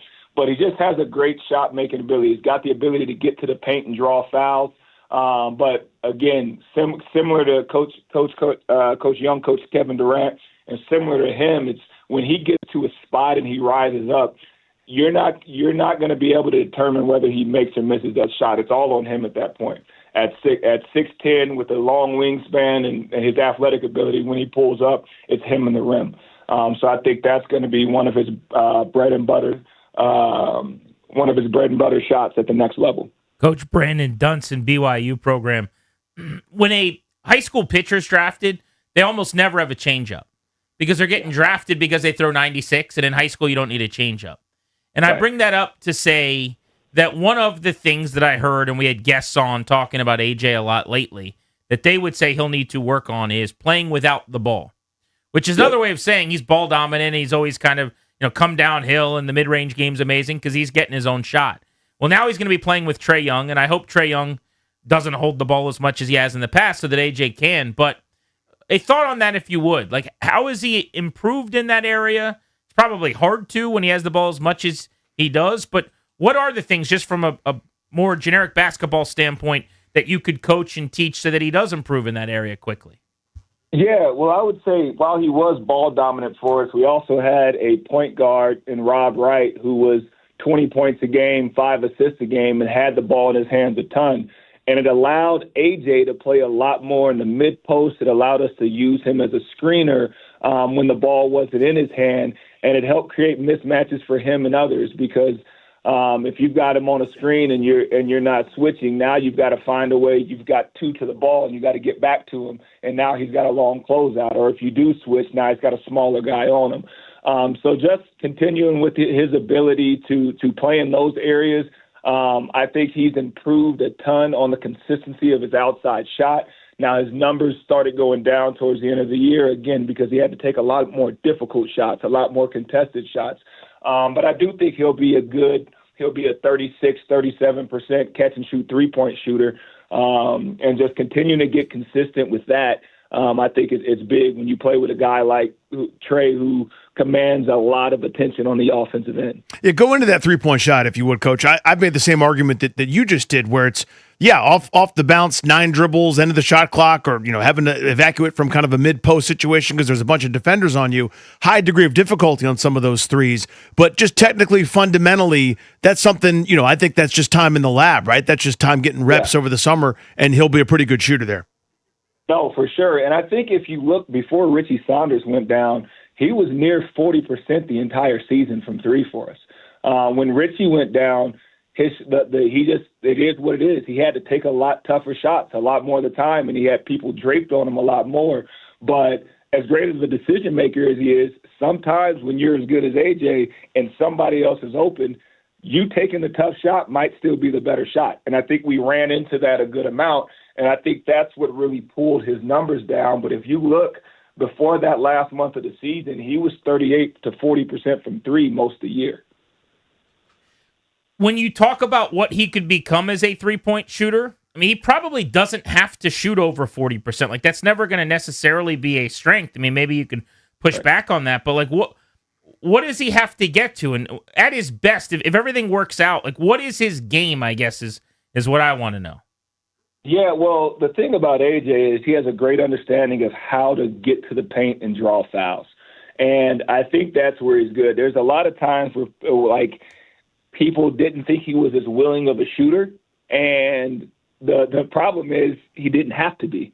Like, yes, he might have had some open shots that he passed on, but he knew he was going to be able to get to the paint and draw contact, get us an extra possession, get one of their better players a foul. So now one more foul. Now they're sitting out for the rest of the half. Like he understood that. What he is a guy that can make shots, and he can make tough shots, and he has great confidence in what he does. He puts the work in. He shoots it as well as anybody when it comes to being in practice, getting reps and those things. But he's got so many tools in his tool belt that he doesn't have to be the 40% shooter as long as he's capable. I mean, there's games where he made 4 or 5 threes in a game. Like, you have to respect it. And because of that, now you have to close out and take that away, and he's able to use all his other skill sets against you. So I always hate doing this because it describes things, and it's not fair to let we have to let the kid be the kid. But we live in this world of comps, and I love doing it as much as anybody else. So here's who I see, and you were on him every day, so you could tell me I'm a horse's ass. He referenced Len Bias, which I thought was incredible, especially coming to this DC area. Obviously, for younger viewers, never saw him play, but you've seen the highlights. I see a little bit of that. I see some Tracy McGrady too, and that, as you mentioned, when he's in rhythm and he elevates, no one's up there with him to block his shot. It's up to him whether he makes or misses it. And I think of McGrady at 19, and I think of DeBonta at 19. A lot of similarities there. Who do you see? And am I crazy, or is there someone else that comes to mind? No, Tracy's who I've always thought he was, because they've got the ability to be playmakers. They also have the ability to obviously score the ball. They're similar size. I believe AJ's a little bigger physically than Tracy was at the same age. Tracy, when you remember Raptors, Tracy was a high level, one of the best young defenders in the NBA. Now, when he went to Orlando and Houston, that changed because of the scoring load he had to take on. But I think there's definitely a lot of that in AJ. I think defensively, he's got some Paul George in him as well. Just his ability to guard multiple positions. And when he's really locked in on that end, he can guard just about anyone in the country. So But I would definitely say Tracy is the most favorable comp. His father fascinates me. I've read a lot about Ace Dabonsa, his pops, who's heavily involved in like marketing and a lot of, from what I've read, like non-basketball things. Doesn't really involve himself with you guys and say, hey, I want him playing here or whatever. But his dad's been heavily involved, and you could tell last night. AJ talked a lot about his father. Wanted his name announced that he shares with his dad. Really, really important to him. What's your relationship like with him, and what can you tell us about Ace Dabonsa? Is it true that he kind of stays away from like the basketball stuff and more just deals with the marketing things? Let me say this. I don't think I haven't been around any family that's prepared their child as much as Ace and Chelsea. They are the absolute greatest, and they've created an environment for him to thrive, and they were able to help him keep all the noise out. No matter what was said, they allowed him to grow in his own way, which was great. As far as Ace goes, it was amazing working with him. There were a lot of people who tried to throw salt on his name before, even in the recruiting process with us. And he truly is just a man that's trying to protect his child and give his child the best opportunity to succeed. Not one time did he interfere with us when it came to basketball. In fact, he would call me a ton and just say, hey, what message do you want me to echo for AJ? He was huge in that. He supported everything we did. He allowed AJ to stay focused on basketball because he handled everything outside of basketball. In the off season, AJ had a lot going on, Red Bull, different sponsorship things, and he went through all of it while still doing his basketball. And the day the season started, he shut it all down. Ace was like, look, we did everything we needed to do. Now it's all basketball. He's yours. Lock in, coach him hard. I'm here to back you. And that's 100% what it was the entire season. I have nothing but love, respect, and admiration for Ace and Chelsea and the way that they've handled business. And honestly, it's why AJ is who he is. BYU assistant coach Brandon Dunson joins us here on Grant and Nate talking about AJ Dabonsa. I want to know, Coach, the thing that he improved upon the most in setting foot on campus with you guys. Like, what's an area you go, we want you to get better here, and then, as you said, he's coachable, he takes that lesson, and he got better at it. Can you give me an example of that? Yeah, there's a lot of things. One is the shooting, and just being more consistent with his release point, with his lower body, those type of things. Two is different reads, just continuing to improve his reads. He was in here every day, 6 a.m. working out outside of practice. He watched a ton of film and doing those things. But I'd say even more was just his leadership and understanding that everyone's looking at him. I can remember one day in practice where they lost the competition and he was pissed and he had walked off the court just away frustrated and then came back. And then they ran and he finished last in the running, and more just because he was just pissed off that they lost, not mad at anybody. I brought him up. I showed him the film. He was never outside the top three in a sprint again. And just little things like that, understanding, look, my teammates are looking at everything I'm doing. And I mean, I'll be honest, he's one of out of every star player, 5-star guy I've ever been around, he's the best teammate of all of them. And he continued to just make sure that people knew that. Like, he was more excited for when something great happened for a teammate than he was for himself. And I think that was developed over time as he had been here, understanding that, look, if I pour into them, they're going to pour into me, and it's going to make us a better team. Coach, thank you so much for the time today and the insight on AJ Dabonsa. We wanted to learn more about him, and we figured who better to chat with than going right to the BYU staff. We really appreciate it. Sure. No, I appreciate you all, too, and good luck with everything this year. We'll definitely be watching and supporting from here in Utah. Thank you, Coach. Appreciate you. Yeah, we look forward to chatting again. There's Brandon Dunson, the assistant coach at Brigham Young University. Great insight on AJ Dabonsa. Sounds like the Caps are in the middle of making another blockbuster trade for another 30-plus goal scorer. We'll have some details on that coming up in the update. Plus, the president of business ops over with the Nationals with some of what they've got coming up this summer, some news from Nats Park as we continue on The Fan.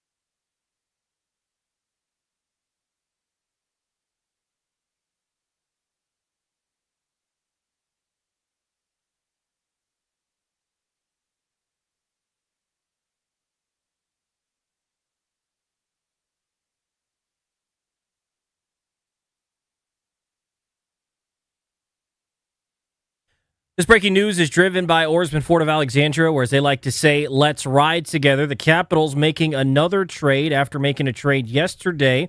They made another one today, a sign-in trade for Sabres forward Alex Tuch. He's going to sign an 8-year extension worth $10.5 million AAV. Last season, Tuch had 33 goals and 33 assists for the Buffalo Sabres. The 30-year-old now going to join the Washington Capitals.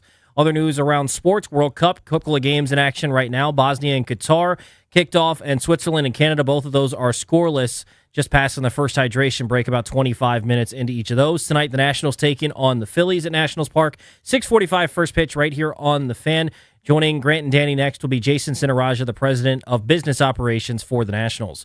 Oarsman Ford of Alexandria keeps their customers happy by offering great deals in the area's best selection of new Fords, each backed by the Oarsman Lifetime Edge, featuring up to $1,500 in extras. As they say at Oarsman Ford of Alexandria, let's ride together. From the Crop Metcalf 5-Star Sports Desk, I'm Toby Altizer on The Fan.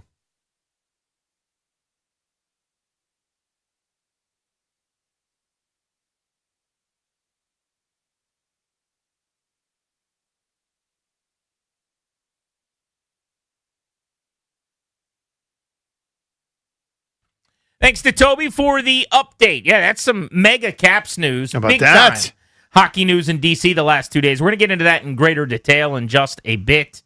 Alex Tuch, of course, will forever be known by Caps fans as the guy who was delivering the shot on net for the save. You know the dude who thought he scored but didn't? Braden Holtby had other ideas in the 2018 Stanley Cup Final against the Vegas Golden Knights. The last 5 seasons he spent in Buffalo with the Sabres, and a gentleman who knows a thing or two about the Sabres is Jason Sinaraja, who's been working in sports for many years, many sports, including in Buffalo, and is now the president of the Nats business operation, and he joins us in studio. It's funny, you can talk all sports, because you sat down and I said, hey, I'm not going to be that fun right now. I'm sending a bunch of texts to try to figure out what's going on with the Caps, but yet that's one of your old stomping grounds, and you're familiar with Buffalo's operation. Yeah, I was there in Buffalo. I was running the Bills side, and we worked a lot with the Sabres. And when they acquired Alex Tuch for Eichel, I think that was 2021 or 22. I can't remember which year it was, but I was there. Yeah, and I remember Alex Tuch because I went to Boston College. He did too, so there's a little bit of a connection there. But yeah, you guys are getting a great winger. He's a great guy and good in the locker room.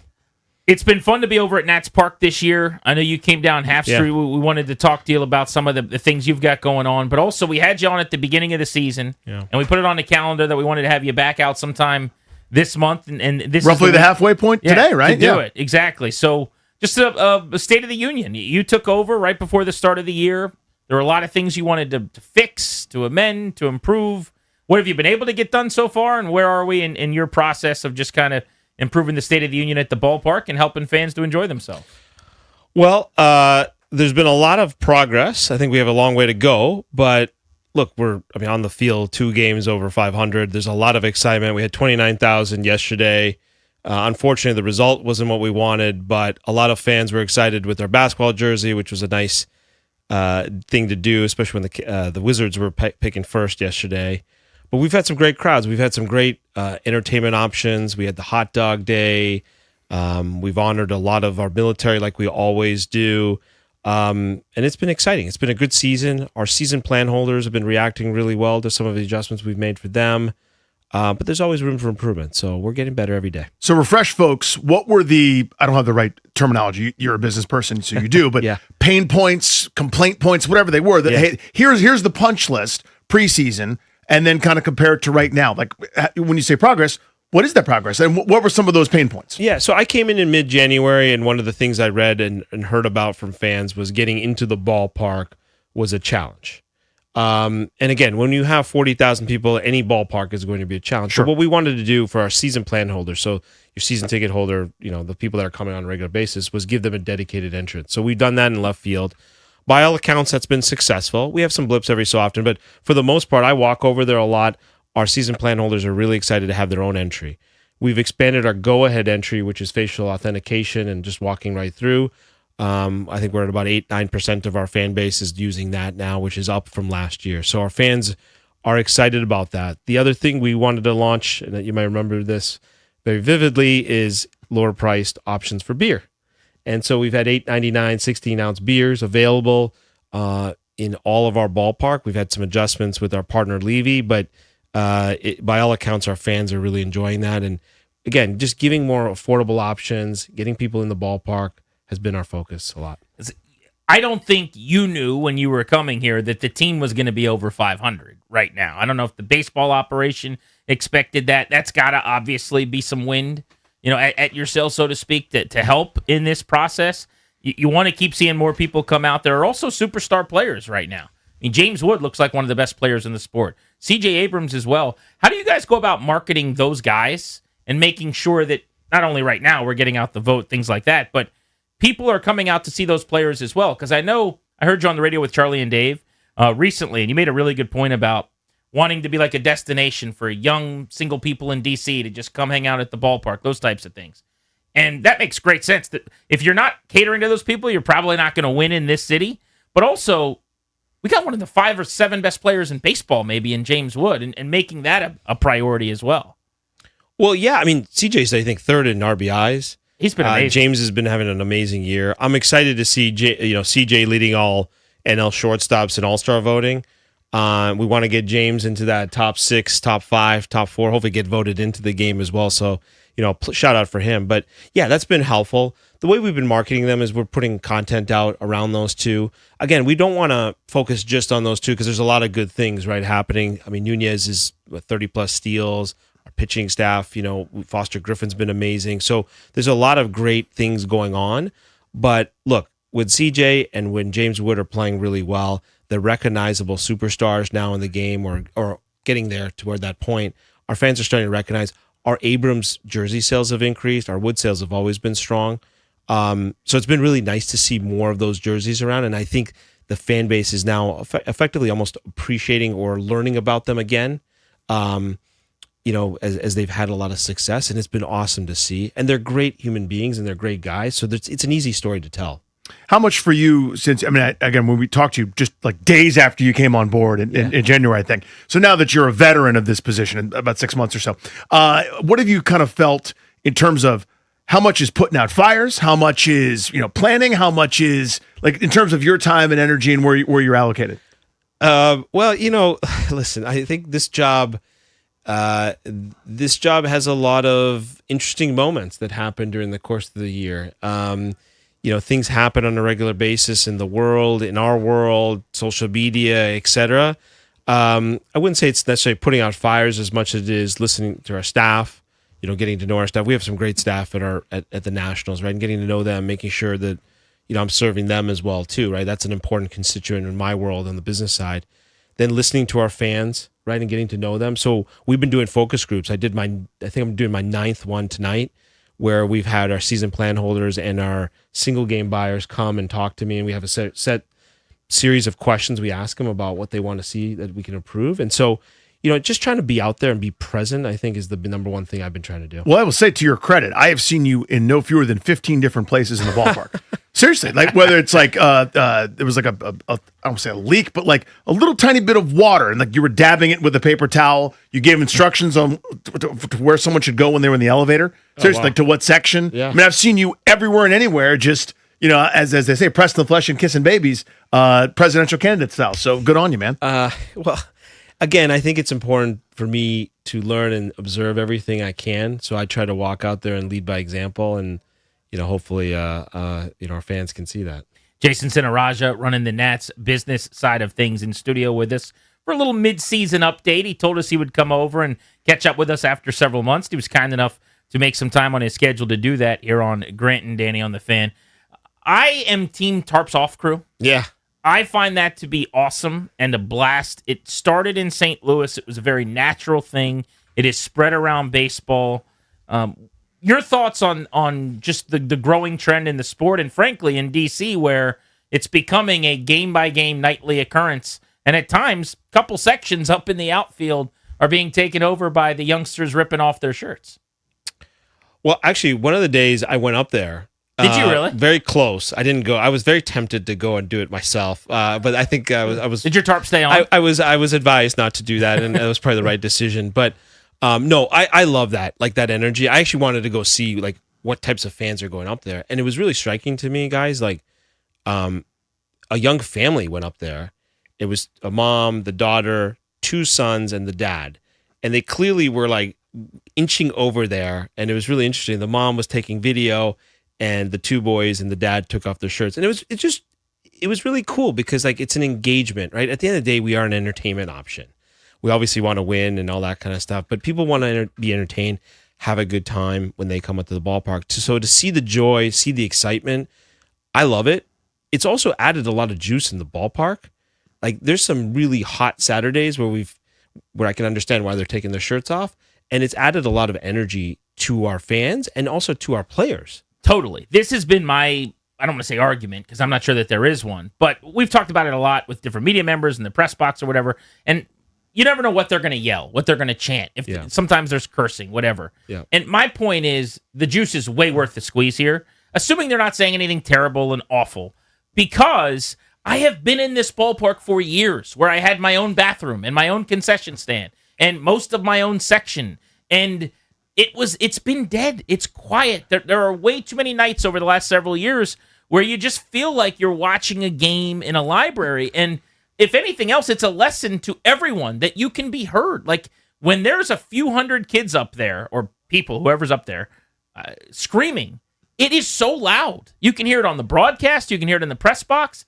And it's almost like we're watching the World Cup in studio. It's this soccer feel of like, and it just brings something to the environment. The same way the drums on Half Street do. Mm-hmm. Yeah. I really like it.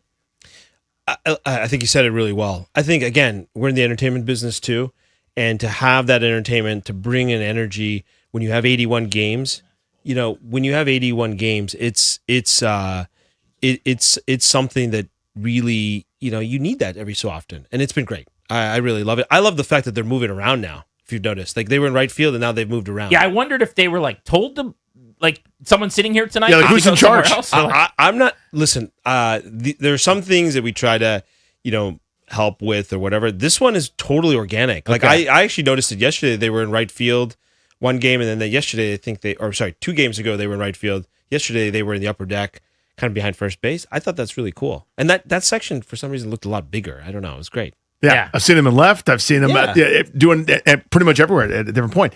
What is kind of your next mountain that you want to climb? Sort of the next big thing where you go, okay, I feel settled, not settled and satisfied because you're always looking to improve, but we've accomplished so much here to this point halfway through the season. What's kind of the next big thing challenge you want to take on? Well, look, I mean, the ballpark is almost 20 years old, right? We get a lot of feedback about the ballpark experience, good and bad.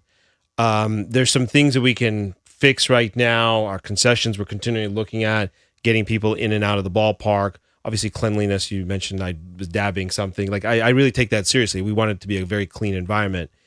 But longer term, we've got to figure out what appeals to different parts of the fan base. The VVIP to the outfield social seeking fan, to the value consumer, to the families, to the group outings, etc.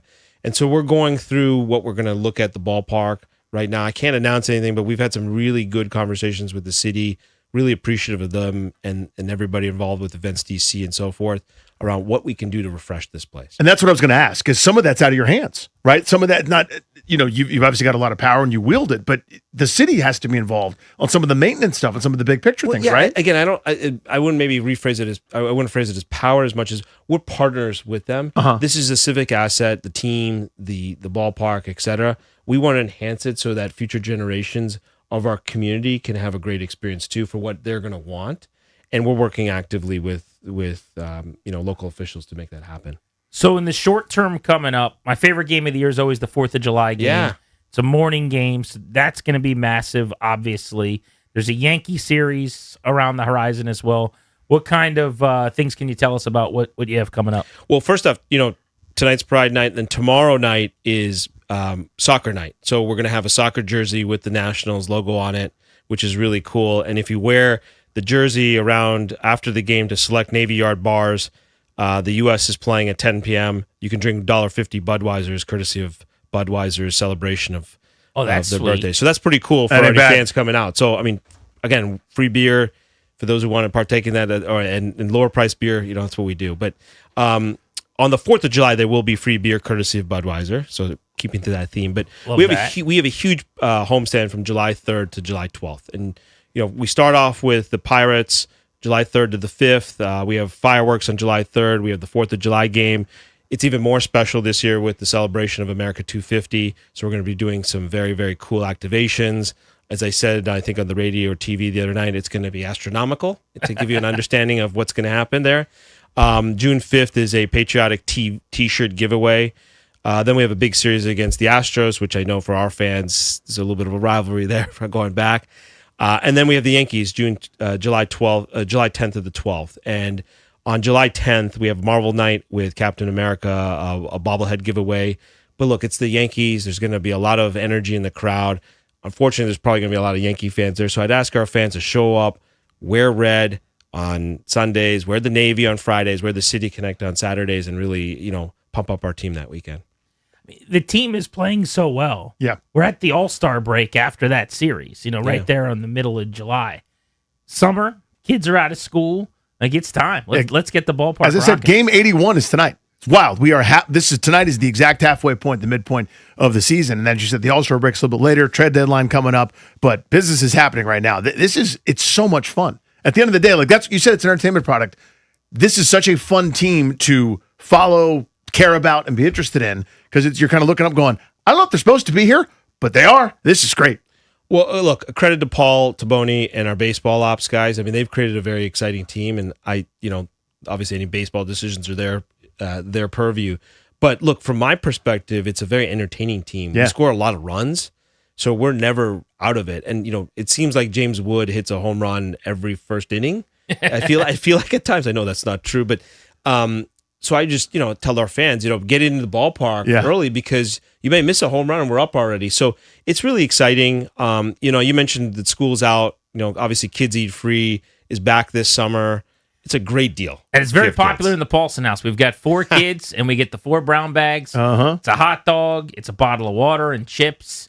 And I will tell you that we have made You've utilized it, of that very nice perk every single time we've gone to the ballpark the last couple of years. I'm glad. Yeah, I mean, look, it's fun on Sundays. It's a different energy. Yeah. Friday and Saturdays are like a little bit more like an event, social seeking, that kind of atmosphere. The music's a little louder. Sundays, it's that family orientation that we're trying to go for, right? And kids can run the bases afterwards. There's story time, etc.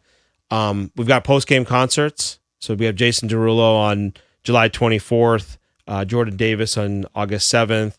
We've got some really, really exciting promotions. Hawaiian Shirt and Shorts Day are set on August 8th. We have a Harry Potter Day on July 25th. So there's a lot of stuff to come out to the ballpark on, a lot of excitement.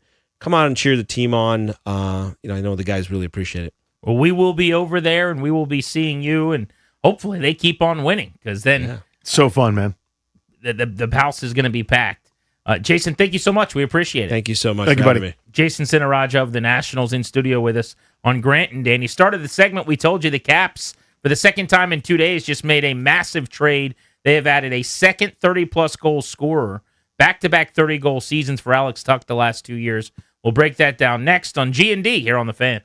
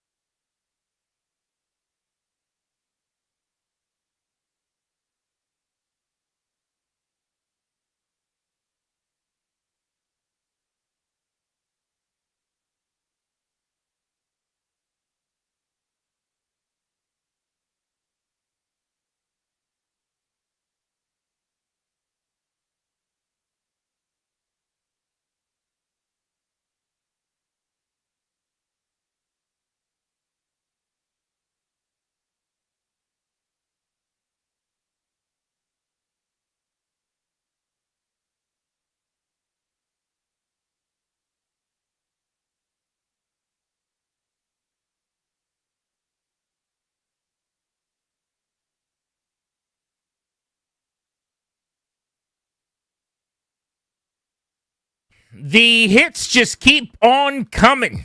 DC Sports is on a heater.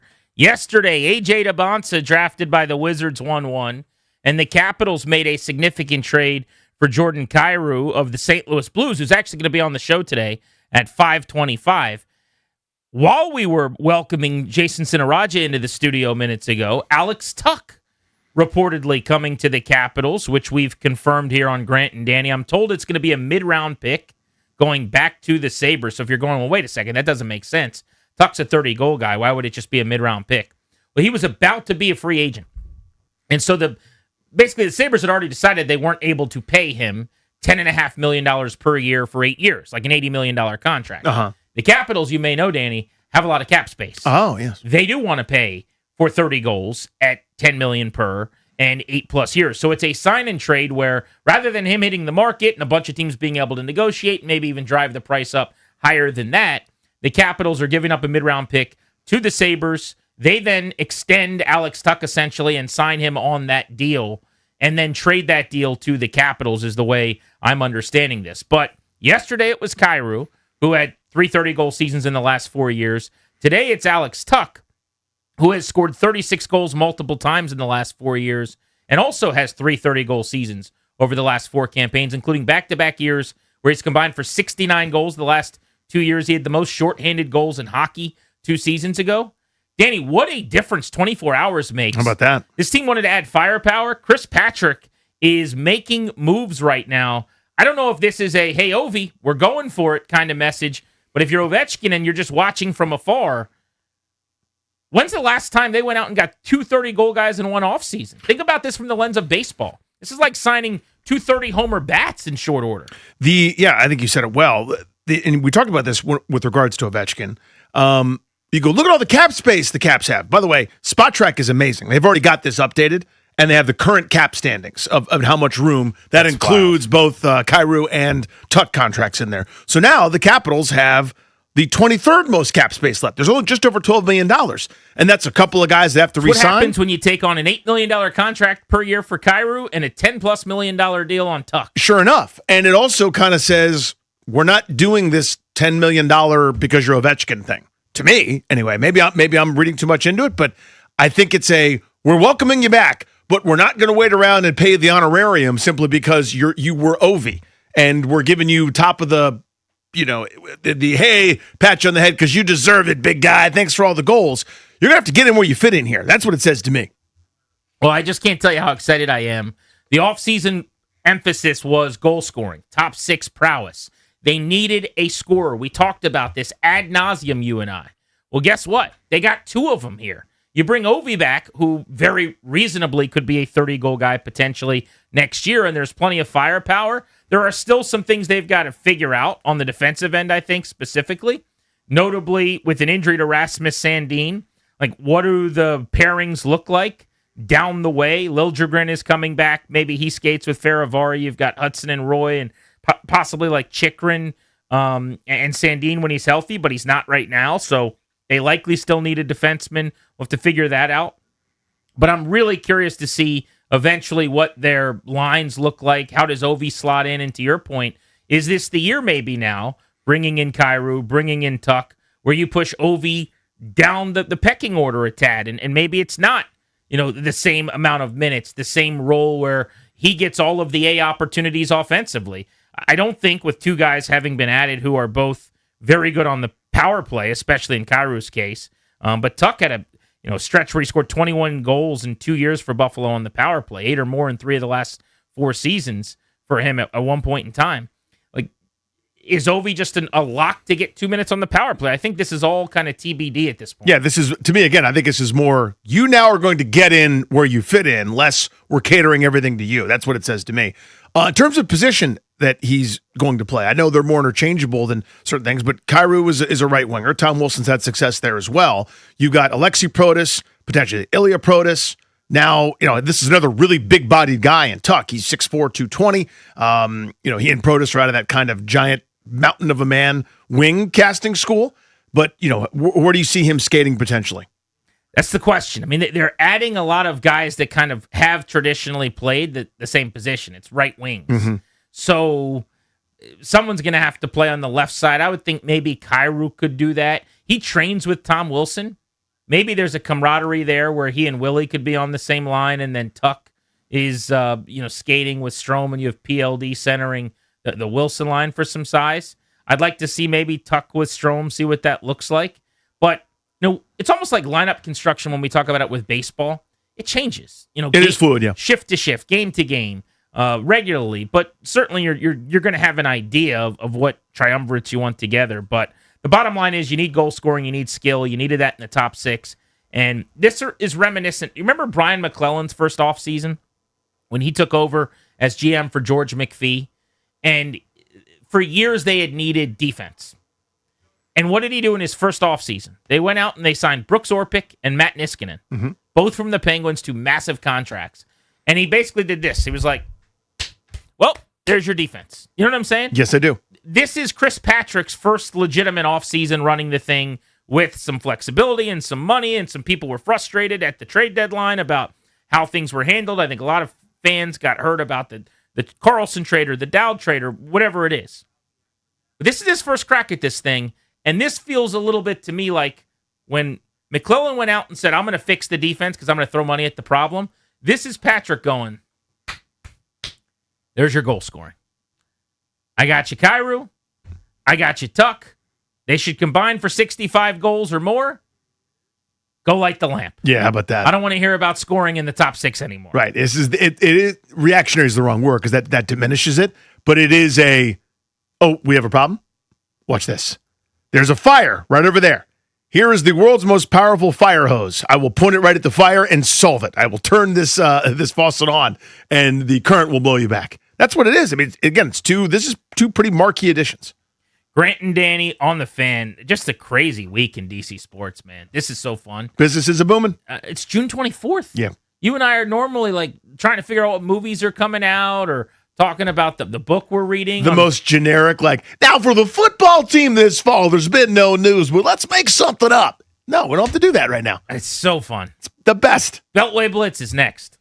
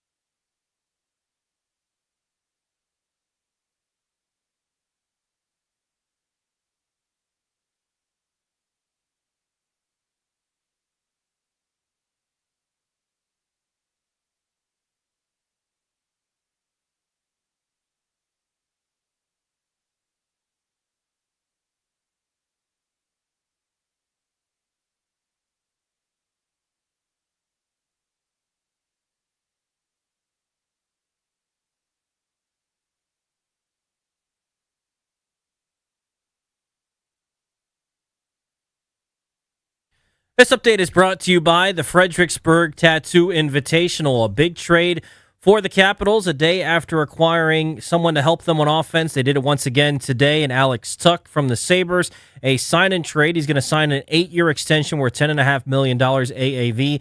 Last season for the Sabres, Tuck had 33 goals and 33 assists. He's 30 years old and will join the Capitals for this upcoming season of the World Cup. 2 games currently underway, Bosnia and Qatar. Bosnia leads 2-1 at the half. Switzerland and Canada are scoreless at halftime. Both those teams atop Group B. In baseball, the Nationals taking on the Phillies for Game 3 of the 4-game series. 6:45 first pitch at Nationals Park. You can hear the game right here on the Fan. Miles Michael is set to take on Aaron Nola. More artists, more talent, more ink. The 3rd annual Fredericksburg Tattoo Invitational is back June 26th through the 28th at the Fredericksburg Convention Center. Experience 3 days of live tattooing and tattoo competitions at our biggest show yet, presented by the Black Horse Tattoo Studio. Don't miss the Fredericksburg Tattoo Invitational. From the Crop Metcalf 5-Star Sports Desk, I'm Toby Altizer on the Fan.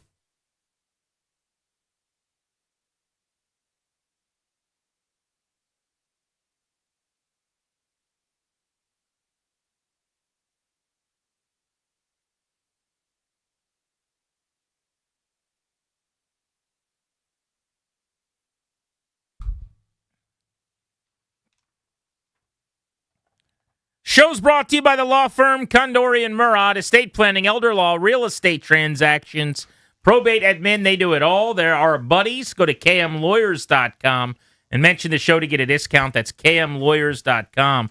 They love all DC sports teams. I just heard from Wasim. He's fired up about He's excited? Caps. Oh, I love it. You know, he's got the season tickets to the Caps, so he's ready to go out and see Alex Tuck score a couple goals at Capital One Arena. That ain't bad. That ain't bad. A couple brand new skaters. If you like 30-goal scorers, you're in luck. The Caps have a couple. Yesterday, I was texting with him about the Wizards. They are the epicenter of the conversation today for the Grant and Danny radio program. They drafted A.J. Debonso 1-1. We were lucky enough to catch up with our guy Glenn Consor before the draft yesterday. Wanted to get him back on the blitz now that we know who the Wizards took. And we've got Glenn right now, so no more speculating, no more what if, no more it could be. It's A.J. Debonso. What do you think? I think it was an exciting pick, the right pick, and it's somebody that they had targeted for a long, long time. So to agree, it was really, really exciting, I think, for the fans and everyone else that was there. I think he's going to be a franchise-type player in years to come because he's so uniquely talented. Glenn, what is A.J. Debonso week 1 of the season, whatever time in October that the tip-off happens, and then what is he in a handful of years? Boy, I think the way he plays, and I said this last night at the draft party. He reminds me of T-Mac. He plays like him. He's he's not a position, he's a player. He plays like Tracy McGrady, but also has a passionate competitiveness, killer instinct of a Kevin Garnett, for all you people that know who Kevin Garnett is. But, he has that type of intensity to his game. That stuff you can't duplicate, you can't replicate when someone plays with that kind of an edge, and he does. They did a lot of research. They, I'm sure, did their due diligence on Peterson and everybody else. I can't help but think this was their guy all along, though. The conversation between Dawkins and Debonso after the pick, their relationship, and I know Dawkins is probably a guy that's going to get tight with everybody very quick because he's just so high EQ and a good dude. But I couldn't help but think this was always their guy. What do you think about that? Yeah, I think you have to do due diligence when you scout a player. You talk to everyone. You talk to the player. You talk to the family. You talk to his coaches. You talk to, the physical therapists. You talk to strength and conditioning coaches. So it's more than that. They picked him because they think he's going to be the guy in the future. To get back to Danny's question, where do I see him in the beginning of the season? I think he's going to be an impact player. And I think in 3 to 5 years, he could be an all-star. That's how good he is. That's, he's the number 1 pick. look at the history of number one picks. So I think they picked him on his talent, but they also they also selected him based on his history, his work ethic, his personality, his coachability, all the things that they look at when they do their due diligence. Glenn, there's a couple guys in this draft, and he's one of them, that I feel like, I don't want to say they took possessions off on defense. I don't think that's a fair assessment, but had to bear such a giant structural load on offense that maybe defense on a nightly basis wasn't a priority. I think he can be a willing, capable, and even plus defender in the league, talking about Dibonsa. What do you see with him defensively, and what are the things he's going to have to work on to get to that kind of level? Well, I think he's a sneaky good defender. I think he is a good defender. I think that, given his situation in his 1 year at BYU, where he was coached by a former NBA assistant coach, everyone around him at BYU had ties with the NBA.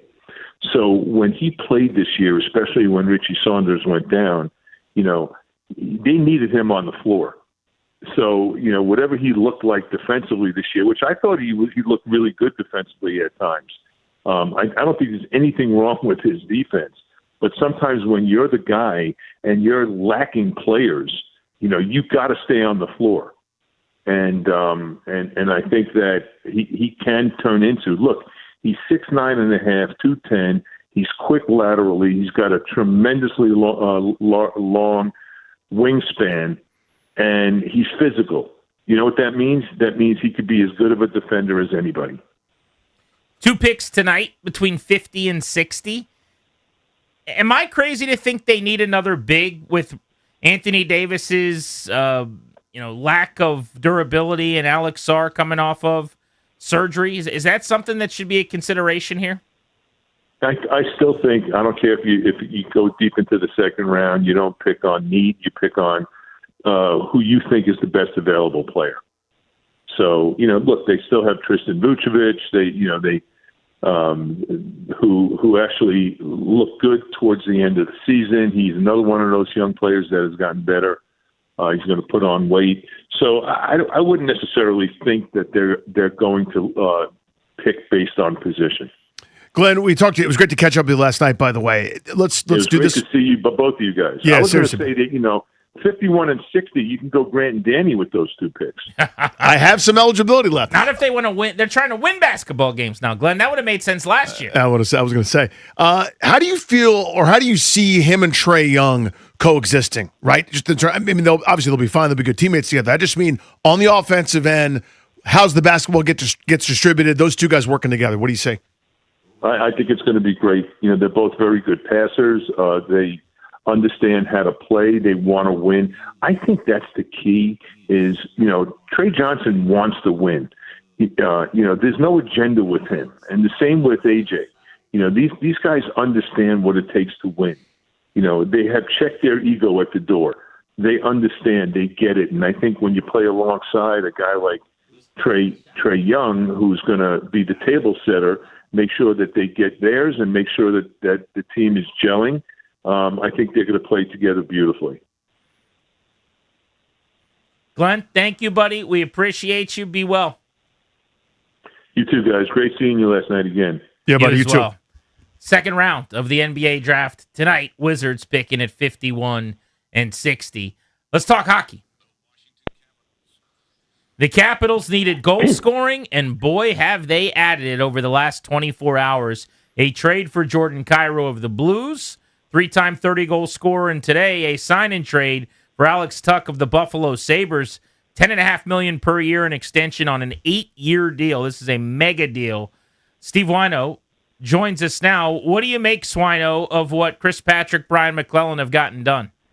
GP, they said they were going to do something like this because the free agent pool is not very deep, and they've gone ahead and done it. The Capitals are the big winners of the offseason, along with the Florida Panthers so far after Florida went out and got Matthew Tkachuk, or Brady Tkachuk to play with Matthew. The Capitals have added 2 top 6 or at least top 9 forwards, ringers in Alex Tuch and Jordan Kyrou at not a huge acquisition cost. And I know there's a first-round pick involved, but that was one of that was not the pick they got from John Carlson from Anaheim, but it was their own first round pick. You still had one in this, and essentially flipped a well drafted prospect from last year, the first, and these guys to be able to get two difference making players who make the Capitals better, whether or not Alex Ovechkin plays next season, and assuming even if Alex Ovechkin does play next season, for the next several years beyond that, this is adding the infusion of talent that teams just can't do, and the Capitals stockpiled assets and players and prospects to do exactly this. So, Swano, you mentioned Ovechkin. Where does he fit in now? It's not like they have infinite cap space anymore. Two, marquee additions will do that. This feels a little bit more get in where you fit in, buddy, if you want in at all. Yeah, and that's exactly it. Especially with Rasmus Sandin not being able to start the season next year, it was this is how you're going to have to get talent. And there's not a lot of spots, and I know they think very highly of Ilya Protas, and he's probably going to make the team next year. But this is now cranking open, Danny, the Capitals championship window for another X number of years. Swano, you mentioned the defensive side of things. The Rasmus Sandin injury is on my mind. I don't know that they're done yet. I mean, they probably have to do something to shore up that defense, yes? Yeah, I think that would be like a bargain, in my opinion, a bargain basement shopping sort of addition. That you would hope that Rasmus Sandin is back by the second half of the season. That you go out and you get somebody who would be your new Trevor Van Riemsdyk, someone who is on a sort of a prove it contract. I'm thinking someone like Tony DeAngelo, who was with the Islanders the past couple of years, someone who you can get for $1 million or so, who fits under this sort of salary cap. Because yes, if they used up a lot of the salary cap space they had, if Alex Ovechkin is going to come back, if he doesn't, that changes the entire equation of they could go out and try to get. There's not a whole lot of great free agents available at any position really this summer, but to be able to even potentially do another one of these deals for a defenseman who's under contract well beyond next season. So how do these pieces fit together? It's not exactly like they're in the Wizards spot where you don't care if the best player in the draft's a small forward. You just draft the best player because they're an asset gathering. This is a team that wants to compete, and they basically have 11 right wingers right now. How do these guys skate together, fit together, et cetera? Well, I think the start of it is your training and teaching Ryan Leonard to play the left side. I think that's the first move here as a young player. I think you sort of move him over there. And maybe Jordan Kyrou can play the left side as well. And this is where this is the ultimate trust in Spencer Carberry. We trust philosophy. I do think like a basketball team, you get as much talent as you can, and you trust one of the best coaches in the league to be able to mold around that. Now, could you see a situation where a trade is made so you sort of balance that out a little bit more? Sure, that's something to worry about down the line. But the way that hockey is played now, it's not positionless like the NBA has become, but you just get wingers, put them on the ice, and figure it out. I hear you. I get that, and you're right. I still can't help myself but nerd out a little bit and just thinking about who fits with who. I mean, is the idea maybe that you'd want a guy like Tuck with his size on a bigger line with like a PLD and a Tom Wilson? I know Jordan Kyrou trains with Tom Wilson. Maybe there's a rapport there. Is one of those guys more likely than the other to flip to the left side? How do you see that?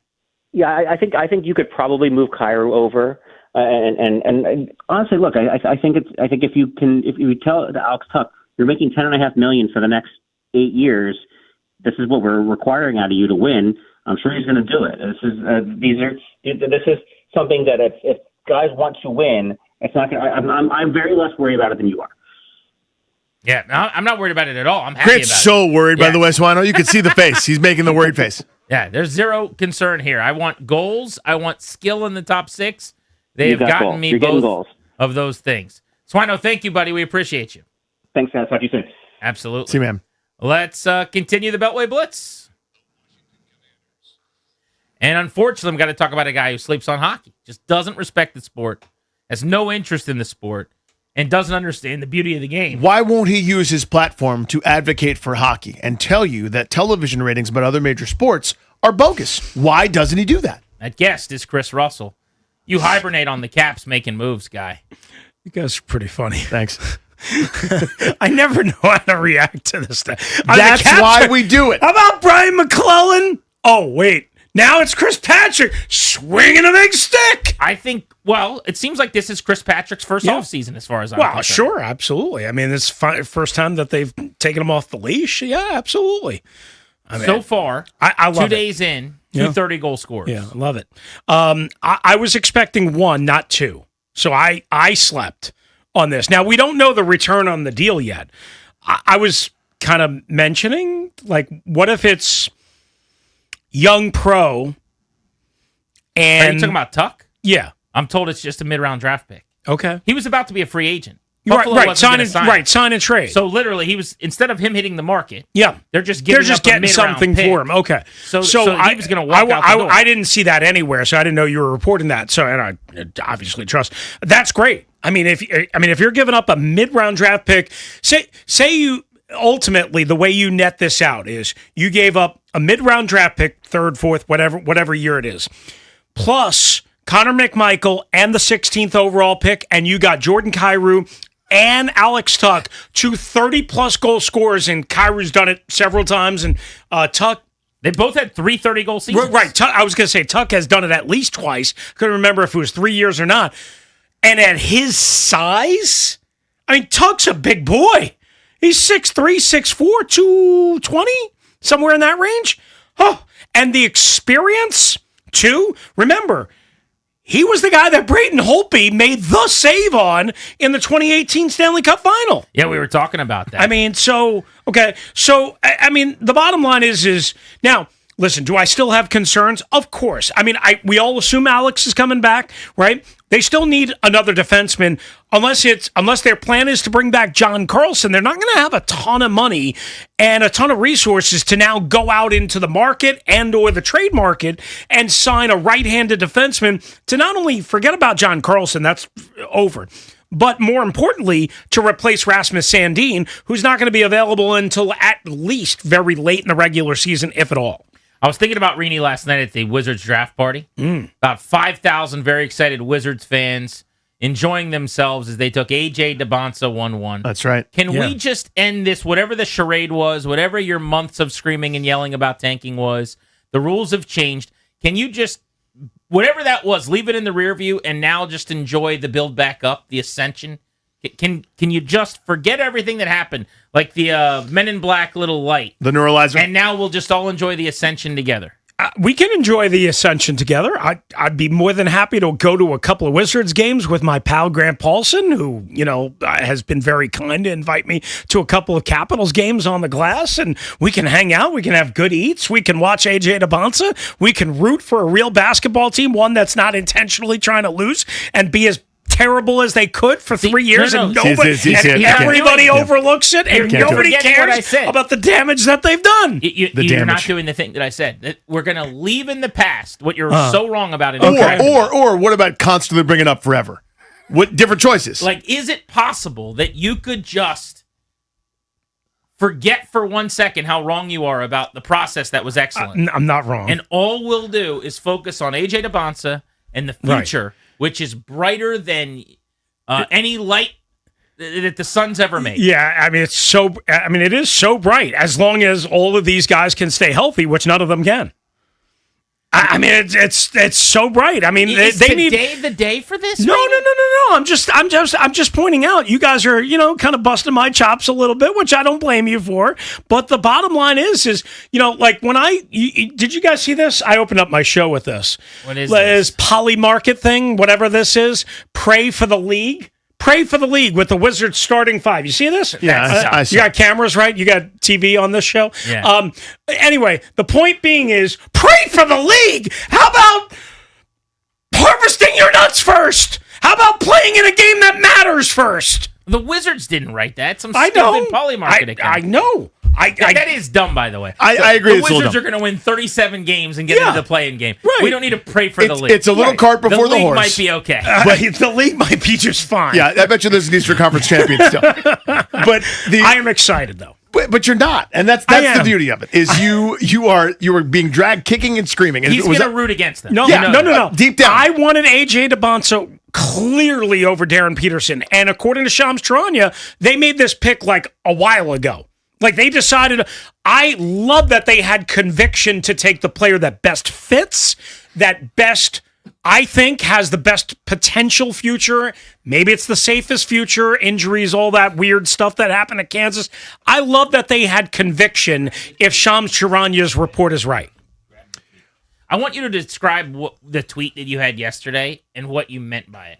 Strober, pull this up. How did you see it? What did I do? Did someone send it to you? I was sent it, yeah. It was one of the most confusing tweets I've ever seen anybody write. Which tweet is that? It was about Darren Peterson, but we read it 10 times. We had no idea what you were trying to say. Okay, but yeah, I'm trying to think. What Strober's pulling it up for me. Okay, I'm trying to find it myself. Do you have it, Ben? All right, read it to Chris Russell here, and you tell me. Translate. Speak Russell. What in the hell were you trying to say here? From Jeremy Wu of ESPN, while this doesn't guarantee anything, the investment in Trae Young with Darren Peterson, by the way, it's spelled Trey Turner, the way he spelled Trae Young in this, plus the other investments they made at the two, doesn't allow for proper growth in any reasonable opinion. Yeah. What does that mean? Jerry Wu was pointing out that re-signing Trae Young to a long-term extension essentially takes Darren Peterson out of the mix because Darren Peterson wants to be on the ball.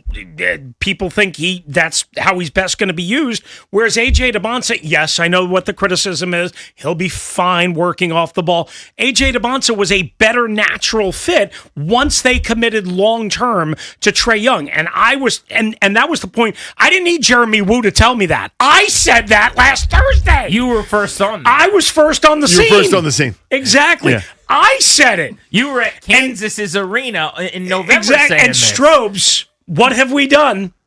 We did it. We did it. We accomplished the goal. The number one overall pick, A.J. Debonsa. Last thing. Yeah. You said none of them can stay healthy. The only one to my AJ Alex Sarr has been hurt a lot. Foot surgery, yeah. Anthony Davis hurt a lot. Well, okay, so you don't mean the kids. Bilal Coulibaly missed the last 6 weeks of his first 2 seasons. Hurt a lot. Okay, Trey Johnson was hurt plenty last year. Trey Johnson was hurt when he came in. That nobody knew. I will stand Trae down Young on this. missed most of the year. Now some of that was not tanking. a real injury. It was very real. Okay, sorry. Okay, some of it was. It was real to me. Let me get my notes. That was a real injury. He was unavailable. Some of it was about as real as when you guys find me in a pile of snow in the alleyway over here. As George Costanza said, it's not a lie if you believe it. Reenie, old buddy, old pal. Times are good. We got the Caps moving and shaking. We got the Wizards making good on the tank. If we could just get a bullpen arm now. If we could just get a bullpen arm. And by or the 3. way, Reenie's got Nats on his show. I was going to bring that up yesterday. I mean, how big a deal was that for you? James Wood in studio? In studio, James Wood. I mean, what? Thank you. Just thank you. Just thank you. Did you enjoy James Wood in studio? I enjoyed very much. What a nice young man. He's a great dude. He literally got up from the desk or whatever as I'm still on the air. And you know how athletes can't wait to get done with that? Oh, of course. He reaches over, and not that he has to reach very far. It's 6'6". With giant tentacle arms, yeah. And he just shakes my hand. Yeah. And just such and says thank you. Yeah. Just such a nice young man. Oh, and he happens to be really good at baseball. Now, he came over here yesterday and was awesome and probably had the worst game of his life. We're not going to talk about that second part of it. That's fair. But it was still great to see him, right? If you have not seen the incredibly funny and awesome piece of social media that Tobes put together. I did see it. It's from 106.7 The Fan, or This Super is good. SportsCenter style commercial. It's very good. You can go check that out. It's my pinned Instagram post, Grant H. Paulson, right now. It's getting rave reviews. He did a really good job with it. Tobes is also working on another project that I'm not allowed to say on the radio now, but there's another project in the works. Ooh. For Tobes. Whoa. I like projects. That is very cryptic. I like that. Normally Russell comes on and he's very cryptic and we never know what he's talking about. So I'm glad he kept the streak alive. How do you not know what I'm talking about yet you sit here and just harass me about the tanking and how wrong I am? We would never. I'm talking about that time you did the weird Nats thing. Now this is. There's always you always give a little morsel where we just have to wait till next time. I am trying to keep myself relevant in an industry that is doing everything it can to make me irrelevant. That's all I'm trying to do. Put that on a T-shirt, by the way. That's outstanding. I feel that way all the time. It's well said. What are you going to be, Linnell Willingham now and steal my slogan? I am. On a T-shirt? Yeah. Oh, were you the youngest in charge? Is that what you were first? Did you used to scream "Ride with me"? Did you used to start? Did he shows steal that going, like Jeremy Woo stole from you? Is that what happened?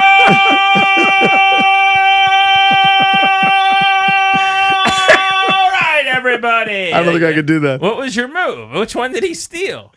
Tap in. Asking with people you? to tap in, yeah. Which one was it? Boots on the ground. Telling people you He know what stole time it is. exotic smash mouth football from the Titans. I will what else say, did he steal from me? my guy Nell_BTP. I was with him last night at the draft party. Yes. He was in a great mood, and I think it was because the Wizards took AJ Debonsa. Yeah. But he was just a jolly-go-lucky, kind of happy guy. It was fun to be around Linnell last night. He was a good hang. Linnell was. The 30% of the time that he's in a good mood. It's great. Yeah. Why is it always? It's always got to be something. I don't know. You know what I mean? I'm putting a ball on a tee, and then he takes the ball and throws it into the crowd and gets mad at the fan. Exactly. Thank you, Rini. Thank you, buddy. By the way, that was a record-long Beltway Blitz. We got off the rails there, but that tends to happen Got off the sometimes Mitch. when our pal /Arini joins us in studio. Grant and Danny on the Fan coming up at 5:25. The newest member of the Washington Capitals, or I guess the second newest member at this point, Jordan Kyrou, is joining us on G&D on the Fan.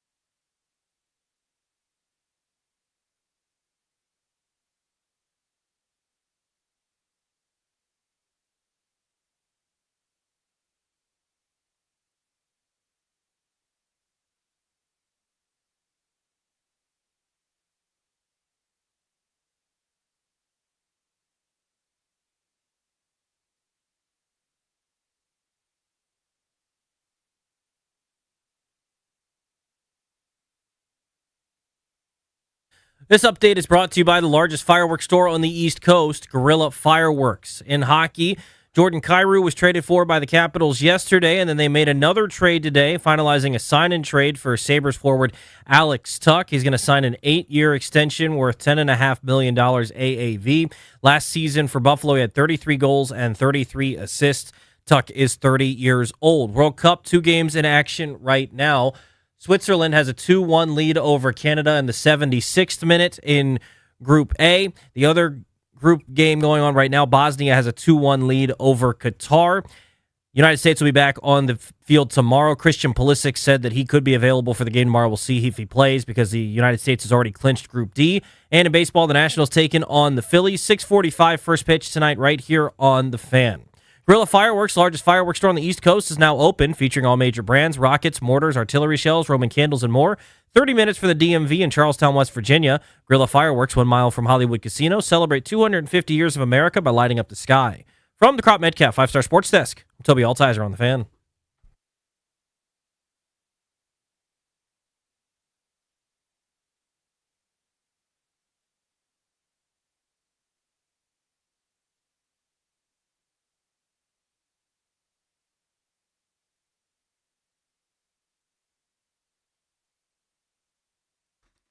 Grant and Danny on The Fan.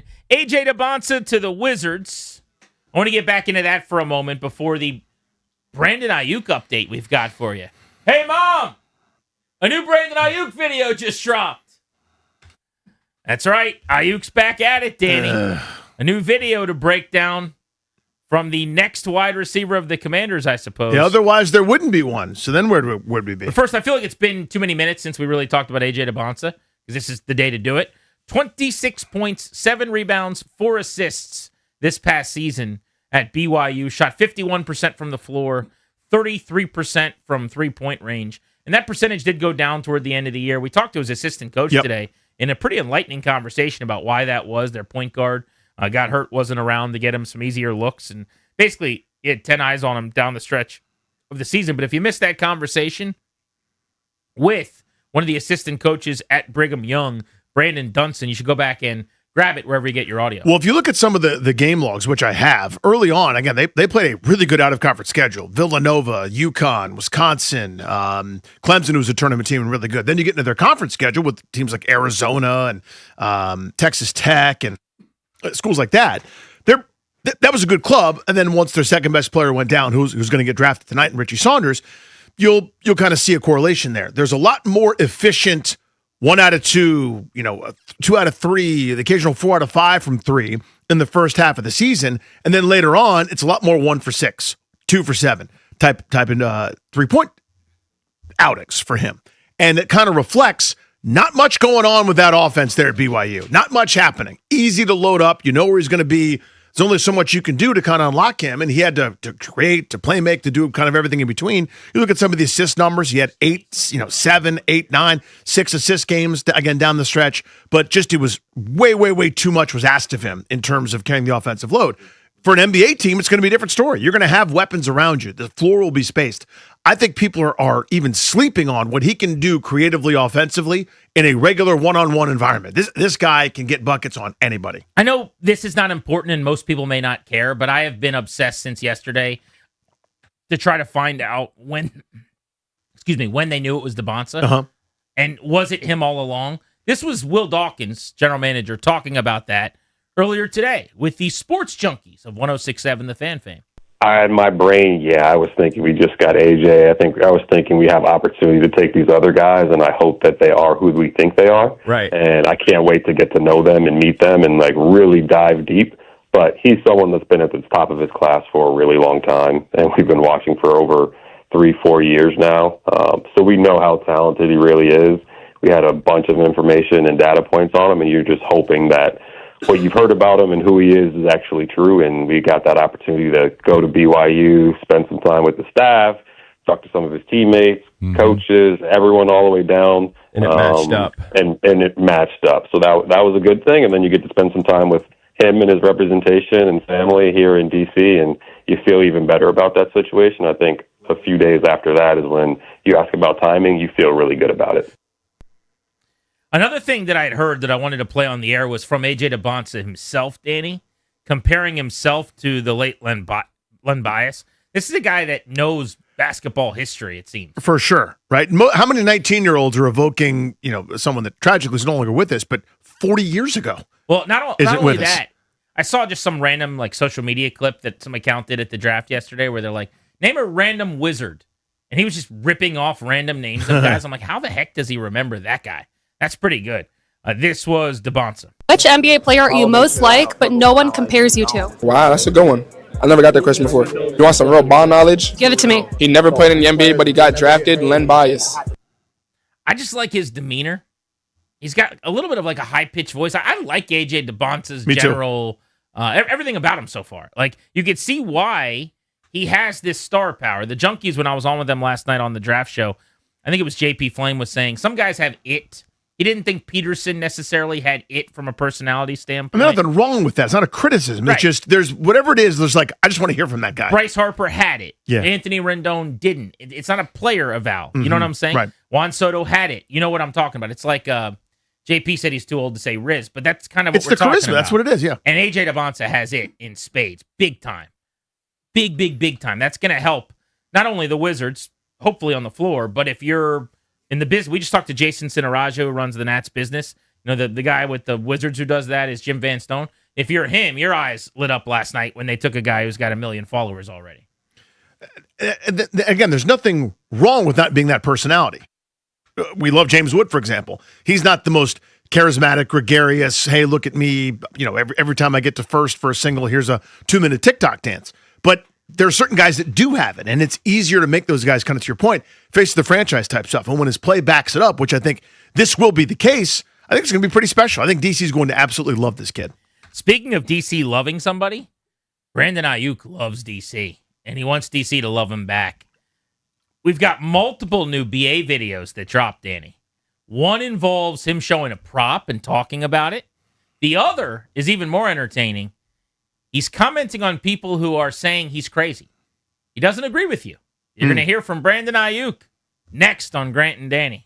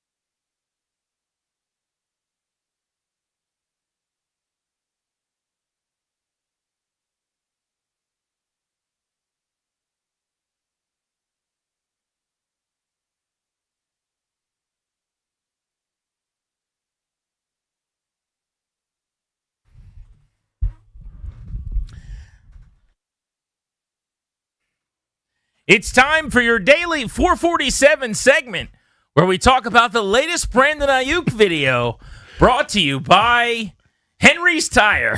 We need a sponsor for this. And it's at Frustrated Fanbase. Give them a follow if you're frustrated, irritated, and disappointed that this thing keeps on coming and won't die. Tune in for 447 every day. Brandon Ayuk does something, and it's irritating because there's no progress. And all he has to do is show up, and he'll get himself cut, but he won't do that. He just keeps going to IG. More coming later. Jackass. Call Laura Gonzalez from sales to get it sponsored. Tell her we need a sponsor for our daily Brandon Ayuk video listening session that we all do together. I mean, remember, he has to go to the facility to get cut, and he has not done that yet. People refuse to talk about this part of it that are saying he's a victim, that the 49ers are the bad guy. He's got to go to be taken off of the did not show up list, which he hasn't done. He just keeps telling them to cut him. So we've got actually a couple developments on the Brandon Ayuk front. The first was that he posted a picture of a game ball, it would appear. So maybe he's hanging out with a commander.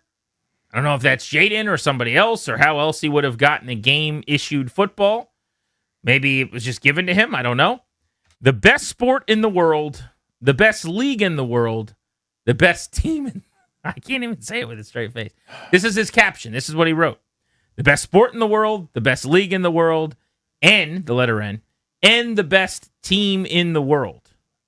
And it's an NFL standard issue, Roger Goodell signed, like commemorated game football that was given out to somebody with the Commanders logo there, seal on it.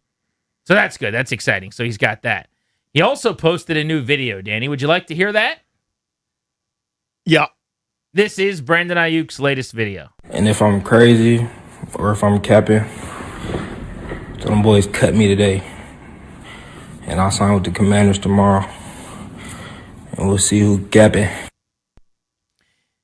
So quickly, I want to summarize, try to, if I'm crazy or if I'm capping. So he's saying, it is incumbent upon you, the viewer, to inform the San Francisco 49ers to release me. And at that time, I will then sign a contract with the Washington Commanders. And then we will see who, in fact, is deliberately spreading falsehoods. That's what that was. Capping, but nobody's saying you don't really want to sign with the Commanders. He's acting like someone's pretending like he's not going to sign. He's like, oh, release me. I'll sign with him. You'll see. I don't think anyone at this point thinks he doesn't want to sign with the Commanders. Is that a knock? I don't know. I don't know. Who is he arguing with exactly? Again, I don't know. I don't know who's out there. I don't know what he's reading or seeing or hearing because he's speaking to somebody. It's my least favorite genre of thing where someone picks some sort of tiny little opposite point that either does or doesn't exist in some corner of the internet and goes, I'm going to argue with that. It's like, okay. Nobody was debating you, dude, about any of this. Like, I'm not debating him about anything. See what I mean? He does hear that people think he's crazy. I took that out of. I did take that away. Because a lot of people have suggested he's, and I don't make light of this, or I'm not making fun of this, that he has a CTE issue or there's some kind of head trauma at play here, and you've seen players have issues before, and that there's some kind of early onset situation happening. And I hate that type of analysis or just loosey-goosey take being thrown out there because it's such a serious, real thing that players deal with. Every time someone is acting a fool, it doesn't mean that there's some major mental deficiency, that there's some major mental issue. It could just be that he wants to take to social media to get out of San Francisco. It might just be that. Play the clip again for me. If I'm crazy or I'm capping, then cut me, and I'll sign with the Commanders, and then you'll know that the Niners are capping. And if I'm crazy or if I'm capping, tell them boys cut me today. And I'll sign with the Commanders tomorrow, and we'll see who capping. Adam Schefter was talking about him and said teams are actually backing off of their interest. Not to say that there would have been a huge market because of the injury the year and a half since he played. Mm-hmm. And it doesn't matter to Brandon Ayuk as long as one team is interested, and that's the Commanders. That's the team he wants to play for. And the starting quarterback in the face of the franchise here is his best friend. So you got it in. My guess is as long as Jaden Daniels is ultra interested, the Commanders will be ultra interested in the wide receiver. But Schefter said that these videos, that the social media posts, they're not helping him. I think every time he opens his mouth, he damages his standing with other teams, and he scares other teams from bringing him into their organization. And I just think he doesn't realize that. He thinks he's helping the situation. I don't believe that to be the case. And speaking to teams, everybody's saying, what's wrong with this guy right now? Like, it's unsettling to watch him. It's scary to see how he's handling himself. And by the way, he's still a member of the 49ers organization, still, the team that paid him, and he's saying go Commanders, which clearly is the team that he would like to go play for, being that he played with Jaden Daniels at Arizona State, so he'd like to go rejoin Jaden Daniels in Washington. I haven't asked Washington, I'll have to give them a call, their thoughts on signing Brandon Aiyuk, bring him in. Maybe for all we know, they're planning on doing that and it'll get done, but I know, having spoken to them leading up to the draft, they had some questions at that point in time.